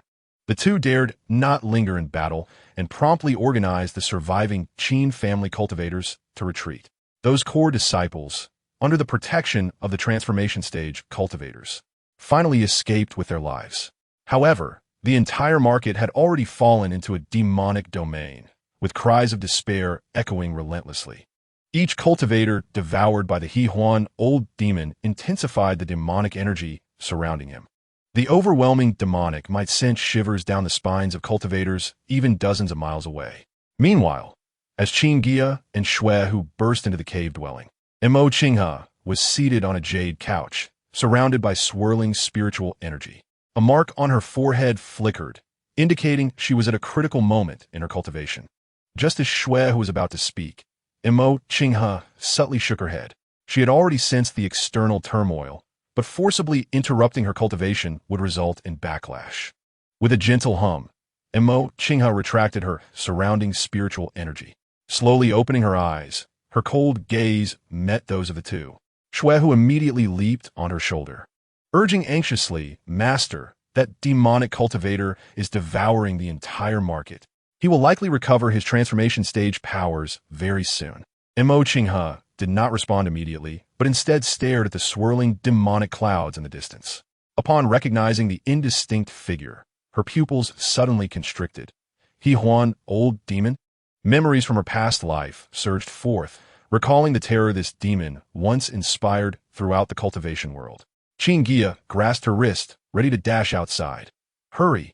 But he found her unmoving. Mo Qinghe gazed at the demonic clouds, a dangerous smile curving her lips. There's no need to rush. I have a way to deal with him. Are you insane? Qin Guiya's voice grew tense.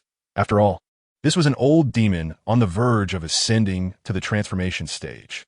Monta King agently stroket Xuehusfua. Her eyes glinting with calculated brilliance. The He Huan old demon possesses a secret technique that can enhance one's spiritual root quality through dual cultivation. She cast a meaningful glance at Qin Guiya. This body of mine only has 3 spiritual roots. Qin Guiya instantly understood, but remained anxious. What is your confidence level? 80%. Mo Qinghe spoke casually, turning to Shui Hu. How much power can you exert now? Chapter 54. Mo Qinghe's decision. Shui Hu radiated silver light. I can reach the 4th tier of perfection when unsealed, which will not expose our presence. It cautiously glanced at the sky, aware of their enemies. That's sufficient. Mo Qinghe rose, noting that Shueisha Zi was being restrained by the Qin family's transformation stage cultivator, providing an opportune moment to deal with the old demon. Qin Guiya observed the duo, suddenly realizing that their composure was far beyond what he, as a golden core cultivator, could aspire to. However, recalling Mo Qinghe's mention of dual cultivation, he gritted his teeth and summoned the 3 sun fire rings to follow. Keep your distance. Monta Kinga communicated telepathically, her tone unusually tinged with concern. With a flick of her finger, a golden light enveloped Qin Guiya, a protective spell that would ensure his safety. In the distance, the He-Huan old demon had finished consuming his last batch of cultivators, his demonic form gradually solidifying. He seemed to sense something, abruptly turning to gaze in their direction, a crimson tongue licking his lips. Oh, there are still fish that slipped through the net. In an instant, the He-Huan old demon surged forward, engulfed in overwhelming demonic energy. Just as his claws descended, Mo Qinghe erupted in dazzling golden light. Although she appeared to have only mid-stage golden core cultivation, a vivid golden dragon soul suddenly burst forth from within her. The dragon's roar shattered the heavens, and the pressure instantly ascended to the infant transformation level. At the same time, Xuehu revealed its true strength, fur bristling with terrifying energy at the fourth tier of perfection, clashing violently with the demonic energy in the air, producing sizzling sounds.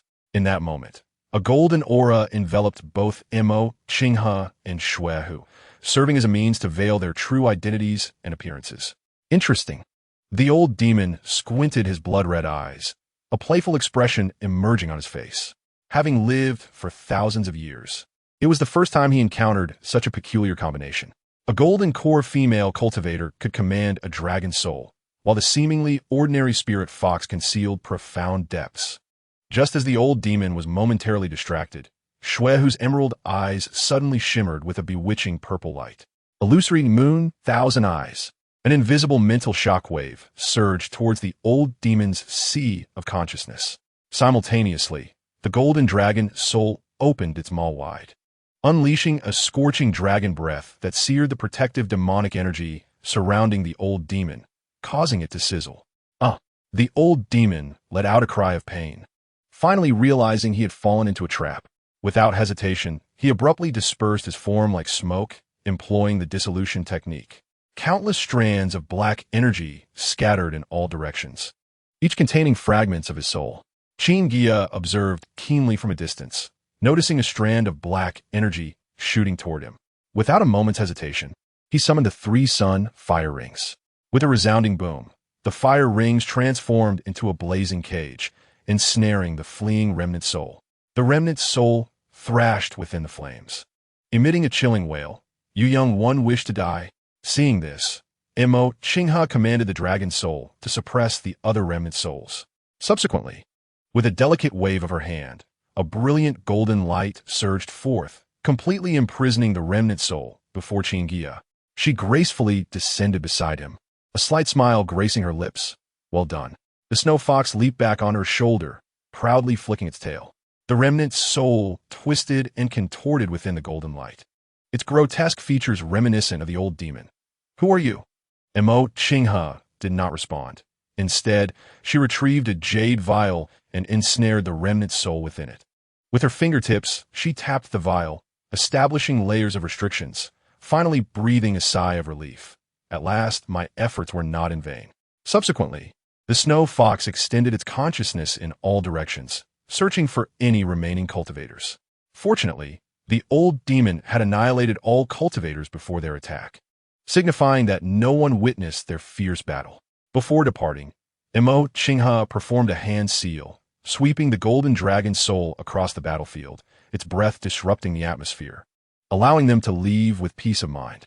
At that very moment, as Mo Qinghe and her companions successfully subdued the remnant soul of the He-Huan old demon, in the distance, Bloodshah Z hovered in the air, surrounded by 9 blood-red chains, each entwined with wailing, vengeful spirits. He gazed down at the disordered Qin Guiya, his eyes filled with mockery. "You were no match for me back in the secret realm, and now, even after ascending to the transformation stage, you remain utterly defenseless." Qin Guiyang's lips bled as the Qiqiao sword shattered into 2, the 100 eyes illusion also largely dispelled. He could hardly believe that the opponent who once suppressed him had grown so formidable. Bloodshah Z sneered, urging the chains to strike at Qin Guiyang's vital points. In this critical moment, a hunched figure suddenly soared from below. "Elder Guiyang, run!" Qin Guiyan's aged face was filled with determination as the 1,000 eyes talisman on his chest suddenly illuminated, transforming into a resplendent barrier. The 9 blood chains crashed against the barrier, producing an ear-splitting roar.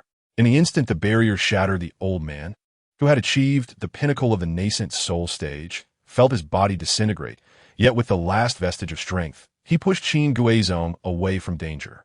Humph! A desperate struggle. Bloodshot Z coldly scoffed, and another black-bone knife flew from his body, revealing itself as a second transcendent spiritual treasure.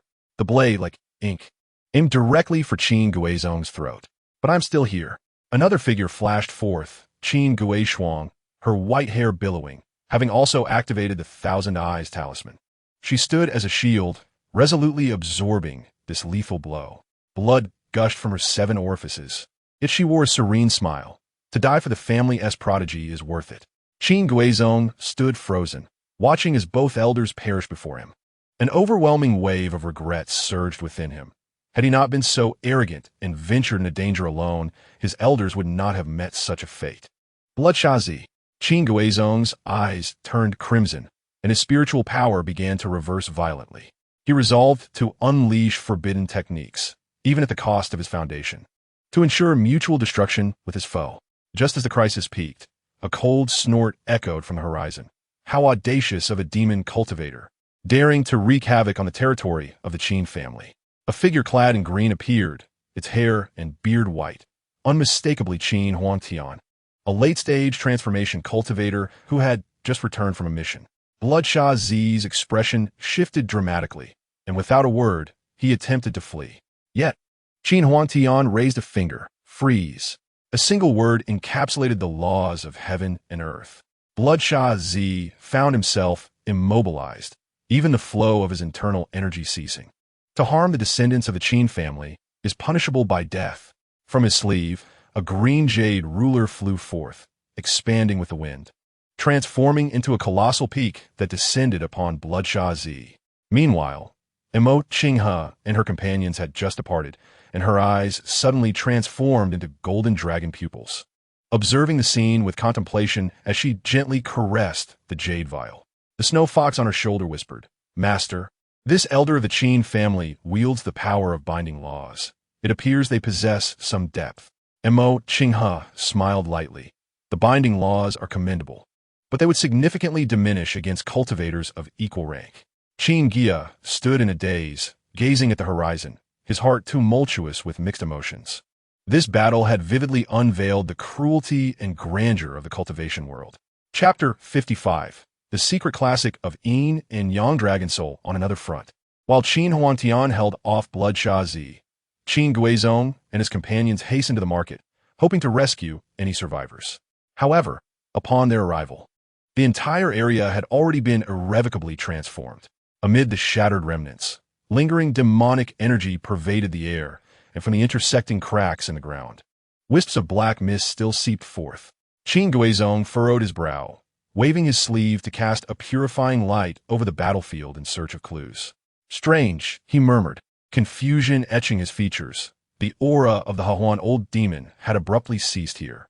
The true Lord of Wine, dragging his injured form, meticulously examined every trace of the battle. He bent down to pick up a charred fragment, and with a gentle twist of his fingers, it crumbled into powder. A fierce battle once erupted here, but the traces have been deliberately erased. Not far away, Qin Guiyazong flew swiftly, standing beside a deep pit. Within it lingered a familiar sword aura, sending a jolt through his heart. Is that the mark of the Sanyang fire ring? The image of Qin Guiya flashed through his mind, only to be dismissed as a ludicrous notion. How could a Golden Dan cultivator possibly participate in such a level of combat? Elder, a nascent soul cultivator rushed over, holding a fragment in his hands, claiming to have discovered this remnant of a binding artifact among the ruins. Qin Huangtian accepted the fragment, narrowing his eyes. The exquisite restriction technique etched upon it was beyond the capabilities of an ordinary cultivator. What alarmed him further was the faint trace of dragon energy contained within. "This matter is suspicious," he said gravely. "The Hahuan old demon could not have vanished without a trace. Someone must have intervened." Before he could finish his thought, a sharp sound pierced through the air. The crowd looked up to see a blood-red escape light rapidly retreating, within which a hazy figure could be discerned. "It's the remnant soul of Bloodshot Z," the true Lord of Wine exclaimed. Qin Huangtian snorted coldly and pursued, only to see the escape light suddenly explode, dissipating into a vast expanse of blood mist. Clearly, the opponent was willing to sacrifice part of their spirit to eliminate all chances of being tracked. Very well, Qin Huangtian sighed, turning his gaze back to the ravaged market. First, we must tend to the survivors and thoroughly investigate the betrayal of the Duobao sect. As for the Hahuan old demon, the truth will eventually reveal itself. Meanwhile, on a solitary island cave miles away, Mo Qinghe sat calmly on a stone platform, a jade vial containing the sealed remnant soul of the old demon hovering before her. Inside the vial, the remnant soul writhed in agony, emitting hoarse howls intermittently.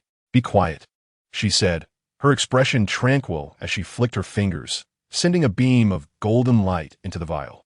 Instantly, the howls ceased, transforming into low whimpers, clearly indicating that the remnant soul was enduring considerable torment.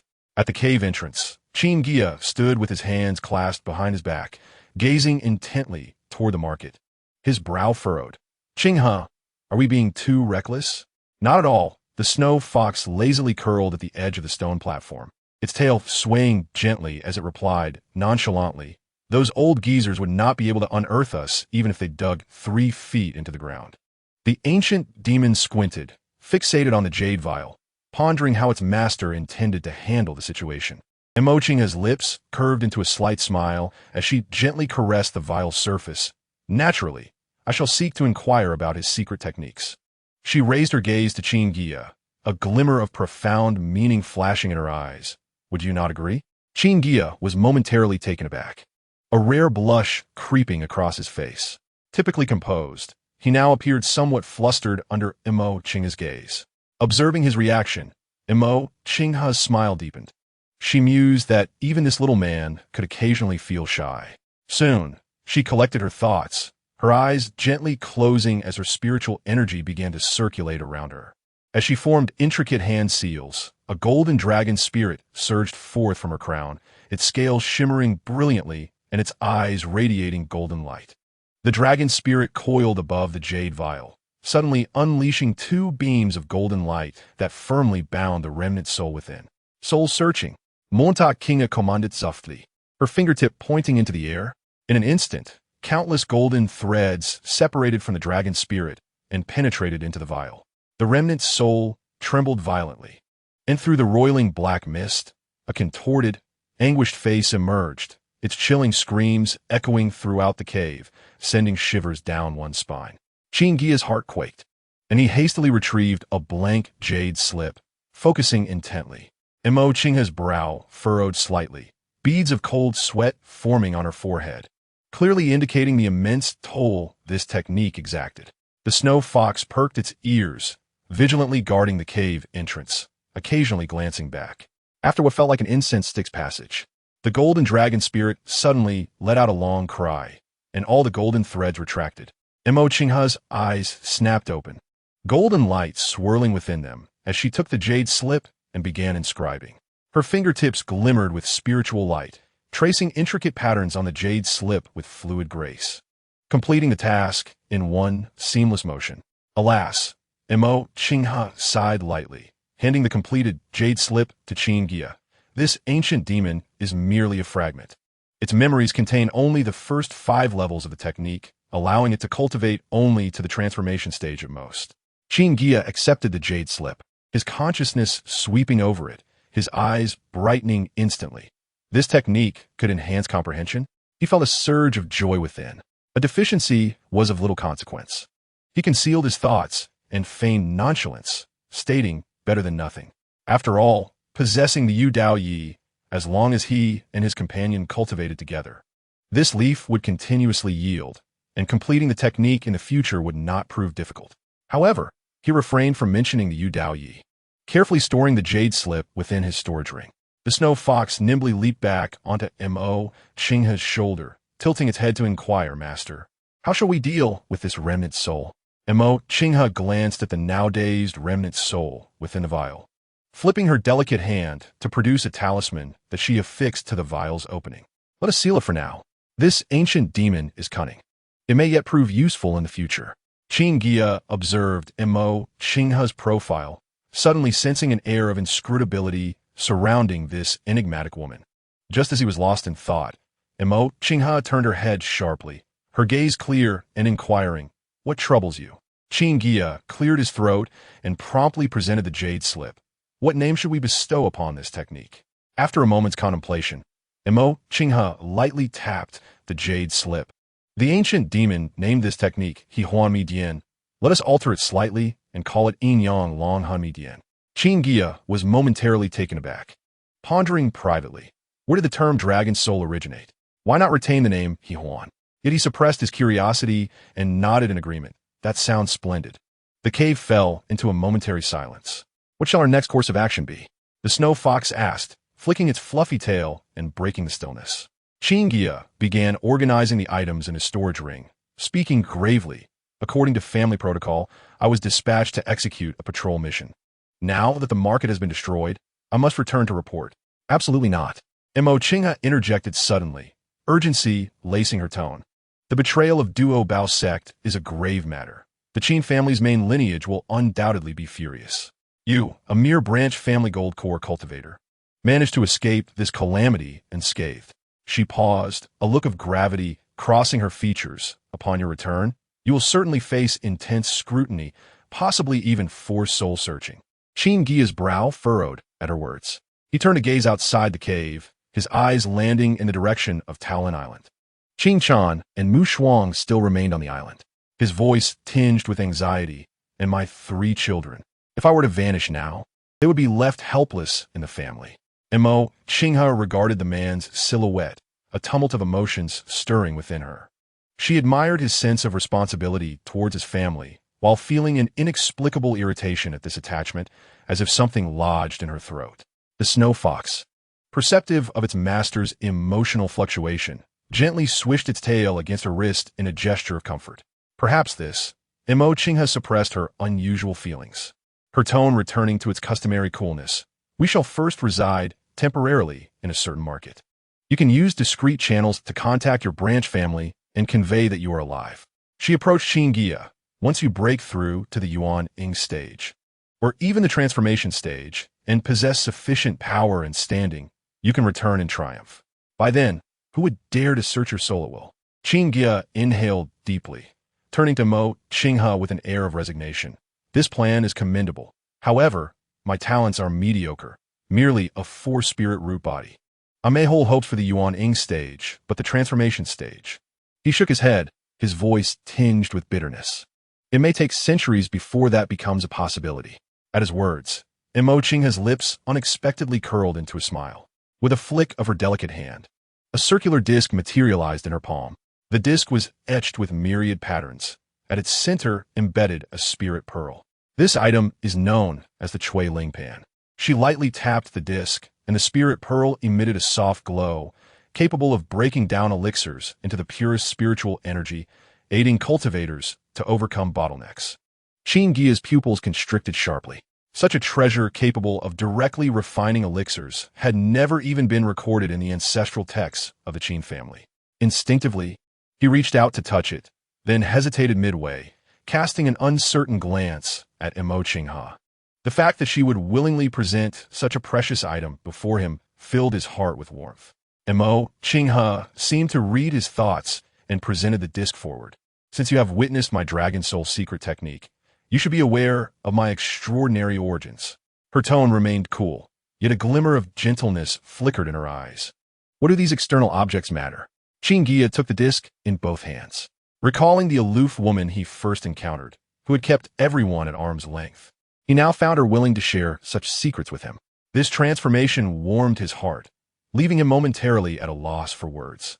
"In that case," he pondered for a moment, "shall we first head to Lu Yuanfang City? Your grandfather, Mo Yuanzi, oversees that place, making dealings more convenient." Noticing Mo Qinghe raise an eyebrow, he continued to explain, "My second uncle, Qin Fahai, frequently visits your ancestor. Perhaps he can relay messages back to the family. This way, I can ensure my safety without causing undue concern for my family." Mo Qinghe considered briefly, then gracefully raised her hand to produce a jade slip. "This is the Tai Su Yanxi Shu, It is inherently connected to the Tai Su Bo Long Shu you are cultivating. She extended the jade slip toward him. When mastered to a profound level, it not only conceals one's presence, but can also obscure the heavenly mechanisms of divination. The moment Qin Guiya received the jade slip, his consciousness brushed against it, and his heart trembled violently. The intricacies of this secret technique far surpassed his expectations. In the outside world, even the most ancient of cultivators would vie fiercely for it. He raised his gaze towards Ma Qinghe, the woman's delicate profile enveloped in a soft halo, a beauty that rendered one unable to look away. "Thank you," he said earnestly, placing the jade slip into his bosom, refraining from inquiring further about the origin of this secret technique. Since the other party had chosen to trust him, he naturally would not betray that sentiment. As night fell within the cave, Qin Guiya sat cross-legged, surrounded by a golden aura. He held a leaf of enlightenment in his mouth, breathing in and out as golden specks of light flowed across his body, gradually outlining intricate Tao patterns. In the adjacent cave, the snow fox lazily perched on a stone table, its eyes glimmering with a hint of intrigue. Its fluffy tail swayed gently as it communicated, "Master, that young man has used another mysterious leaf." Ma Qinghe, who was in the midst of cultivation, slowly opened her eyes upon hearing this. With a delicate flick of her finger, a water mirror materialized before her, clearly reflecting the scene of Qin Guiya's cultivation, observing the golden aura solidifying at a visible pace. A trace of surprise flickered in her eyes. "This little man," Ma Qinghe huffed softly, "I have even brought out the spirit refining plate, yet he remains secretive." Despite her words, the corners of her mouth curved slightly upwards, indicating she was not truly angered. The snow fox tilted its head, its ears twitching lightly. "Why doesn't he, the master, directly inquire about the leaf's origin?" "No need." Ma Qinghe waved her hand to disperse the water mirror, her tone nonchalant yet tinged with pride. "Having lived a second life, I am well versed in my own cultivation techniques. Such external aids are merely embellishments to my current self." She paused, adding, "Moreover, everyone has their own secrets, just as I would not disclose my true origins to him." The snow fox blinked knowingly, choosing to say no more. The following morning, as the sun began to rise, Qin Guiya pushed open the stone door of the cave, inhaling deeply the fresh morning breeze. With a slight movement of his mind, a golden glow enveloped him, rendering his features indistinct amidst the interplay of light and shadow, even his breath completely restrained. This was a manifestation of his nascent grasp of the Taishu Lianxi technique. Ma Qinghe had already positioned herself in the center of the hall. Upon his appearance, her gaze lingered on him momentarily, and a barely perceptible smile graced her lips. Not bad to have mastered this extent in just one night. Her voice remained as cool as ever, yet a hint of appreciation glimmered in her eyes. As mist curled around the mountains, the two exited the cave side by side. Qin Guiya formed a gesture to summon the Jinfeng sword. Ma Qinghe gracefully waved her sleeve, and the snow fox transformed into a streak of white light, vanishing into her sleeve. With a light touch of her toes, she steadied herself at the tip of the flying sword. "Let us go." At her command, two streaks of light sliced through the morning mist, racing towards the southeast. Although both the Duobao Zong and the Liu family were under the auspices of the Qin family, they were separated by a distance of 1,000,000 miles. Fortunately, for a gold core cultivator, it was merely a few days' journey. During the flight, Qin Guiya occasionally glanced at the white figure ahead of him. The morning light cast a golden hue upon her. While practicing the Taishu Lianxi technique the previous day, he had deeply appreciated the profundity of this secret art. Even the ancestral techniques of the Qin family could scarcely compare. To so effortlessly wield such a technique, Ma Qinghe's origins were likely more astonishing than he had imagined. As Chapter 57 unfolded, the annihilation of the Duobao Zong ensued. Qin Guiya pondered silently. Was she from a major power? That was a presence standing at the pinnacle of the spirit realm. Although he possessed the ancient tree within the sea of consciousness, if he could receive such assistance, his path of cultivation would undoubtedly be greatly accelerated. He resolved to cherish this connection. Below, the mountains and rivers swiftly receded, and the two maintained a silent understanding. As they passed several smaller markets, they strategically avoided them. As the sun set in the west, the outlines of buildings finally emerged on the distant horizon. It was the Liu Yuan market. At that very moment, 1,000 miles away, within the Qin family ancestral hall, Qin Shenglong sat in the main seat. The transmission jade slip in his hand already cracked. His expression darkened, the pressure of his divine transformation rendering the air within the hall thick and oppressive. Several elders stood with bowed heads, instinctively lightening their breaths. What a Dua Baozong! Qin Shenglong's voice was sharp, reverberating through the hall. He abruptly rose. Dispatch orders to the law enforcement hall. As his sleeve billowed, a blood-red order arrow shot forth, immediately heading towards the Dua Baozong to obliterate its lineage. An elder with white hair stepped forward with trepidation. Clan leader, should we send someone to investigate first? Investigate? Qin Shenglong's eyes turned crimson, the pressure of his divine transformation intensifying. 5 Yuaning elders connived with demonic cultivators, setting up a blood sacrifice formation in the market. If it weren't for Huang Tian's timely rescue, Gui Tong would have perished on this mission. He suddenly lowered his voice. Within 3 days, I want to see the Dua Baozong's ancestral treasure tower placed before the ancestral shrine. An hour later, 2 divine transformation experts stood on the clouds. 20 Yuaning cultivators, each leading elite gold core practitioners, all under the command of Qin Huangtian, charging towards the Dua Baozong. The ancestral master of Dua Baozong was in seclusion when a sudden impulse drove him out of his cave. Just as he emerged, he witnessed the mountain-protecting formation collapsing, a torrential rain of swords descending. He hastily summoned a celestial treasure to defend himself, only to be struck in the chest by the Xiantian ice will thrown by Qin Huangtian, staining his robe with blood. What does the Qin family intend? The Dua Bao ancestral master's hair stood on end. In his hand, the Qian Bao Ling Long Tower gleamed brilliantly. We have offered tributes every year. Never, never. Qin Huangtian sneered, forming a gesture as a bronze mirror levitated into the air, vividly replaying the scene of the blood sacrifice in the market. These demonic cultivators bearing the Dua Bao Zong's insignia, are they false? The Dua Bao ancestral master's face turned ashen. Surely someone has framed us. I am willing to open the treasury. Too late. Suddenly, a golden radiance shot forth from Qin Huangtian's sleeve. 1,000 eyes of golden light erupted. The golden light, like a dragon, instantaneously pierced through the Qian Bao Ling Long Tower. The Dua Bao ancestral master spat out a mouthful of vital blood, yet saw that the 20 Yuaning cultivators of the Qin family had already formed a heavenly net, while 300 gold core cultivators surged into mountain gates like wolves and tigers. As the mountain-protecting formation collapsed, disciples of the Dua Bao Zong cried out in panic, fleeing in all directions. The scripture pavilion crumbled under the sword light, and the 12-peak master halls fell one after another. An elder of Yuan self-destructed his core, but even the defensive barrier of the Qin family's worship remained unshaken. By the third evening, Qin Huangtian personally captured the Dua Bao ancestral master Yuaning. The once glorious mountain gate had turned to scorched earth. This massacre of the sect reminded everyone once again of the age-old iron law. Those who offend the Qin family will be punished, no matter how far they flee. In the eastern district of Liu Yuan Market, 2 figures clad in gray robes strolled along the bluestone path. The taller man had a waxy complexion, a tattered medicine pouch hanging from his waist. Beside him, a woman donned a straw hat, a veil obscuring most of her face.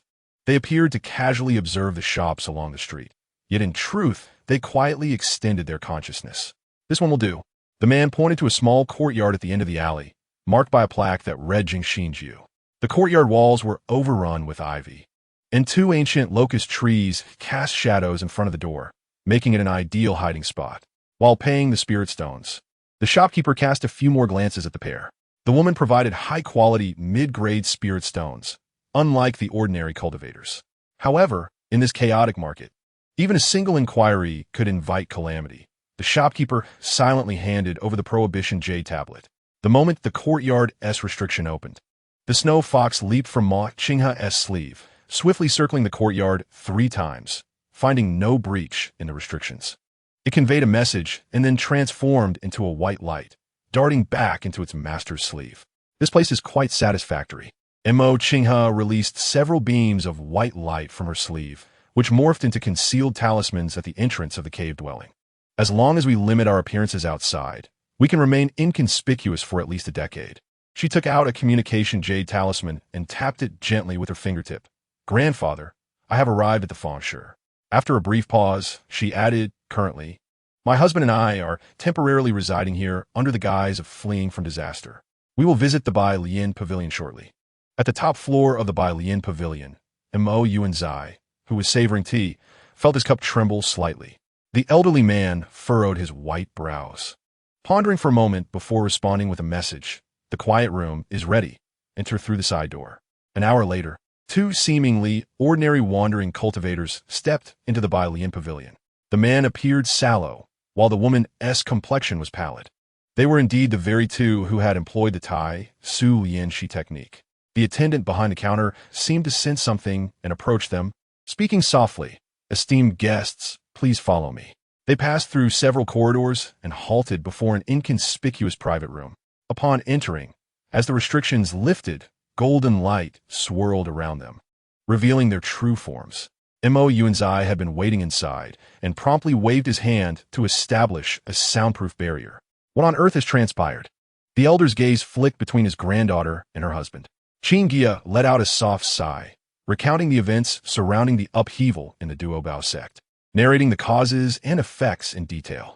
When he reached the part about the Qin family's extermination, Mo Yuanzai was visibly taken aback. Had he known this beforehand? The elder's gaze toward Qin Guiya became complex and inscrutable. Initially impressed by the young man's alchemical talent, he never anticipated such turmoil would ensue. His worries for his granddaughter mingled with the gravity of the current situation. Mo Qinghe spoke softly, Grandfather, there is no need for concern. For now, Guiya needs to remain low-key. Given your extensive connections in the feng shui, could you assist in gathering some third-tier spiritual herbs? Of course. Mo Yuanzai steadied himself, retrieving a jade book from his storage ring. The Bai Lian Pavilion recently acquired several fourth-tier Xianbing flowers, and there is one more thing. Montauk Kinga interjected. When is my second uncle, Qin Fahai, expected to come to the feng shui? The elder stroked his beard in thought. He used to come monthly to sell elixirs. But in recent years, his visits have dwindled to about once every 6 months, primarily to procure cultivation resources for the branch family.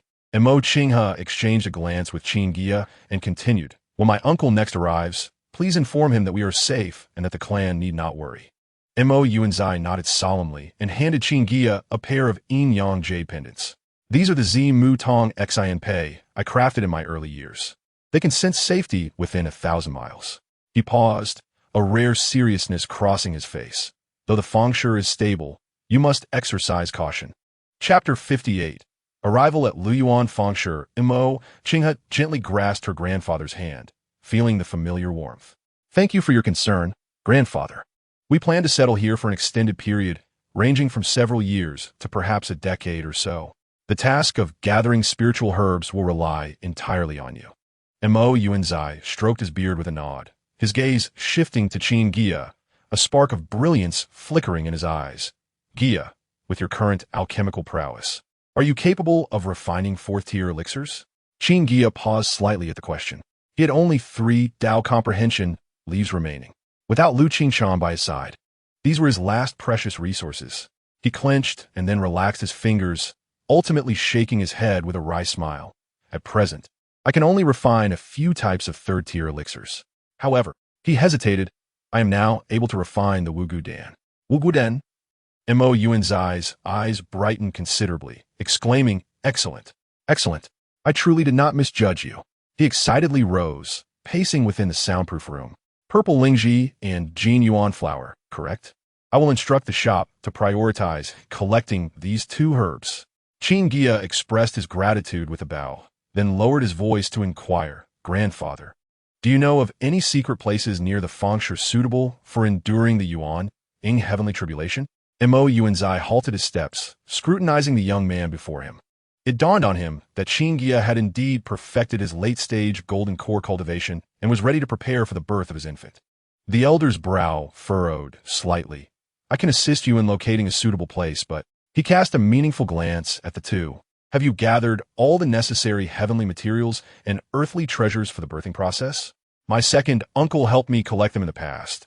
Qin Guiya replied resolutely, confident that the family had already made some progress. That is well. Mo Yuanzai felt somewhat reassured. He retrieved a token from his sleeve and handed it to Qin Guiya. This is a VIP token for the Bai Lian Pavilion. With this token, you can prioritize communication with me. The matter of birthing is of utmost importance. Should you require anything, do not hesitate to ask. As dusk deepened outside, Mo Qinghe rose to take her leave. It is getting late. We should return. The two once again employed the Tai Su Lianxi technique and, in the blink of an eye, transformed back into the ordinary-looking wandering cultivator couple. As they departed from a Bai Lian pavilion, Qin Guiya sensed several divine senses sweeping from around the corner. He discreetly took hold of Mo Qinghe's hand, and they blended into the crowd like any ordinary wandering cultivators. After turning through several streets and confirming that they were not being followed, they made their way toward the rented courtyard. The following days passed in tranquility.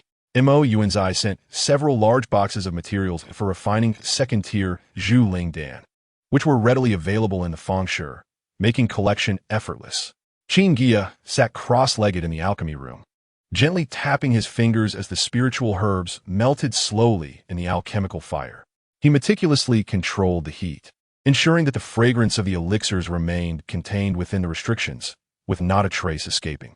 After half a month, 30 bottles of Zhu Ling Dan were neatly arranged on a jade shelf. Mo Yuanzai personally came to collect them, and, upon seeing the elixirs, a flicker of surprise crossed his eyes. Though these are second-tier elixirs, the quality. He picked up a bottle for closer inspection, delight illuminating his features. As a considerable number had already achieved Wugu quality, this batch of elixirs soon hit the shelves of the Bai Lian Pavilion, becoming the second largest industry in the pavilion aside from artifact refining. Mo Yuanzai deliberately placed several bottles in prominent positions, pricing them about 10% above the market rate. Unsurprisingly, within half a day they were sold out. Meanwhile, Qin Guiya had set up the alchemical furnace in the soundproof room, preparing to refine the third-tier Jin Yuan Dan. The primary ingredient, Jin Yuan flower, had matured in the ancient tree space. Years prior, he had planted the seeds, and now the harvest season had finally arrived, ensuring a steady supply. To avoid drawing attention, he had instructed Mo Yuanzai to continue gathering Jin Yuan flowers to mask their activities. As the furnace's heat stabilized, Qin Guiya focused intently on channeling his spiritual energy, beads of sweat beginning to form on his forehead. When the flames extinguished, he gently lifted the lid, revealing 10 elixirs lying quietly within. Even more astonishingly, 2 of them were entirely pure, devoid of impurities, with a distinct elixir pattern adorning their surfaces. They were indeed of Wugu quality. Finally, he had succeeded in producing full elixirs, and there were even 2 Wugu Dawn. A glimmer of joy sparked in his eyes, and the fatigue of recent days vanished entirely. On the other hand, as the quality of the elixirs improved, the reputation of the Bai Lian Pavilion gradually spread, and the number of customers within the shop steadily increased. Several frequent visitors began to subtly probe for information about the mysterious alchemist, but Mo Yuanzai always smiled and remained silent, deftly sidestepping the topic.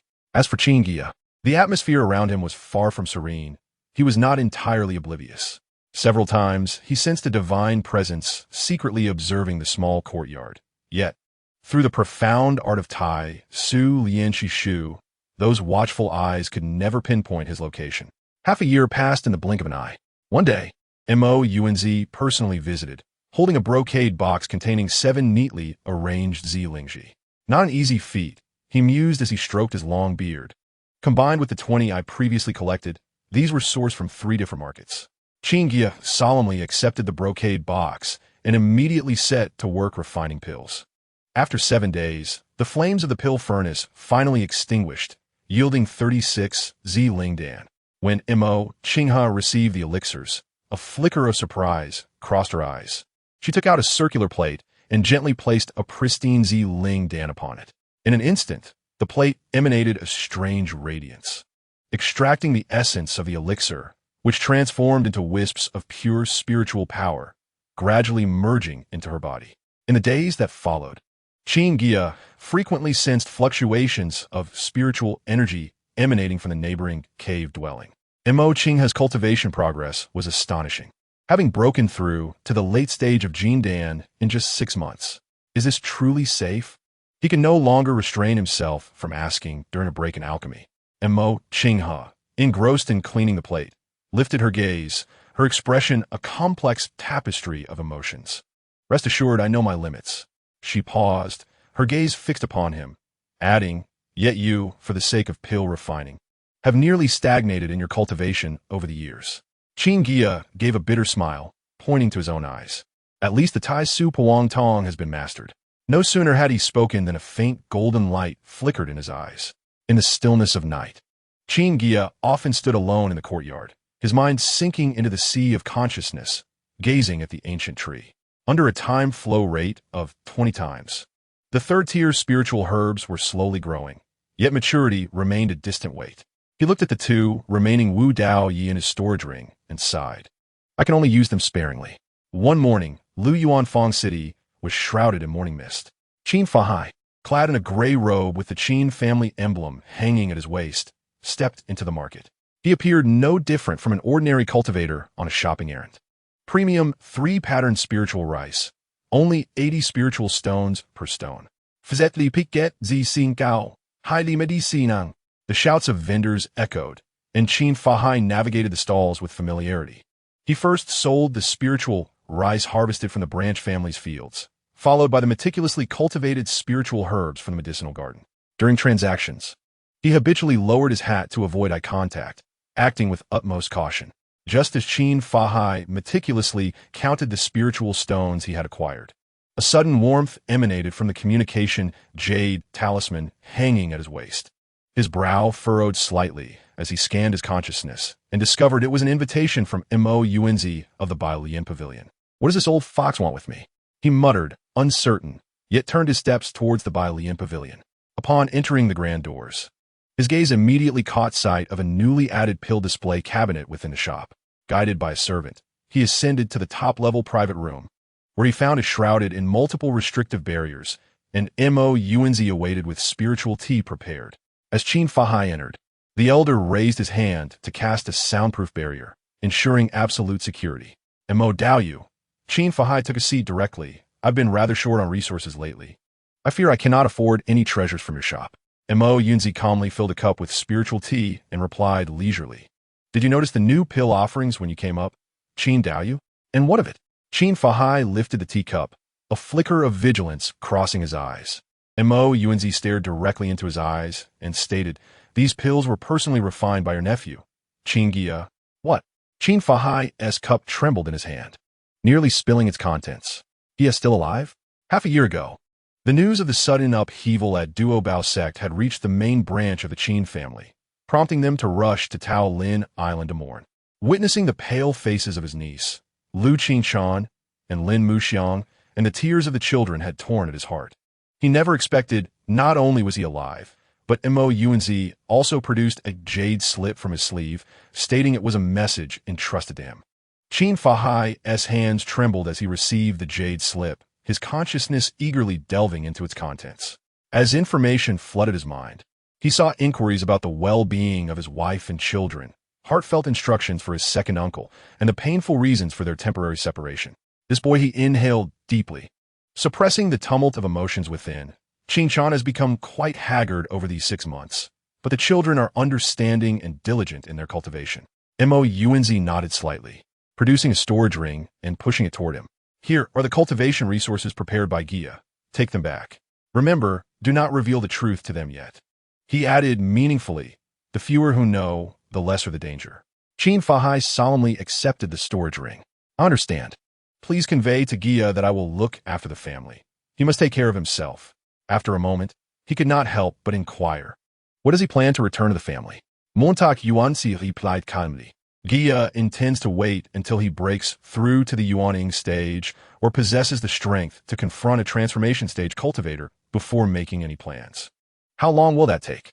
Qin Fahai suddenly stood up. I will send him a message to return with me immediately. Duo Bao sect has long been destroyed. The turmoil should have calmed. Foolish. Mo Yuanzi placed his teacup down heavily. Just a Jin Dan cultivator returning alone would surely attract soul-searching.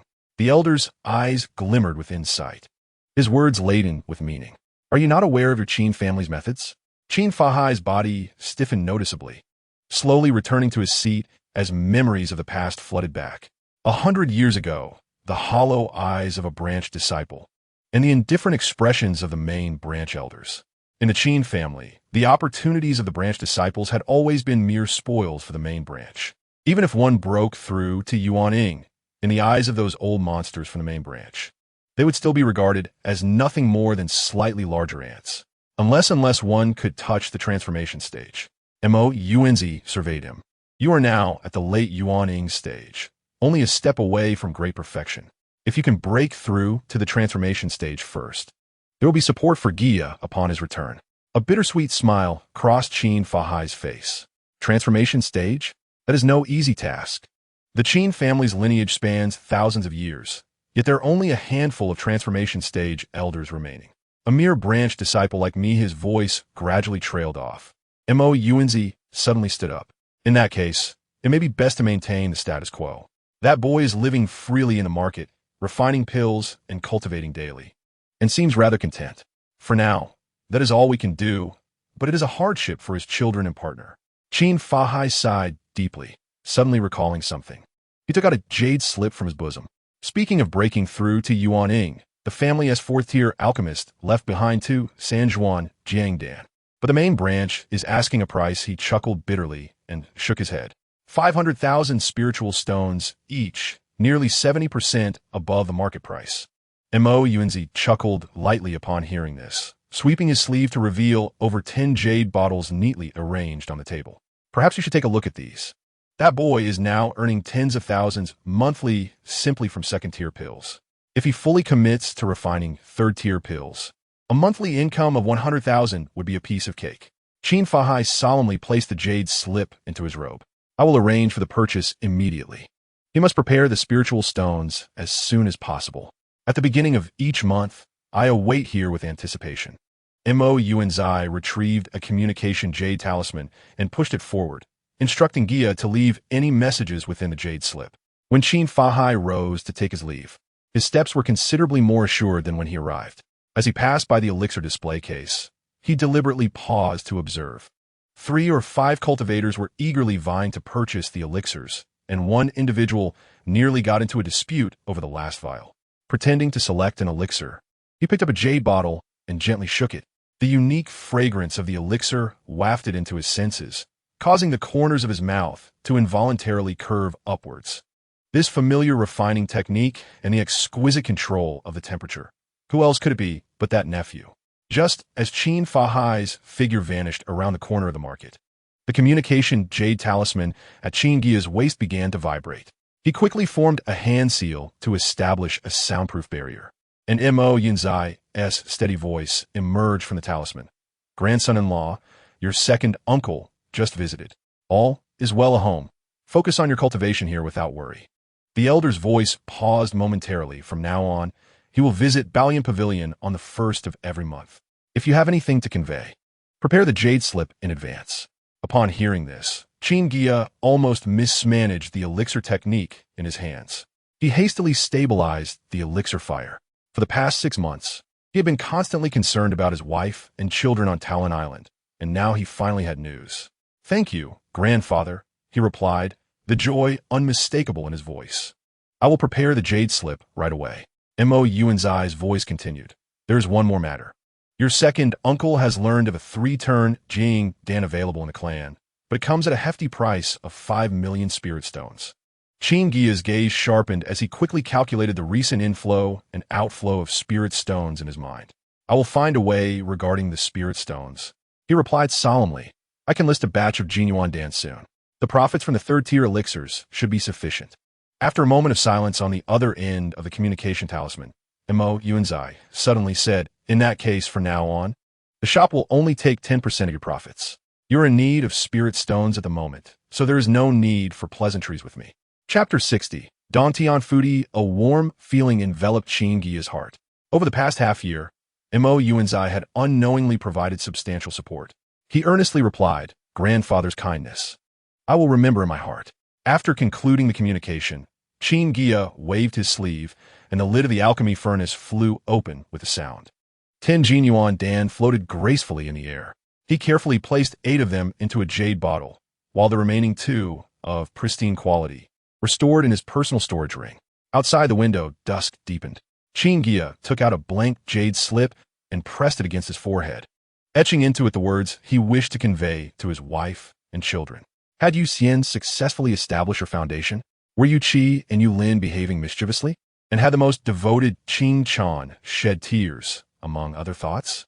The more he pondered, the more his longing for his family intensified, causing a few tears to fall unbidden. Meanwhile, on Talon Island, Qin Fahai arrived at the branch residence. The weight of the storage ring in his sleeve indicated it was filled with various cultivation resources, elixirs, talismans, and spiritual materials purchased from the market. Lin Muxiang was in the courtyard, instructing several children in their cultivation. Upon seeing Qin Fahai, she promptly ceased her explanation and rose to greet him. "Second uncle has arrived," she said with a slight bow, her gaze inadvertently falling on the cuff of Qin Fahai's sleeve. Understanding her look, Qin Fahai produced the storage ring and handed it to her. "These resources are for you to use. They should last for a while." He paused briefly before lowering his voice to inquire, "How has Qing Chan been lately?" Lin Muxiang turned to gaze at the tightly shut stone door of the cave, letting out a soft sigh. Ever since learning that news, she has secluded herself, neglecting her cultivation. She only responds with a few words when the children come to pay their respects. Qin Fahai's expression grew grave as he said earnestly, "Muxiang, you have a resilient nature. Take good care of her. If there is anything you need, do not hesitate to inform me." Lin Muxiang's consciousness probed into the storage ring, her brows slightly raising at the sight. So much? Inside were not only common foundation-building elixirs, but also several vials of rare soul-type elixirs, and even over 10 third-tier talismans. Some of these, Qin Fahai's gaze flickered, his tone subdued, are what Guiya left behind. Lin Muxiang took out a vial of foundation-building elixir, her fingertips lightly brushing against the elixir. This familiar refining technique caused a slight pang in her chest, yet she forcibly suppressed her emotions, discreetly storing the storage ring away. "Second uncle," she suddenly stated seriously, "I wish to resume my studies in formation techniques. I can now refine mid-tier third-grade formations, but I require some high-quality spiritual wood as a foundation. Additionally, I would like to issue a task within the family." Qin Fahai shook his head, interrupting her. "Issuing a task within the family is unnecessary. You are not a member of the Qin family. The clan will not make exceptions for an outsider." Noticing Lin Muxiang's downcast expression, he added, "However, I can help you privately collect the materials. You first refine some finished products, and I will find someone to sell them on your behalf. This will be more secure." The two then moved to the stone table in the courtyard to discuss further. On the table lay the spiritual herb distribution map, organized by Qin Yuxian. "That lad Yu Xian," Lin Muxiang's lips curled into a gentle smile, possessing the Qingmu spiritual body. "He dedicates himself daily to tending to the spiritual fields in the back mountain and diligently cultivating. He is now at the mid-foundation stage." Qin Fahai nodded with satisfaction. "What about those two boys? Yu Qi and Yu Lin have good aptitude and have both reached the peak of Qi refinement." Lin Muxiang pointed to the two young men sparring in the distance. "They just need a suitable opportunity for foundation establishment." As dusk deepened, Qin Fahai rose to take his leave. Before departing, he earnestly promised, "I will keep the matter of forming the golden core in mind. You all should focus on your cultivation and not worry about anything else." Lin Muxiang stood at the door, watching Qin Fahai's retreating figure, her grip tightening around the vial of foundation-building elixir. "Husband, since you are not here, I will take good care of the children and Sister Qing Chan." She faced the evening breeze, standing tall, with a glimmer of determination in her eyes. On this day, within Qin Guiya's small courtyard in Liyuan Market, he held the freshly produced elixirs and skillfully made his way to Mo Qing's cave. Upon entering, he found her surrounded by golden dragon shadows, the imposing aura evoking a sense of reverence within him. He silently marveled at the level of her cultivation technique. "What, are you mesmerized?" Mo Qing suddenly opened her beautiful eyes, a playful smile gracing her lips. "Little man, have the elixirs been refined?" Qin Guiya steadied himself and, presenting the jade bottle like a treasure, replied, "Sister Mo, this time it is the pristine Ling Dan. I wonder how you plan to reward me?" Before he could finish, Mo Qing extended her jade hand and pulled him close. Feeling the intoxicating fragrance so near, Qin Guiya's breath quickened and his ears flushed slightly. "You have already taken 2 partners, yet you still blush so easily? Mo Qinghe chuckled softly, tracing circles on his chest with her fingertip. So, do you wish to cultivate with your sister? Qin Guiya hastily nodded. It is not out of the question. A glimmer of mischief danced in Mo Qinghe's eyes. With the aid of the Yin-Yang Dragon Soul secret manual, dual cultivation would benefit us both. However, she deliberately elongated her tone. Eyeing Qin Guiya from head to toe, that little body of yours may struggle to withstand your sister's fervor. Embarrassed by her teasing, Qin Guiya's face turned crimson.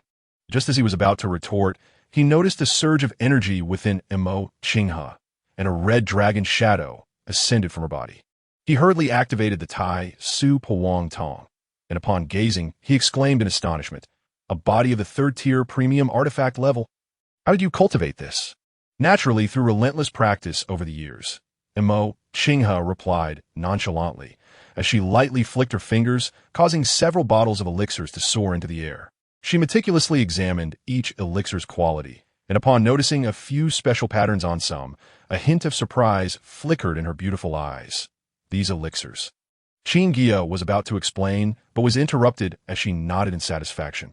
The quality is indeed superb, sufficient to support my cultivation to the perfection of the golden core. However, Qin Guiya furrowed his brow. My grandfather is yet to find a suitable place for the tribulation, and you're eager to break through. Mo Qinghe smiled mysteriously. Follow me. With that, she slightly parted her lips, and a crystal orb slowly emerged. The orb spun in the air, suddenly bursting forth with dazzling light, causing the surrounding space to warp and gradually form a swirling entrance. A cave of heavenly bliss. Qin Guiya's eyes widened, nearly exclaiming. Mo Qinghe quickly covered his mouth. Be quiet. Grasping his hand with the other, she leaped into the vortex. The scenery before them changed abruptly. The ethereal landscapes he had imagined did not manifest. Instead, desolation greeted his sight. Scattered dry trees stood upon the cracked earth, and several pavilions in the distance had already collapsed. Only a few spirit beasts in the corner and a snake lazily basking in the sun by the lake, along with a small patch of a struggling medicinal garden, remained. This is... Qin Guiya surveyed the surroundings, his face etched with confusion. Chapter 61. The Origins of Mo Qinghe, the Red Fruit, and the Heavenly Roots of the Earth. Mo Qinghe caressed a stone pillar, a glimmer of nostalgia in her eyes. Back then, the spiritual vein within this orb was destroyed, and the medicinal garden fell into disrepair. If it weren't for your elixirs nurturing it recently, it wouldn't have regained even this modest scale. She shook her head with a bitter smile. In its prime, the resources here could sustain a major sect. Seeing her somber expression, Qin Guiya gently grasped her wrist, warmth radiating through their skin. After a moment's hesitation, he finally voiced the long-hidden question. Qinghe, what is the true origin of this orb? Mo Qinghe took a deep breath, a glint of determination flashing in her eyes. With swift hand gestures, she activated the Tai Su Lian Shi technique to its utmost, enveloping them in a hazy halo that completely separated them from the celestial machinations of the outside world. I was once the saintess of the Tai Su Tian Dao sect, she said softly, her lips parting like a whisper. As she recounted her past, a story began to unfold. Back then, she was already a formidable being at the integration stage, having discovered a precious orb within an ancient immortal's ruins, only to be betrayed by her peers. On the brink of death, the orb transported her true self through time and space, allowing her to be reborn a millennium later. Qin Guiya was shaken to his core. Sister Mo, why reveal this to me now? Aren't you afraid? It matters not, Mo Qinghe replied, her gaze shifting toward the depths of the cave, her tone calm, yet filled with pride. Though this cave is dilapidated, it spans a vast territory. The spiritual vein has now recovered to the 4th tier, sufficient for us to undergo the tribulation here. She turned to face Qin Guiya, adding, moreover, since I chose to tell you, I have the confidence to conceal the celestial secrets. As Qin Guiya gazed at Mo Qinghe's profile, he suddenly understood why she always exuded an otherworldly aura. She was once a being standing at the pinnacle of the cultivation world, even reborn and recultivating. Her innate pride remained unaltered. He instinctively touched his nose, feeling both astonished and inexplicably elated. After a brief silence, excitement sparkled in his eyes as he stepped forward. So, When I undergo my tribulation in the future, can I? Uft. Mo Qinghe suddenly burst into laughter, lightly tapping his forehead with her jade-like finger. Mischief dancing in her eyes. Of course, my little man. Her red lips curved into a teasing smile, layered with an unspoken fondness. Qin Guiya's ears flushed crimson. Her words sent his heart racing, causing even the ancient tree in his sea of consciousness to tremble slightly. Bowing his head, he murmured, "Qinghe tonight." Before he could finish, he was too embarrassed to continue. Observing his reaction, Mo Qinghe's previously icy demeanor softened, replaced by a tender gaze. She drew him into her embrace and whispered in his ear, "Tonight, I will cherish you well." Her warm breath brushed against his ear, carrying a faint fragrance that sent a shiver through Qin Guiya. In the distance, within the cave, the gauzy curtains of a jade bed rose. Two figures gradually intertwined, their garments slipping away. Mo Qinghe's fingertips traced Qin Guiya's firm chest, igniting a wave of tremors. Inside the red gauze, their breaths quickened, just as their intimacy deepened. The ancient tree within Qin Guiya's sea of consciousness suddenly quaked violently. On the trunk of that mysterious ancient tree, a third lateral branch began to visibly grow at a remarkable speed. Unlike the previous two verdant branches, this new one radiated a soft red light, and at its tip, a red fruit began to form. The fruit swayed gently with their passionate entanglement, gradually enlarging. Immersed in joy, Qin Guiya remained blissfully unaware, until the following morning. He awoke from his slumber to find Mo Qinghe no longer beside him. Rubbing his sore waist, he suddenly sensed a disturbance in his sea of consciousness. Upon looking inward, he was astonished to see the red fruit. "What is this?" he exclaimed in surprise, just as the door was gently pushed open. Mo Qinghe entered, carrying a cup of spiritual tea, and upon seeing him sitting dazedly on the bed, raised an eyebrow and asked, "What are you dazed about?" Before she could finish, her expression changed, her gaze piercing through to Qin Guiya. "How can you possess the aura of the heavenly roots of the earth?" A tightness gripped Qin Guiya's heart.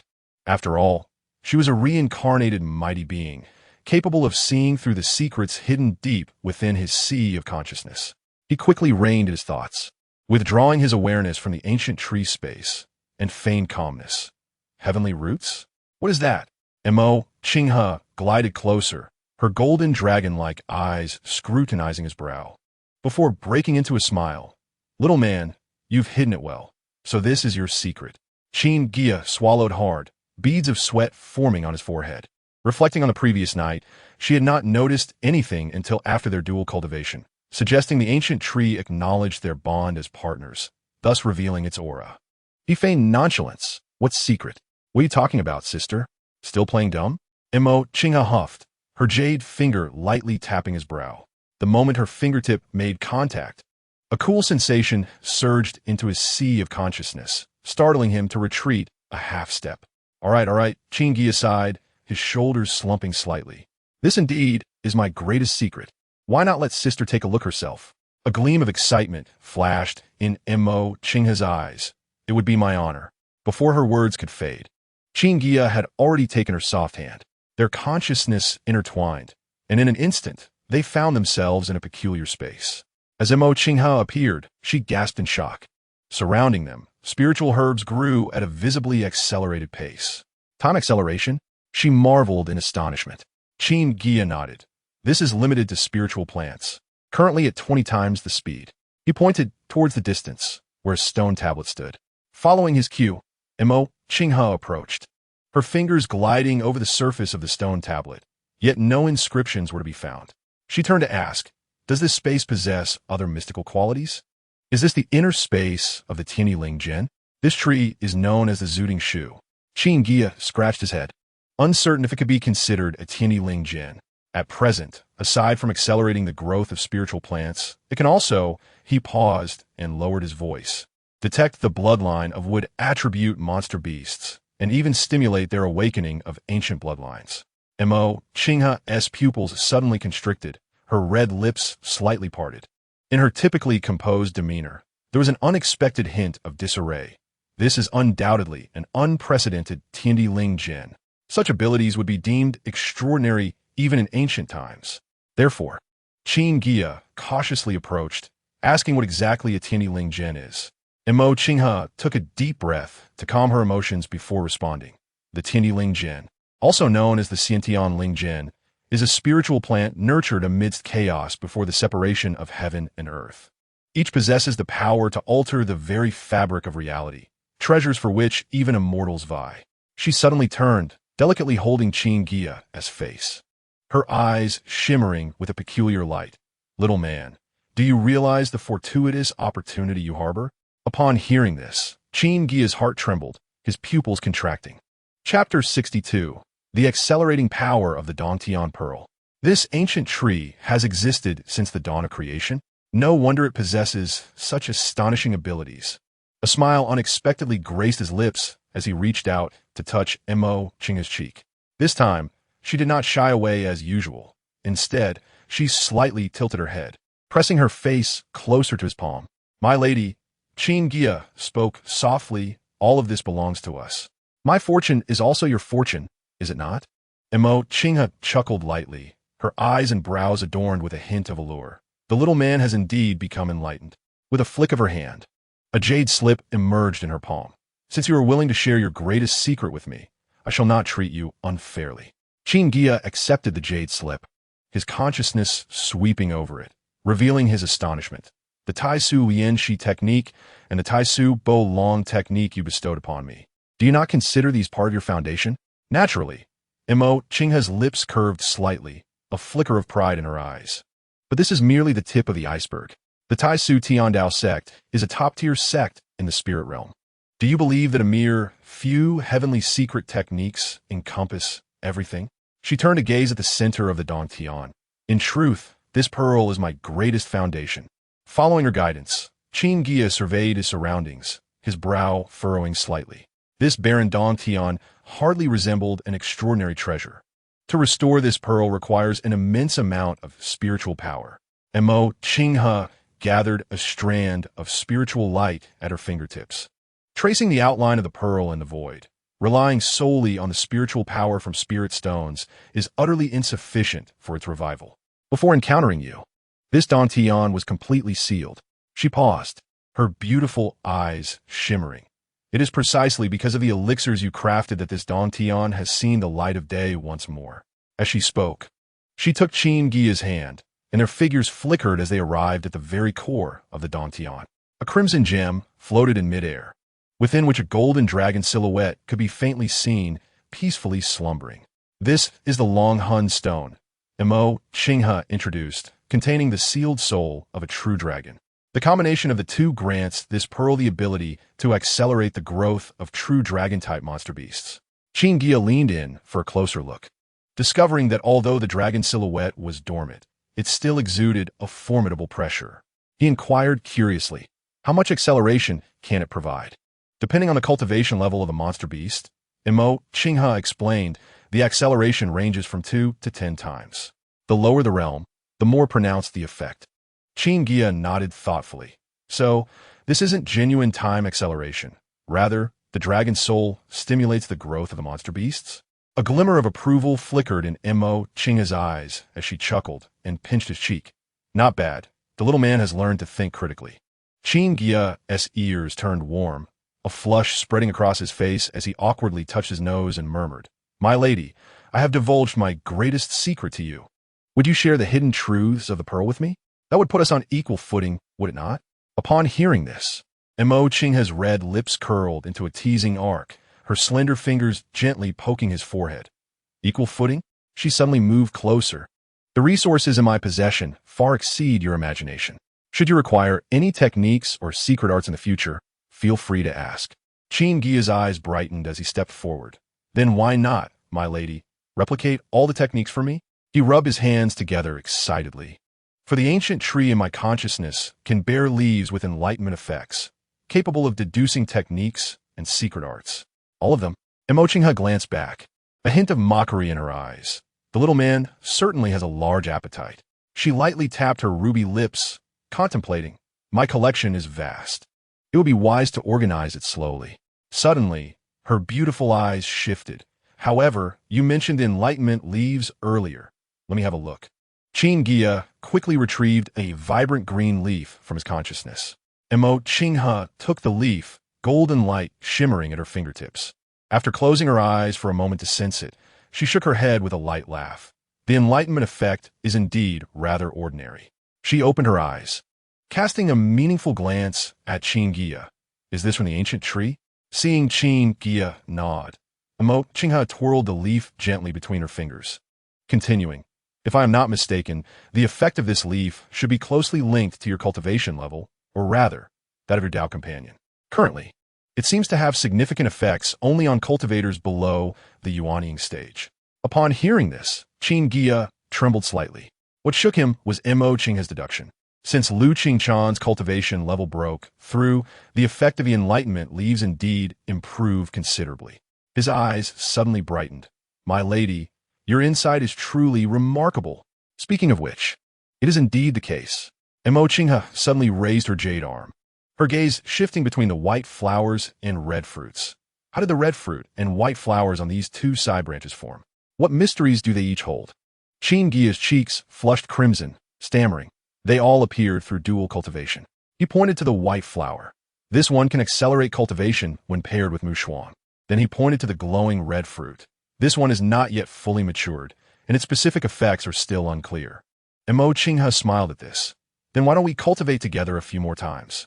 Pointing at the red fruit, she added, I have a feeling that this fruit may be related to the path of beast taming. Surely not. Qin Guiya instinctively took a half step back, shaking his head. The wood attribute monster beast I previously subdued has already had its bloodline activated by the ancient tree. If another fruit related to monster beasts were to appear, wouldn't that be redundant? As he spoke, he formed a hand seal, summoning a fully green spirit bird. The Qin Yuan flapped its wings, radiating the aura of an early stage second tier. Mo Qinghe narrowed her beautiful eyes. As a former master of beast taming, she immediately discerned the truth. The ancient tree can activate its bloodline because this Qin Yuan already possesses a rich bloodline, having reached the brink of awakening. She suddenly waved her sleeve, and a massive emerald green python materialized. You should try this Jiamu Mang. Qin Guiya focused his senses, and through the ancient tree, quickly discovered that this gigantic python indeed contained a trace of thin Jiaolong bloodline. However, no matter how he urged the power of the ancient tree, he was unable to assist it in awakening. He nodded thoughtfully. Madam, your discerning gaze reveals that what I have stated is indeed correct. Mo Qinghe gently caressed the giant python coiling around her arm, suddenly shifting her expression. Interestingly, the dragon soul nurtured within me has developed a strong desire to devour that red fruit. Chapter 63. True Spirit Golden Scale Dragon, Pixiu. Qin Guiya's gaze drifted towards the distant jade bed. Then, madam, should we? Mo Qinghe unexpectedly leaned forward, delicately lifting his chin with her jade fingers. What? Just now you were shy, and now you're taking the initiative? Her crimson lips brushed against Qin Guiya's ear. However, I am indeed inclined towards this.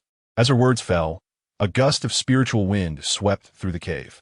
The gauze curtains beside the jade bed lifted again, and two figures could be faintly seen entangled together. Meanwhile, on the ancient tree, the alluring red fruit was nearing its ripening stage. The following morning, Qin Guiya struggled to sit up, supporting his sore waist, his eyes devoid of focus as he gazed at the cave ceiling. His unrefined body, coupled with the training alongside a master like Mo Qinghe, had left him utterly exhausted. Mo Qinghe leaned against the jade couch, her silken hair cascading down, a smile playing on her red lips. What, husband, are you unable to endure? Just as Qin Guiya was about to defend himself, his expression froze. A part of his consciousness had already entered the ancient tree's space, and he observed the red fruit slowly detaching and falling onto the spiritual soil. As he enveloped the fruit with his consciousness, a rich bloodline aura immediately permeated the air. Mo Qinghe's beautiful eyes brightened, her consciousness intertwining with the fruit. Her lips parted slightly, revealing a rare expression of shock. It actually contains a trace of bloodline origin. The moment her fingertip touched the fruit, she trembled. There is a creation force, albeit thin, but the effect. Qin Guiya held the glowing red fruit, cautiously suggesting, Madam, shall we test its effects? Mo Qinghe waved her hand, and from within the cave pearl, a creature resembling a qilin with a dragon's tail emerged. The Pixiu was covered in golden scales, its 4 legs treading upon clouds. and its eyes sparkled with lively light. This is one of my innate guardian beasts, Qin explained while stroking the Pishio's mane. During my reincarnation, my 9 innate guardian beasts were reborn with me. Currently, only it and the snow fox have awakened. It possesses a bloodline of Pishio, and if this fruit can aid in its awakening. The Pishio suddenly became restless, golden scales shimmering as it spoke. Master, I can feel the bloodline boiling. Qin exchanged a glance with Qin Guiya and handed over the red fruit. Be cautious while refining it. The Pishio eagerly swallowed the fruit, and an intense golden light erupted around it. Its eyes visibly expanded, the scales on its dragon tail shedding to reveal even more brilliant new scales. Most astonishingly, a crystal-like jade horn was slowly breaking through its forehead. This is the auspicious jade horn of Pishio. Qin's voice trembled. The Pishio let out a long howl, and suddenly clouds gathered in the cave as spiritual energy surged forth. Just as the Pishio underwent its transformation, Qin Guiya's mind stirred, and he directed his consciousness to the 3rd branch of the ancient tree. Upon the branch, flowing lines of spiritual light revealed text, causing his pupils to constrict sharply. Qin reincarnated and cultivated anew. Root, gold, wood, fire, triple roots, realm, golden core, great perfection talent, beast mastery, top tier, bloodline, true spirit, golden scale dragon, top tier, beast mastery talent, true spirit bloodline. Qin Guiya's breath caught. He had encountered records in ancient texts stating that true spirits were beings comparable to the great ascension in the spirit realm, only achievable by the unparalleled great demons who had broken through to the 8th level. Such a bloodline could either be naturally possessed by descendants born from a union with a true spirit, or it could derive from the refinement of a substantial amount of true spirit essence blood. He cast a complex gaze towards Qin, who was guarding the Pishio. The woman was enveloped in dragon shadows, evidently having refined true spirit essence blood through some secret method. Considering her previous status as a saintess of the Tai Su Tian Dao sect, it was not surprising she could attain such fortune. Suddenly, a soft, buzzing sound resonated from deep within the ancient tree space. The stone tablet shimmered with golden light, and the family information was updated once more. 1st generation, Qin Guiya, quadruple roots. Golden core, late stage, Lu Qingshan, quintuple roots. Foundation establishment, great perfection, Lin Mushuang, triple roots. Foundation establishment, great perfection, Qin, triple roots. Golden core, great perfection.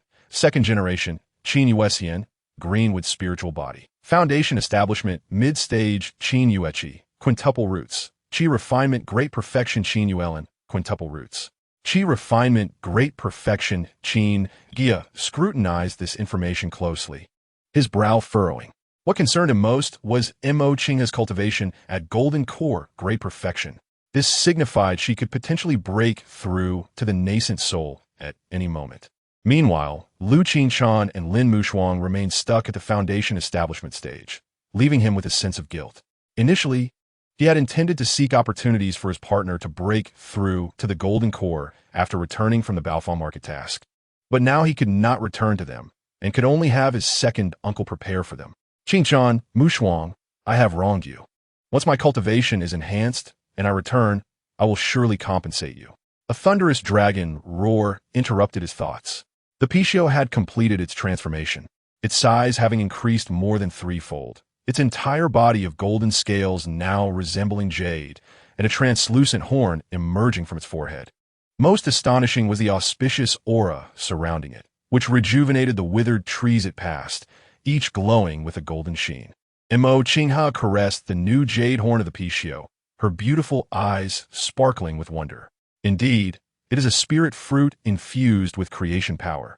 It has completely awakened the Pishio's bloodline. Suddenly, she turned, a smile gracing her lips. Husband, it seems we must cultivate more spirit fruits like this. Qin Guiya, upon hearing this, felt a jolt and instinctively rubbed his sore waist. Clearing his throat, he shifted his gaze to the Pishio that was exhaling clouds, deliberately changing the subject. Madam, what is the current cultivation level of this Pishio?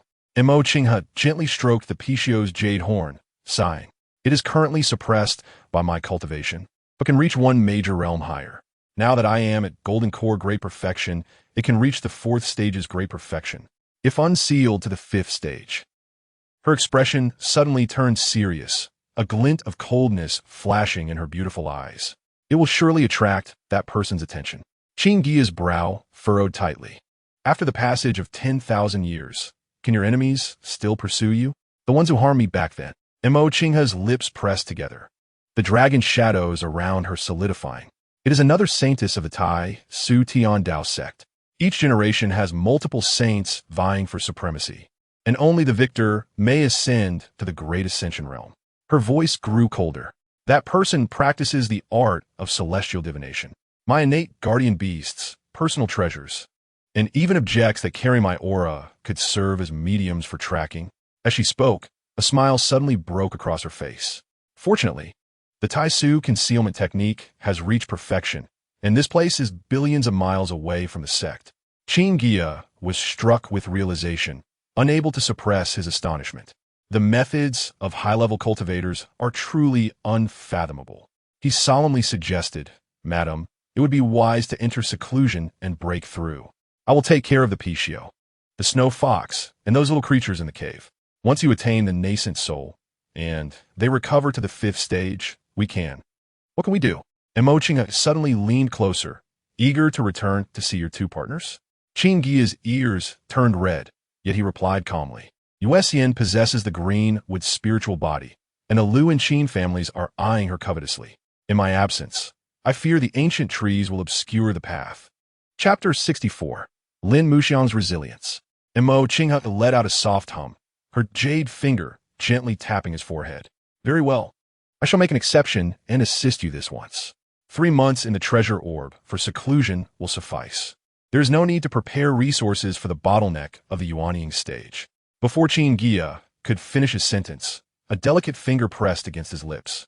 In this reincarnation and cultivation, what need is there for external objects? Mo Qinghe smiled proudly, suddenly tossing out a jade slip. "Is indeed you." Her eyes sparkled with intention as she glanced at Qin Guiya's aching waist. The Tai Su Duan Long Dian should be thoroughly comprehended. Next time, Qin Guiya fumbled to catch the jade slip, his cheeks instantly flushed with embarrassment. Just as he was about to express his gratitude, he saw Mo Qinghe transform into a beam of golden light, vanishing into the treasure orb, leaving behind a lingering fragrance. On Talon Island, dusk deepened, and Lin Muxiang's cave abode was brightly lit. A stone table was neatly arranged with over a dozen formation plates. She rubbed her sword temples and placed the last formation flag into a jade box. "Second uncle, these are the formations I have refined during this period, primarily focusing on the 1st to 3rd tier gathering spirit arrays and the Vajra illusion cloud array. I would appreciate your assistance." Lin Muxiang's voice was slightly hoarse as she pushed the jade box toward Qin Fahai, who received it, his gaze sweeping over Lin Muxiang's haggard face. The dark circles under her eyes were particularly evident in the light, and her once rosy lips had lost their color. A pang of pain struck him, and he sighed. "My child, why must you exert yourself so?" Lin Muxiang forced a smile, lifting the now cold spirit tea to her lips. "With my husband absent, someone must uphold this family." She gazed towards the tightly closed stone door at the depths of the cave. "Sister Qinchan is gentle in nature, and the children have yet to grow." Qin Fahai paused. The word Guiya is still alive, nearly escaping his lips.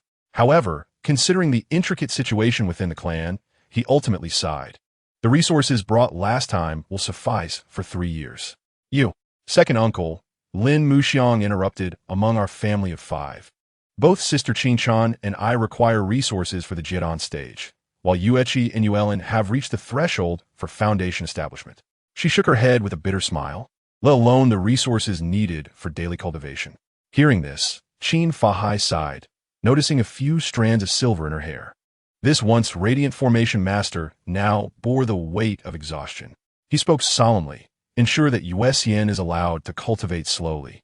Once he steps into the Jindan stage, the main lineage will undoubtedly assign him tasks.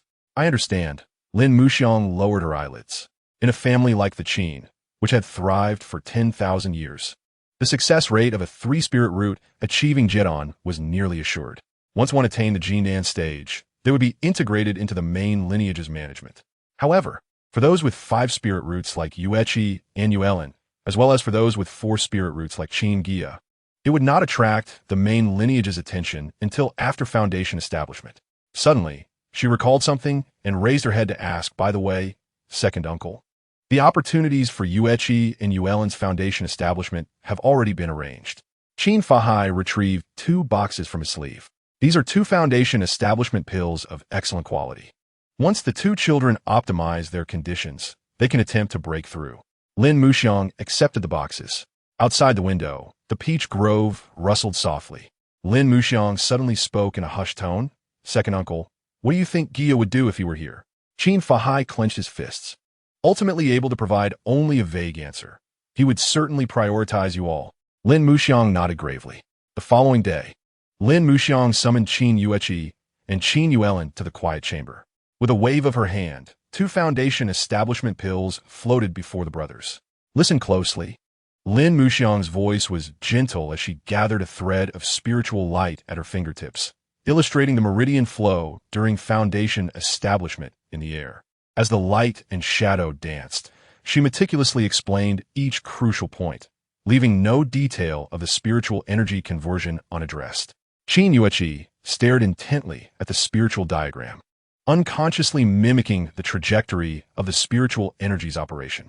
This young man, once obsessed with weapon refining, had now become a first-tier superior weapon refiner. Meanwhile, Qin Yuelin occasionally stroked the jade spiritual rhinoceros at his feet as it affectionately nudged his calf. Remember, the Finchen Qi Shangju you are cultivating was specifically devised by Father. Lin Muxiang continued, producing 2 jade slips and handing them to the brothers. These contain insights from your mother and father during their foundation establishment. Qin Yuechi solemnly accepted the jade slip. Rest assured, mother, I will succeed in my foundation establishment on the first attempt. Once I break through, I will be able to refine higher-tier magical artifacts to alleviate your burdens. Lin Muxiang's eyes glistened with moisture as she reached out to touch her son. Silly child, this little hardship is nothing. She paused, her tone turning serious. The success rate for a 5 Spirit Roots Foundation establishment is only 50%. You must ensure that your conditions are optimal and not rush for results. You need not worry. Second mother. Qin Yuelin patted his chest in assurance, while the jade spiritual rhinoceros let out a low call beside him. With Shao by accompanying me in cultivation. My spiritual energy for the Finchen Qi Shangju is already pure. I will undoubtedly succeed. After watching the 2 children enter their secluded cave, Lin Muxiang stood alone in the peach grove, lost in thought. Her gaze was drawn to the distant stone door of the cave, which remained tightly shut, where Lu Qingchan resided, weeping day in and day out. Sister, Lin Muxiang sighed softly. In recent days, she and her second uncle had tried to console her countless times, yet Lu Qingchan seemed to have lost her soul. Staring blankly at the clothes left behind by Qin Guiya, that gentle woman had lost all her spirit along with her husband's departure. Lin Muxiang withdrew her thoughts and turned towards her own cultivation room. She must refine another set of gathering spirit arrays before sunset. This family ultimately depended on her to hold it together. A month later, within the Bailian Pavilion in Lu Yuanfang City, in a private box on the top floor, Qin Fahai took a delicate sip of spirit tea, the wrinkles on his brow finally easing a little. Opposite him, Mo Yuanzai stroked his long beard and pushed a jade slip towards him. Guiya is doing well. There are no risks of exposure. Mo Yuanzai lowered his voice. Qin Fahai exhaled a sigh of relief. That is good, but he hesitated, ultimately whispering, Qingchan still remains in seclusion, weeping day after day. Did Guiya mention whether we should tell her the truth? Upon hearing this, Mo Yuanzai's expression suddenly turned serious. He raised his hand to set up a soundproof barrier and spoke solemnly, absolutely not. A few days ago, Guiya sent a message saying he has a surprise to bring to the family. I suspect he may have found a way to return ahead of schedule. Really? Qin Fahai trembled slightly. Mo Yuanzai smiled mysteriously, retrieving a storage ring. This is the medicinal pills Guiya prepared for the children, and he lowered his voice. 300,000 spirit stones. Qin Fahai accepted the storage ring, his spiritual sense sweeping over it, and he gasped in astonishment. Inside the storage space were dozens of neatly arranged bottles of medicinal pills, alongside a small mountain of spirit stones. He tucked them into his robe, whispering with ease, "It should be enough to purchase the 3rd-tier Jidan pills." Speaking of which, he also took out a box from his waist, not long ago. The golden moon fruit tree tended to by grandfather Qin Guiya bore fruit. Here are 2 golden moon fruits. Please inquire with Guiya if he can refine the Jidon. If he can succeed, it would save us the trouble of hiring outsiders. Chapter 65. The 2 build their foundations within the branch lineage of Qin Guiya. There resided a 3rd-tier spirit plant master, none other than Qin Guiya's father, Qin Guiya. This Qin Guiya tree was acquired from the main lineage during the establishment of the branch. Now, having matured once more, it bore 2 fruits. Mo Yuanzai's eyes sparkled with excitement as he hurriedly accepted the box. The 2 fruits lay quietly within, and he solemnly tucked them into his sleeve, assuring, "Rest assured, I shall personally deliver them." After 3 rounds of tea, Qin Guiya rose to take his leave. Before departing, he cast a glance at the bustling market outside the window and softly remarked, "Our meeting is of no consequence." Mo Yuanzai waved his hand dismissively. "With our century-long friendship, who would harbor suspicions? Do be cautious on your way back, however." Qin Guiya bowed and departed. A quarter of an hour later, within the secret chamber of Lian Pavilion, Qin Guiya received the box from Mo Yuanzai. Upon seeing the 2 Qin Guiya, his eyes gleamed with determination. "Rest assured, grandfather, I shall surely succeed in refining the golden pill." He still possessed 2 Wu Dao Yi within his storage ring. Based on past experiences, a single Wu Dao Yi was sufficient for him to master the refining techniques of 3rd-tier pills across 2 furnaces. If he utilized both, the likelihood of success in the first furnace would rise to over 90%. Mo Yuanzai stroked his flowing white beard, concern etched upon his face. "Your companion, Lu Qingshan, has remained secluded ever since hearing the ill tidings, weeping day and night. Your second uncle has asked me to inquire if you possess a good plan." Qin Guiya paused, fully aware of Lu Qingshan's disposition. That gentle and delicate woman had always relied on him. Let Yuesian and the others frequently pay their respects at the cave entrance. Sighing softly, he added, "Qingshan cherishes the children dearly. Once she realizes they need their mother, she will surely regain her spirit. I shall arrange this at once." Montak Yuansai nodded. "Grandfather, please prepare a few exceptional lower-grade magical artifacts for me," Qin Guiya requested. A resolute glimmer flashed in his eyes. Once the golden pill was refined, if Mu Shuang and Qingshan were to confront the golden pill, having magical artifact for protection would enhance their chances of success by at least 30%. Mo Yuanzai's eyes widened. "Your ambition is astonishing. Most ordinary cultivators would consider themselves fortunate to wield a top-tier spiritual weapon during tribulations. Yet you seek to employ magical artifacts directly?" Shaking his head with a pained smile, he acquiesced. "Very well. I possess an abundance of magical artifacts in my shop and will undoubtedly choose the most suitable ones for you." Just then, Qin Guiya recalled the unusual sight he had observed upon entering the shop. The once bustling establishment now stood desolate. Frowning, he inquired, "What has caused the business to decline to such an extent?" Mo Yuanzai's expression darkened immediately. "Is it not the 3rd elder of the Lu family? Lu Yuan has been making things difficult ever since Lian Pavilion began to flourish, employing various tactics such as increasing taxes, auditing accounts, and imposing restrictions on the purchase of spiritual materials. As a mere loose cultivator, I cannot compete with these family cultivators and must endure for the time being." Once again, it is he. Qin Guiya's eyes flashed with cold light. He had long been aware of the grievances between this 3rd elder and Lin Mu Shuang's grandfather. Now, he dared to bully Grandpa Qingha. The families of both of his companions were entangled with this individual. He must be dealt with, he declared. "Eliminate this person." Mo Yuanzai shook his head and sighed. "This person has attained the peak of the nascent soul stage and holds significant power within the Lu family. To remove him swiftly while ensuring one's own safety is quite the challenge." Qin Guiya's lips curled into a slight smile as he recalled the seclusion of Mo Qingha, who was currently breaking through. Once her nascent soul is complete and her spirit beast regains its 5th-tier power, a mere nascent soul elder will be of no concern. However, he did not voice these plans aloud, merely stating, "Grandfather, first ascertain his movements. We shall proceed cautiously." Seeing the resolve in his demeanor, Mo Yuanzai nodded in agreement. On Taolin Island, within the secluded cave, spiritual energy surged suddenly. Qin Yueqi and Qin Yuelin sat cross-legged, their bodies enveloped in crimson spiritual power. At that moment, Both had simultaneously entered a critical phase of foundation establishment. The foundation establishment stage is a vital juncture for forging the roots of the great Tao. They practiced the Fenchin Shengqi Ju, a technique meticulously derived by Qin Guiya from a top-tier demonic cultivation art. This technique is based on fire attribute spiritual power and possesses a remarkable trait. It can enhance the physical body by devouring the spiritual essence within magical artifacts. Crack! The sound of shattering artifacts echoed continuously within the cave. Since their qi refining stage, the two brothers had already refined over 100 artifacts, ranging from first-tier lower grade to top-tier. Such a lavish method of cultivation is rare in the entire realm of cultivation. If it were not for their father in the golden pill stage and two devoted mothers, an ordinary cultivator would never be able to bear such a burden. A day later, a brilliant golden light erupted from Qin Yueqi's cave. The foundation establishment platform within his dantian shimmered like jade, radiating a golden red flame. Unmistakably a legendary top-tier platform. The youth opened his eyes, flickering with fiery intensity.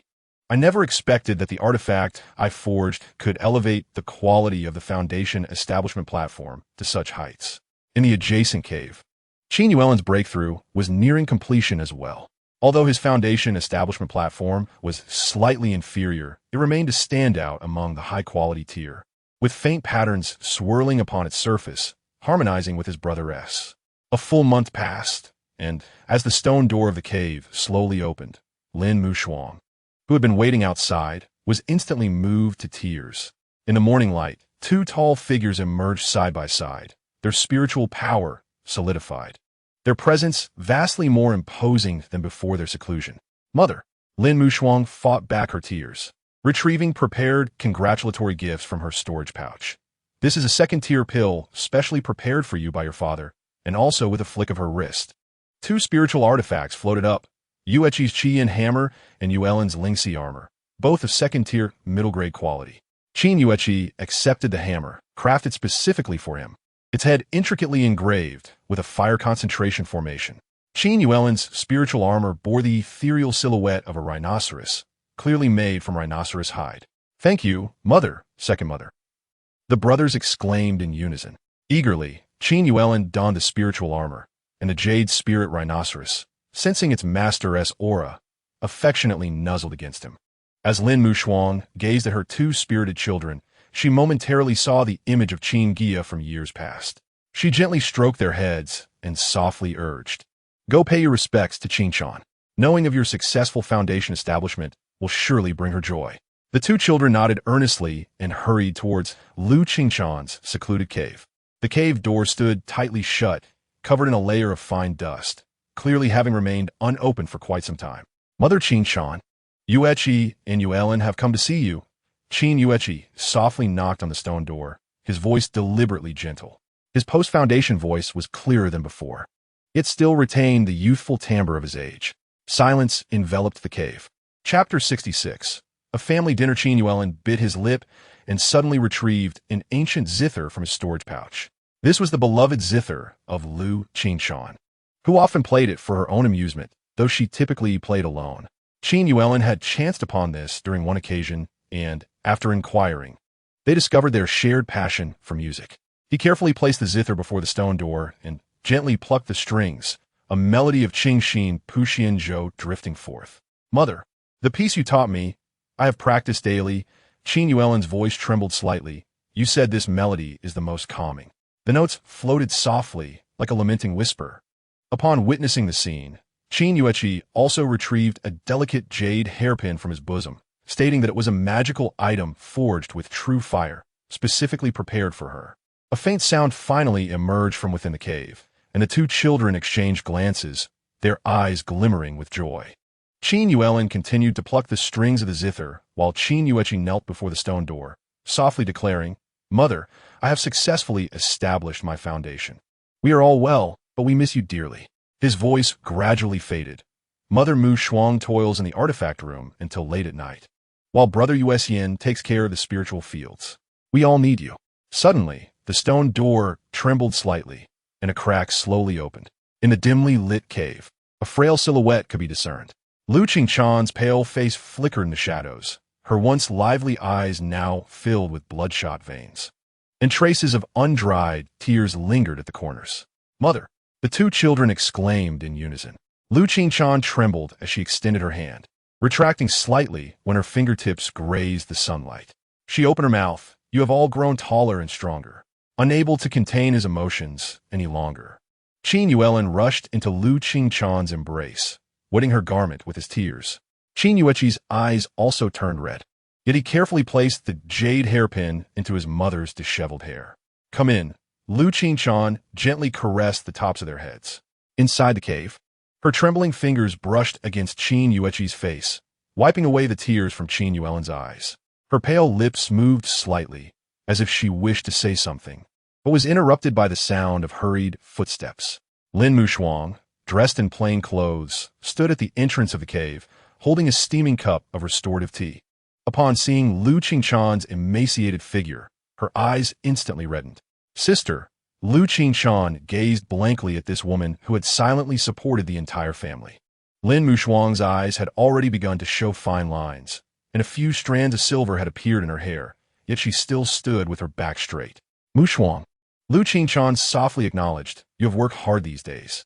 Lin Mushuang hurriedly stepped forward, placing the restorative tea into Lu Qingchan's icy hand. "Sister, what are you saying? We are family." Just then, a lively sound of footsteps echoed from outside the cave. Qin Yuexian entered, carrying a bamboo basket. "Mother! Second mother!"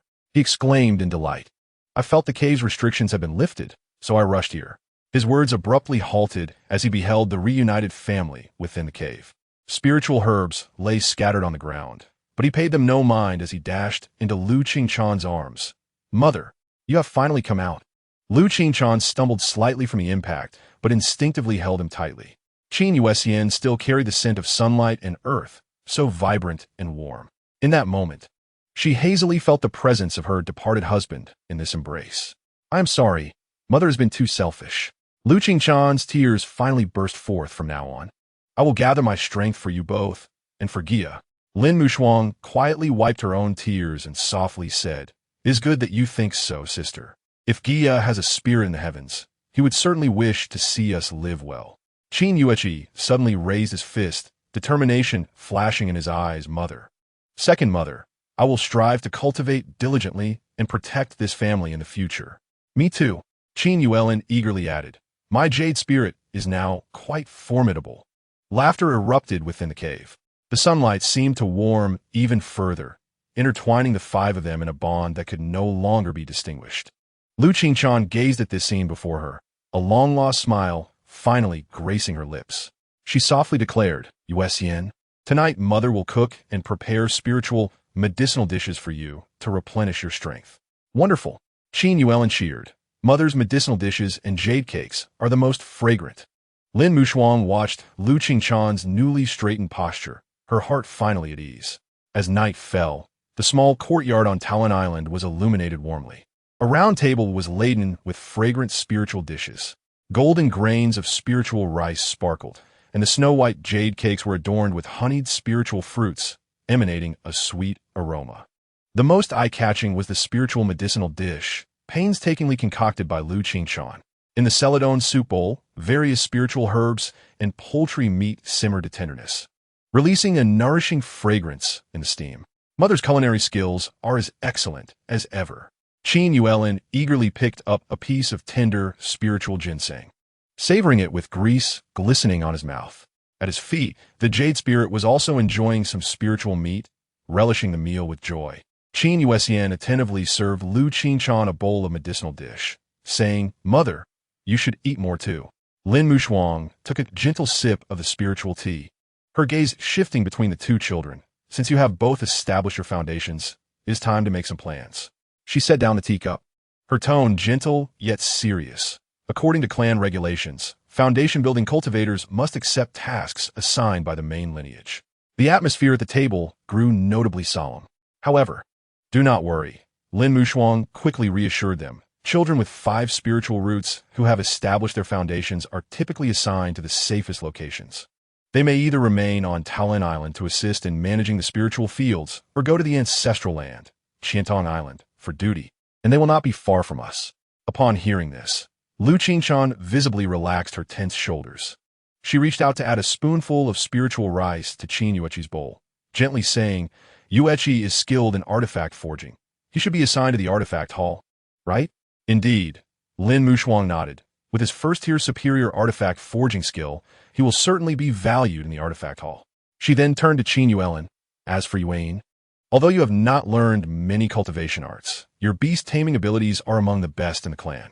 The beast taming hall raises many low-tier beasts, and you may be sent to care for them. Qin Yuelin's eyes brightened. Can I bring Xiaobai with me? He patted the head of the jade spirit at his feet. Of course, Lin Mushuang smiled and nodded, then spoke seriously. I have already asked second uncle to make arrangements to try to keep you both on Talon Island. This way, you can fulfill your clan duties while remaining close to us. Qin Yuexian suddenly raised his teacup. Let us toast with tea instead of wine, celebrating the successful foundation establishment of my two younger brothers and our family's reunion. Cheers! The 5 teacups lightly clinked in the air, producing a crisp sound. Chapter 67. Mo Qinghe, Yuan Ying, Lu family's third elder. 3 months swiftly passed. In the small courtyard of Lu Yuanfang City, spiritual energy surged violently. Qin Guiya stood beneath the ancient locust tree in the courtyard, his gaze fervently fixed upon the cave heaven pearl hovering within the cave. It is about to begin. Qin Guiya murmured, hastily manipulating the courtyard's restrictions to prevent any disruptions. He then stepped into the cave heaven. Inside, Mo Qinghe hovered in midair, surrounded by 9 golden dragon shadows. Her eyes were tightly shut, and a dragon scale-shaped mark glimmered brilliantly on her forehead. When the first wave of the heart demon tribulation descended, a hint of disdain curved her lips. For her, who had been granted a second chance at life, such a level of heart demon illusion was mere child's play. Break! With a clear command, the heart demon illusion shattered. Immediately, thunderclouds rolled in the sky, and a purple-gold lightning bolt, as thick as a bowl, crashed down. Mo Qinghe did not flinch or evade, allowing the lightning to wash over her. Beneath her snow-white skin, golden scales began to emerge, absorbing the furious lightning energy entirely. With a resounding roar, 9 bolts of tribulation lightning struck in succession, yet not even a corner of her garment was harmed. As the last ray of lightning dissipated, dragon silhouettes roared around her, and a formidable Yuan Ying pressure enveloped the entire cave realm. From a distance, Qin Guiya couldn't help but click his tongue in astonishment. The ease with which she navigated the tribulation made him feel a hint of complacency regarding his own path to Yuan Ying. Montauk Qinghe gracefully descended. Lightly tapping her toes on the ground, she discerned Qin Guiya's thoughts at a glance, her crimson lips curving into a smile. Little man, do you truly believe that my tribulation was effortless, and that you too could traverse it so easily? Qin Guiya instinctively nodded. Such delusions. Mo Qinghe extended a delicate finger, lightly poking his forehead. My Tao heart has been honed over millennia, and my inner demons are naturally as insubstantial as air. As for you, she regarded him meaningfully, implying that he might languish in the realm of inner demons for quite some time, not to mention the tribulation, given your current physical strength. Qin Guiya awkwardly touched his nose. Thank you, madam, for your guidance. Enough. Mo Qinghe waved her sleeve and turned toward her secluded chamber. I have just entered Yuan Ying and need to enter seclusion to solidify my cultivation. Suddenly, she turned back, her eyes shimmering over the years. You have indeed delayed your own cultivation by refining pills for me. Just a few years. Qin Guiya smiled wryly and shook his head. With my 4 spiritual roots, even with full dedication, I cannot advance significantly. Mo Qinghe paused at the door of the secluded chamber, glancing back with a smile before the transformation to shun. One's aptitude is indeed a hurdle. However, she gathered a thread of spiritual light at her fingertip, with the yin-yang dragon soul secret technique at hand. As long as your physical body and energy keep up, cultivating together with me will surely enhance your aptitude in due time. Qin Guiya's eyes brightened, ready to step forward, but was abruptly halted by a sudden spiritual barrier. Dream on.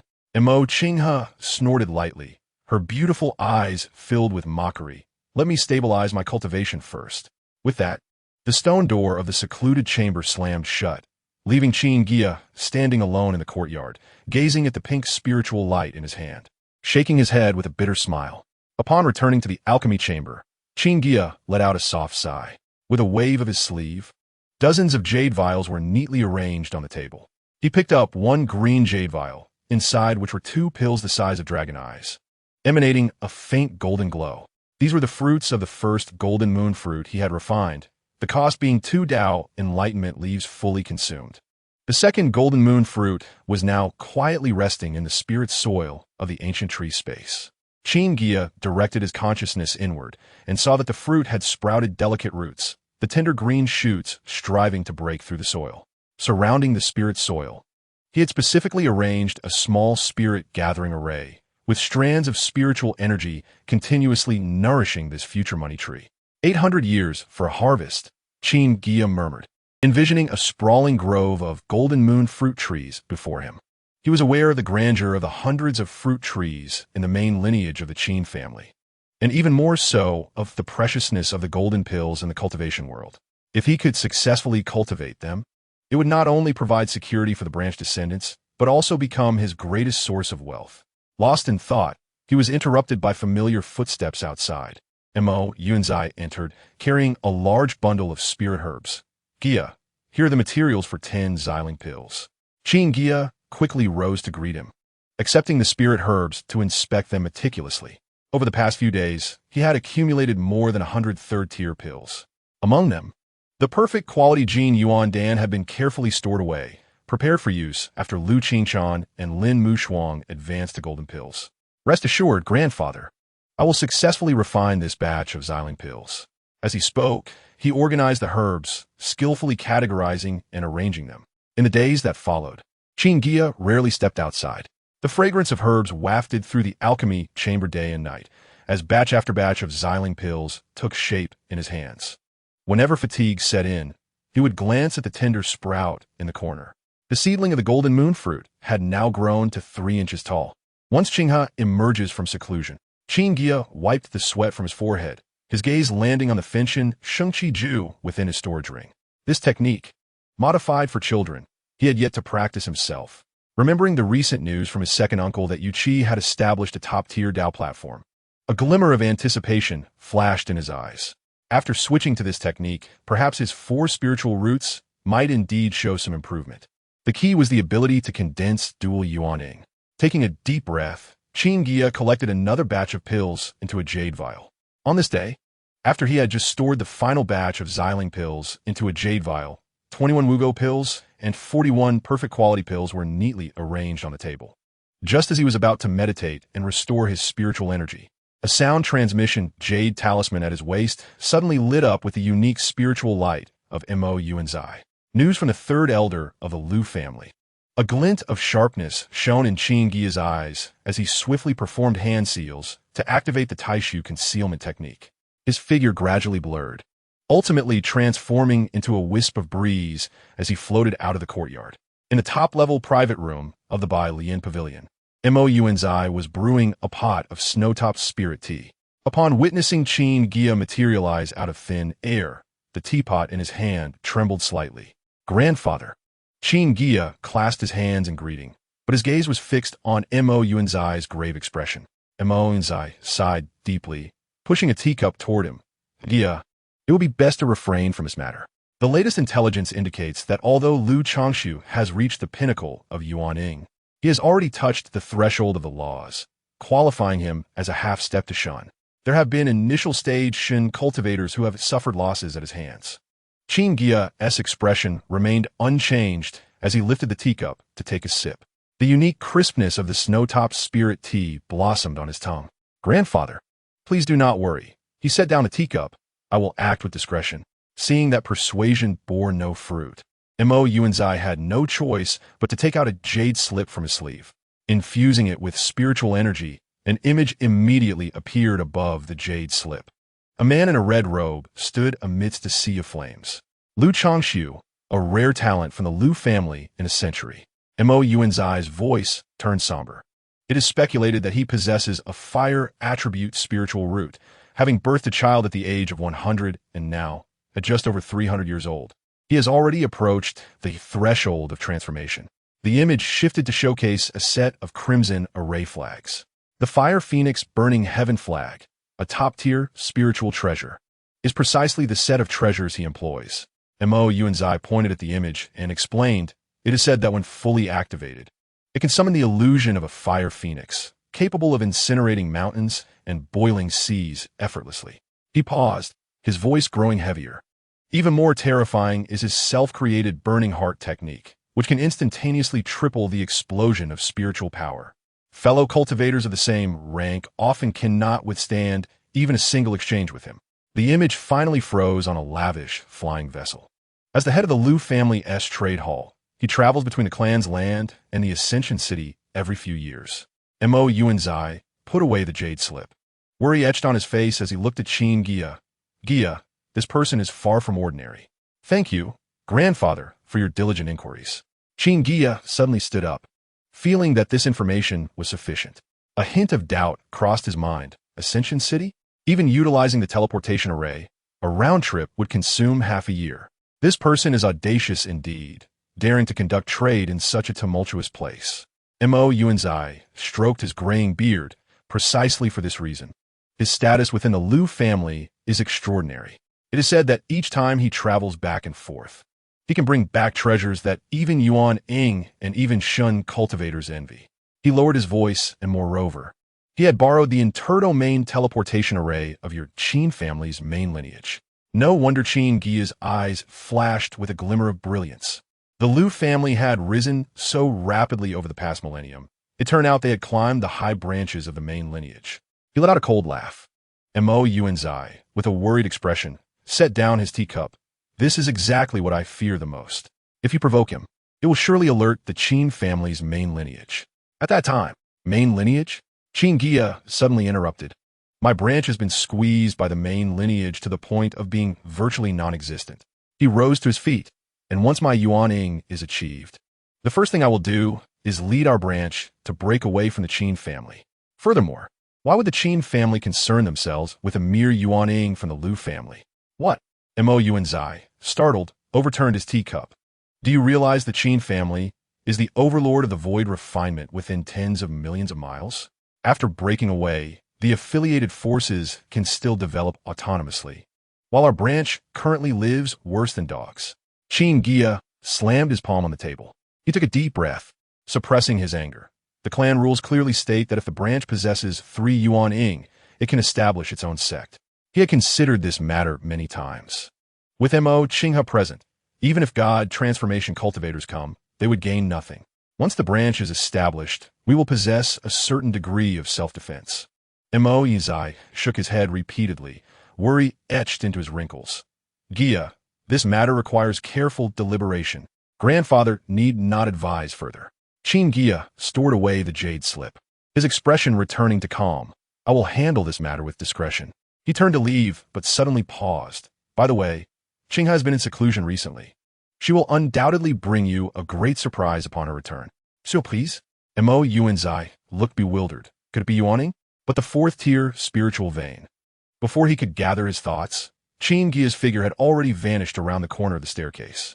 Outside the window, dusk was settling. Mo Yuanzai gazed at the last glimmer of twilight on the horizon, suddenly shivering. In her youth, his granddaughter had always been somewhat unconventional.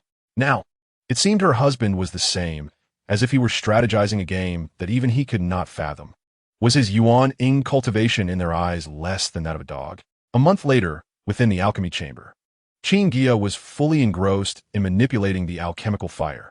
His fingers continuously changed the incantation, and the medicinal materials in the furnace gradually fused under the spiritual flame's refinement. Mo Qinghe quietly appeared at the entrance of the alchemy chamber, leaning against the door frame, her beautiful eyes shimmering with an unusual radiance. She had just stabilized her Yuan Ing cultivation. Observing Qin Guiya's focused profile as he refined pills, her red lips slightly curved, and she softly murmured, "This little man looks exceptionally charming when he is serious." Open. With a light command from Qin Guiya, the lid of the alchemical furnace lifted in response. 10 pills flew out in succession, which he caught one by one in a jade vial. Only then did he notice the aura behind him. Upon turning, he met Mo Qinghe's smiling gaze. "Qinghe, you have exited seclusion?" Qin Guiya's eyes sparkled with surprise as he hurried to greet her. Mo Qinghe gracefully stepped forward, her fingertip brushing against a streak of furnace ash on his cheek. My cultivation is now stable. She suddenly leaned closer, saying, "Follow me to the cave dwelling. I have some private matters to discuss with you." Qin Guiya's ears flushed, and certain dual cultivation images involuntarily surfaced in his mind. He hastily tidied the alchemy chamber and followed Mo Qinghe deep into the cave dwelling. Inside the cave dwelling, Mo Qinghe elegantly sat upon the jade couch. She looked at the fidgeting Qin Guiya and suddenly said earnestly, "You mentioned having matters to discuss. What exactly is it?" Huh? Qin Guiya momentarily lost his focus, staring blankly for a moment before hurriedly responding. "It's like this. The third elder of the Liu family has always been suppressing grandfathers by Lian Pavilion. Previously, even Mu Shuang's grandfather S. Lin Ji Pavilion was targeted by him. This little matter?" Mo Qinghe raised her brow, a cold light flashing in her eyes. "How dare he bully us? Then he must be killed." Her tone was casual. Qin Guiya was taken aback by her decisive attitude. Upon reflection, this woman was a formidable being who had reincarnated and recultivated. The blood on her hands could likely fill rivers. He steadied himself and presented the jade slip containing the third elder's information. Mo Qinghe scanned it with her spiritual sense and snorted disdainfully. "I thought it was some formidable character. It's merely a Yuaning who has brushed against the threshold of the laws." She casually crushed the jade slip, transforming it into motes of spiritual light dissipating in the air. "Summon the Pishio and the Snow Fox, and have them take care of this matter." As she spoke, she stood up and approached Qin Guiya. With her delicate finger, she lifted his chin, her red lips curving into a smile. "Are you intimidated by my killing intent?" Qin Guiya felt her intoxicating scent close at hand, his throat bobbing. "No, I just didn't expect my lady to be so decisive. Remember." Mo Qinghe suddenly leaned closer to his ear, her voice soft yet laced with chill. "In this realm of cultivation, showing mercy to your enemies is being cruel to yourself."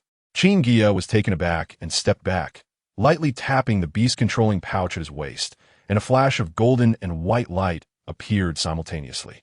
It was indeed the Pishio and the Snow Fox. Both spirit beasts were at the initial stage of the 5th tier. Evidently their seals had further loosened with Mo Qinghe's cultivation recovery. "Congratulations, Master, on restoring your cultivation." The Pishio spoke human words.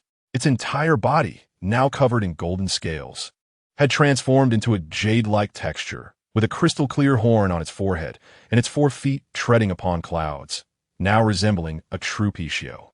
The Snow Fox beside it was equally magnificent, its 9 snowy tails unfurling in a breathtaking display. Mo Qinghe's eyes sparkled, and she reached out to gently stroke the Pishio's jade horn. "I didn't expect that red fruit to have such remarkable effects." She turned to Qin Guiya, her eyes filled with admiration. Originally, the Pishio's bloodline within the beast was only 10 to 12%, yet now it has exceeded half. Such a transformation is rare even in the spirit realm. Qin Guiya was equally astonished at the effects. It is known that after dual cultivating with Mu Shuang and Qin Chan, the effects of the white flower and the enlightenment leaf were far inferior to this red fruit. Evidently, the resources sprouting from this ancient tree side branch seemed to be related to the female side. The better the talent of the woman, the greater the efficacy of the resources. Excitement flickered in his eyes. If only I could find more high bloodline demon beasts. Before he could finish his sentence, he was interrupted by Mo Qinghe's playful gaze. "Little man," she smirked slightly, her fingertip tracing circles on his chest. "Are you trying to find ways to dual cultivate with me?" Ahem. Qin Guiya's ears turned crimson, and he hurriedly changed the subject. Pointing at the Snow Fox, "It seems that it also." Mo Qinghe snorted lightly, no longer teasing him. Cultivating true spirits is not accomplished in a day. However, those giant serpents in the cave. She waved her hand, and a precious pearl rose into the air, illuminating the scene within the cave. Dozens of giant serpents were resting beside the medicinal garden. They all possessed thin bloodlines of the Jiaolong, and although they were sparse, their numbers were plentiful.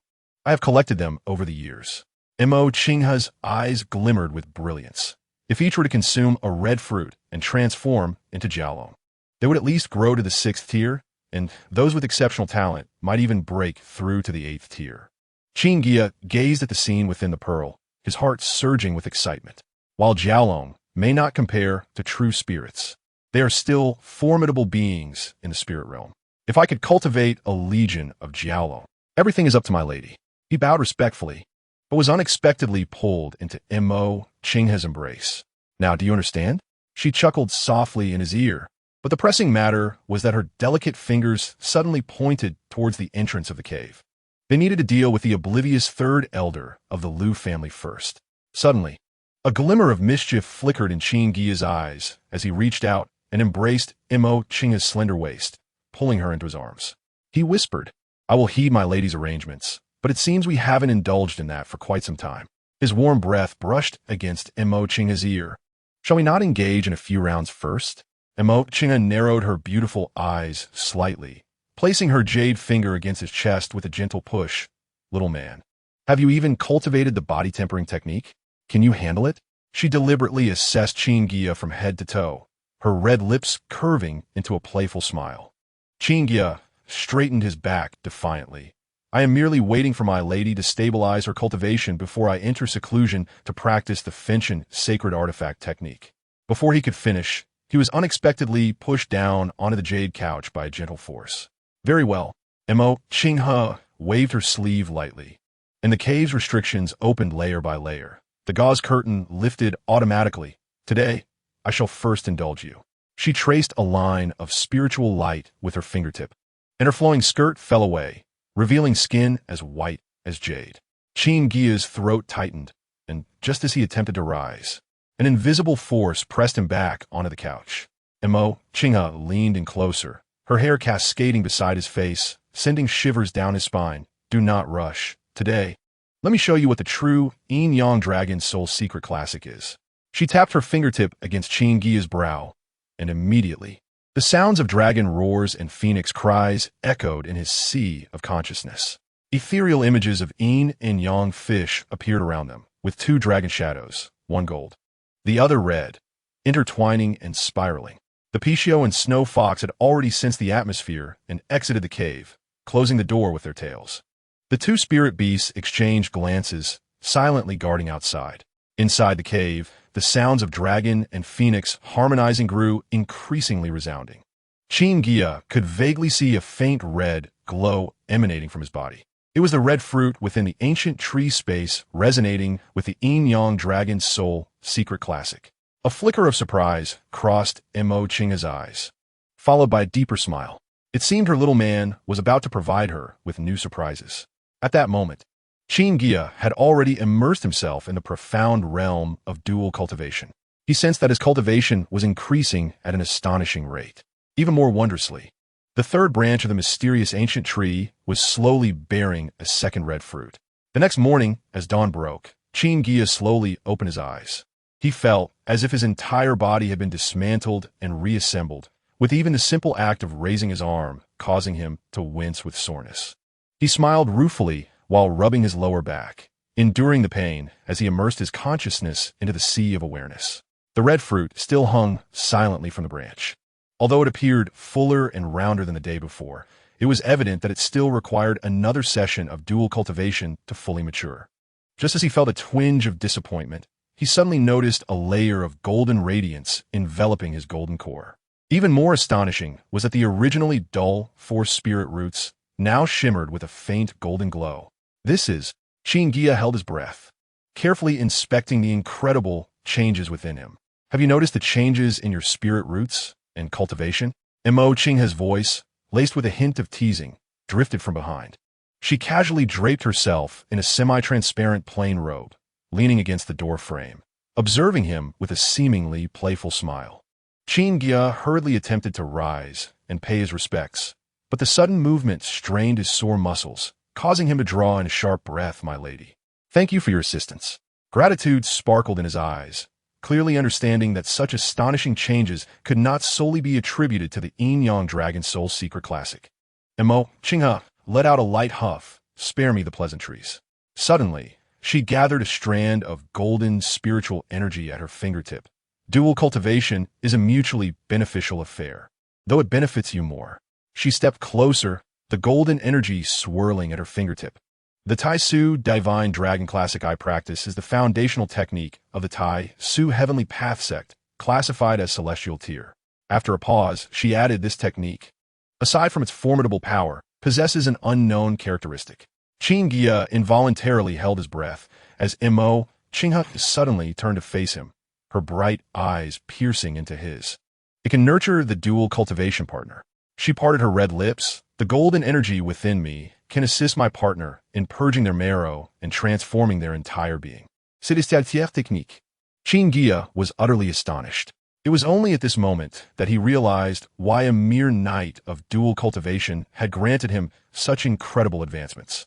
Even the most elite celestial tier techniques could not achieve such miraculous effects.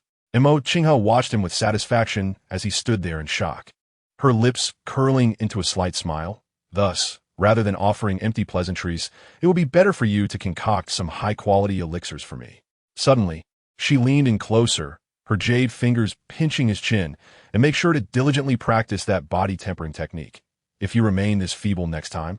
The unfinished words transformed into a meaningful chuckle, sending a chill down Qin Guiya's spine. He quickly grasped Mo Qinghe's hand, solemnly promising, "Rest assured, my lady, I will certainly practice diligently and concoct the finest elixirs for you." Outside the window, the Pichio and Snow Fox were frolicking joyously in the courtyard, their cheerful sounds filling the air. Mo Qinghe watched this scene, a hint of softness emerging in her otherwise cold demeanor. Suddenly recalling something, she turned to Qin Guiya. "By the way, according to your Jade Slips investigation, the third elder of the Liu family will borrow the Qin family's trade route to ascend to Feishing City in half a year. We should go and meet him. Resolving this trouble sooner will allow you to concentrate on your cultivation in peace." Qin Guiya's expression turned serious as he nodded earnestly. Chapter 70. 4 Jiao Dragons in the following 10 days. Qin Guiya endured both a painful and fulfilling existence. Each morning upon awakening, he felt as if his entire skeletal structure had been disassembled and reassembled. Even rising from a bed required him to support himself with his waist, carefully maneuvering his body. Yet every time he delved into his sea of consciousness and saw the red fruit growing more plump and round, feeling the increasingly brilliant golden radiance on his spirit roots, he gritted his teeth and persevered. For the 7th time, Qin Guiya lay exhausted on the jade couch, his fingers trembling slightly. He managed to lift his arm, gently tapping his brow to immerse his consciousness into the sea of awareness. There, on the 3rd branch of the ancient tree, another red fruit had matured. Counting the previous harvests, he had obtained a total of 4 fruits. Mo Qinghe approached gracefully, draped in light gauze. Upon seeing Qin Guiya's disheveled appearance, a flicker of sympathy crossed her eyes, quickly replaced by a mischievous smile. "Little man, it's time to test the fruit's effects." The two made their way to the lakeside within the cave's celestial pearl. Mo Qinghe waved her hand, and the lake's surface rippled, revealing a 10-jan-long golden python emerging from the water. "This is the one among my nurtured pythons with the most potent Jiao bloodline." Mo Qinghe gently caressed the python's slightly raised head, where the outline of budding horns was faintly visible, perfect for testing the limits of the fruit's effects. Qin Guiya took out the first red fruit. The golden python's vertical pupils suddenly constricted, eagerly swallowing the fruit without waiting for its master's command. For the next 3 months, the two of them would diligently observe the changes in the golden python daily. Initially, its scales began to shed in large quantities, with the newly formed scales not only larger and thicker, but also shimmering with a resplendent golden luster. After a fortnight, the horn buds atop its head had developed into a pair of exquisitely delicate dragon horns. By the 3rd month, sharp claws had emerged from its abdomen, accompanied by elegant dragon whiskers beneath its jaw. Mo Qinghe concentrated her bloodline detection spell at her fingertips, her beautiful eyes widening in astonishment. The bloodline of the Jiaolong had risen from a mere 10% to 50%, and now it astonishingly exceeded 80%. Even at 90%, it was still slowly growing. Ultimately, what presented itself before them was a magnificent golden Jiaolong. It soared gracefully above the lake's surface, emanating a pressure akin to that of an early-stage 3rd rank. Compared to a true, pure-blood Jiaolong, it lacked only a hint of divine charm. Montauk Qinghe, rarely losing her composure, slightly parted her crimson lips, exclaiming that it was even more astonishing than the 7th-ranked Jiaolong beast she had witnessed in her past life.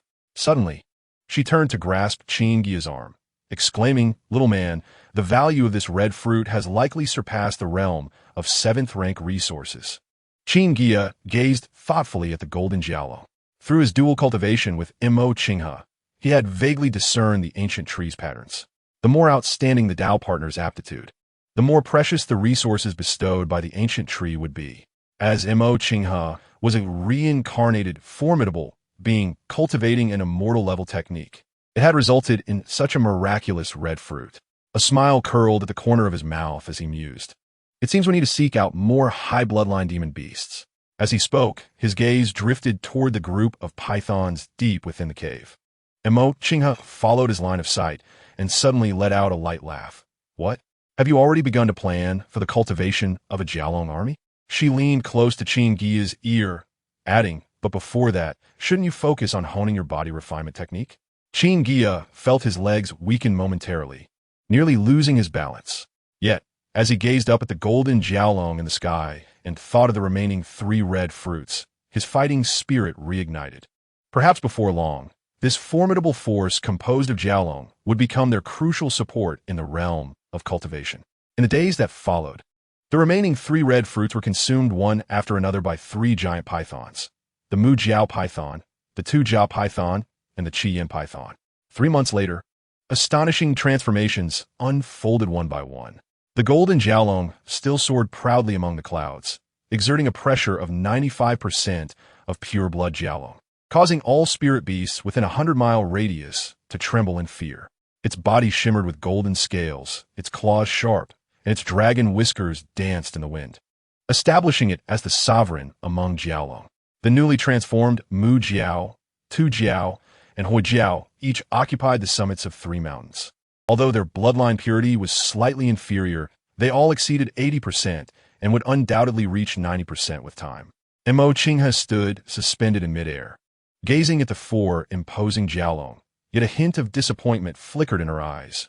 While Jiaolong were powerful, they ultimately could not achieve greatness without true dragon bloodlines. With a soft sigh, she mused that reaching the 8th rank would be their utmost limit, unable to transform into genuine true spirits. Qin Guiya, standing beside her, nodded in agreement upon hearing her words. "Madam speaks wisely. In the past 6 months, we have acquired 10 red fruits, but the resources within the ancient tree space are ultimately finite." He turned his gaze toward the distant group of pythons, thoughtfully contemplating. Rather than being greedy and seeking too much, it would be better to focus on enhancing our own cultivation. "You finally understand," Mo Qinghe remarked, a slight smile gracing her lips as she playfully pinched his cheek, her eyes filled with a touch of satisfaction. "Taming beasts is merely a means of protection." A glint of intensity flashed in her beautiful eyes. "Now, it is time to meet that 3rd elder of the Lu family." With a wave of her sleeve, the 4 Jiaolong instantly transformed into 4 streaks of light, vanishing into the depths of the cave. The Pixiu and Snow Fox had long been waiting nearby, and upon their master's call, they immediately approached affectionately. Qin Guiya took a deep breath, carefully sensing the spiritual energy within his body. After half a year of dual cultivation, his spiritual roots had been entirely enveloped in golden radiance, and his cultivation had effortlessly reached the pinnacle of the golden core stage. Although he had yet to transition to the Fenshin Shengqi Ju, his strength had already surpassed previous levels. "Let us depart." Mo Qinghe gently raised her jade hand, and the entrance to the cave slowly opened. She glanced back at Qin Guiya, suddenly leaning in to place a light kiss upon his lips, reminding him, "Remember to use the Tai Su Lianqi technique." Her lips parted slightly, her voice laced with allure. "Once we deal with that fellow, I shall reward you handsomely." Qin Guiya felt a warmth flush his ears, hastily forming a hand seal to conceal his presence. The 2 of them left the cave, swiftly heading toward the entrance of Lu Yuanfang City. Upon stepping out of the city gates, Mo Qinghe flicked her fingertips. An array of spiritual light transformed into a transmission jade talisman, soaring into the sky. She softly spoke, "Grandfather, please take a stroll around the market, ensuring that the Lu family knows you have not departed today." Far away at the Bai Lian Pavilion, Mo Yuanji received the transmission, his teacup trembling slightly in his hand. A clear concern surfaced on the elder's face as he intended to respond with a warning, only to find that the transmission jade slip had already lost its connection. Clearly, The other party had severed contact. These two children. Yinji sighed deeply, gently setting down the teacup. He adjusted his robes and walked slowly toward the entrance of the shop. Since his granddaughter requested him to establish an alibi, he would ensure it was thorough. Chapter 71. Golden Core against Nascent Soul. Meanwhile, Qin Guiya and Qinghe had already flown 100 miles away. Suddenly, Qinghe's beautiful eyes narrowed as she transmitted, "Interesting. It seems we have a tale." A playful glint danced in her gaze. Upon hearing this, Qin Guiya immediately expanded his spiritual sense, but could only catch a fleeting "Andistanctoha." His brow furrowed as he queried, "What level of cultivation?" "Just a lowly nascent soul, initial stage fish." Qinghe's lips curled into a slight arc, her eyes glinting with coldness. It appeared that the Bailian Pavilion's affairs had drawn the attention of certain individuals. Suddenly, she halted her flight, standing suspended in the air. "Little man," she turned to Qin Guiya, her gaze carrying a hint of appraisal. "How about you practice on this one?" The fighting spirit in Qin Guiya's eyes surged suddenly.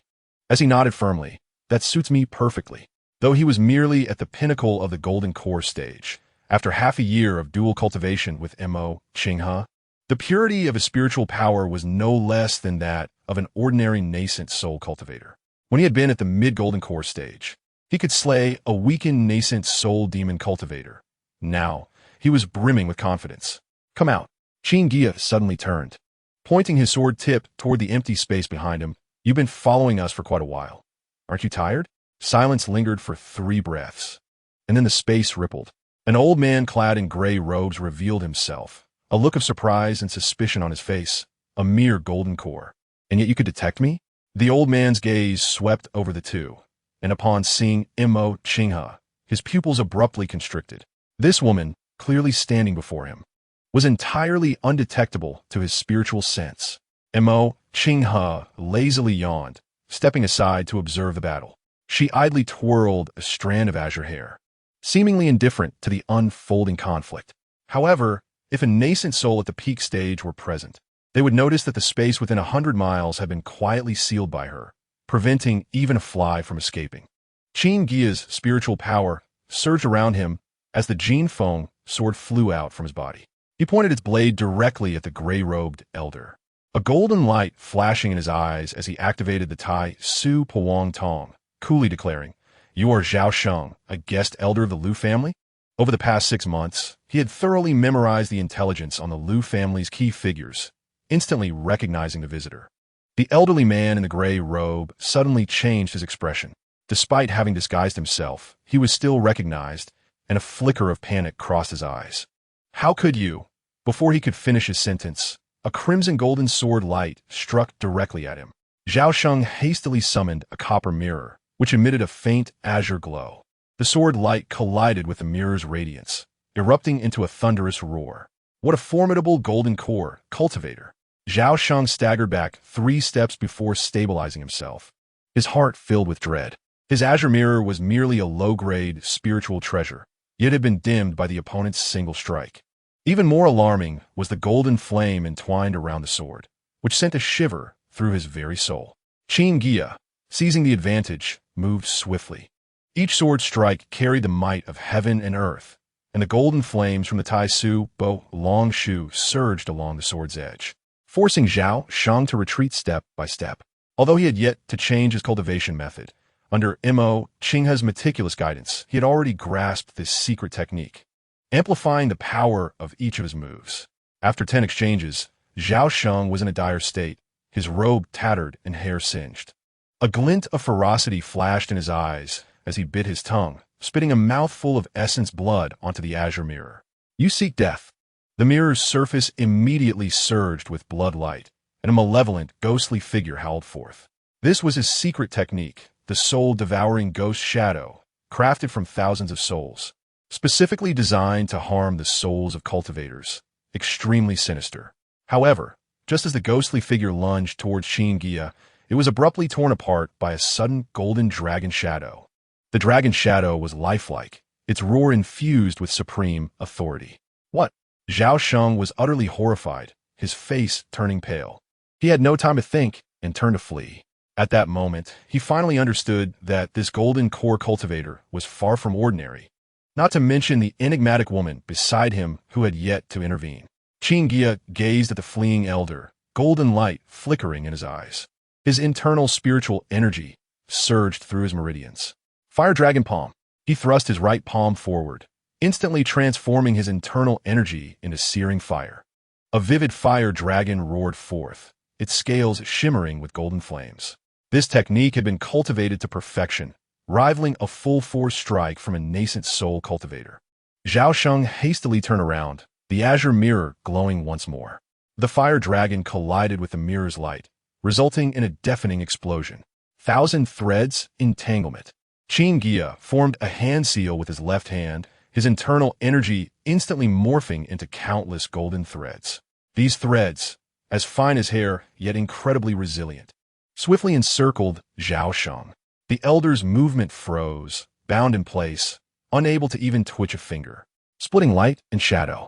Three identical figures separated from his body, each possessing 30% of his strength. They formed a triangular formation, encircling Zhao Sheng, and simultaneously raised their palms to strike. Fire Dragon Palm. Three slightly smaller fire dragons surged towards their target from different angles. Zhao Sheng's expression changed dramatically as he desperately activated the azure mirror, its azure light surging to barely block two of the fire dragons. Yet, the third fire dragon had already breached his defenses, crashing violently against his protective spiritual light. With a cough, Zhao Sheng spat out a mouthful of blood, his protective light dimming instantly. In that fleeting moment, Qin Guiya had completed his preparation. He formed hand seals, and three young fire rings flew out from within him, forming a triangular formation above his head. The scorching fire spiritual energy gathered frantically, condensing into 9 miniature fire dragons in his palm. 9 dragons burning the heavens. The 9 fire dragons grew larger with the wind, quickly transforming into massive dragons of 100 feet. They swirled and intertwined, forming a colossal fire net that completely enveloped Zhao Sheng. No! A piercing scream erupted, only to be drowned out by an explosion. The 9 fire dragons detonated simultaneously, along with the terrifying fire ring attack, creating a fiery wave that turned the surrounding area into an inferno. When the flames subsided, all that remained was a shattered azure mirror and a few wisps of ash. Qin Guiya exhaled deeply, retracting the 3 young fire rings. Although this high-grade magical treasure was formidable, it still fell short against a nascent soul cultivator. Ultimately, the decisive factor in this battle was his perfected 9 dragons burning the heavens and the enhancement from Mo Qinghe's Tai Su Bo Long Shu. Indeed, Mo Qinghe floated over, her beautiful eyes filled with approval. The seamless connection of techniques and precise timing were commendable. She paused momentarily before adding, moreover, understanding how to leverage one's advantages. Possessing the comprehension of Tao leaves, learning a few more techniques is far more practical than merely activating magical treasures. The fighting spirit in Qin Guiya's eyes intensified. This battle had given him a clearer understanding of his own strength. It was truly rare to receive praise from the lady. Chapter 72. Annihilation of Lu Changshu. Mo Qinghe cast a sidelong glance at him, waving her sleeve lightly. All right, let us proceed to confront the 3 elders. A slight smile curved her lips, revealing a hint of mischief. Watch as I, in the early nascent soul stage, cut down my opponents. Qin Guiya immediately flattered her, madam. You will undoubtedly succeed. The two exchanged smiles, their forms transforming into streaks of light as they vanished from sight. An hour later, Qin Guiya and Mo Qinghe stood atop a cliff in a canyon. The Pishio concealed itself among the clouds, its jade horns radiating a faint golden glow. The snow fox lurked in the shadows, its 9 snowy tails swaying silently, ready to unleash an illusion at any moment. They are coming. Mo Qinghe suddenly opened her eyes, golden light swirling within them. In the distance, a crimson flying boat pierced through the sky, its bow adorned with a lifelike fire dragon. The two leaped forth. Standing in midair, Lu Changshu, clad in a red robe, stood at the bow of the ship, exuding the oppressive aura of a perfected nascent soul cultivator without restraint. A mere early nascent soul dares to block my path? Upon recognizing the newcomers, Lu Changshu scoffed disdainfully. He waved his sleeve, and 12 fire phoenix flags unfurled in the wind, instantly forming a great array of burning heavens, flames soaring to the skies. Mo Qingha's lips curled slightly. Her finger raised, go. 100-foot golden dragon flew from her palm, its roar echoing throughout the valley. The golden dragon's scales were distinct, its 5 claws sharp like hooks, engaging in a fierce battle with the fire phoenix. Astonishingly, the golden dragon's phantom moved with precision, sometimes morphing into a shield to block, sometimes entwining to bind, and even splitting into several smaller dragons to launch a combined assault. Quite interesting. A flicker of surprise crossed Lu Changshu's eyes, quickly replaced by a sinister grin. But this is where it ends. He suddenly summoned a damaged crimson sword, its blade riddled with cracks, yet emanating a chilling aura. A transcendent spiritual treasure. From a distance, Qin Guiya observed intently, his heart tightening. Though incomplete, it was still in existence beyond ordinary spiritual treasures. The crimson sword soared with the wind, transforming into a blood-red rainbow aimed directly at Mo Qingha's throat. Mo Qingha's beautiful eyes narrowed slightly, her hands forming seals. Laws, manifest. The golden dragon's phantom suddenly expanded, mysterious runes of laws appearing around it. With a flick of its tail, it sent the blood-red sword rainbow flying. Impossible. Lu Changshu's expression changed. An early nascent soul had actually touched the threshold of the laws. He made a snap decision, shattering a communication jade talisman while urging the fire dragon flying boat to flee. However, the jade talisman glowed for an instant before inexplicably extinguishing, and the flying boat came to a sudden halt as if it had struck an invisible wall. Trying to escape? The snow fox's figure emerged in the moonlight. Its 9 snowy tails fanned out like a screen. In her azure eyes, illusions surged forth, and Lu Changshu found himself ensnared as if caught in a quagmire. His movements sluggish. No, he gazed in terror at the approaching Mo Qingha, finally realizing the magnitude of the being he had provoked. With a delicate flick of her jade finger, the golden dragon manifested as a radiant beam, piercing Lu Changshu's brow. This elder of the Lu clan, who had traversed for centuries, was unable to escape even the nascent soul stage, transforming instead into a cold corpse. Clean it up, Mo Qingha commanded, retracting the golden dragon as Qin Guiya arrived. With a snap of her finger, golden flames incinerated the body, leaving behind only the shattered heavenly treasure, storage ring, and flying vessel. The Pishio descended from the clouds, its jade horn illuminating and purifying the battlefield's aura. The 9 tails of the snow fox swayed gently, erasing all traces of the battle. Qin Guiya picked up the crimson small sword, sensing its residual power, and could not help but exclaim, "This time, we truly struck gold." In the high skies, 2 figures sped through the clouds. A sly smile played at the corner of Qin Guiya's mouth as he turned to the enchanting lady beside him. My lady, who was it that boldly proclaimed one person could handle it all? In the end, it was still necessary to rely on a 5th-tier beast for assistance. Upon hearing this, Mo Qingha raised an elegant brow, and with a gentle but firm grip, twisted his ear half a turn. "Little man, have your audacity grown considerably?"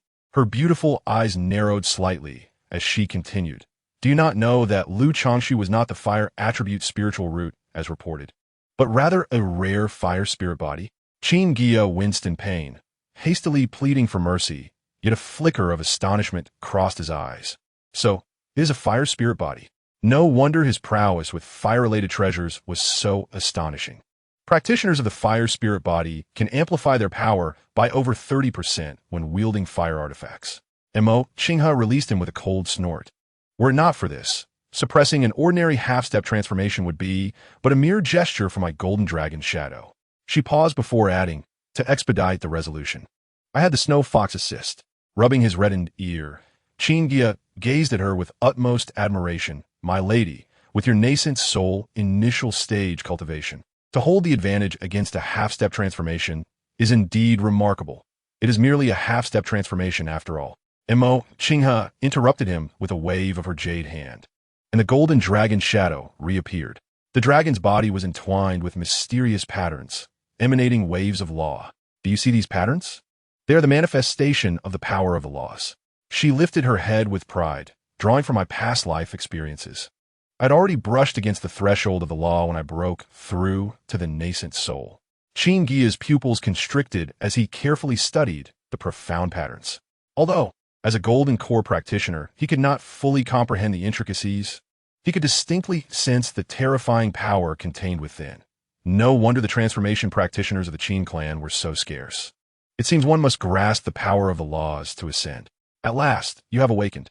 Mo Qinghe nodded in satisfaction as the golden dragon's shadow dissipated into flecks of golden light. With the demise of the Lu clan's third elder, we shall take a brief respite in the market before returning to the Qin clan. Suddenly, she leaned closer to Qin Guiya. With me here, even your Qin clan's ancestor, the refinement void, would not dare to probe your soul. A tremor coursed through Qin Guiya's heart, and he hurriedly clasped his hands in gratitude. Thank you for your protection, my lady. He gazed towards the distant, vaguely visible walls of the market, his heart steady. With such a reincarnated partner by his side, he could finally return to his family with dignity and reunite with Lu Qingchan, Lin Mufeng, and the children. Taking a deep breath, Qin Guiya felt as if he could already sense the fragrance of home. Meanwhile, Mo Qinghe observed his profile, a rare softness flickering in her eyes. In her previous life, her devastating defeat at the hands of another saintess stemmed from her habitual solitary battles. Perhaps this life would indeed be different. At the moment Lu Changshu's soul shattered, far away in the ancestral grounds of the Lu clan, a jade soul lamp shattered with a crack, extinguishing the soul flame at its wick. The guarding disciple turned pale, scrambling to the family hall. Clan master, the third elder's soul tablet has shattered. In the hall, Lu Xianting, who had been reviewing jade slips, abruptly looked up. He forced himself to remain composed as he took the shattered soul tablet. The third elder was supposed to negotiate with the Qin clan for trade, traveling to Ascension City for supplies. How could this happen? His brow furrowed. With the third elder's half-step transformation cultivation, even if he encountered an initial transformation practitioner, he would not be unable to send word. As his thought crossed his mind, his pupils constricted, unless a visitor. Lu Xianting sprang to his feet, immediately dispatching the elite of the law enforcement hall to investigate. Remember to bring the revealing compass.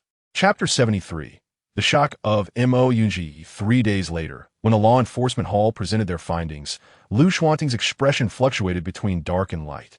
Clenching the record jade slip, he hastened to the family's forbidden area, where the ancestor Lu Wuyo was in seclusion. In the secret chamber, Lu Wuyo sat cross-legged on an ice platform, surrounded by a faint mist of ice. After listening to the report, he slowly opened his eyes, a glimmer of cold light flashing within, the aura of a fifth-tier beast. Precisely, Lu Xianting replied, bowing. The scene still bears traces of dragon might and Fox clan illusions. This area, close to the Qin clan's territory, is within the inner sea region. How could a fifth-tier beast appear? Lu Wuyo chuckled coldly. That fool, the third elder, has offended countless people over the years under the guise of the clan's power. Now that he has kicked a hardboard, the clan has lost its hope of rising. Cold sweat beaded on Lu Xianting's forehead. Ancestor, what can we do now? Lu Wuyo shattered an ice pillar beside him with a slap. To summon a fifth-tier beast, at least a transformation stage beastmaster is involved. Send the order. 1. Immediately request the Qin clan's assistance in the investigation under the name of the subsidiary family. 2. Activate the protective formation. All disciples are forbidden from leaving the island. 3. His eyes glinted with cold light as he ordered a covert investigation into the list of practitioners the third elder had offended over the years. Just as Lu Xianting was about to retreat to the door, Lu Wuyo suddenly called out, wait. Go check on Lu Qingchan and her children's spiritual body qualifications at Talon Island. Lu Xianting paused, murmuring, but Talon Island has been checked 3 or 4 times in recent years, even with the main lineage of the Qin clan involved in the investigation. Check again. Lu Wuyo's voice rose sharply. How could the descendants of the Muzhui tribe lack spiritual bodies? It must be that the Qin clan's branch has tampered with it. He stared at the gradually closing stone door of the secret chamber, murmuring to himself, if the clan's only fire spirit body has fallen, finding a new spiritual body practitioner will be exceedingly difficult for our resurgence. As the sun sank, dusk enveloped Lu Yuanfang market. Qin Guiya and Mo Qinghe employed the Taishu breath-holding technique to glide into the Bailian pavilion. Their figures flitted silently between the floors until they arrived at the top-level private room. With a soft creak, The wooden door opened gently, and Mo Yung, pacing by the window, abruptly turned.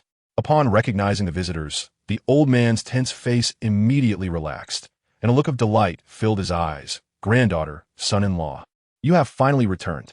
He hurried forward, lowering his voice. Following your instructions, I deliberately roamed the market today, even chatting for a long time with a few old friends at the tea house. I doubt the Liu clan will suspect me. Mo Qinghe slightly nodded, lightly waving her hand to cast a soundproof barrier. Grandfather, the third elder of the Liu clan has been dealt with. What? Mo Yunji's eyes widened in shock. Seeing her grandfather's astonishment, Mo Qinghe's lips curled into a smile. No longer concealing her power, an overwhelming spiritual pressure surged from her body, filling the room. You have reached the nascent soul stage? Mo Yunji staggered back a step. When did you break through? Qin Guiya stepped forward at the opportune moment and spoke softly.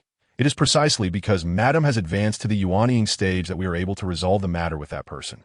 Mo Yunzai opened his mouth, his gaze shifting back and forth between the two. But the third elder has attained the peak of yuanying, and it is said that he can even contend with the huashing stage. As he spoke, his words abruptly halted, and a flicker of understanding crossed his murky eyes. Gazing into his granddaughter's calm eyes and recalling her inexplicable actions in her youth, Mo Yunzai's heart began to formulate a conjecture. This granddaughter of his must have encountered some extraordinary opportunity. With a heavy sigh, the elder waved his hand dismissively. Enough, I shall not pry further. You are preparing to return to the Qin family, I presume? Qin Guiya nodded solemnly and produced a small box from his robe. This contains elixirs refined by my son-in-law. A portion will be sold in the shop, while another portion is for you to keep. After we depart, we will arrange for someone to deliver a batch of elixirs periodically. You must take care of yourself. Mo Yunzai accepted the box and suddenly burst into hearty laughter, though it was tinged with a hint of emotion. Rest assured, I have navigated the tumultuous currents of Lu Yuanfang for over 300 years. What storms have I not witnessed? He patted Qin Guiya on the shoulder and cast a deep gaze at Mo Qinghe. As long as you are well in the Qin family, I shall be content. As dusk deepened, Mo Qinghe unexpectedly stepped forward and gently embraced her grandfather. This sudden gesture caused the elder to stiffen momentarily, and his eyes grew slightly moist. Take care. With those simple words, the two figures dissolved into the gathering twilight. The following morning, a thin mist enveloped the marketplace. Qin Guiya arrived alone at an inconspicuous shop located in the west of the city. The faded sign bore the words Lin Ji Gu, which shimmered in the morning light. Pushing open the wooden door, he found a young attendant yawning behind the counter. Upon noticing a guest, the attendant hastily approached. Esteemed senior, I seek Lin Lao. Qin Guiya lowered his voice. The attendant's demeanor shifted sharply, and with respect, he guided him through the winding corridors to a private room in the back courtyard. Amidst the wafts of sandalwood incense, an elderly man with hair and beard as white as snow was brewing tea. Grandfather Lin. Qin Guiya revealed his true identity. The spoon in Lin Lao's hand clattered to the table. The elder's eyes widened in shock. Didn't you perish outside? He sprang to his feet. Qin Guiya quickly steadied the elder and chuckled. I apologize for causing you worry. I have been in hiding all these years. But now I am ready to return to the family and come to assure you of my safety. Good. Lin Lao et gleam tai, slapping Qin Guiya's shoulder with a hearty hand. I kept this from even you. Qin Fahai has come to the marketplace multiple times to investigate, and I have been quite anxious. As they spoke, a glimmer of cunning flashed in the elder's eyes. Once Mu Shuang returns, you must treat her well. If she suffers the slightest grievance, rest assured, grandfather. Qin Guiya retrieved a porcelain vial from his robe and presented it with both hands. I owe too much to her and her children over the years. I will certainly make amends. I heard that my brother-in-law has already achieved the golden core stage. This vial of elixirs serves as a congratulatory gift. Without even glancing at it, Lin Lao tucked it into his sleeve. Go on. After bidding farewell to Lin Lao, Qin Guiya made his way directly to the eastern gate of the marketplace, where he reunited with Mo Qinghe, who had been waiting for quite some time. Meanwhile, within Lin Jigu, Lin Lao waited until he was certain no one was around before retrieving the porcelain vial. He slowly uncorked it, and in an instant, a rich fragrance of medicine filled the air. The elder's eyes widened in astonishment as he stared intently at the vial. Wugo Dan? He trembled as he poured out a single pill, observing its smooth, plump form adorned with a swirling pattern. It was indeed a Wugo Dan of the highest quality. This lad has actually managed to refine such an exceptional elixir, Lin Lao murmured, his gaze complex as he watched Qin Guiya depart, a smile of satisfaction creeping onto his face. He tucked the vial into his robe, humming an unknown tune, and returned to the room, his steps noticeably lighter. Chapter 74. The Liu family and the Qin family's main line press again as Qin Guiya and Mo Qinghe soared through the skies on their swords toward their family. Two beams of light suddenly descended outside the courtyard where Lu Qingshan resided on Taolin Island. The leading figure, draped in a robe of purple and gold, bore a solemn expression. He was Qin Fahai, a Yuanian cultivator of the Qin family's main line. Beside him stood Lu Xianming, a Yuanian elder from the Liu family, whose eyes held a sinister gleam and concealed a ring within his sleeve. The courtyard door creaked open, and Qin Fahai, already aware of the commotion, stood resolutely at the entrance, his expression grave. He clasped his hands together, his tone respectful yet laced with caution. "What brings you two esteemed friends to visit unexpectedly?" Lu Xianming smiled coldly. "Regrettably, my nephew Guiya has perished. My Liu family, recalling the bonds of blood, has come to escort Qingshan back to the family for care." "Absurd." Qin Fahai flicked his sleeve, his eyes glinting with cold light. "Qingshan is already married into my Qin family. She is one of us." Moreover, he cast a meaningful glance at Lu Xuanming's sleeve, sneering. "Since when has the Liu family been so concerned with blood ties?" Qin Fahai cleared his throat and stepped forward slightly, his tone seemingly gentle yet undeniably firm. "Old brother Fahai, this matter has already been decided by the main line. After all, Miss Qingshan possesses the bloodline of the McQi clan. Her return to the Liu family is brother." Qin Fahai suddenly raised his voice, his eyes blazing with intensity. "The main line has suppressed my branch for years, and the grievances within the clan are well known. If you attempt to forcibly take core members from my branch today, I fear—" Before he could finish, Lu Xianming impatiently interrupted, his voice sharp. "Spare us your breath." He flipped his right hand, revealing the ring, and commanded, "Today, we must see Lu Qingshan and her two sons." The atmosphere grew taut. Qin Fahai narrowed his eyes, noticing Lu Xuanming's subtle movements, and suddenly understood. That ring must be the soul-sensing ring previously worn by Lu Qingfeng. Their true objective must be the awakening of the Qingmu spirit body. With Qin Guiya absent, there was no one to conceal the spirit body's potential. He absolutely could not allow them to access the USCN. "You two should leave." Qin Fahai's expression darkened, and he quietly crushed a jade talisman hidden in his sleeve, his tone resolute. "Qingshan is a core spirit planter of my branch and the partner of Guiya. Unless you step over my dead body, you shall not take her away." The atmosphere became palpably tense as the spiritual pressures of the three Yuanian cultivators clashed violently at the courtyard entrance. Qin Fahai's expression fluctuated. He had not anticipated such a staunch stand from Qin Fahai, nor the secret defensive formations laid by the branch. At that moment, he could distinctly sense that at least 5 golden core cultivators from the branch were hastily approaching from various directions. Lu Xianming gritted his teeth, his eyes flashing with malice. "Qin Fahai, remember what you have done today. The Liu family will not forget."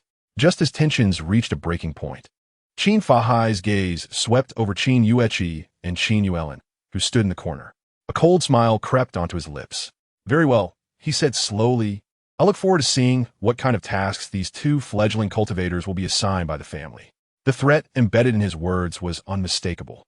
It was clear he intended to assign the two children the most perilous tasks within the family. Upon hearing this, Qin Fahai's fury ignited instantly. He stepped forward with a surge of spiritual energy. "Qin Fahai," he bellowed, his voice imbued with years of suppressed indignation. "Are you threatening my branch?" Surprisingly, he laughed in anger, his voice remarkably calm, yet imbued with a sense of resolve. "Since this is the case from today onwards, I shall lead the entire branch away from the Qin family." These words struck like a thunderclap, causing the countenance of everyone present to shift dramatically. Even the ever-cynical Lu Xianming could not help but raise an eyebrow, clearly taken aback by the turn of events. "Second uncle," Lu Qingshan called out softly, her eyes flashing with concern, but more prominently with determination. She was acutely aware of the oppression the main branch had inflicted upon the sub-branch over the years. Rather than continue to endure in silence, it was better to sever ties completely. Qin Fale's pupils constricted slightly, feigning shock, but inwardly, he felt a surge of delight. For nearly a millennium, the Qin family had seen a surge in its population, and the main branch had long contemplated sending some sub-branches out to cultivate new lands. Feigning astonishment, he exclaimed, "Qin Fahai, do you comprehend the gravity of your words?" At that moment, Qin Fale discreetly transmitted a message to Lu Xianming. "I will hold Qin Fahai back.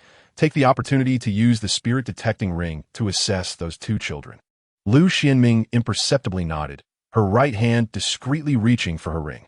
In the courtyard, Qin Yueqi and Qin Yuelin instinctively huddled together, although they had already established their foundations. They had never witnessed such a spectacle. Lin Muxiang and Lu Qinchan immediately shielded the three children behind them, their faces brimming with vigilance. A potent aura of spiritual pressure began to envelop Qin Fale, who deliberately slowed his speech. "Qin Fahai, you must think carefully. Once you sever ties with the family, even the most basic cultivation resources will be. Spare me the nonsense." Qin Fahai interrupted sharply, a crimson longsword appearing in his hand. "For these years, the main branch has withheld resources from the sub-branch and oppressed its disciples. This is no different from being a rogue cultivator. Even if it comes to a fight to the death, I will." Before he could finish, Lu Xianming suddenly surged forward. He darted in front of Qin Yuexian, the ring pressing directly against the boy's forehead. "How dare you?" Lin Muxiang shouted angrily, immediately activating the illusory gold barrier within the courtyard. Suddenly, a sharp golden blade coalesced in the air, shooting like lightning towards Lu Xuanming's wrist. In a flash, an unexpected change occurred. A golden stream descended from above, precisely cleaving between Lu Xianming and Qin Fale. With a thunderous crash, the ground was carved into a chasm several feet long, the violent surge of spiritual energy forcing both Yuanian cultivators to take several steps back. "Anyone who harms my wife and children shall die." A chilling voice resonated from the sky. Everyone looked up to see Qin Guiya standing on a flying sword, flanked by Mo Qinghe. Father? Qin Yuexian rubbed his eyes in disbelief. Lu Qingchan's beautiful eyes brimmed with tears, her mouth opening in mute shock as silent tears streamed down her cheeks. Lin Muxiang, though more composed, could not hide her excitement upon seeing her husband return safely. Qin Fahai was first taken aback, then burst into hearty laughter. Good. Guiya has returned." He turned to Qin Fale, whose face had turned ashen, and coldly remarked, "Now, what do you intend to arrange for my nephew?" Qin Fale's eyes widened in disbelief. "You are not dead? What on earth is happening?" His gaze flickered back and forth between Qin Guiya and Mo Qinghe, clearly struggling to accept this reality. As Qin Guiya and Mo Qinghe gracefully descended, they firmly positioned themselves in front of their wife and children. The former's eyes glinted with cold light. "It seems fate has spared me, allowing me to survive by sheer luck." "Luck?" Qin Fale narrowed his eyes. Suspicion etched on his face. He unceremoniously unleashed his spiritual sense, brazenly scanning Qin Guiya's entire being. "I recall you were merely at the late gold core stage when you left. Now you have reached the pinnacle of the gold core. Such advancement surely cannot be attributed to mere luck." Qin Guiya sneered, a hint of derision curling at the corners of his mouth. "What? Is the main branch now coveting even the slightest opportunity for the sub-branch's disciples?" The atmosphere grew taut. Qin Fale's expression darkened as he abruptly declared, "Qin Guiya, as a member of the main branch, I command you to return immediately to the Family Law Enforcement Hall and cooperate with the investigation regarding the events at Duobao Square." "I can return," Qin Guiya replied sharply, his gaze piercing as he surveyed Qin Fale and Lu Xianming. "But do you still intend to forcibly take my wife and children?" Qin Fale exchanged a glance with Lu Xianming.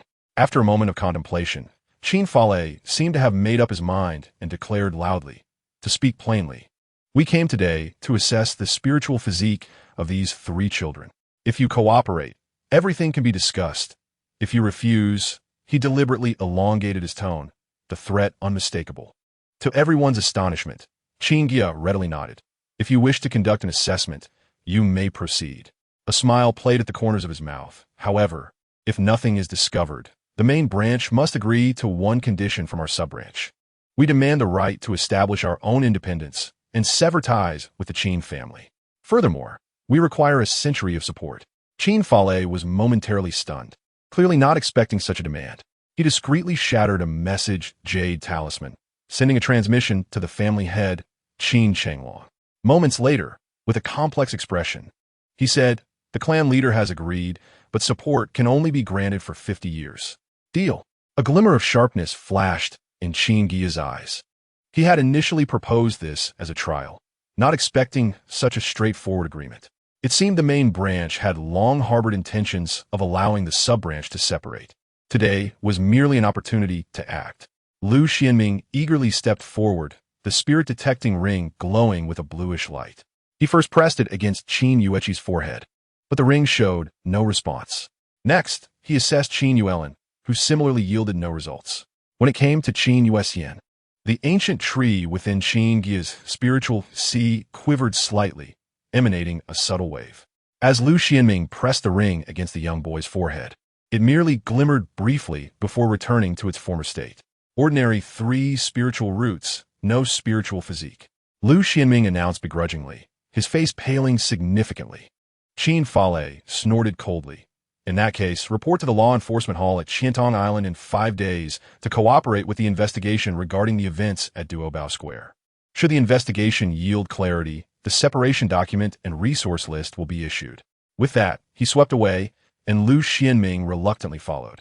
Once the two had departed, Qin Guiya let out a long sigh of relief, turning to tightly embrace his wife and children. Lu Qingchan's tears finally overflowed, soaking his garments. Mo Qinghe stood nearby, a trace of gentleness flickering in her eyes.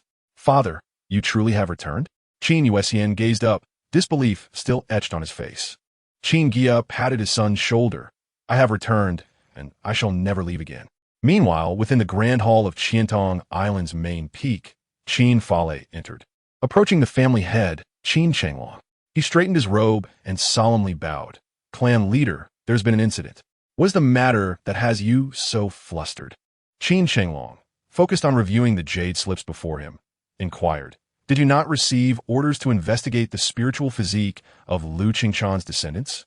Moreover, given that the report from Guo Tong had clearly stated that all clan members involved in the eradication of the demonic cultivators had, the Lu family's spirit-detecting ring showed no response, indicating that the so-called spiritual physique cultivators were nothing more than a delusional conjecture from the Lu family." Qin Guiya lowered his voice, a flicker of unusual emotion passing through his eyes.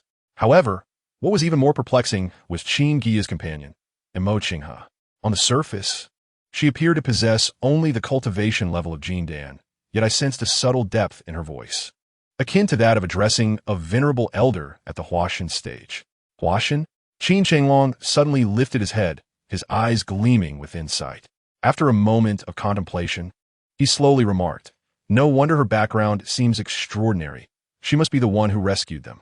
The hall was momentarily enveloped in silence. "Patriarch, should we?" Qin Guiya raised his right hand, making a gesture for soul-searching, his eyes glimmering with cold light. Qin Chenglong gradually shook his head, stating, "There's no need. The matter concerning the demonic cultivators of Duobao Fengshe has concluded, and that old demon's remnant soul has vanished. It is even possible that the woman was the one who dispatched him. We need only ascertain how they escaped. There is no need to complicate matters further." He stood with his hands clasped behind his back, speaking solemnly. In recent years, the Qin family has expanded outward while suppressing the branches internally, leading to discontent among the clan.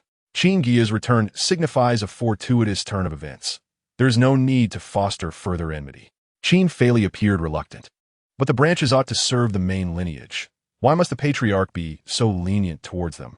Moreover, they audaciously propose independence, which could present an opportunity." Qin Chenglong turned to gaze at the clouds beyond the hall, contemplating the surge in the number of cultivators within the clan. The spiritual vein resources spanning 30 million miles had long since become insufficient. The Elder Council had deliberated multiple times and was preparing to allow certain branches to establish independence for territorial expansion. A faint smile appeared on his lips. Now that Qin Guiya has taken the initiative to propose it, it saves us considerable effort. Let them be the pioneers. Qin Guiya bowed thoughtfully, "I understand." After a moment's hesitation, he added, "Should we send a discreet and astute steward to keep an eye on them? After all, that Mo Qinghe Qin Shenglong raised his hand to halt him, to send someone who knows their place. Remember, keep it subtle. Since we have decided to grant them independence, there should be no further conflict. The patriarch is indeed farsighted. Qin Fei nodded in understanding, retrieving a communication jade talisman from his storage ring. I will notify the law enforcement hall immediately and dispatch Qin Juqin. He is prudent in his actions and hails from the branches, making him the most suitable choice. Qin Shenglong nodded slightly, suddenly recalling something. By the way, inform the Elder Council to convene in 3 days. The selection of the first group of independent branches must be carefully considered. Just as Qin Fei was about to bow and take his leave, a sudden flurry of hurried footsteps echoed from outside the hall. A servant clad in azure rushed in, his expression frantic, hands holding a jade slip aloft. Patriarch, urgent news from north. The servant knelt on one knee, raising the jade slip high. Qin Shenglong frowned, reaching out to take the slip. After scanning its contents with his divine sense, his expression turned grave. You go ahead and arrange the matters concerning the branches. He instructed Qin Fei with an air of urgency. There has been a situation in the north that requires immediate attention. Understood, Qin Fei replied respectfully, retreating slowly from the grand hall. Just as the door was about to close, he faintly heard the patriarch muttering to himself. It seems the independence of the branches must not only be expedited, but perhaps they can also be dispatched to the north. In Chapter 76, the Yunlong mountain range, Wanshou Zone, and Qingdan Zone are discussed. The Qin family, as a force proficient in refining the ethereal essence, governs a territory of 30 million miles. The north is a vast expanse of land, a key area of focus for the Qin family over the past millennium. It borders the wild forest, a region spanning over 100 billion miles, home to countless ancient demon beasts. The Qin family only shares a boundary with a small branch of the wild forest, the Yunlong mountain range. Even so, this area is inhabited by numerous sixth-tier great demons. Pousin Gravedandios. As a power close to the Ascension City, the area where the Qin family resides is rife with complex forces. Ascension City serves as a crucial hub for lower realm cultivators. It is surrounded by dozens of races, including not only the human race but also demon and other exotic races. Among the human factions in this region, the most formidable is Wanshou Zone, a premier sect led by a powerful cultivator at the Hahuan stage. Beneath it are several refining forces, including the Qin family, which boasts an ancestor of ethereal refinement. Currently, the Qin family is developing the Yunlong mountain range in partnership with another refining sect, Qingdan Zone. Together, the two forces have advanced approximately 200,000 miles into the Yunlong mountain range. Within the hall, as Qin Fei departed, the doors began to close slowly. The defensive barriers reignited, completely isolating the interior from the exterior. Qin Shenglong stood silently for a moment as the azure-clad servant continued to report. Patriarch. The latest battle report from the north. Deep within the Yunlong mountain range, a fifth-tier consummate golden-armored earth dragon has suddenly appeared, leading a horde of crimson-eyed lizards to assault our defenses. A golden-armored earth dragon? Crimson-eyed lizards? Qin Shenglong's brow furrowed tightly, a cold gleam flashing in his eyes. Despite the perilous nature of the Yunlong mountain range, such beasts had never been recorded there. Particularly the crimson-eyed lizard, said to possess the bloodline of the earth dragon. Suddenly, his expression sharpened, and a fervent light sparked in his eyes. These demon beasts are likely not local species, but have escaped from some hidden realm. If his intuition proved correct, Qin Shenglong's heart raced with excitement.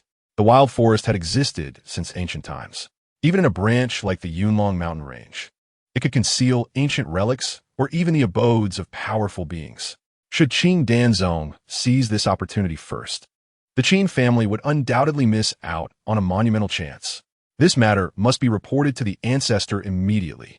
Without hesitation, he waved his sleeve, transforming into a streak of light as he hurried towards the family's forbidden area, before the abode of the ancestor of ethereal refinement. Qin Shenglong adjusted his attire and respectfully stood before the barrier. With his hands clasped, he performed a deep bow, declaring aloud, I, Qin Shenglong, seek an audience with the ancestor on urgent matters. Cultivators of the ethereal refinement stage often seclude themselves for centuries, rarely revealing their true forms. Yet they always leave a spiritual avatar to oversee the clan. After a while, the barrier of the abode shimmered, and a phantom figure gradually emerged. The newcomer had white hair and a youthful countenance. Merely standing there exuded an unspoken authority. "What troubles you?" The ancestor's voice was deep and resonant. Qin Chenglong did not dare to delay, promptly detailing the disturbances in the north, from the emergence of the golden-armored earth dragon to the abnormality of the crimson-eyed lizards. Upon hearing this, the ancestor's eyes glimmered. Golden-armored earth dragon and crimson-eyed lizards. He slightly closed his eyes and, after a moment, opened them, stating, "If it is indeed a hidden realm manifesting, this presents an opportunity that the Qin family has not encountered in a millennium. Even a fragment of the ancient legacy from the wild forest would be sufficient to significantly bolster our clan's strength." After a brief contemplation, the ancestor decisively declared, "First, immediately consult the family records, especially the ancient accounts regarding the Yunlong mountain range, to seek relevant clues. Second, summon all Huashan elders and select 36 elite Yuanian cultivators to assemble in 3 days, prepared to delve into the Yunlong mountain range for protection and exploration. Third, I shall emerge from my seclusion in half a month and will personally oversee the matter." Qin Chenglong respectfully accepted the command and further inquired, "Ancestor, regarding the independence of the branches, how should we proceed?" The ancestor waved his hand. "Such clan matters, you may decide as you see fit. The family is indeed overwhelmed, or we would not risk the expansion into the Yunlong mountain range." After a moment of contemplation, he added, "First, select 12 branches to accompany the elder of the Huashan clan to assault certain areas of the Yunlong mountain range. If successful in reclaiming land, it shall be granted to them. This strategy not only minimizes casualties among the main lineage, but also expands our territory while maintaining our existing dominion, achieving a triple benefit." The brilliance in Qin Chenglong's eyes flickered, and he immediately grasped the profound intent of the ancestor.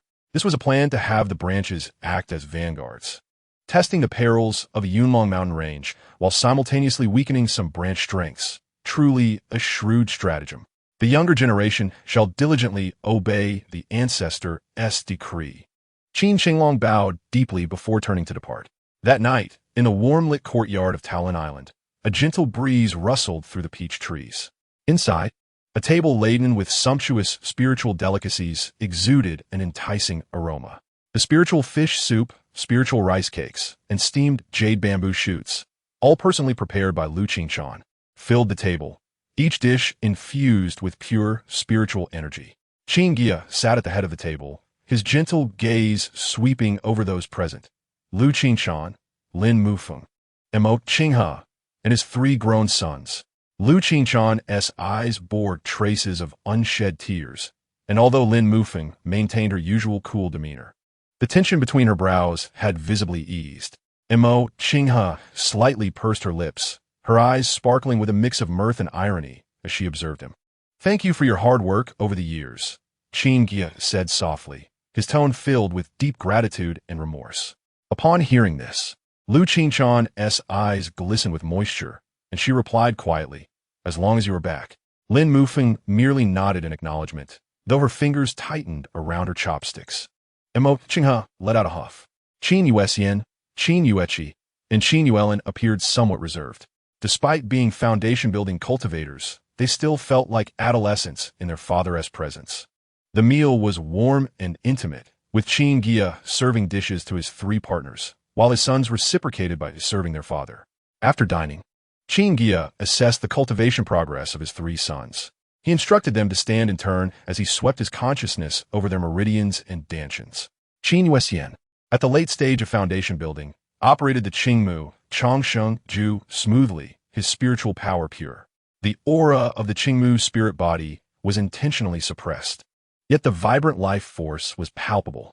"Excellent. Your foundation is solid, and you have not sought shortcuts." Qin Guiya nodded in satisfaction, though he soon furrowed his brow. However, the Qingmu spirit body allows for faster cultivation.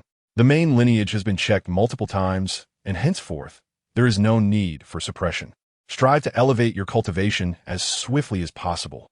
Qin Yuesian respectfully replied, "Father has said that cultivation is akin to constructing a building. The more stable the foundation, the farther one can go in the future.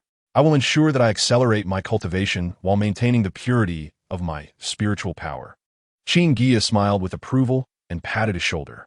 Next were Qin Guiya and Qin Yuan, both practicing the self-created Fenchin sacred artifact technique, cultivating both body and law to produce fire-type spiritual power. Although they were only at the initial stage of foundation building, their physical strength rivaled that of an ordinary second-tier initial beast. Their spiritual power was solid, devoid of any superficiality, indicating that they had not relied on pills.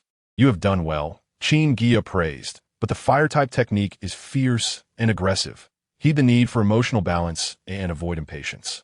They both nodded in unison. As night deepened, it was time to rest. Qin Guiya stood in the courtyard, his gaze drifting between the three caves. Ultimately, he walked towards Lu Qingchan's cave. Lu Qingchan, with her gentle disposition, had borne the most pressure over the years, and since the opportunity for enlightenment through the leaves came from her, he felt it was only right to bestow her with affection. Inside the cave, Lu Qingchan had already prepared spiritual tea. Upon seeing him enter, her cheeks flushed slightly, and she softly said, "You're back." Qin Guiya smiled faintly and took her hand. "Yes, I have returned." In Lin Mufeng's cave, she sat cross-legged, her expression calm, seemingly unfazed by Qin Guiya's choice. Yet, a closer look would reveal her fingers were tightly gripping the edge of her garment. In Montauk King's cave, a jade cup was violently smashed to the ground, shattering into powder. "This little man, he returns only to run to someone else." She gritted her teeth, her eyes flickering with fire. "If it weren't for me, would he have returned alive?" Beside her, the snow fox blinked lazily, flicking its tail. "Master, your possessiveness is rather strong. I assent to it. If you choose this path, you must accept that he has multiple partners." Emo Qingha paused, then let out a cold huff. The snow fox continued. Moreover, before it could finish, Emo Qingha shot a glare, causing the snow fox to promptly fall silent, though a mischievous glint sparkled in its eyes. Taking a deep breath, she gazed out at the moonlit night, murmuring, "Well, the fact that he possesses multiple heavenly spiritual roots means he requires several partners. In this lifetime, I shall accompany him further. That is what matters most." The following morning, Qin Guiya rose from his stone bed, feeling invigorated and pleased. It is indeed more comfortable to cultivate with Qingchan. After training with Qinghe, I find myself aching all over. He rose and pushed open the stone door of the cave, taking a deep breath as his gaze swept across the courtyard. To his surprise, Emo Qinghe was already seated at the stone table, clad in snow-white garments, leisurely sipping spiritual tea. His heart skipped a beat as he hurried over, sitting beside her, and gently asked, "Qinghe, you're up so early?" Without lifting her eyelids, Emo Qinghe replied coolly, "What, do I bother you?" Qin Guiya chuckled awkwardly and took her hand. "You know, my heavenly spiritual roots require dual cultivation with partners to flourish." "Oomph." Emo Qinghe let out a soft snort and finally glanced at him. "Rest assured, I'm not that petty. The Yin-Yang Dragon Soul secret tome can be imparted to them. It will greatly benefit their cultivation and enhance their aptitude." Qin Guiya's eyes brightened. "Truly, you are most considerate, Qinghe." He then playfully squeezed her delicate shoulder. "By the way, what do you think of my proposal to become independent?" Emo Qinghe's gaze flickered slightly as she pondered for a moment. The Qin family resided in the Qiantan domain, near the Ascension City, with only a few 6th and 7th tier alien and beast tribes scattered about, apart from the wild forest. She lightly tapped the table, and a wisp of spiritual light manifested, transforming into a simple map. "I chose to hide here because this place is not flourishing in immortal ways, suitable for concealing one's brilliance." On the map, the area where the Qin family resided shimmered with light, surrounded by vast blank spaces representing undeveloped wilderness. "Indeed, becoming independent is a wise choice," she continued. "With my hwash and battle prowess, coupled with the 5th-tier beasts I have tamed, ordinary factions would not dare to provoke us." After a pause, a glimmer of brilliance flashed in her eyes. "However, before we set out, we must procure some high-grade spiritual herbs and resources from the main lineage." Qin Guiya nodded thoughtfully. "Are you suggesting that with the ancient tree space and my cave heaven pearl, we could cultivate rare spiritual plants?" Emo Qinghe's lips curled into a smile. "As long as we have sufficient resources, whether nurturing beasts or enhancing cultivation, it will yield twice the result with half the effort." Qin Guiya gazed at his partner with intensity. "Qinghe, your considerations are thorough. How about you take the role of head of the family after we become independent? I believe my second uncle would agree." At this, Emo Qinghe suddenly let out a laugh. Rising from her seat, The position of family head is better suited for your beautiful confidence. She turned to leave the cave, but paused at the door. Should any matters arise that a cultivator above the Hua Shun stage cannot handle, you may send me a message. Do not disturb me during other times. The celestial being intends to engage in arduous cultivation for a period. After uttering these words, the stone door slammed shut, leaving behind only a wisp of fragrant aroma wafting in the morning breeze. Qin Guiya shook his head with a bitter smile, but soon noticed a beam of transmitting spiritual light piercing through the air from deep within the peach grove. He extended his hand to catch it, and the spiritual light transformed into a jade talisman, upon which a clear line of text emerged. Law Enforcement Hall's Qin Guiya has arrived at the formation's periphery. Please come and meet him promptly. Qin Guiya pinched a hand gesture, causing the protective array enveloping the small courtyard to ripple. A narrow opening, suitable for a single person to pass through, slowly unfolded. Qin Guiya, donned in a plain-colored robe, with the Law Enforcement Hall's token hanging at his waist, stepped into the courtyard. Brother Guiya, I apologize for the intrusion. He clasped his hands in a respectful salute, his tone neither servile nor overbearing. Brother Guiya, you are too polite. Please come in. Qin Guiya led him to the pavilion. The fragrance of tea lingered over the stone table as the two sat facing each other. Without exchanging pleasantries, Qin Guiya directly produced a jade slip. By the clan leader's command, I have come to inquire about the events at Duobao Square on that day.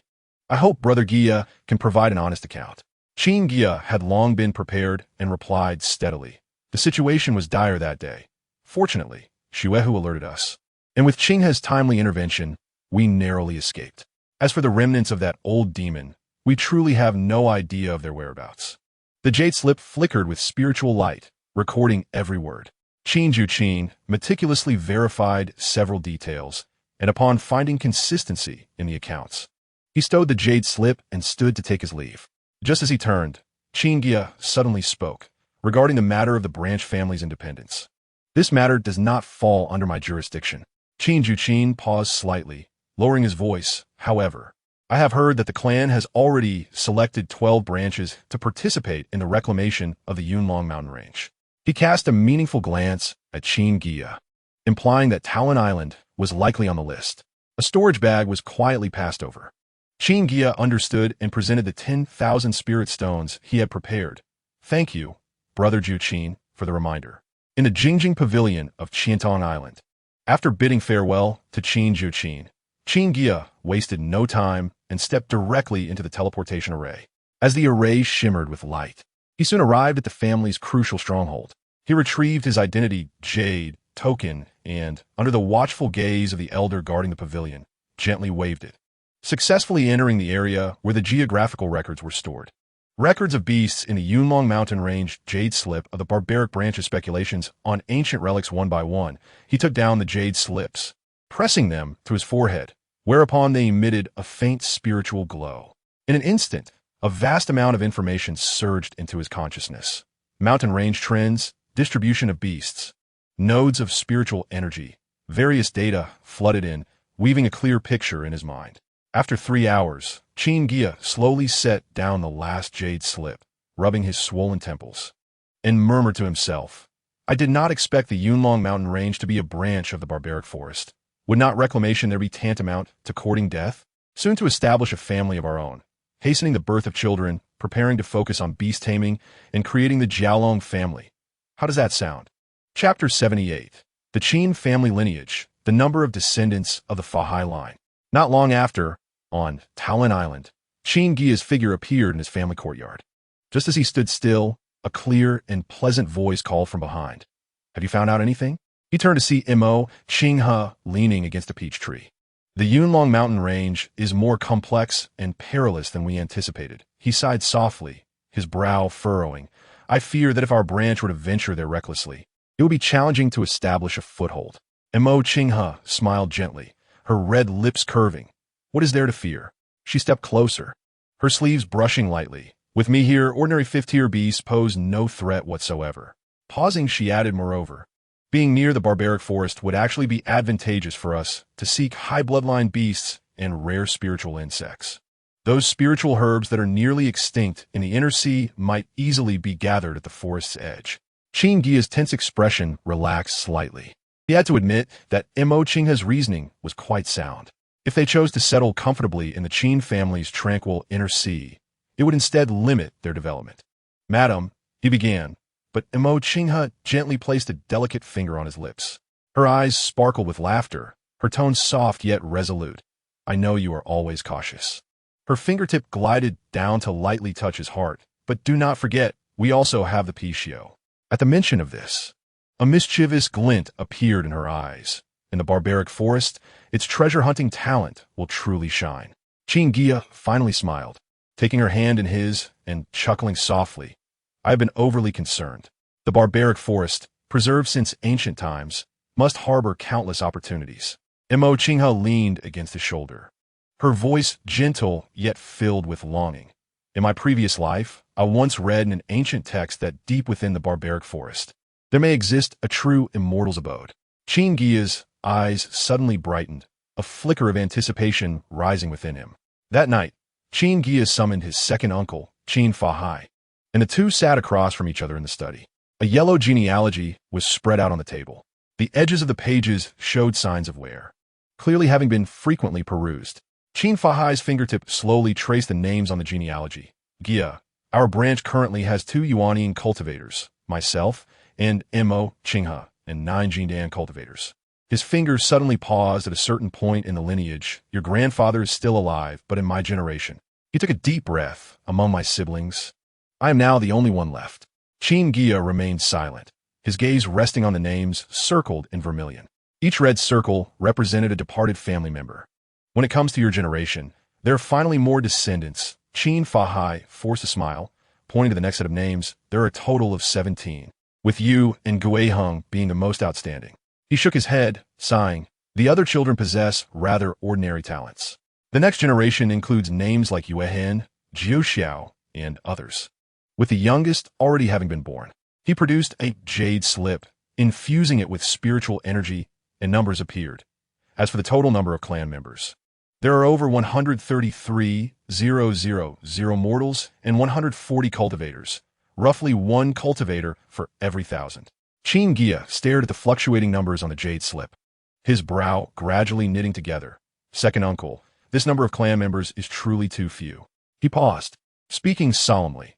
"I have just received news that the main branch is likely to arrange for us to venture into the northern Yunlong mountain range for reclamation." "What?" Qin Fahai's head snapped up, a flash of astonishment in his eyes. "That is a perilous land. Is the main branch intending to treat us as pawns?" Qin Guiya's expression remained calm. "Since we have chosen independence, we must charge ahead with determination." There was a gleam of resolve in his eyes. "However, if we can establish a solid foundation, we will receive unconditional support for 50 years. Qin Fahai tightened his grip on the genealogy. "But we do not have a Huashan cultivator to oversee us." Qin Guiya suddenly lowered his voice. "Qinghe has tamed a 5th-tier beast." "5th tier?" Qin Fahai sprang to his feet, his eyes wide with disbelief. "That is equivalent to the Huashan stage."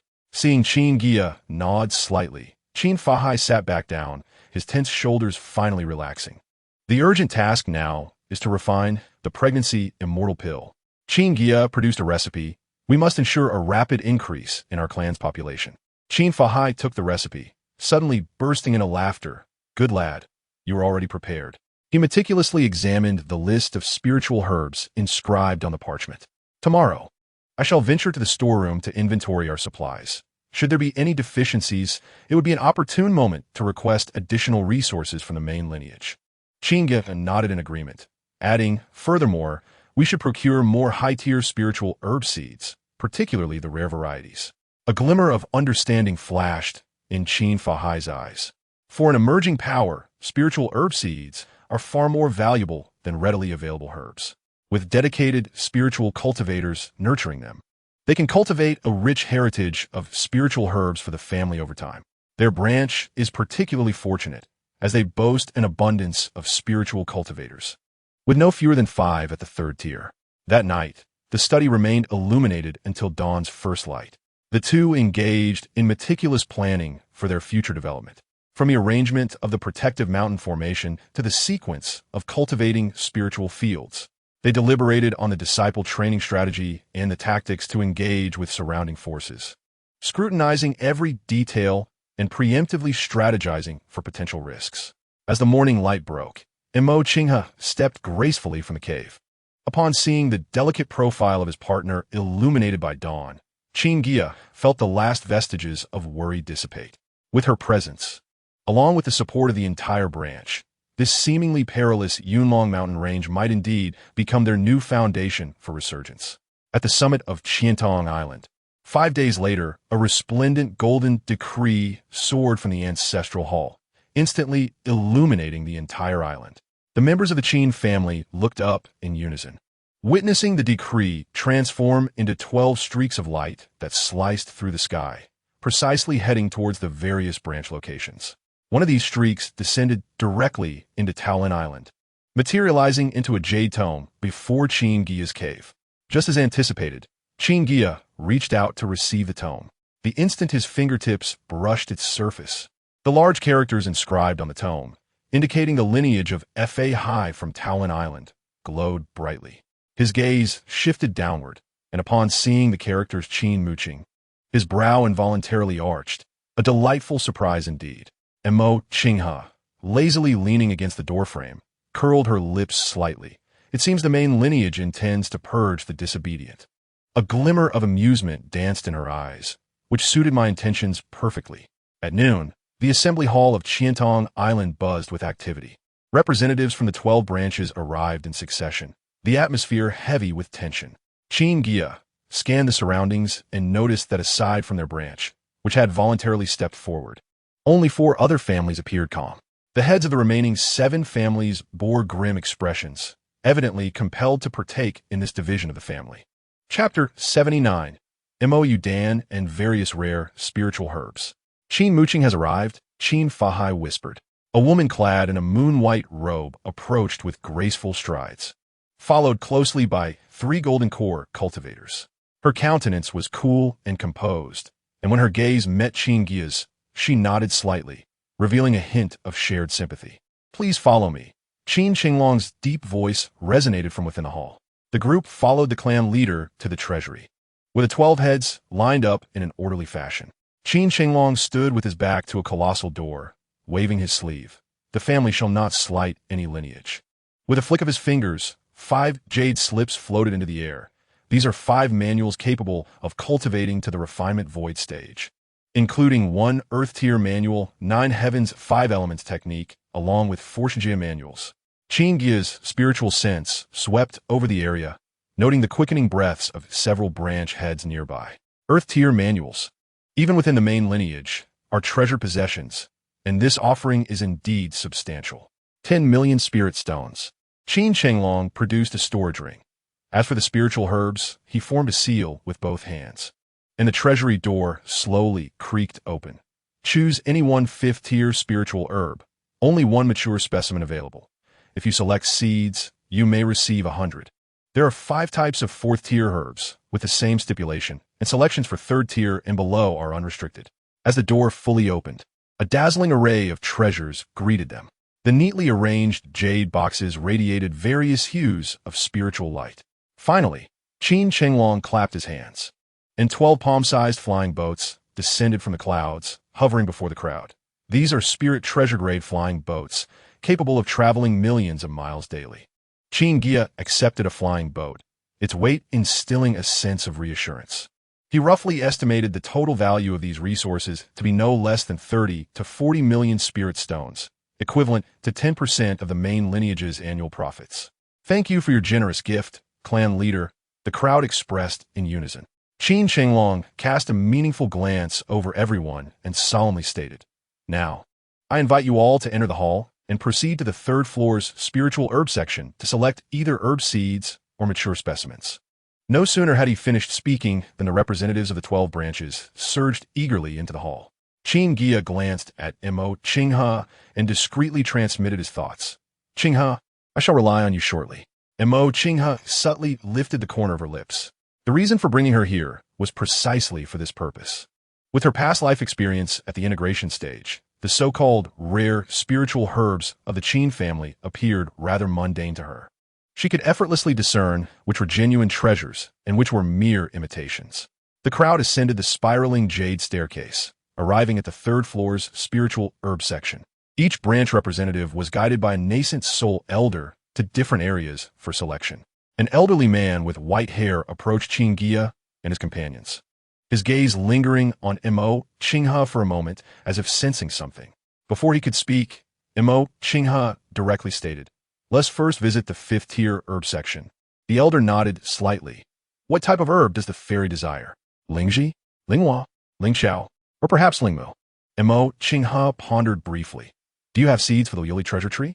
The elder's pupils constricted sharply, followed by a wry smile and a shake of his head. "Fairy, you jest. How could the family easily release such a treasure that aids in the transformation into a god?" Mo Qinghe inwardly acknowledged the truth of his words. The Lioli treasure tree bears Lioli fruit, which is the primary ingredient for refining Lioli Dan, an exceptional resource for transcending into a god. The Qin family, being merely a refinement void force, likely cultivates no more than 10 such resources, and it is inconceivable they would distribute them to the branches. She continued, "Then let us proceed to the Lingji section." The four traversed through numerous restrictions, arriving at an area enveloped by a green luminescent curtain. Within the curtain, dozens of jade boxes were neatly arranged. Mo Qinghe's gaze swept over the various herbs before finally settling on a pitch-black jade box. "Montak yu lingzi?" The elder's expression shifted to one of surprise. Fairy possesses remarkable insight. This item is indeed a fifth-tier rarity and a primary material for refining Mo Dan. Mo Qinghe gently received it. The Mo Dan greatly benefits cultivators at the god transformation stage in enhancing their power, making it precisely what she needs for her future endeavors. If she can gather more such herbs, combined with Qin Guiya's alchemical talents, her cultivation will surely soar. Thinking of his saintess who caused her downfall, a cold glint flickered in Mo Qinghe's eyes. Soon, the day will come when she returns to her peak, and that wretched person shall pay the blood debt in full. "I shall take this," Mo Qinghe declared, her tone calm, "and additionally, I require 100 seeds." The elder displayed a hesitant expression. According to the rules, Qin Guiya stepped forward at an opportune moment, offering a storage bag. "I kindly ask for your consideration." The elder's spiritual sense swept over the bag, and the wrinkles on his face eased somewhat. "Since young friend Qin has spoken, I shall make an exception this once." After acquiring the Mo Lingji, a glimmer of excitement flashed in Mo Qinghe's eyes. Among the fourth-tier resources, are there any spiritual plants that assist cultivators in breaking through to the nascent soul stage? The elderly guide stroked his long, grizzled beard and pondered, "Indeed, one can select such spiritual flora, but according to the rules." He paused, narrowing his eyes slightly. "I can only bestow seeds or saplings. Mature plants are not included in the selection." Upon hearing this, Mo Qinghe's eyes sparkled with excitement. She parted her crimson lips and listed a series of spiritual plants. "Then I require a Juku Huaingua tree, a Juingua tree, a Xuhunhua, a Wuying Lian, and a Tianshogua tree." For each type of spiritual plant, she requested 1 sapling and 100 seeds. The old man, taken aback, gazed at Mo Qinghe with newfound admiration, secretly marveling at her discerning eye. Each of these plants was a coveted treasure for Yuaniing cultivators. The Juku Huaingua was a primary ingredient for crafting the Sanjuan Jiaying Dan, aiding golden core cultivators in overcoming tribulations to transform their essence.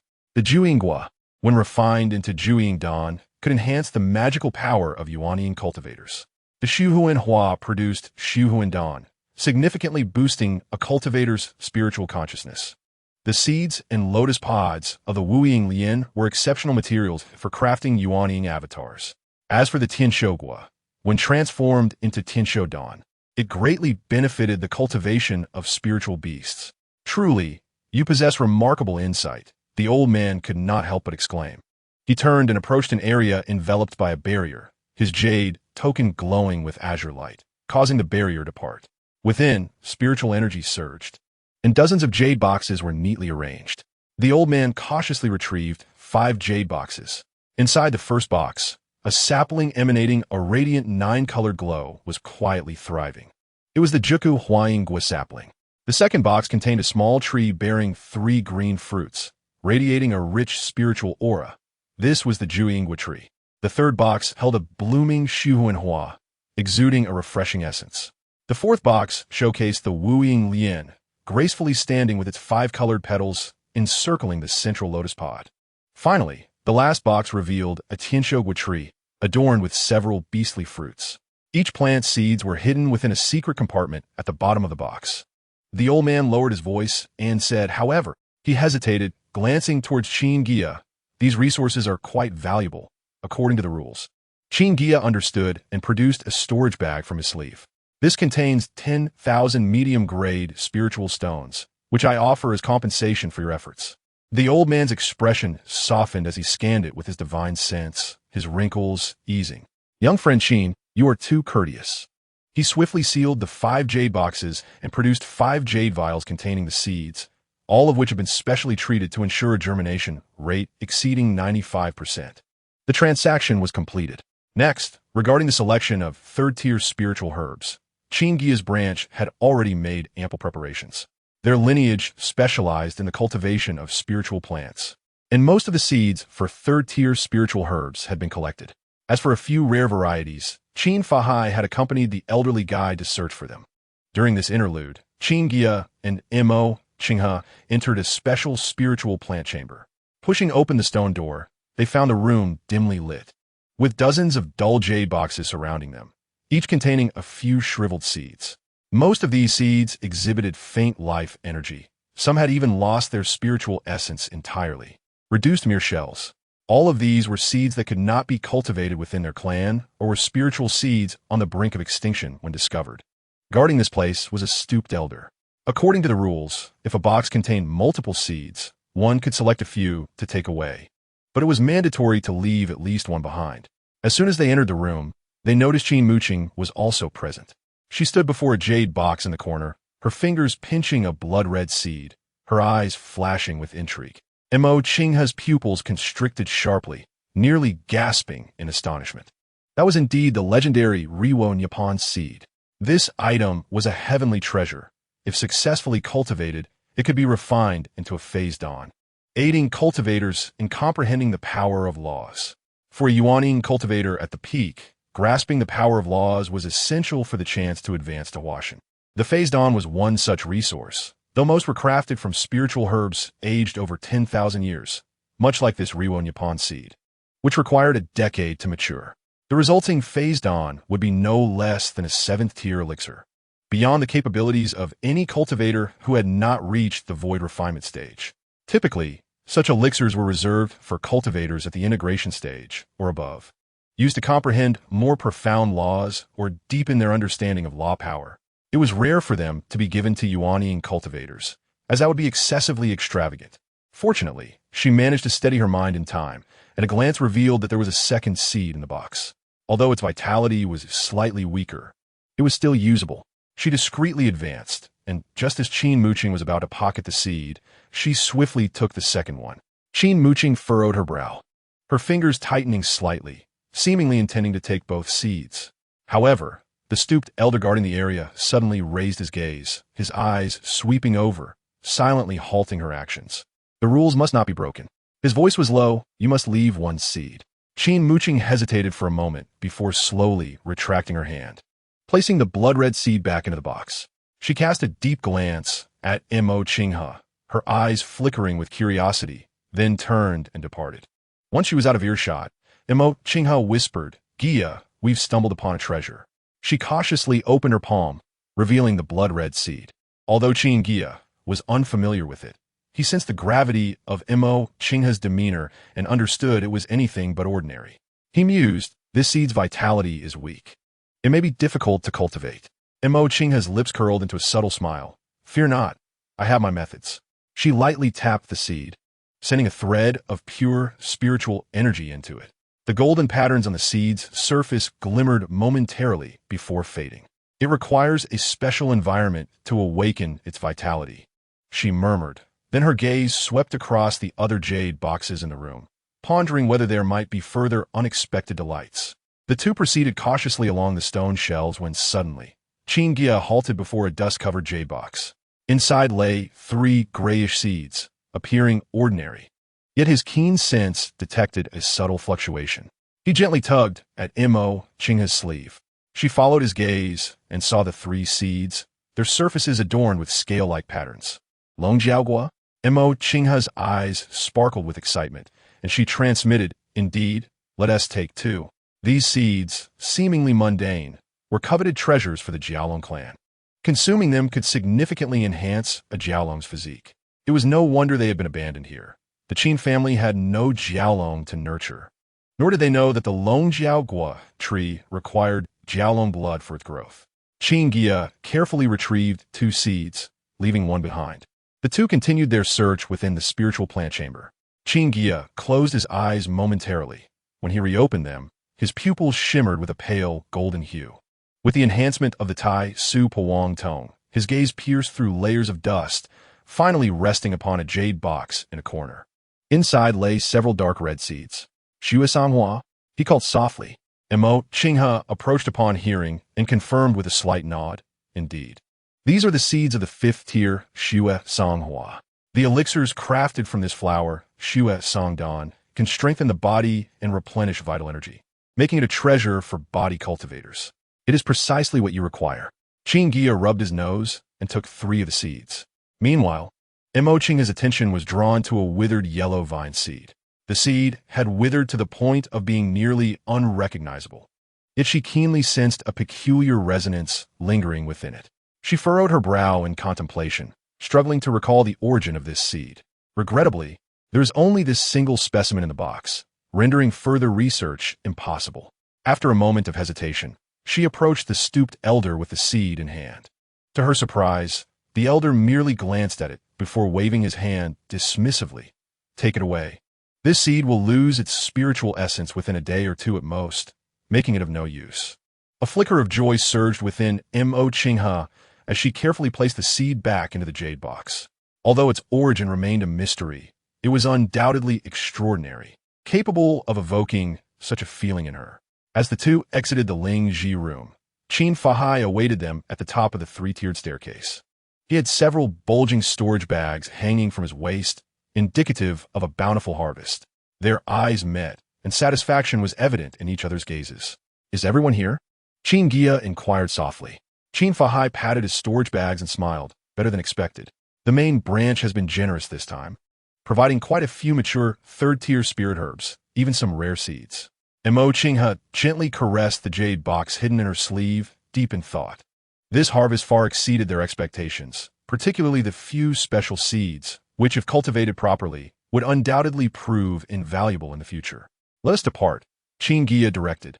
Casting a glance towards the outside, it is time to prepare to return to Taolin Island. On the return journey, Mo Qingha toyed with the newly acquired flying boat. Suddenly chuckling, the main branch is indeed generous, though it is but a drop in the bucket. Qin Guiya shook his head. Their annual income from the mineral vein far surpasses this. Qin Fahai stroked his beard. With these resources, our foothold in the Yunlong mountain range has become even more assured. In the distance, Qin Muqing's flying boat soared across the sky, also heading towards Taolin Island. Qin Guiya gazed at that figure, a fierce glint appearing in his eyes. It seems we must find an opportunity to have a serious discussion with this neighbor. Mo Qingha's eyes brightened, elevating her regard for this small man. The faction of Qin Muqing had once dispatched assassins against Qin Guiya. Now, Qin Guiya had learned a measure of her decisiveness. Upon returning to Taolin Island, the evening sun cast its warm glow over the sprawling peach orchards, bathing the entire island in a golden red hue. Lu Qinchan and others were still in seclusion, rendering the island exceptionally tranquil. Qin Guiya and Mo Qingha made their way directly to the depths of the cave dwelling. Mo Qingha tapped her waistbound beast pouch, summoning a snow fox that gracefully leaped onto the stone bridge, vigilantly surveying the surroundings. Exchanging glances, Qin Guiya took Mo Qingha's hand, and they both closed their eyes in unison. When they reopened them, they found themselves within the ancient tree space of Qin Guiya's consciousness. This space still maintained a size of approximately 4 acres. Looking around, 7 varieties of spiritual plants grew in an orderly fashion. Jinyuan Hua, Zilingzi, Huayan Zhu, Mulu Ji, and Shou Yuan Chao were distributed across different spirit fields. In the farther distance, Huowen Lei Zhu and Qingling Xian Mu towered grandly. It is time to clear some space and expand the area, Qin Guiya remarked, waving his sleeve lightly. He uprooted clusters of Jin Yuan Hua and Hua Yinzhu, neatly stacking them at the edge of the space. These mature, third-tier spirit herbs were sufficient to concoct dozens of elixirs, ideal for nurturing the clan's younger generation and spirit beasts. Just as Qin Guiya intended to retain a few dozen plants, Mo Qinghe approached him with a suggestion. The utility of these two types of third-tier spirit plants is minimal. When you visit a large cultivation city in the future, you'll find that these third-tier herbs can be easily purchased at any merchant association. Hearing this, Qin Guiya smiled. I shall heed the lady's counsel. With that, he removed all of the Jin Yuan Hua and Hua Yanzhu on the newly cleared land. They began to plant their newly acquired spiritual flora.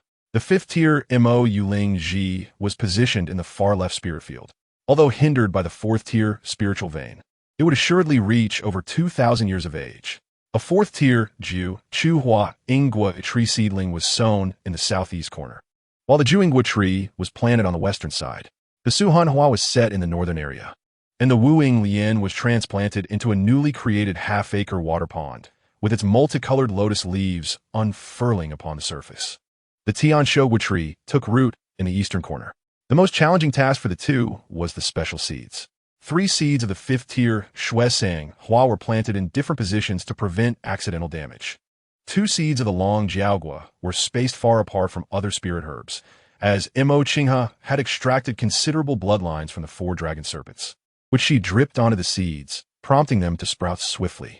The Zhihuang Yepan seed was nurtured with true fire and the power of principles for a moment before being planted in the closest proximity to the ancient tree.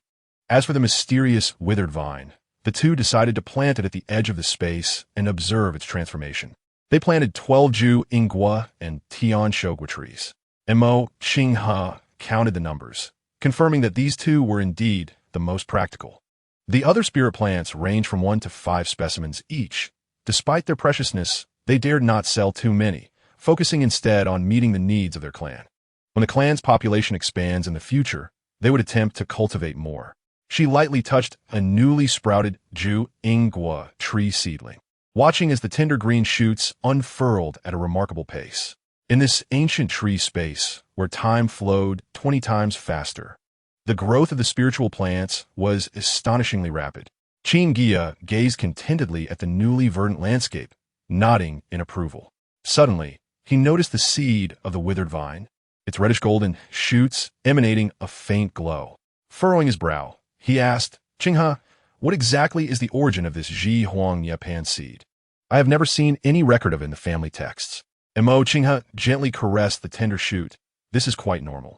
With a slight smile, she added, even among those ancient and powerful factions, only cultivators above the void refinement stage are privy to its details.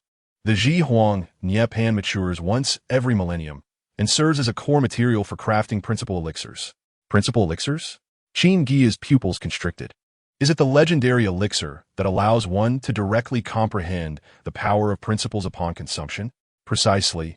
Mo Qinghe nodded slightly, but then she shifted the conversation. However, the cultivation conditions for this spirit herb are exceedingly stringent. It requires continuous nurturing with the power of principles to grow.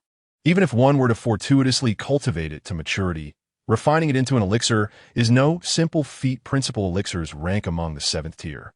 And in the entire spirit realm, only a handful of alchemists possess the capability to concoct such elixirs. Upon hearing this, the fervent light in Qin Guiya's eyes gradually dimmed. He sighed softly, observing his demeanor. Mo Qinghe's delicate fingers suddenly tapped his forehead. What troubles you? A hint of pride flickered in her eyes. This fairy has once comprehended the power of principles in her past life. Although my cultivation is not what it used to be, I have already laid the foundation for the power of principles. Nurturing it to several thousand years is more than sufficient. Feeling the gentle touch on his brow, Qin Guiya's expression lightened. He instinctively grasped his partner's hand. You truly possess a wealth of knowledge, my lady. But what about that unknown vine seed? Can you discern anything from it?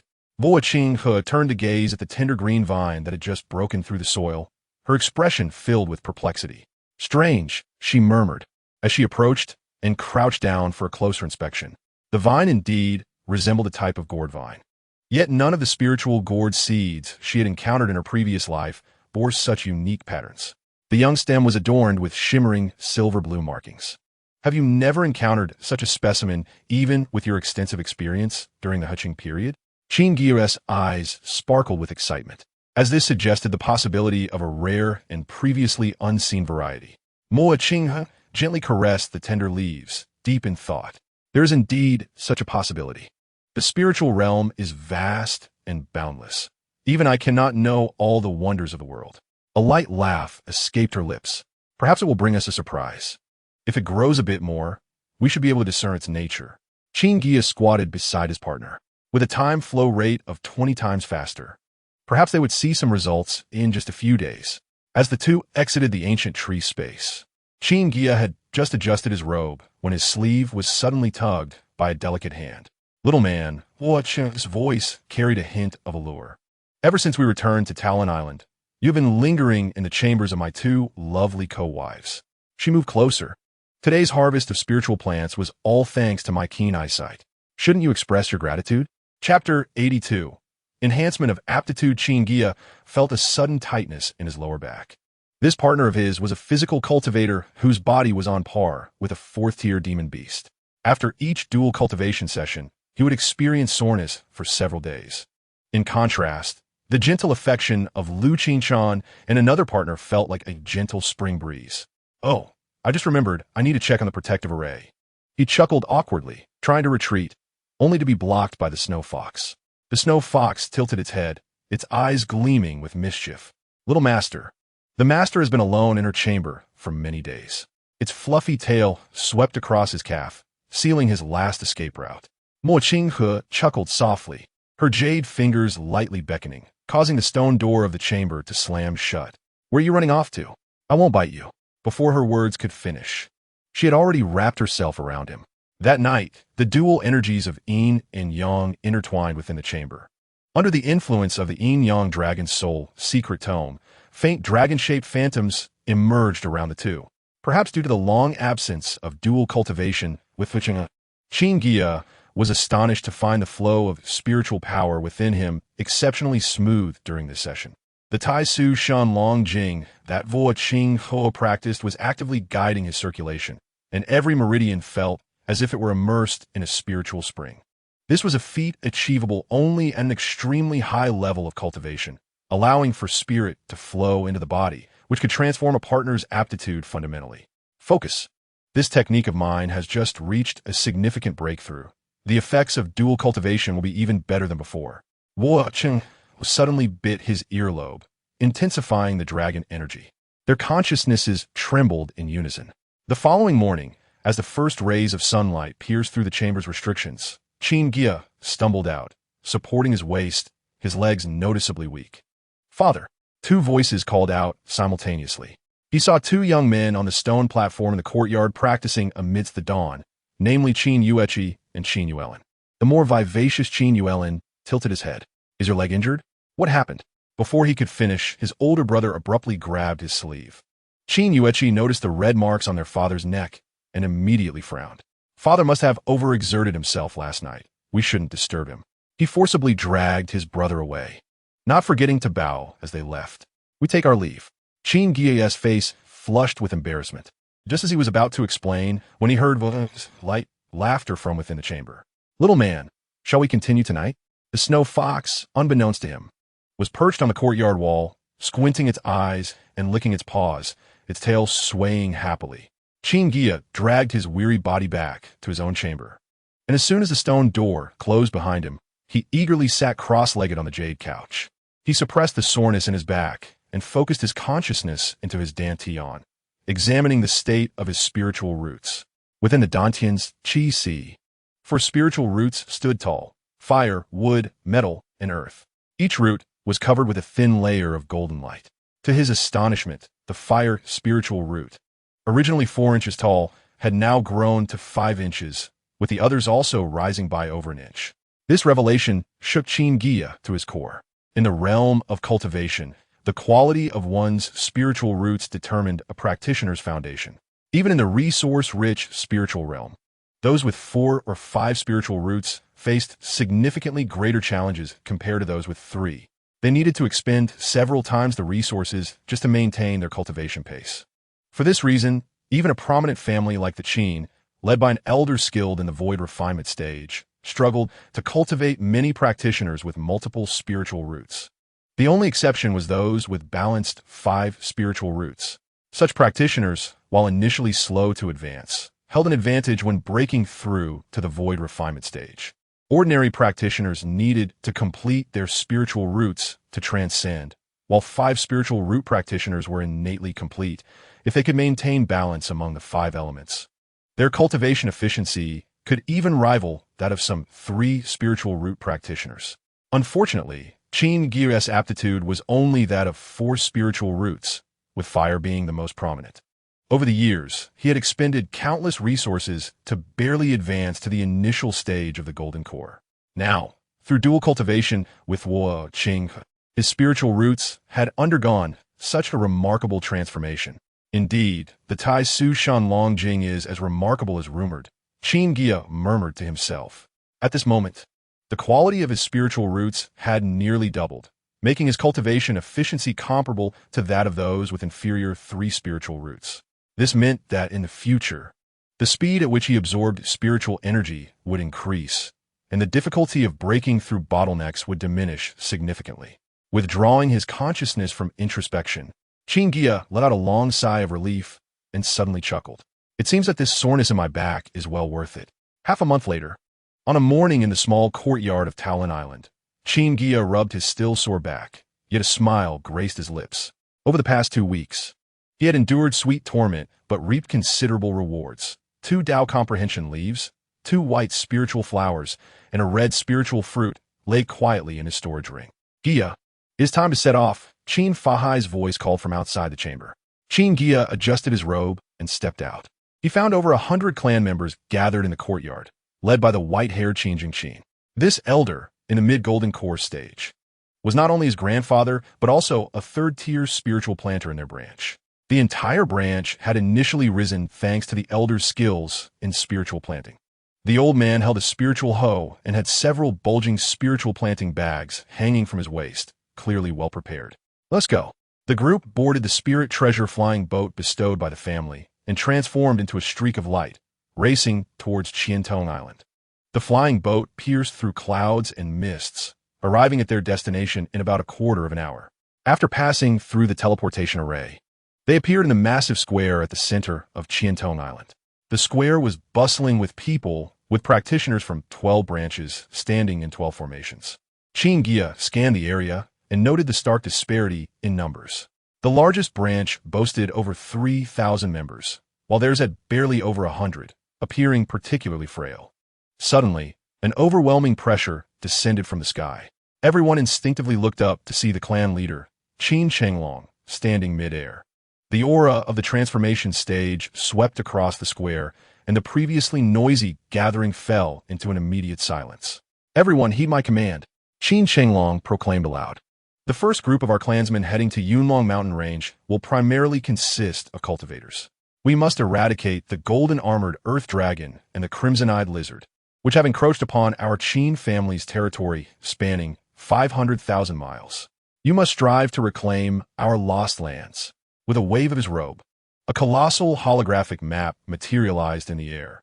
Once we successfully recover our territories, the area surrounding the Yunlong Mountain Range, extending 1,000,000 miles outward, will be designated as the starting point for the 12 branches to establish their bases. During this period, the main branch will provide protection to ensure your stable development. As soon as his voice fell, a resounding roar echoed from the sky.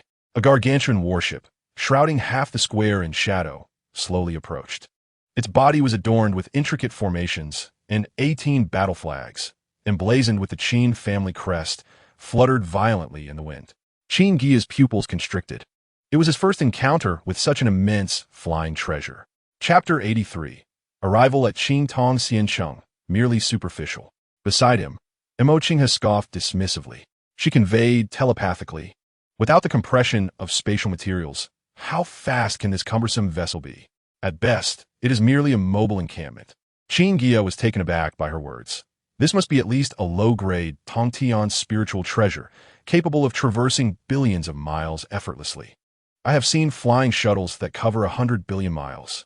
Qingha's crimson lips curved slightly. Once we settle down, I will provide you with a legacy of artifact refining, which contains methods for crafting shuttles and flying ships. Qin Guiya felt a surge of excitement. The inheritance of a seventh-tier alchemist she had previously given him had already propelled his alchemical skills to new heights. Many formulas not found in the Qin family's secret vaults could be found within that legacy, if he were to acquire the inheritance of artifact refining as well.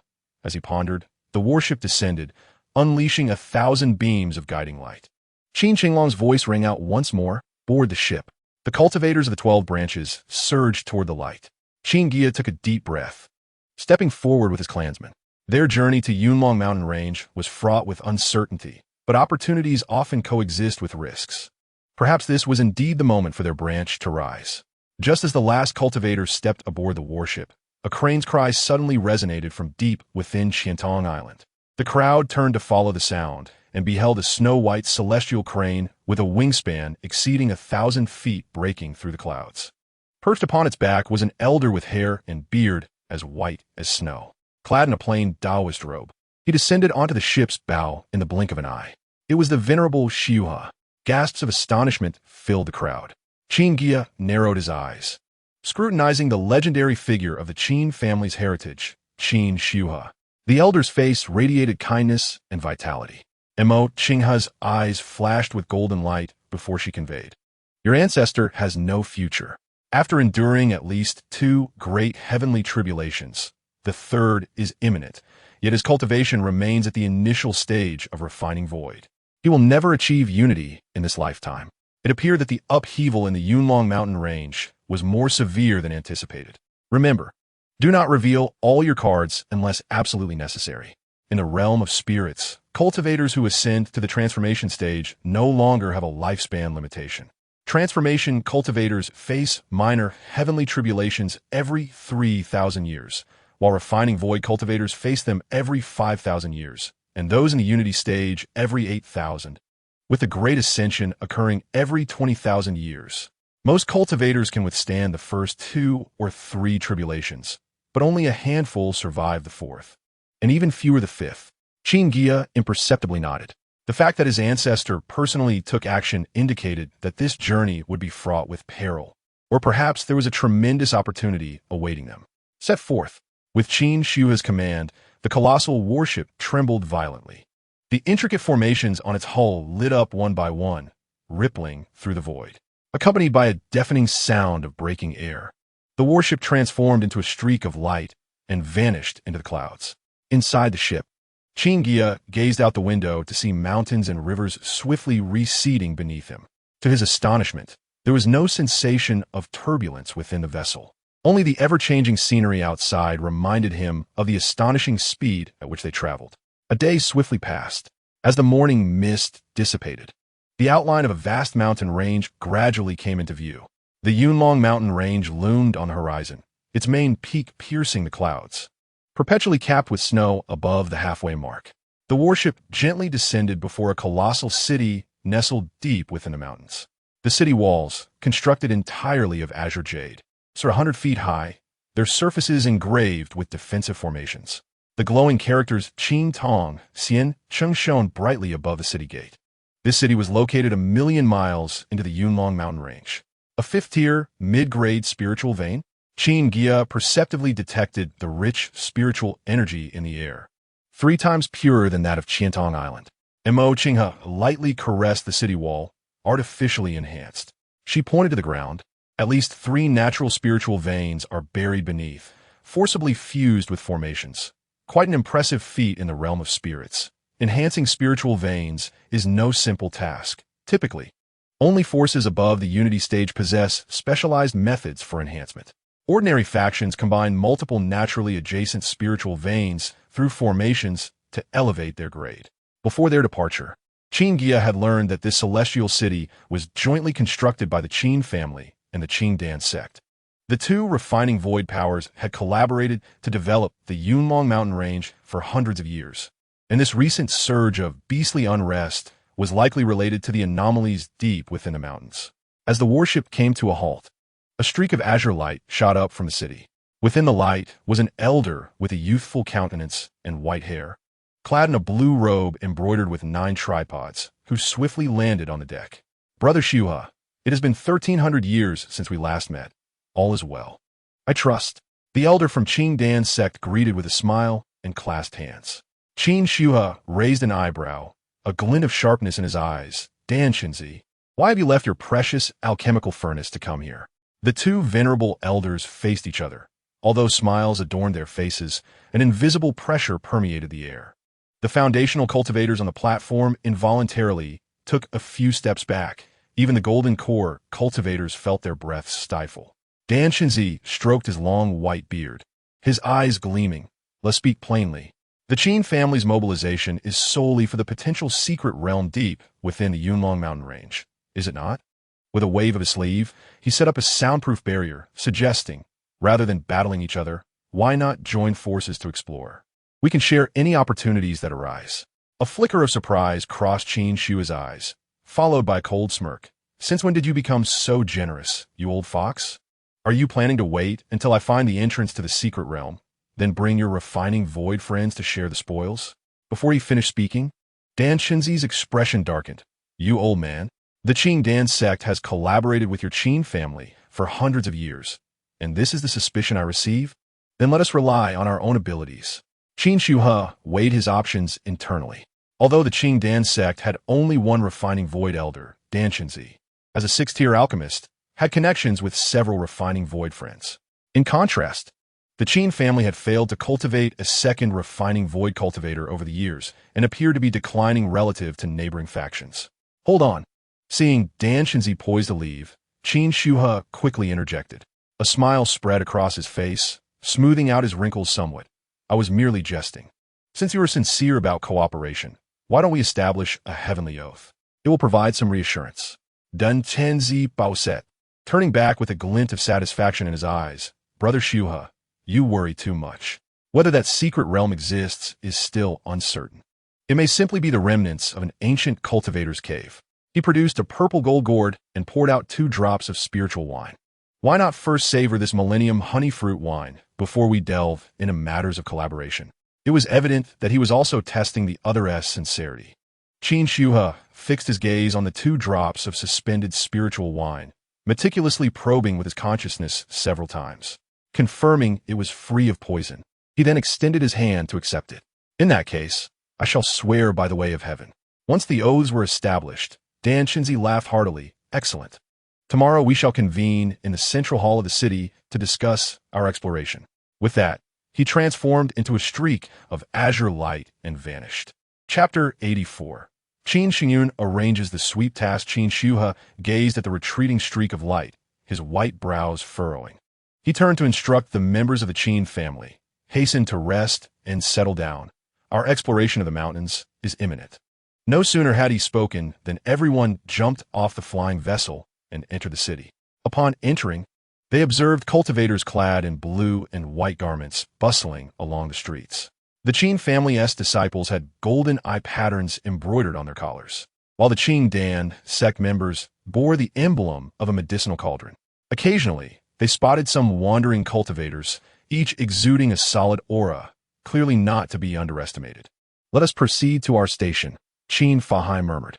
"We have been temporarily assigned to Qisha Mountain in the southern part of the city. Although it is somewhat remote, it offers tranquility." Qin Guiya nodded in agreement. The following day, in the council hall of Qin Tongxian City, Qin Xiuhe sat at the head of the table, while directly across from him, Dan Qinzi was savoring spiritual tea. 12 revered beings of the transformation stage were arranged on either side. All members of the Qin family were dressed uniformly in dark robes, while the Qin Dan sect members wore moon-white long garments. "Friend," Qin Xiuhe suddenly spoke. "Was it you who first repelled the golden-armored earth dragon? Have you tracked down its lair?"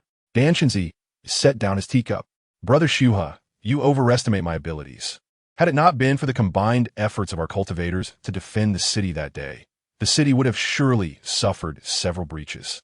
I dispatched individuals to secretly follow and discovered that these beasts were rampaging everywhere. They even dared to encroach upon the territory of the 6th-tier Qin Guiya Thunder Eagles. Qin Guiya's pupils constricted sharply. The Qin Guiya Thunder Eagles were a 6th-tier clan within the Yunlong mountain range. Though there was only one 6th-tier early-stage demon king, its strength should not be underestimated. He spoke, engaging them across tiers. Could it be that they possess a high-tier bloodline? There is a significant possibility, Danshinzi replied, waving his sleeve. I am not well-versed in the way of beast taming, but such combat prowess surely indicates a formidable bloodline. He exchanged a meaningful glance with Qin Guiya. Rather than confronting them head-on now, it would be wiser to reclaim lost territories and wait for them to weaken themselves in conflict with the Thunder Eagle clan. Suddenly, urgent footsteps echoed from outside the hall. A Yuan-ing cultivator from the Qin family hurriedly entered, holding a jade slip. Ancestor, urgent battle reports from the front lines. The golden-armored Earth Dragon has successfully breached 2 layers of the Thunder Eagle clan, suffering nearly a 30% loss of its kin in the process. Hearing this, Qin Guiya and Danshinzi exchanged a brief glance, a glimmer of amusement passing between them. It seemed the time had come. Qin Guiya slowly rose. In 3 days, we shall unite our forces and advance 50,000 miles into the territory of the demon beasts. As for that secret realm, we shall deliberate on it after clearing this area of the demon beasts. Danshinzi took over, subtly producing an array plate from his sleeve. This is a 2-element sensing plate that I specifically sought out. It will immediately alert us should any spatial fluctuations occur within a 100-mile radius. As we advance our front line, we can utilize this to pinpoint the exact location of the secret realm. Qin Guiya took the array plate, carefully inspecting it with his consciousness before storing it in his spatial ring. On the 3rd day, at the hour of Chun, the assembly at the East City Gate commenced. Both elders stood up simultaneously to announce, prompting the cultivators in the hall to respond in unison. Just as the station at Qixia Mountain was being settled, a streak of light suddenly tore through the sky, landing precisely in Qin Fahai's palm. Upon unfolding it, it revealed a communication jade talisman. The main lineage summons urgently. Tomorrow at the hour of Chun, the Qin Tong Hall for discussions. At dawn the following day, Qin Guiya and the others arrived at the front of Qin Tong Hall in the city center. In the square before the hall, representatives from the 12 branches arrived in succession, maintaining a measured distance from one another, neither lacking in decorum nor overly familiar. Upon entering the hall, they noticed over 20 cultivators from the main lineage seated neatly on the left side, while the representatives from the 11 branches sat scattered on the right, with deliberately left empty spaces marking the boundaries between the branches. The Fahai lineage from Taolin Island is present. As the officiating cultivator announced names, Qin Guiya sensed several consciousnesses sweeping in from different directions. The most piercing of these came from the elder seated at the head of the main lineage, Qin Xingyun. The white-haired elder bore a faint vertical scar on his brow. Now that everyone is gathered, let us commence our discussion, Qin Xingyun declared, sweeping his large sleeve. 12 jade slips flew towards the representatives of the branches.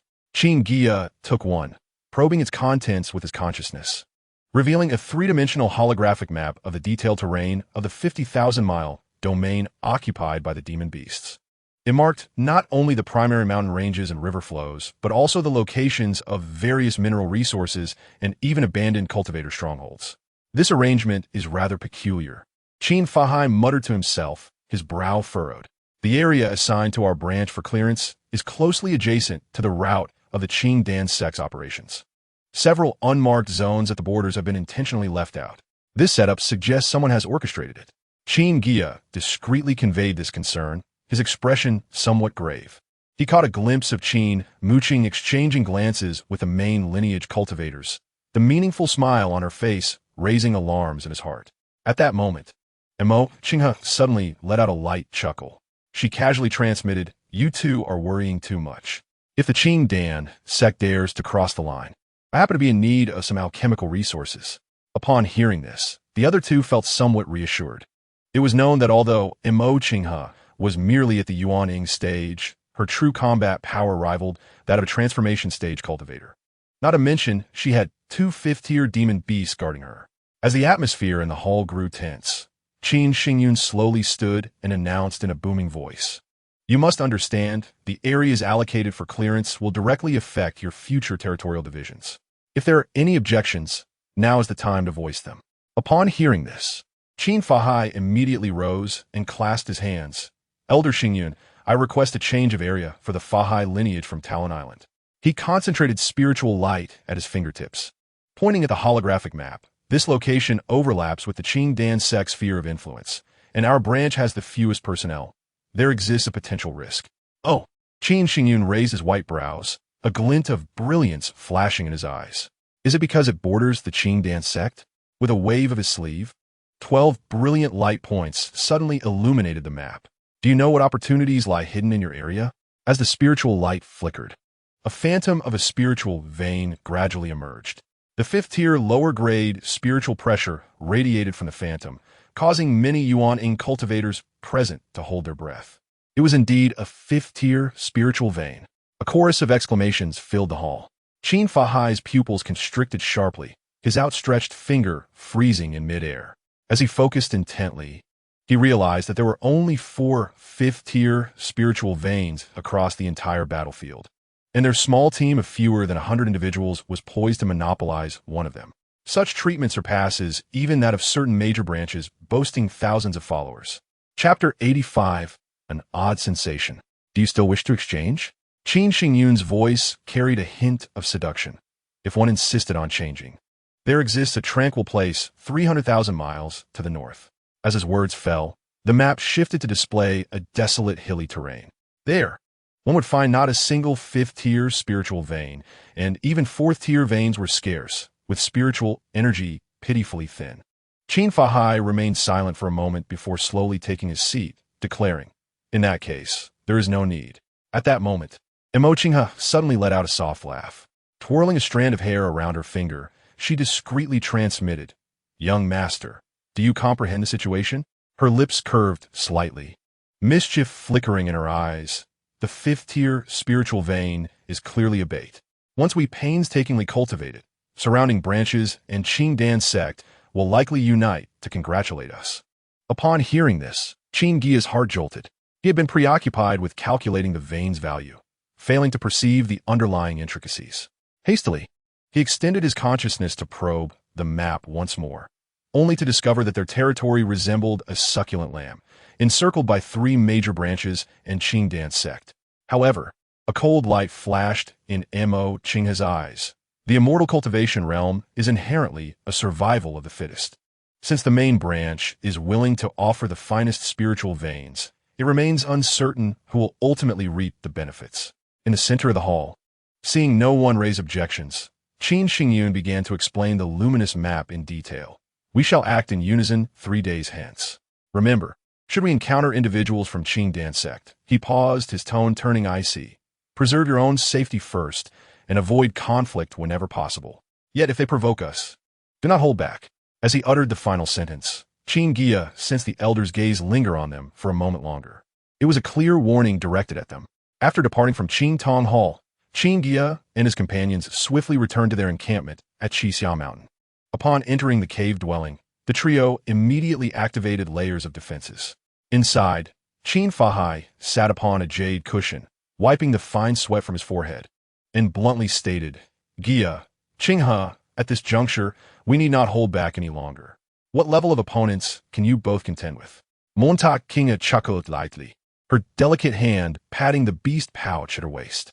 A flash of white light appeared, and a fifth-tier snow fox gracefully landed at her feet, its fluffy tail gently swaying. If it were cultivators at the initial mid-stage of the transformation realm, 3 or 5 would pose no issue, she replied casually. The snow fox bared its teeth, emitting a low growl. However, if there are too many of them, she stroked the snow fox's head. They must first pass the test of my little fox. Qin Fahai exhaled, his beard bristling with approval. That will suffice. The transformation realm cultivators of Qing Dan sect and the main branch will be vying for the 5th-tier demon beasts in Yunlong Mountain Range. How could they possibly have the capacity? Something feels amiss. Qin Guiya suddenly interrupted, his brow furrowed. The main branch's arrangements seem overly deliberate. A glimmer of insight flickered in his eyes, akin to creating opportunities for certain individuals. Mo Qinghe leaned closer, playfully lifting Qin Guiya's chin with her delicate finger, and asked with intrigue, "Young master, are you concerned? If someone from the main branch arrives, should we strike?" Noticing Qin Guiya nod, a flash of crimson crossed her gaze, her tone abruptly turning cold. Naturally, we shall show no mercy. Consider this carefully. She withdrew her finger and stated solemnly, if the main branch truly dares to brazenly eliminate the branches, what would the other 11 branches think? How would the neutral factions of the Qin family perceive it? She let out a cold laugh. Thus, I suspect this is merely a private transaction orchestrated by certain individuals. Qin Guiya abruptly slammed his palm on the table. Qin Muqing. His eyes gleamed with coldness. This branch has been in open and covert conflict with us on Taolin Island. The assassination we faced in Duobao Square was orchestrated by her faction from behind the scenes. Later, after Qin Guiya was slain by me and the Snow Fox, they must harbor deep resentment. I thought they would exercise restraint since we had not targeted them, but unexpectedly, they are still plotting in the shadows. He snorted coldly. This time, their branch has been isolated without the main branch's support, clearly fearing our reckoning come autumn. Astute. Mo Qinghe's eyes brimmed with killing intent. However, they likely have no inkling of the price required to scheme against the partner of a formidable entity at the integration stage. Qin Guiya sneered. Precisely. Qin Muqing's faction lacks even a single transformation realm cultivator. They may not even realize how they will meet their demise. Qin Fahai coughed lightly, steering the conversation back to business. How shall we arrange the combatants? Qin Guiya pondered for a moment, responding, the Qi refining cultivators are too weak. Thus they need not participate. Furthermore, our branch predominantly consists of spiritual plant masters, many of whom lack practical experience in combat. Therefore, I propose that 5 golden core cultivators engage in battle, while leaving 4 to hold the fort. Both of our nascent soul cultivators shall accompany the expedition, and we shall select 50 elite foundation establishment cultivators. That perfectly aligns with my thoughts. Qin Fahai nodded in satisfaction. Shortly thereafter, at the Qi Xia Mountain Training Grounds, Qin Fahai held a roster, facing a neatly lined-up group of selected clansmen. In the front row stood 5 golden core cultivators, followed by 50 foundation establishment cultivators, with Mo Qinghe positioned at the rear to provide support. Listen closely, Qin Fahai gravely reminded. Should we encounter individuals from Qing Dan sect or cultivators from other branches? He flipped his palm, revealing a jade talisman that he swiftly crushed. 3 days later, at the eastern gate of Qingtong Xian City, at dawn, the first rays of golden light illuminated the city walls. Dozens of flying vessels, each with unique designs, lined up in formation, and, at a command, they shot forth like arrows towards the distant mountain ranges. The Qin family's dark-hued fleet spread out to the left wing, while the azure glimmers of Qing Dan sect surged to the right. Steady yourselves. Mo Qinghe gently pressed on the core array of the flying vessel, her fingertips channeling spiritual energy. Suddenly, the entire spirit treasure-grade vessel was enveloped in a layer of silver light, with runes illuminating one by one across its hull. Amidst a violent surge of spiritual energy, the vessel's speed tripled, transforming into a silver rainbow, leaving the main force far behind. Qin Guiya stabilized his position amid the rapid acceleration, promptly unfurling the beast skin map, channeling spiritual energy through his fingertip. He traced the predetermined route on the map. According to the original plan, we should have commenced from the outermost third-tier spiritual veins, gradually advancing inward. Why go to such lengths? Mo Qinghe chuckled lightly, a hint of mischief gleaming in her eyes. Atop Xuanwu Peak, remnants of the defensive formation established by cultivators remain. If we can seize that location first, controlling the entire region will be within our grasp. Qin Guiya paused in surprise, quickly understanding. Since Qinghe is so confident, we shall directly target the 5th-tier spiritual veins and establish our foothold first. Chapter 86, Xuanwu Peak. Meanwhile, high amidst the clouds, an entirely transparent, invisible flying vessel hovered silently. Damn it! The main branch's nascent soul cultivator, Qi Minghui, seethed with rage, pounding his fist against the hull. Why are they not following the predetermined route? He hurriedly retrieved 2 transmission jade talismans from his storage ring. One of the talismans, engraved with the design of a medicinal cauldron, flickered to life briefly before fading rapidly. The distance was too great for the transmission to reach Qing Dan sect. A specially crafted golden-eyed jade talisman from the Qin family soon responded. Emitting the voice of Elder Qin Jiushao, who had achieved the transformation stage. The plan has changed. Proceed immediately to the 4th level spiritual vein at Luoxing Valley to set an ambush. I have already dispatched someone to inform Qin Danzong. Inside the flying vessel, Qin Minghui's countenance fluctuated between gloom and brightness as he hastily urged the vessel to change course. Several miles away from Xuanwu Peak, amidst the clouds, the flying vessels of Qin Guiya and his companions hovered silently. The snow fox transformed into a streak of white light, returning from afar, landing gracefully on the deck. "Master, I have explored the area within 1,000 miles, the snow fox reported, shaking its fluffy tail. Its eyes sparkled with spirit light, revealing no substantial threats near the mountain peak. The most formidable creatures were merely 2 mid-stage 4th level firewing eagles, while the rest were insignificant low-level beasts. However, the spiritual fields at the mountain's foot were quite orderly, roughly estimated to encompass over 1,000 acres, with a commendable concentration of spiritual energy. Mo Qinghe leaned against the railing of the vessel, chuckling lightly at the mention of firewing eagles. Indeed, there are scant records of such beasts ever breaking through to the 5th level, she remarked, a hint of disdain flickering in her eyes. This area was once the Qin family's territory. Had it not been for the sudden assault of the golden-armored Earth Dragon clan back then, they would not have lost this precious land. She gazed towards the distant peaks, noting the absence of powerful beasts occupying the area, which saved them considerable effort. She turned to the snow fox and instructed, accompany second uncle to deal with those 2 flying eagles. Then, glancing at Qin Fahai, she continued, as for those low-level beasts. Her lips curled slightly. It would be perfect for the Golden Core family members to practice their skills and clear out a safe zone. Qin Fahai nodded in agreement, saying, "That suits me well." He gently stroked the snow fox's head, expressing gratitude. Before his voice faded, both man and fox transformed into 2 streaks of light and sped away. Once they departed, Mo Qinghe turned to Qin Guiya and said, "We should prepare to take control of Xuanwu Peak." Just then, her delicate brows furrowed slightly, and a glint of cold light flashed in her eyes. She sensed a faint ripple of divine consciousness lurking from several miles away in the clouds. "Oof," she snorted coldly, swiftly forming a spell with her jade fingers. A flash of golden light appeared between her brows, and a brilliant golden sword shadow suddenly took shape, shooting towards the suspicious location with a piercing sound. Boom!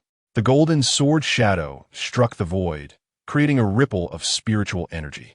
What had been an empty cloud layer revealed a completely transparent flying vessel forced into visibility. The stealth array on the vessel flickered violently, barely withstanding the blow. Qin Guiya's gaze sharpened as he scrutinized the panicked cultivator aboard the vessel. The individual wore a dark robe embroidered with golden cloud patterns, and a jade token unique to the Qin family hung at his waist. "Is this a member of the main branch of the Qin family?" Qin Guiya asked in a low voice, tinged with coldness. The cultivator was none other than Qin Minghui. His expression shifted slightly before he forced a sheepish smile, saying, a misunderstanding. I am merely here on orders to inspect the progress of the various branches."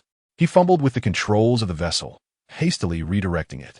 "Since you are all making good progress, I shall take my leave." Mo Qinghe's eyes brimmed with murderous intent, her spiritual energy surging as she prepared to pursue. Qin Guiya quickly reached out to stop her. "Wait. The main branch is under the protection of the refining ancestor. Now is not the time to tear our masks off." Upon hearing this, Mo Qinghe gradually retracted her imposing aura. Meanwhile, Qin Minghui, in a panic, felt cold sweat beading on his forehead and his heart racing. As he maneuvered the vessel to flee at full speed, he was inwardly astonished. How is this possible? The stealth array on the vessel was personally arranged by Elder Qin Jiuxiao. Ordinarily, a Yuaning cultivator should not be able to detect it. He shook his head in disbelief. How could a mere early-stage Yuaning and a golden core cultivator discover my whereabouts? As the vessel sailed through layers of clouds, Qin Minghui gradually calmed down and thought, well, since they have chosen to station themselves at the 5th level spiritual vein, my mission is complete. It would be best to return and report promptly. With this in mind, he took out a communication jade talisman and meticulously recorded his observations. The talisman transformed into a streak of light, racing towards the main branch. 15 minutes later, 2 streaks of light crossed the horizon, As Qin Fahai and the snow fox returned, Qin Fahai held 2 fire-winged eagle corpses, while the snow fox delicately carried a young eagle, landing gracefully on the deck of the vessel. Guizhai, Qinghe, these 2 feathered creatures were hardly a challenge. Qin Fahai laughed heartily, casually tossing the eagle corpses onto the deck. The snow fox elegantly strutted to Mo Qinghe's side and placed the young eagle on the ground, where it curled up in fear. With the snow fox's illusionary magic, the 2 foolish birds stood frozen in place. Qin Fahai patted the long sword at his waist, saying, with a single stroke, "I didn't even damage a feather." The bodies remain intact. Qin Guizhai knelt to inspect the eagle corpses, his fingers brushing over the bright red wings. "Second uncle, these are valuable resources. The demon cores of 4th-level demon birds can be used for alchemy or fed to beasts to accelerate their growth. If these wings are forged into a flying, spiritual treasure, their speed would be remarkable." Qin Fahai stroked his beard, shaking his head. The clan currently lacks high-level weapon refiners. Rather than invest effort in that, it would be simpler to sell them for spirit stones. "Please hold on, second uncle," Qin Guizhai quickly interjected, a glimmer of insight flashing in his eyes. "I have recently been studying the art of refining. Let me give it a try." He suddenly lowered his voice. "The main branch's people came to spy. I have a feeling this matter is not so simple. You should first check on the situation of the other clan members." Upon hearing this, Qin Fahai's expression grew serious as he handed the eagle corpses to Qin Guizhai. "Handle them carefully. I will go patrol." With that, he transformed into a streak of green light and darted towards the foot of the mountain. Once Qin Fahai departed, Qin Guizhai turned to Mo Qinghe. His curiosity piqued. "Qinghe, as a former saintess, aside from beast taming, are you proficient in any other aspects of cultivation?" Mo Qinghe huffed lightly, raising her chin with pride. "In my previous life, I had everything one could desire in the sect. Why would I need to personally delve into these trivial studies?" She playfully tapped Qin Guizhai's forehead with her finger. "What? Are you disparaging my lack of alchemical or refining skills?" Qin Guizhai grasped her hand gently, speaking warmly. "How could I ever disparage? With the assistance of Wu Dao Yi, I will surely master alchemy, weapon forging, and talisman arrays in due time. My gaze steadfast. I shall prepare your destined magical artifact and the necessary elixirs for your cultivation. How does that sound? Wait, there will be an additional chapter later." In Chapter 87, the 3 brothers slay the beasts. 2 agile figures were engaged in a struggle with a colossal green python at the foot of Xuanwu Peak. They were Qin Guizhai's 2 sons, Qin Yueqi and Qin Yuelin. Qin Yueqi, bare-chested, showcased his muscular physique, wielding a pair of fiery red heavy hammers. Each swing of his hammer unleashed immense force, striking sparks from the python's tough scales. His blood vitality surged, indicating that he had refined his physique to a level comparable to his second-level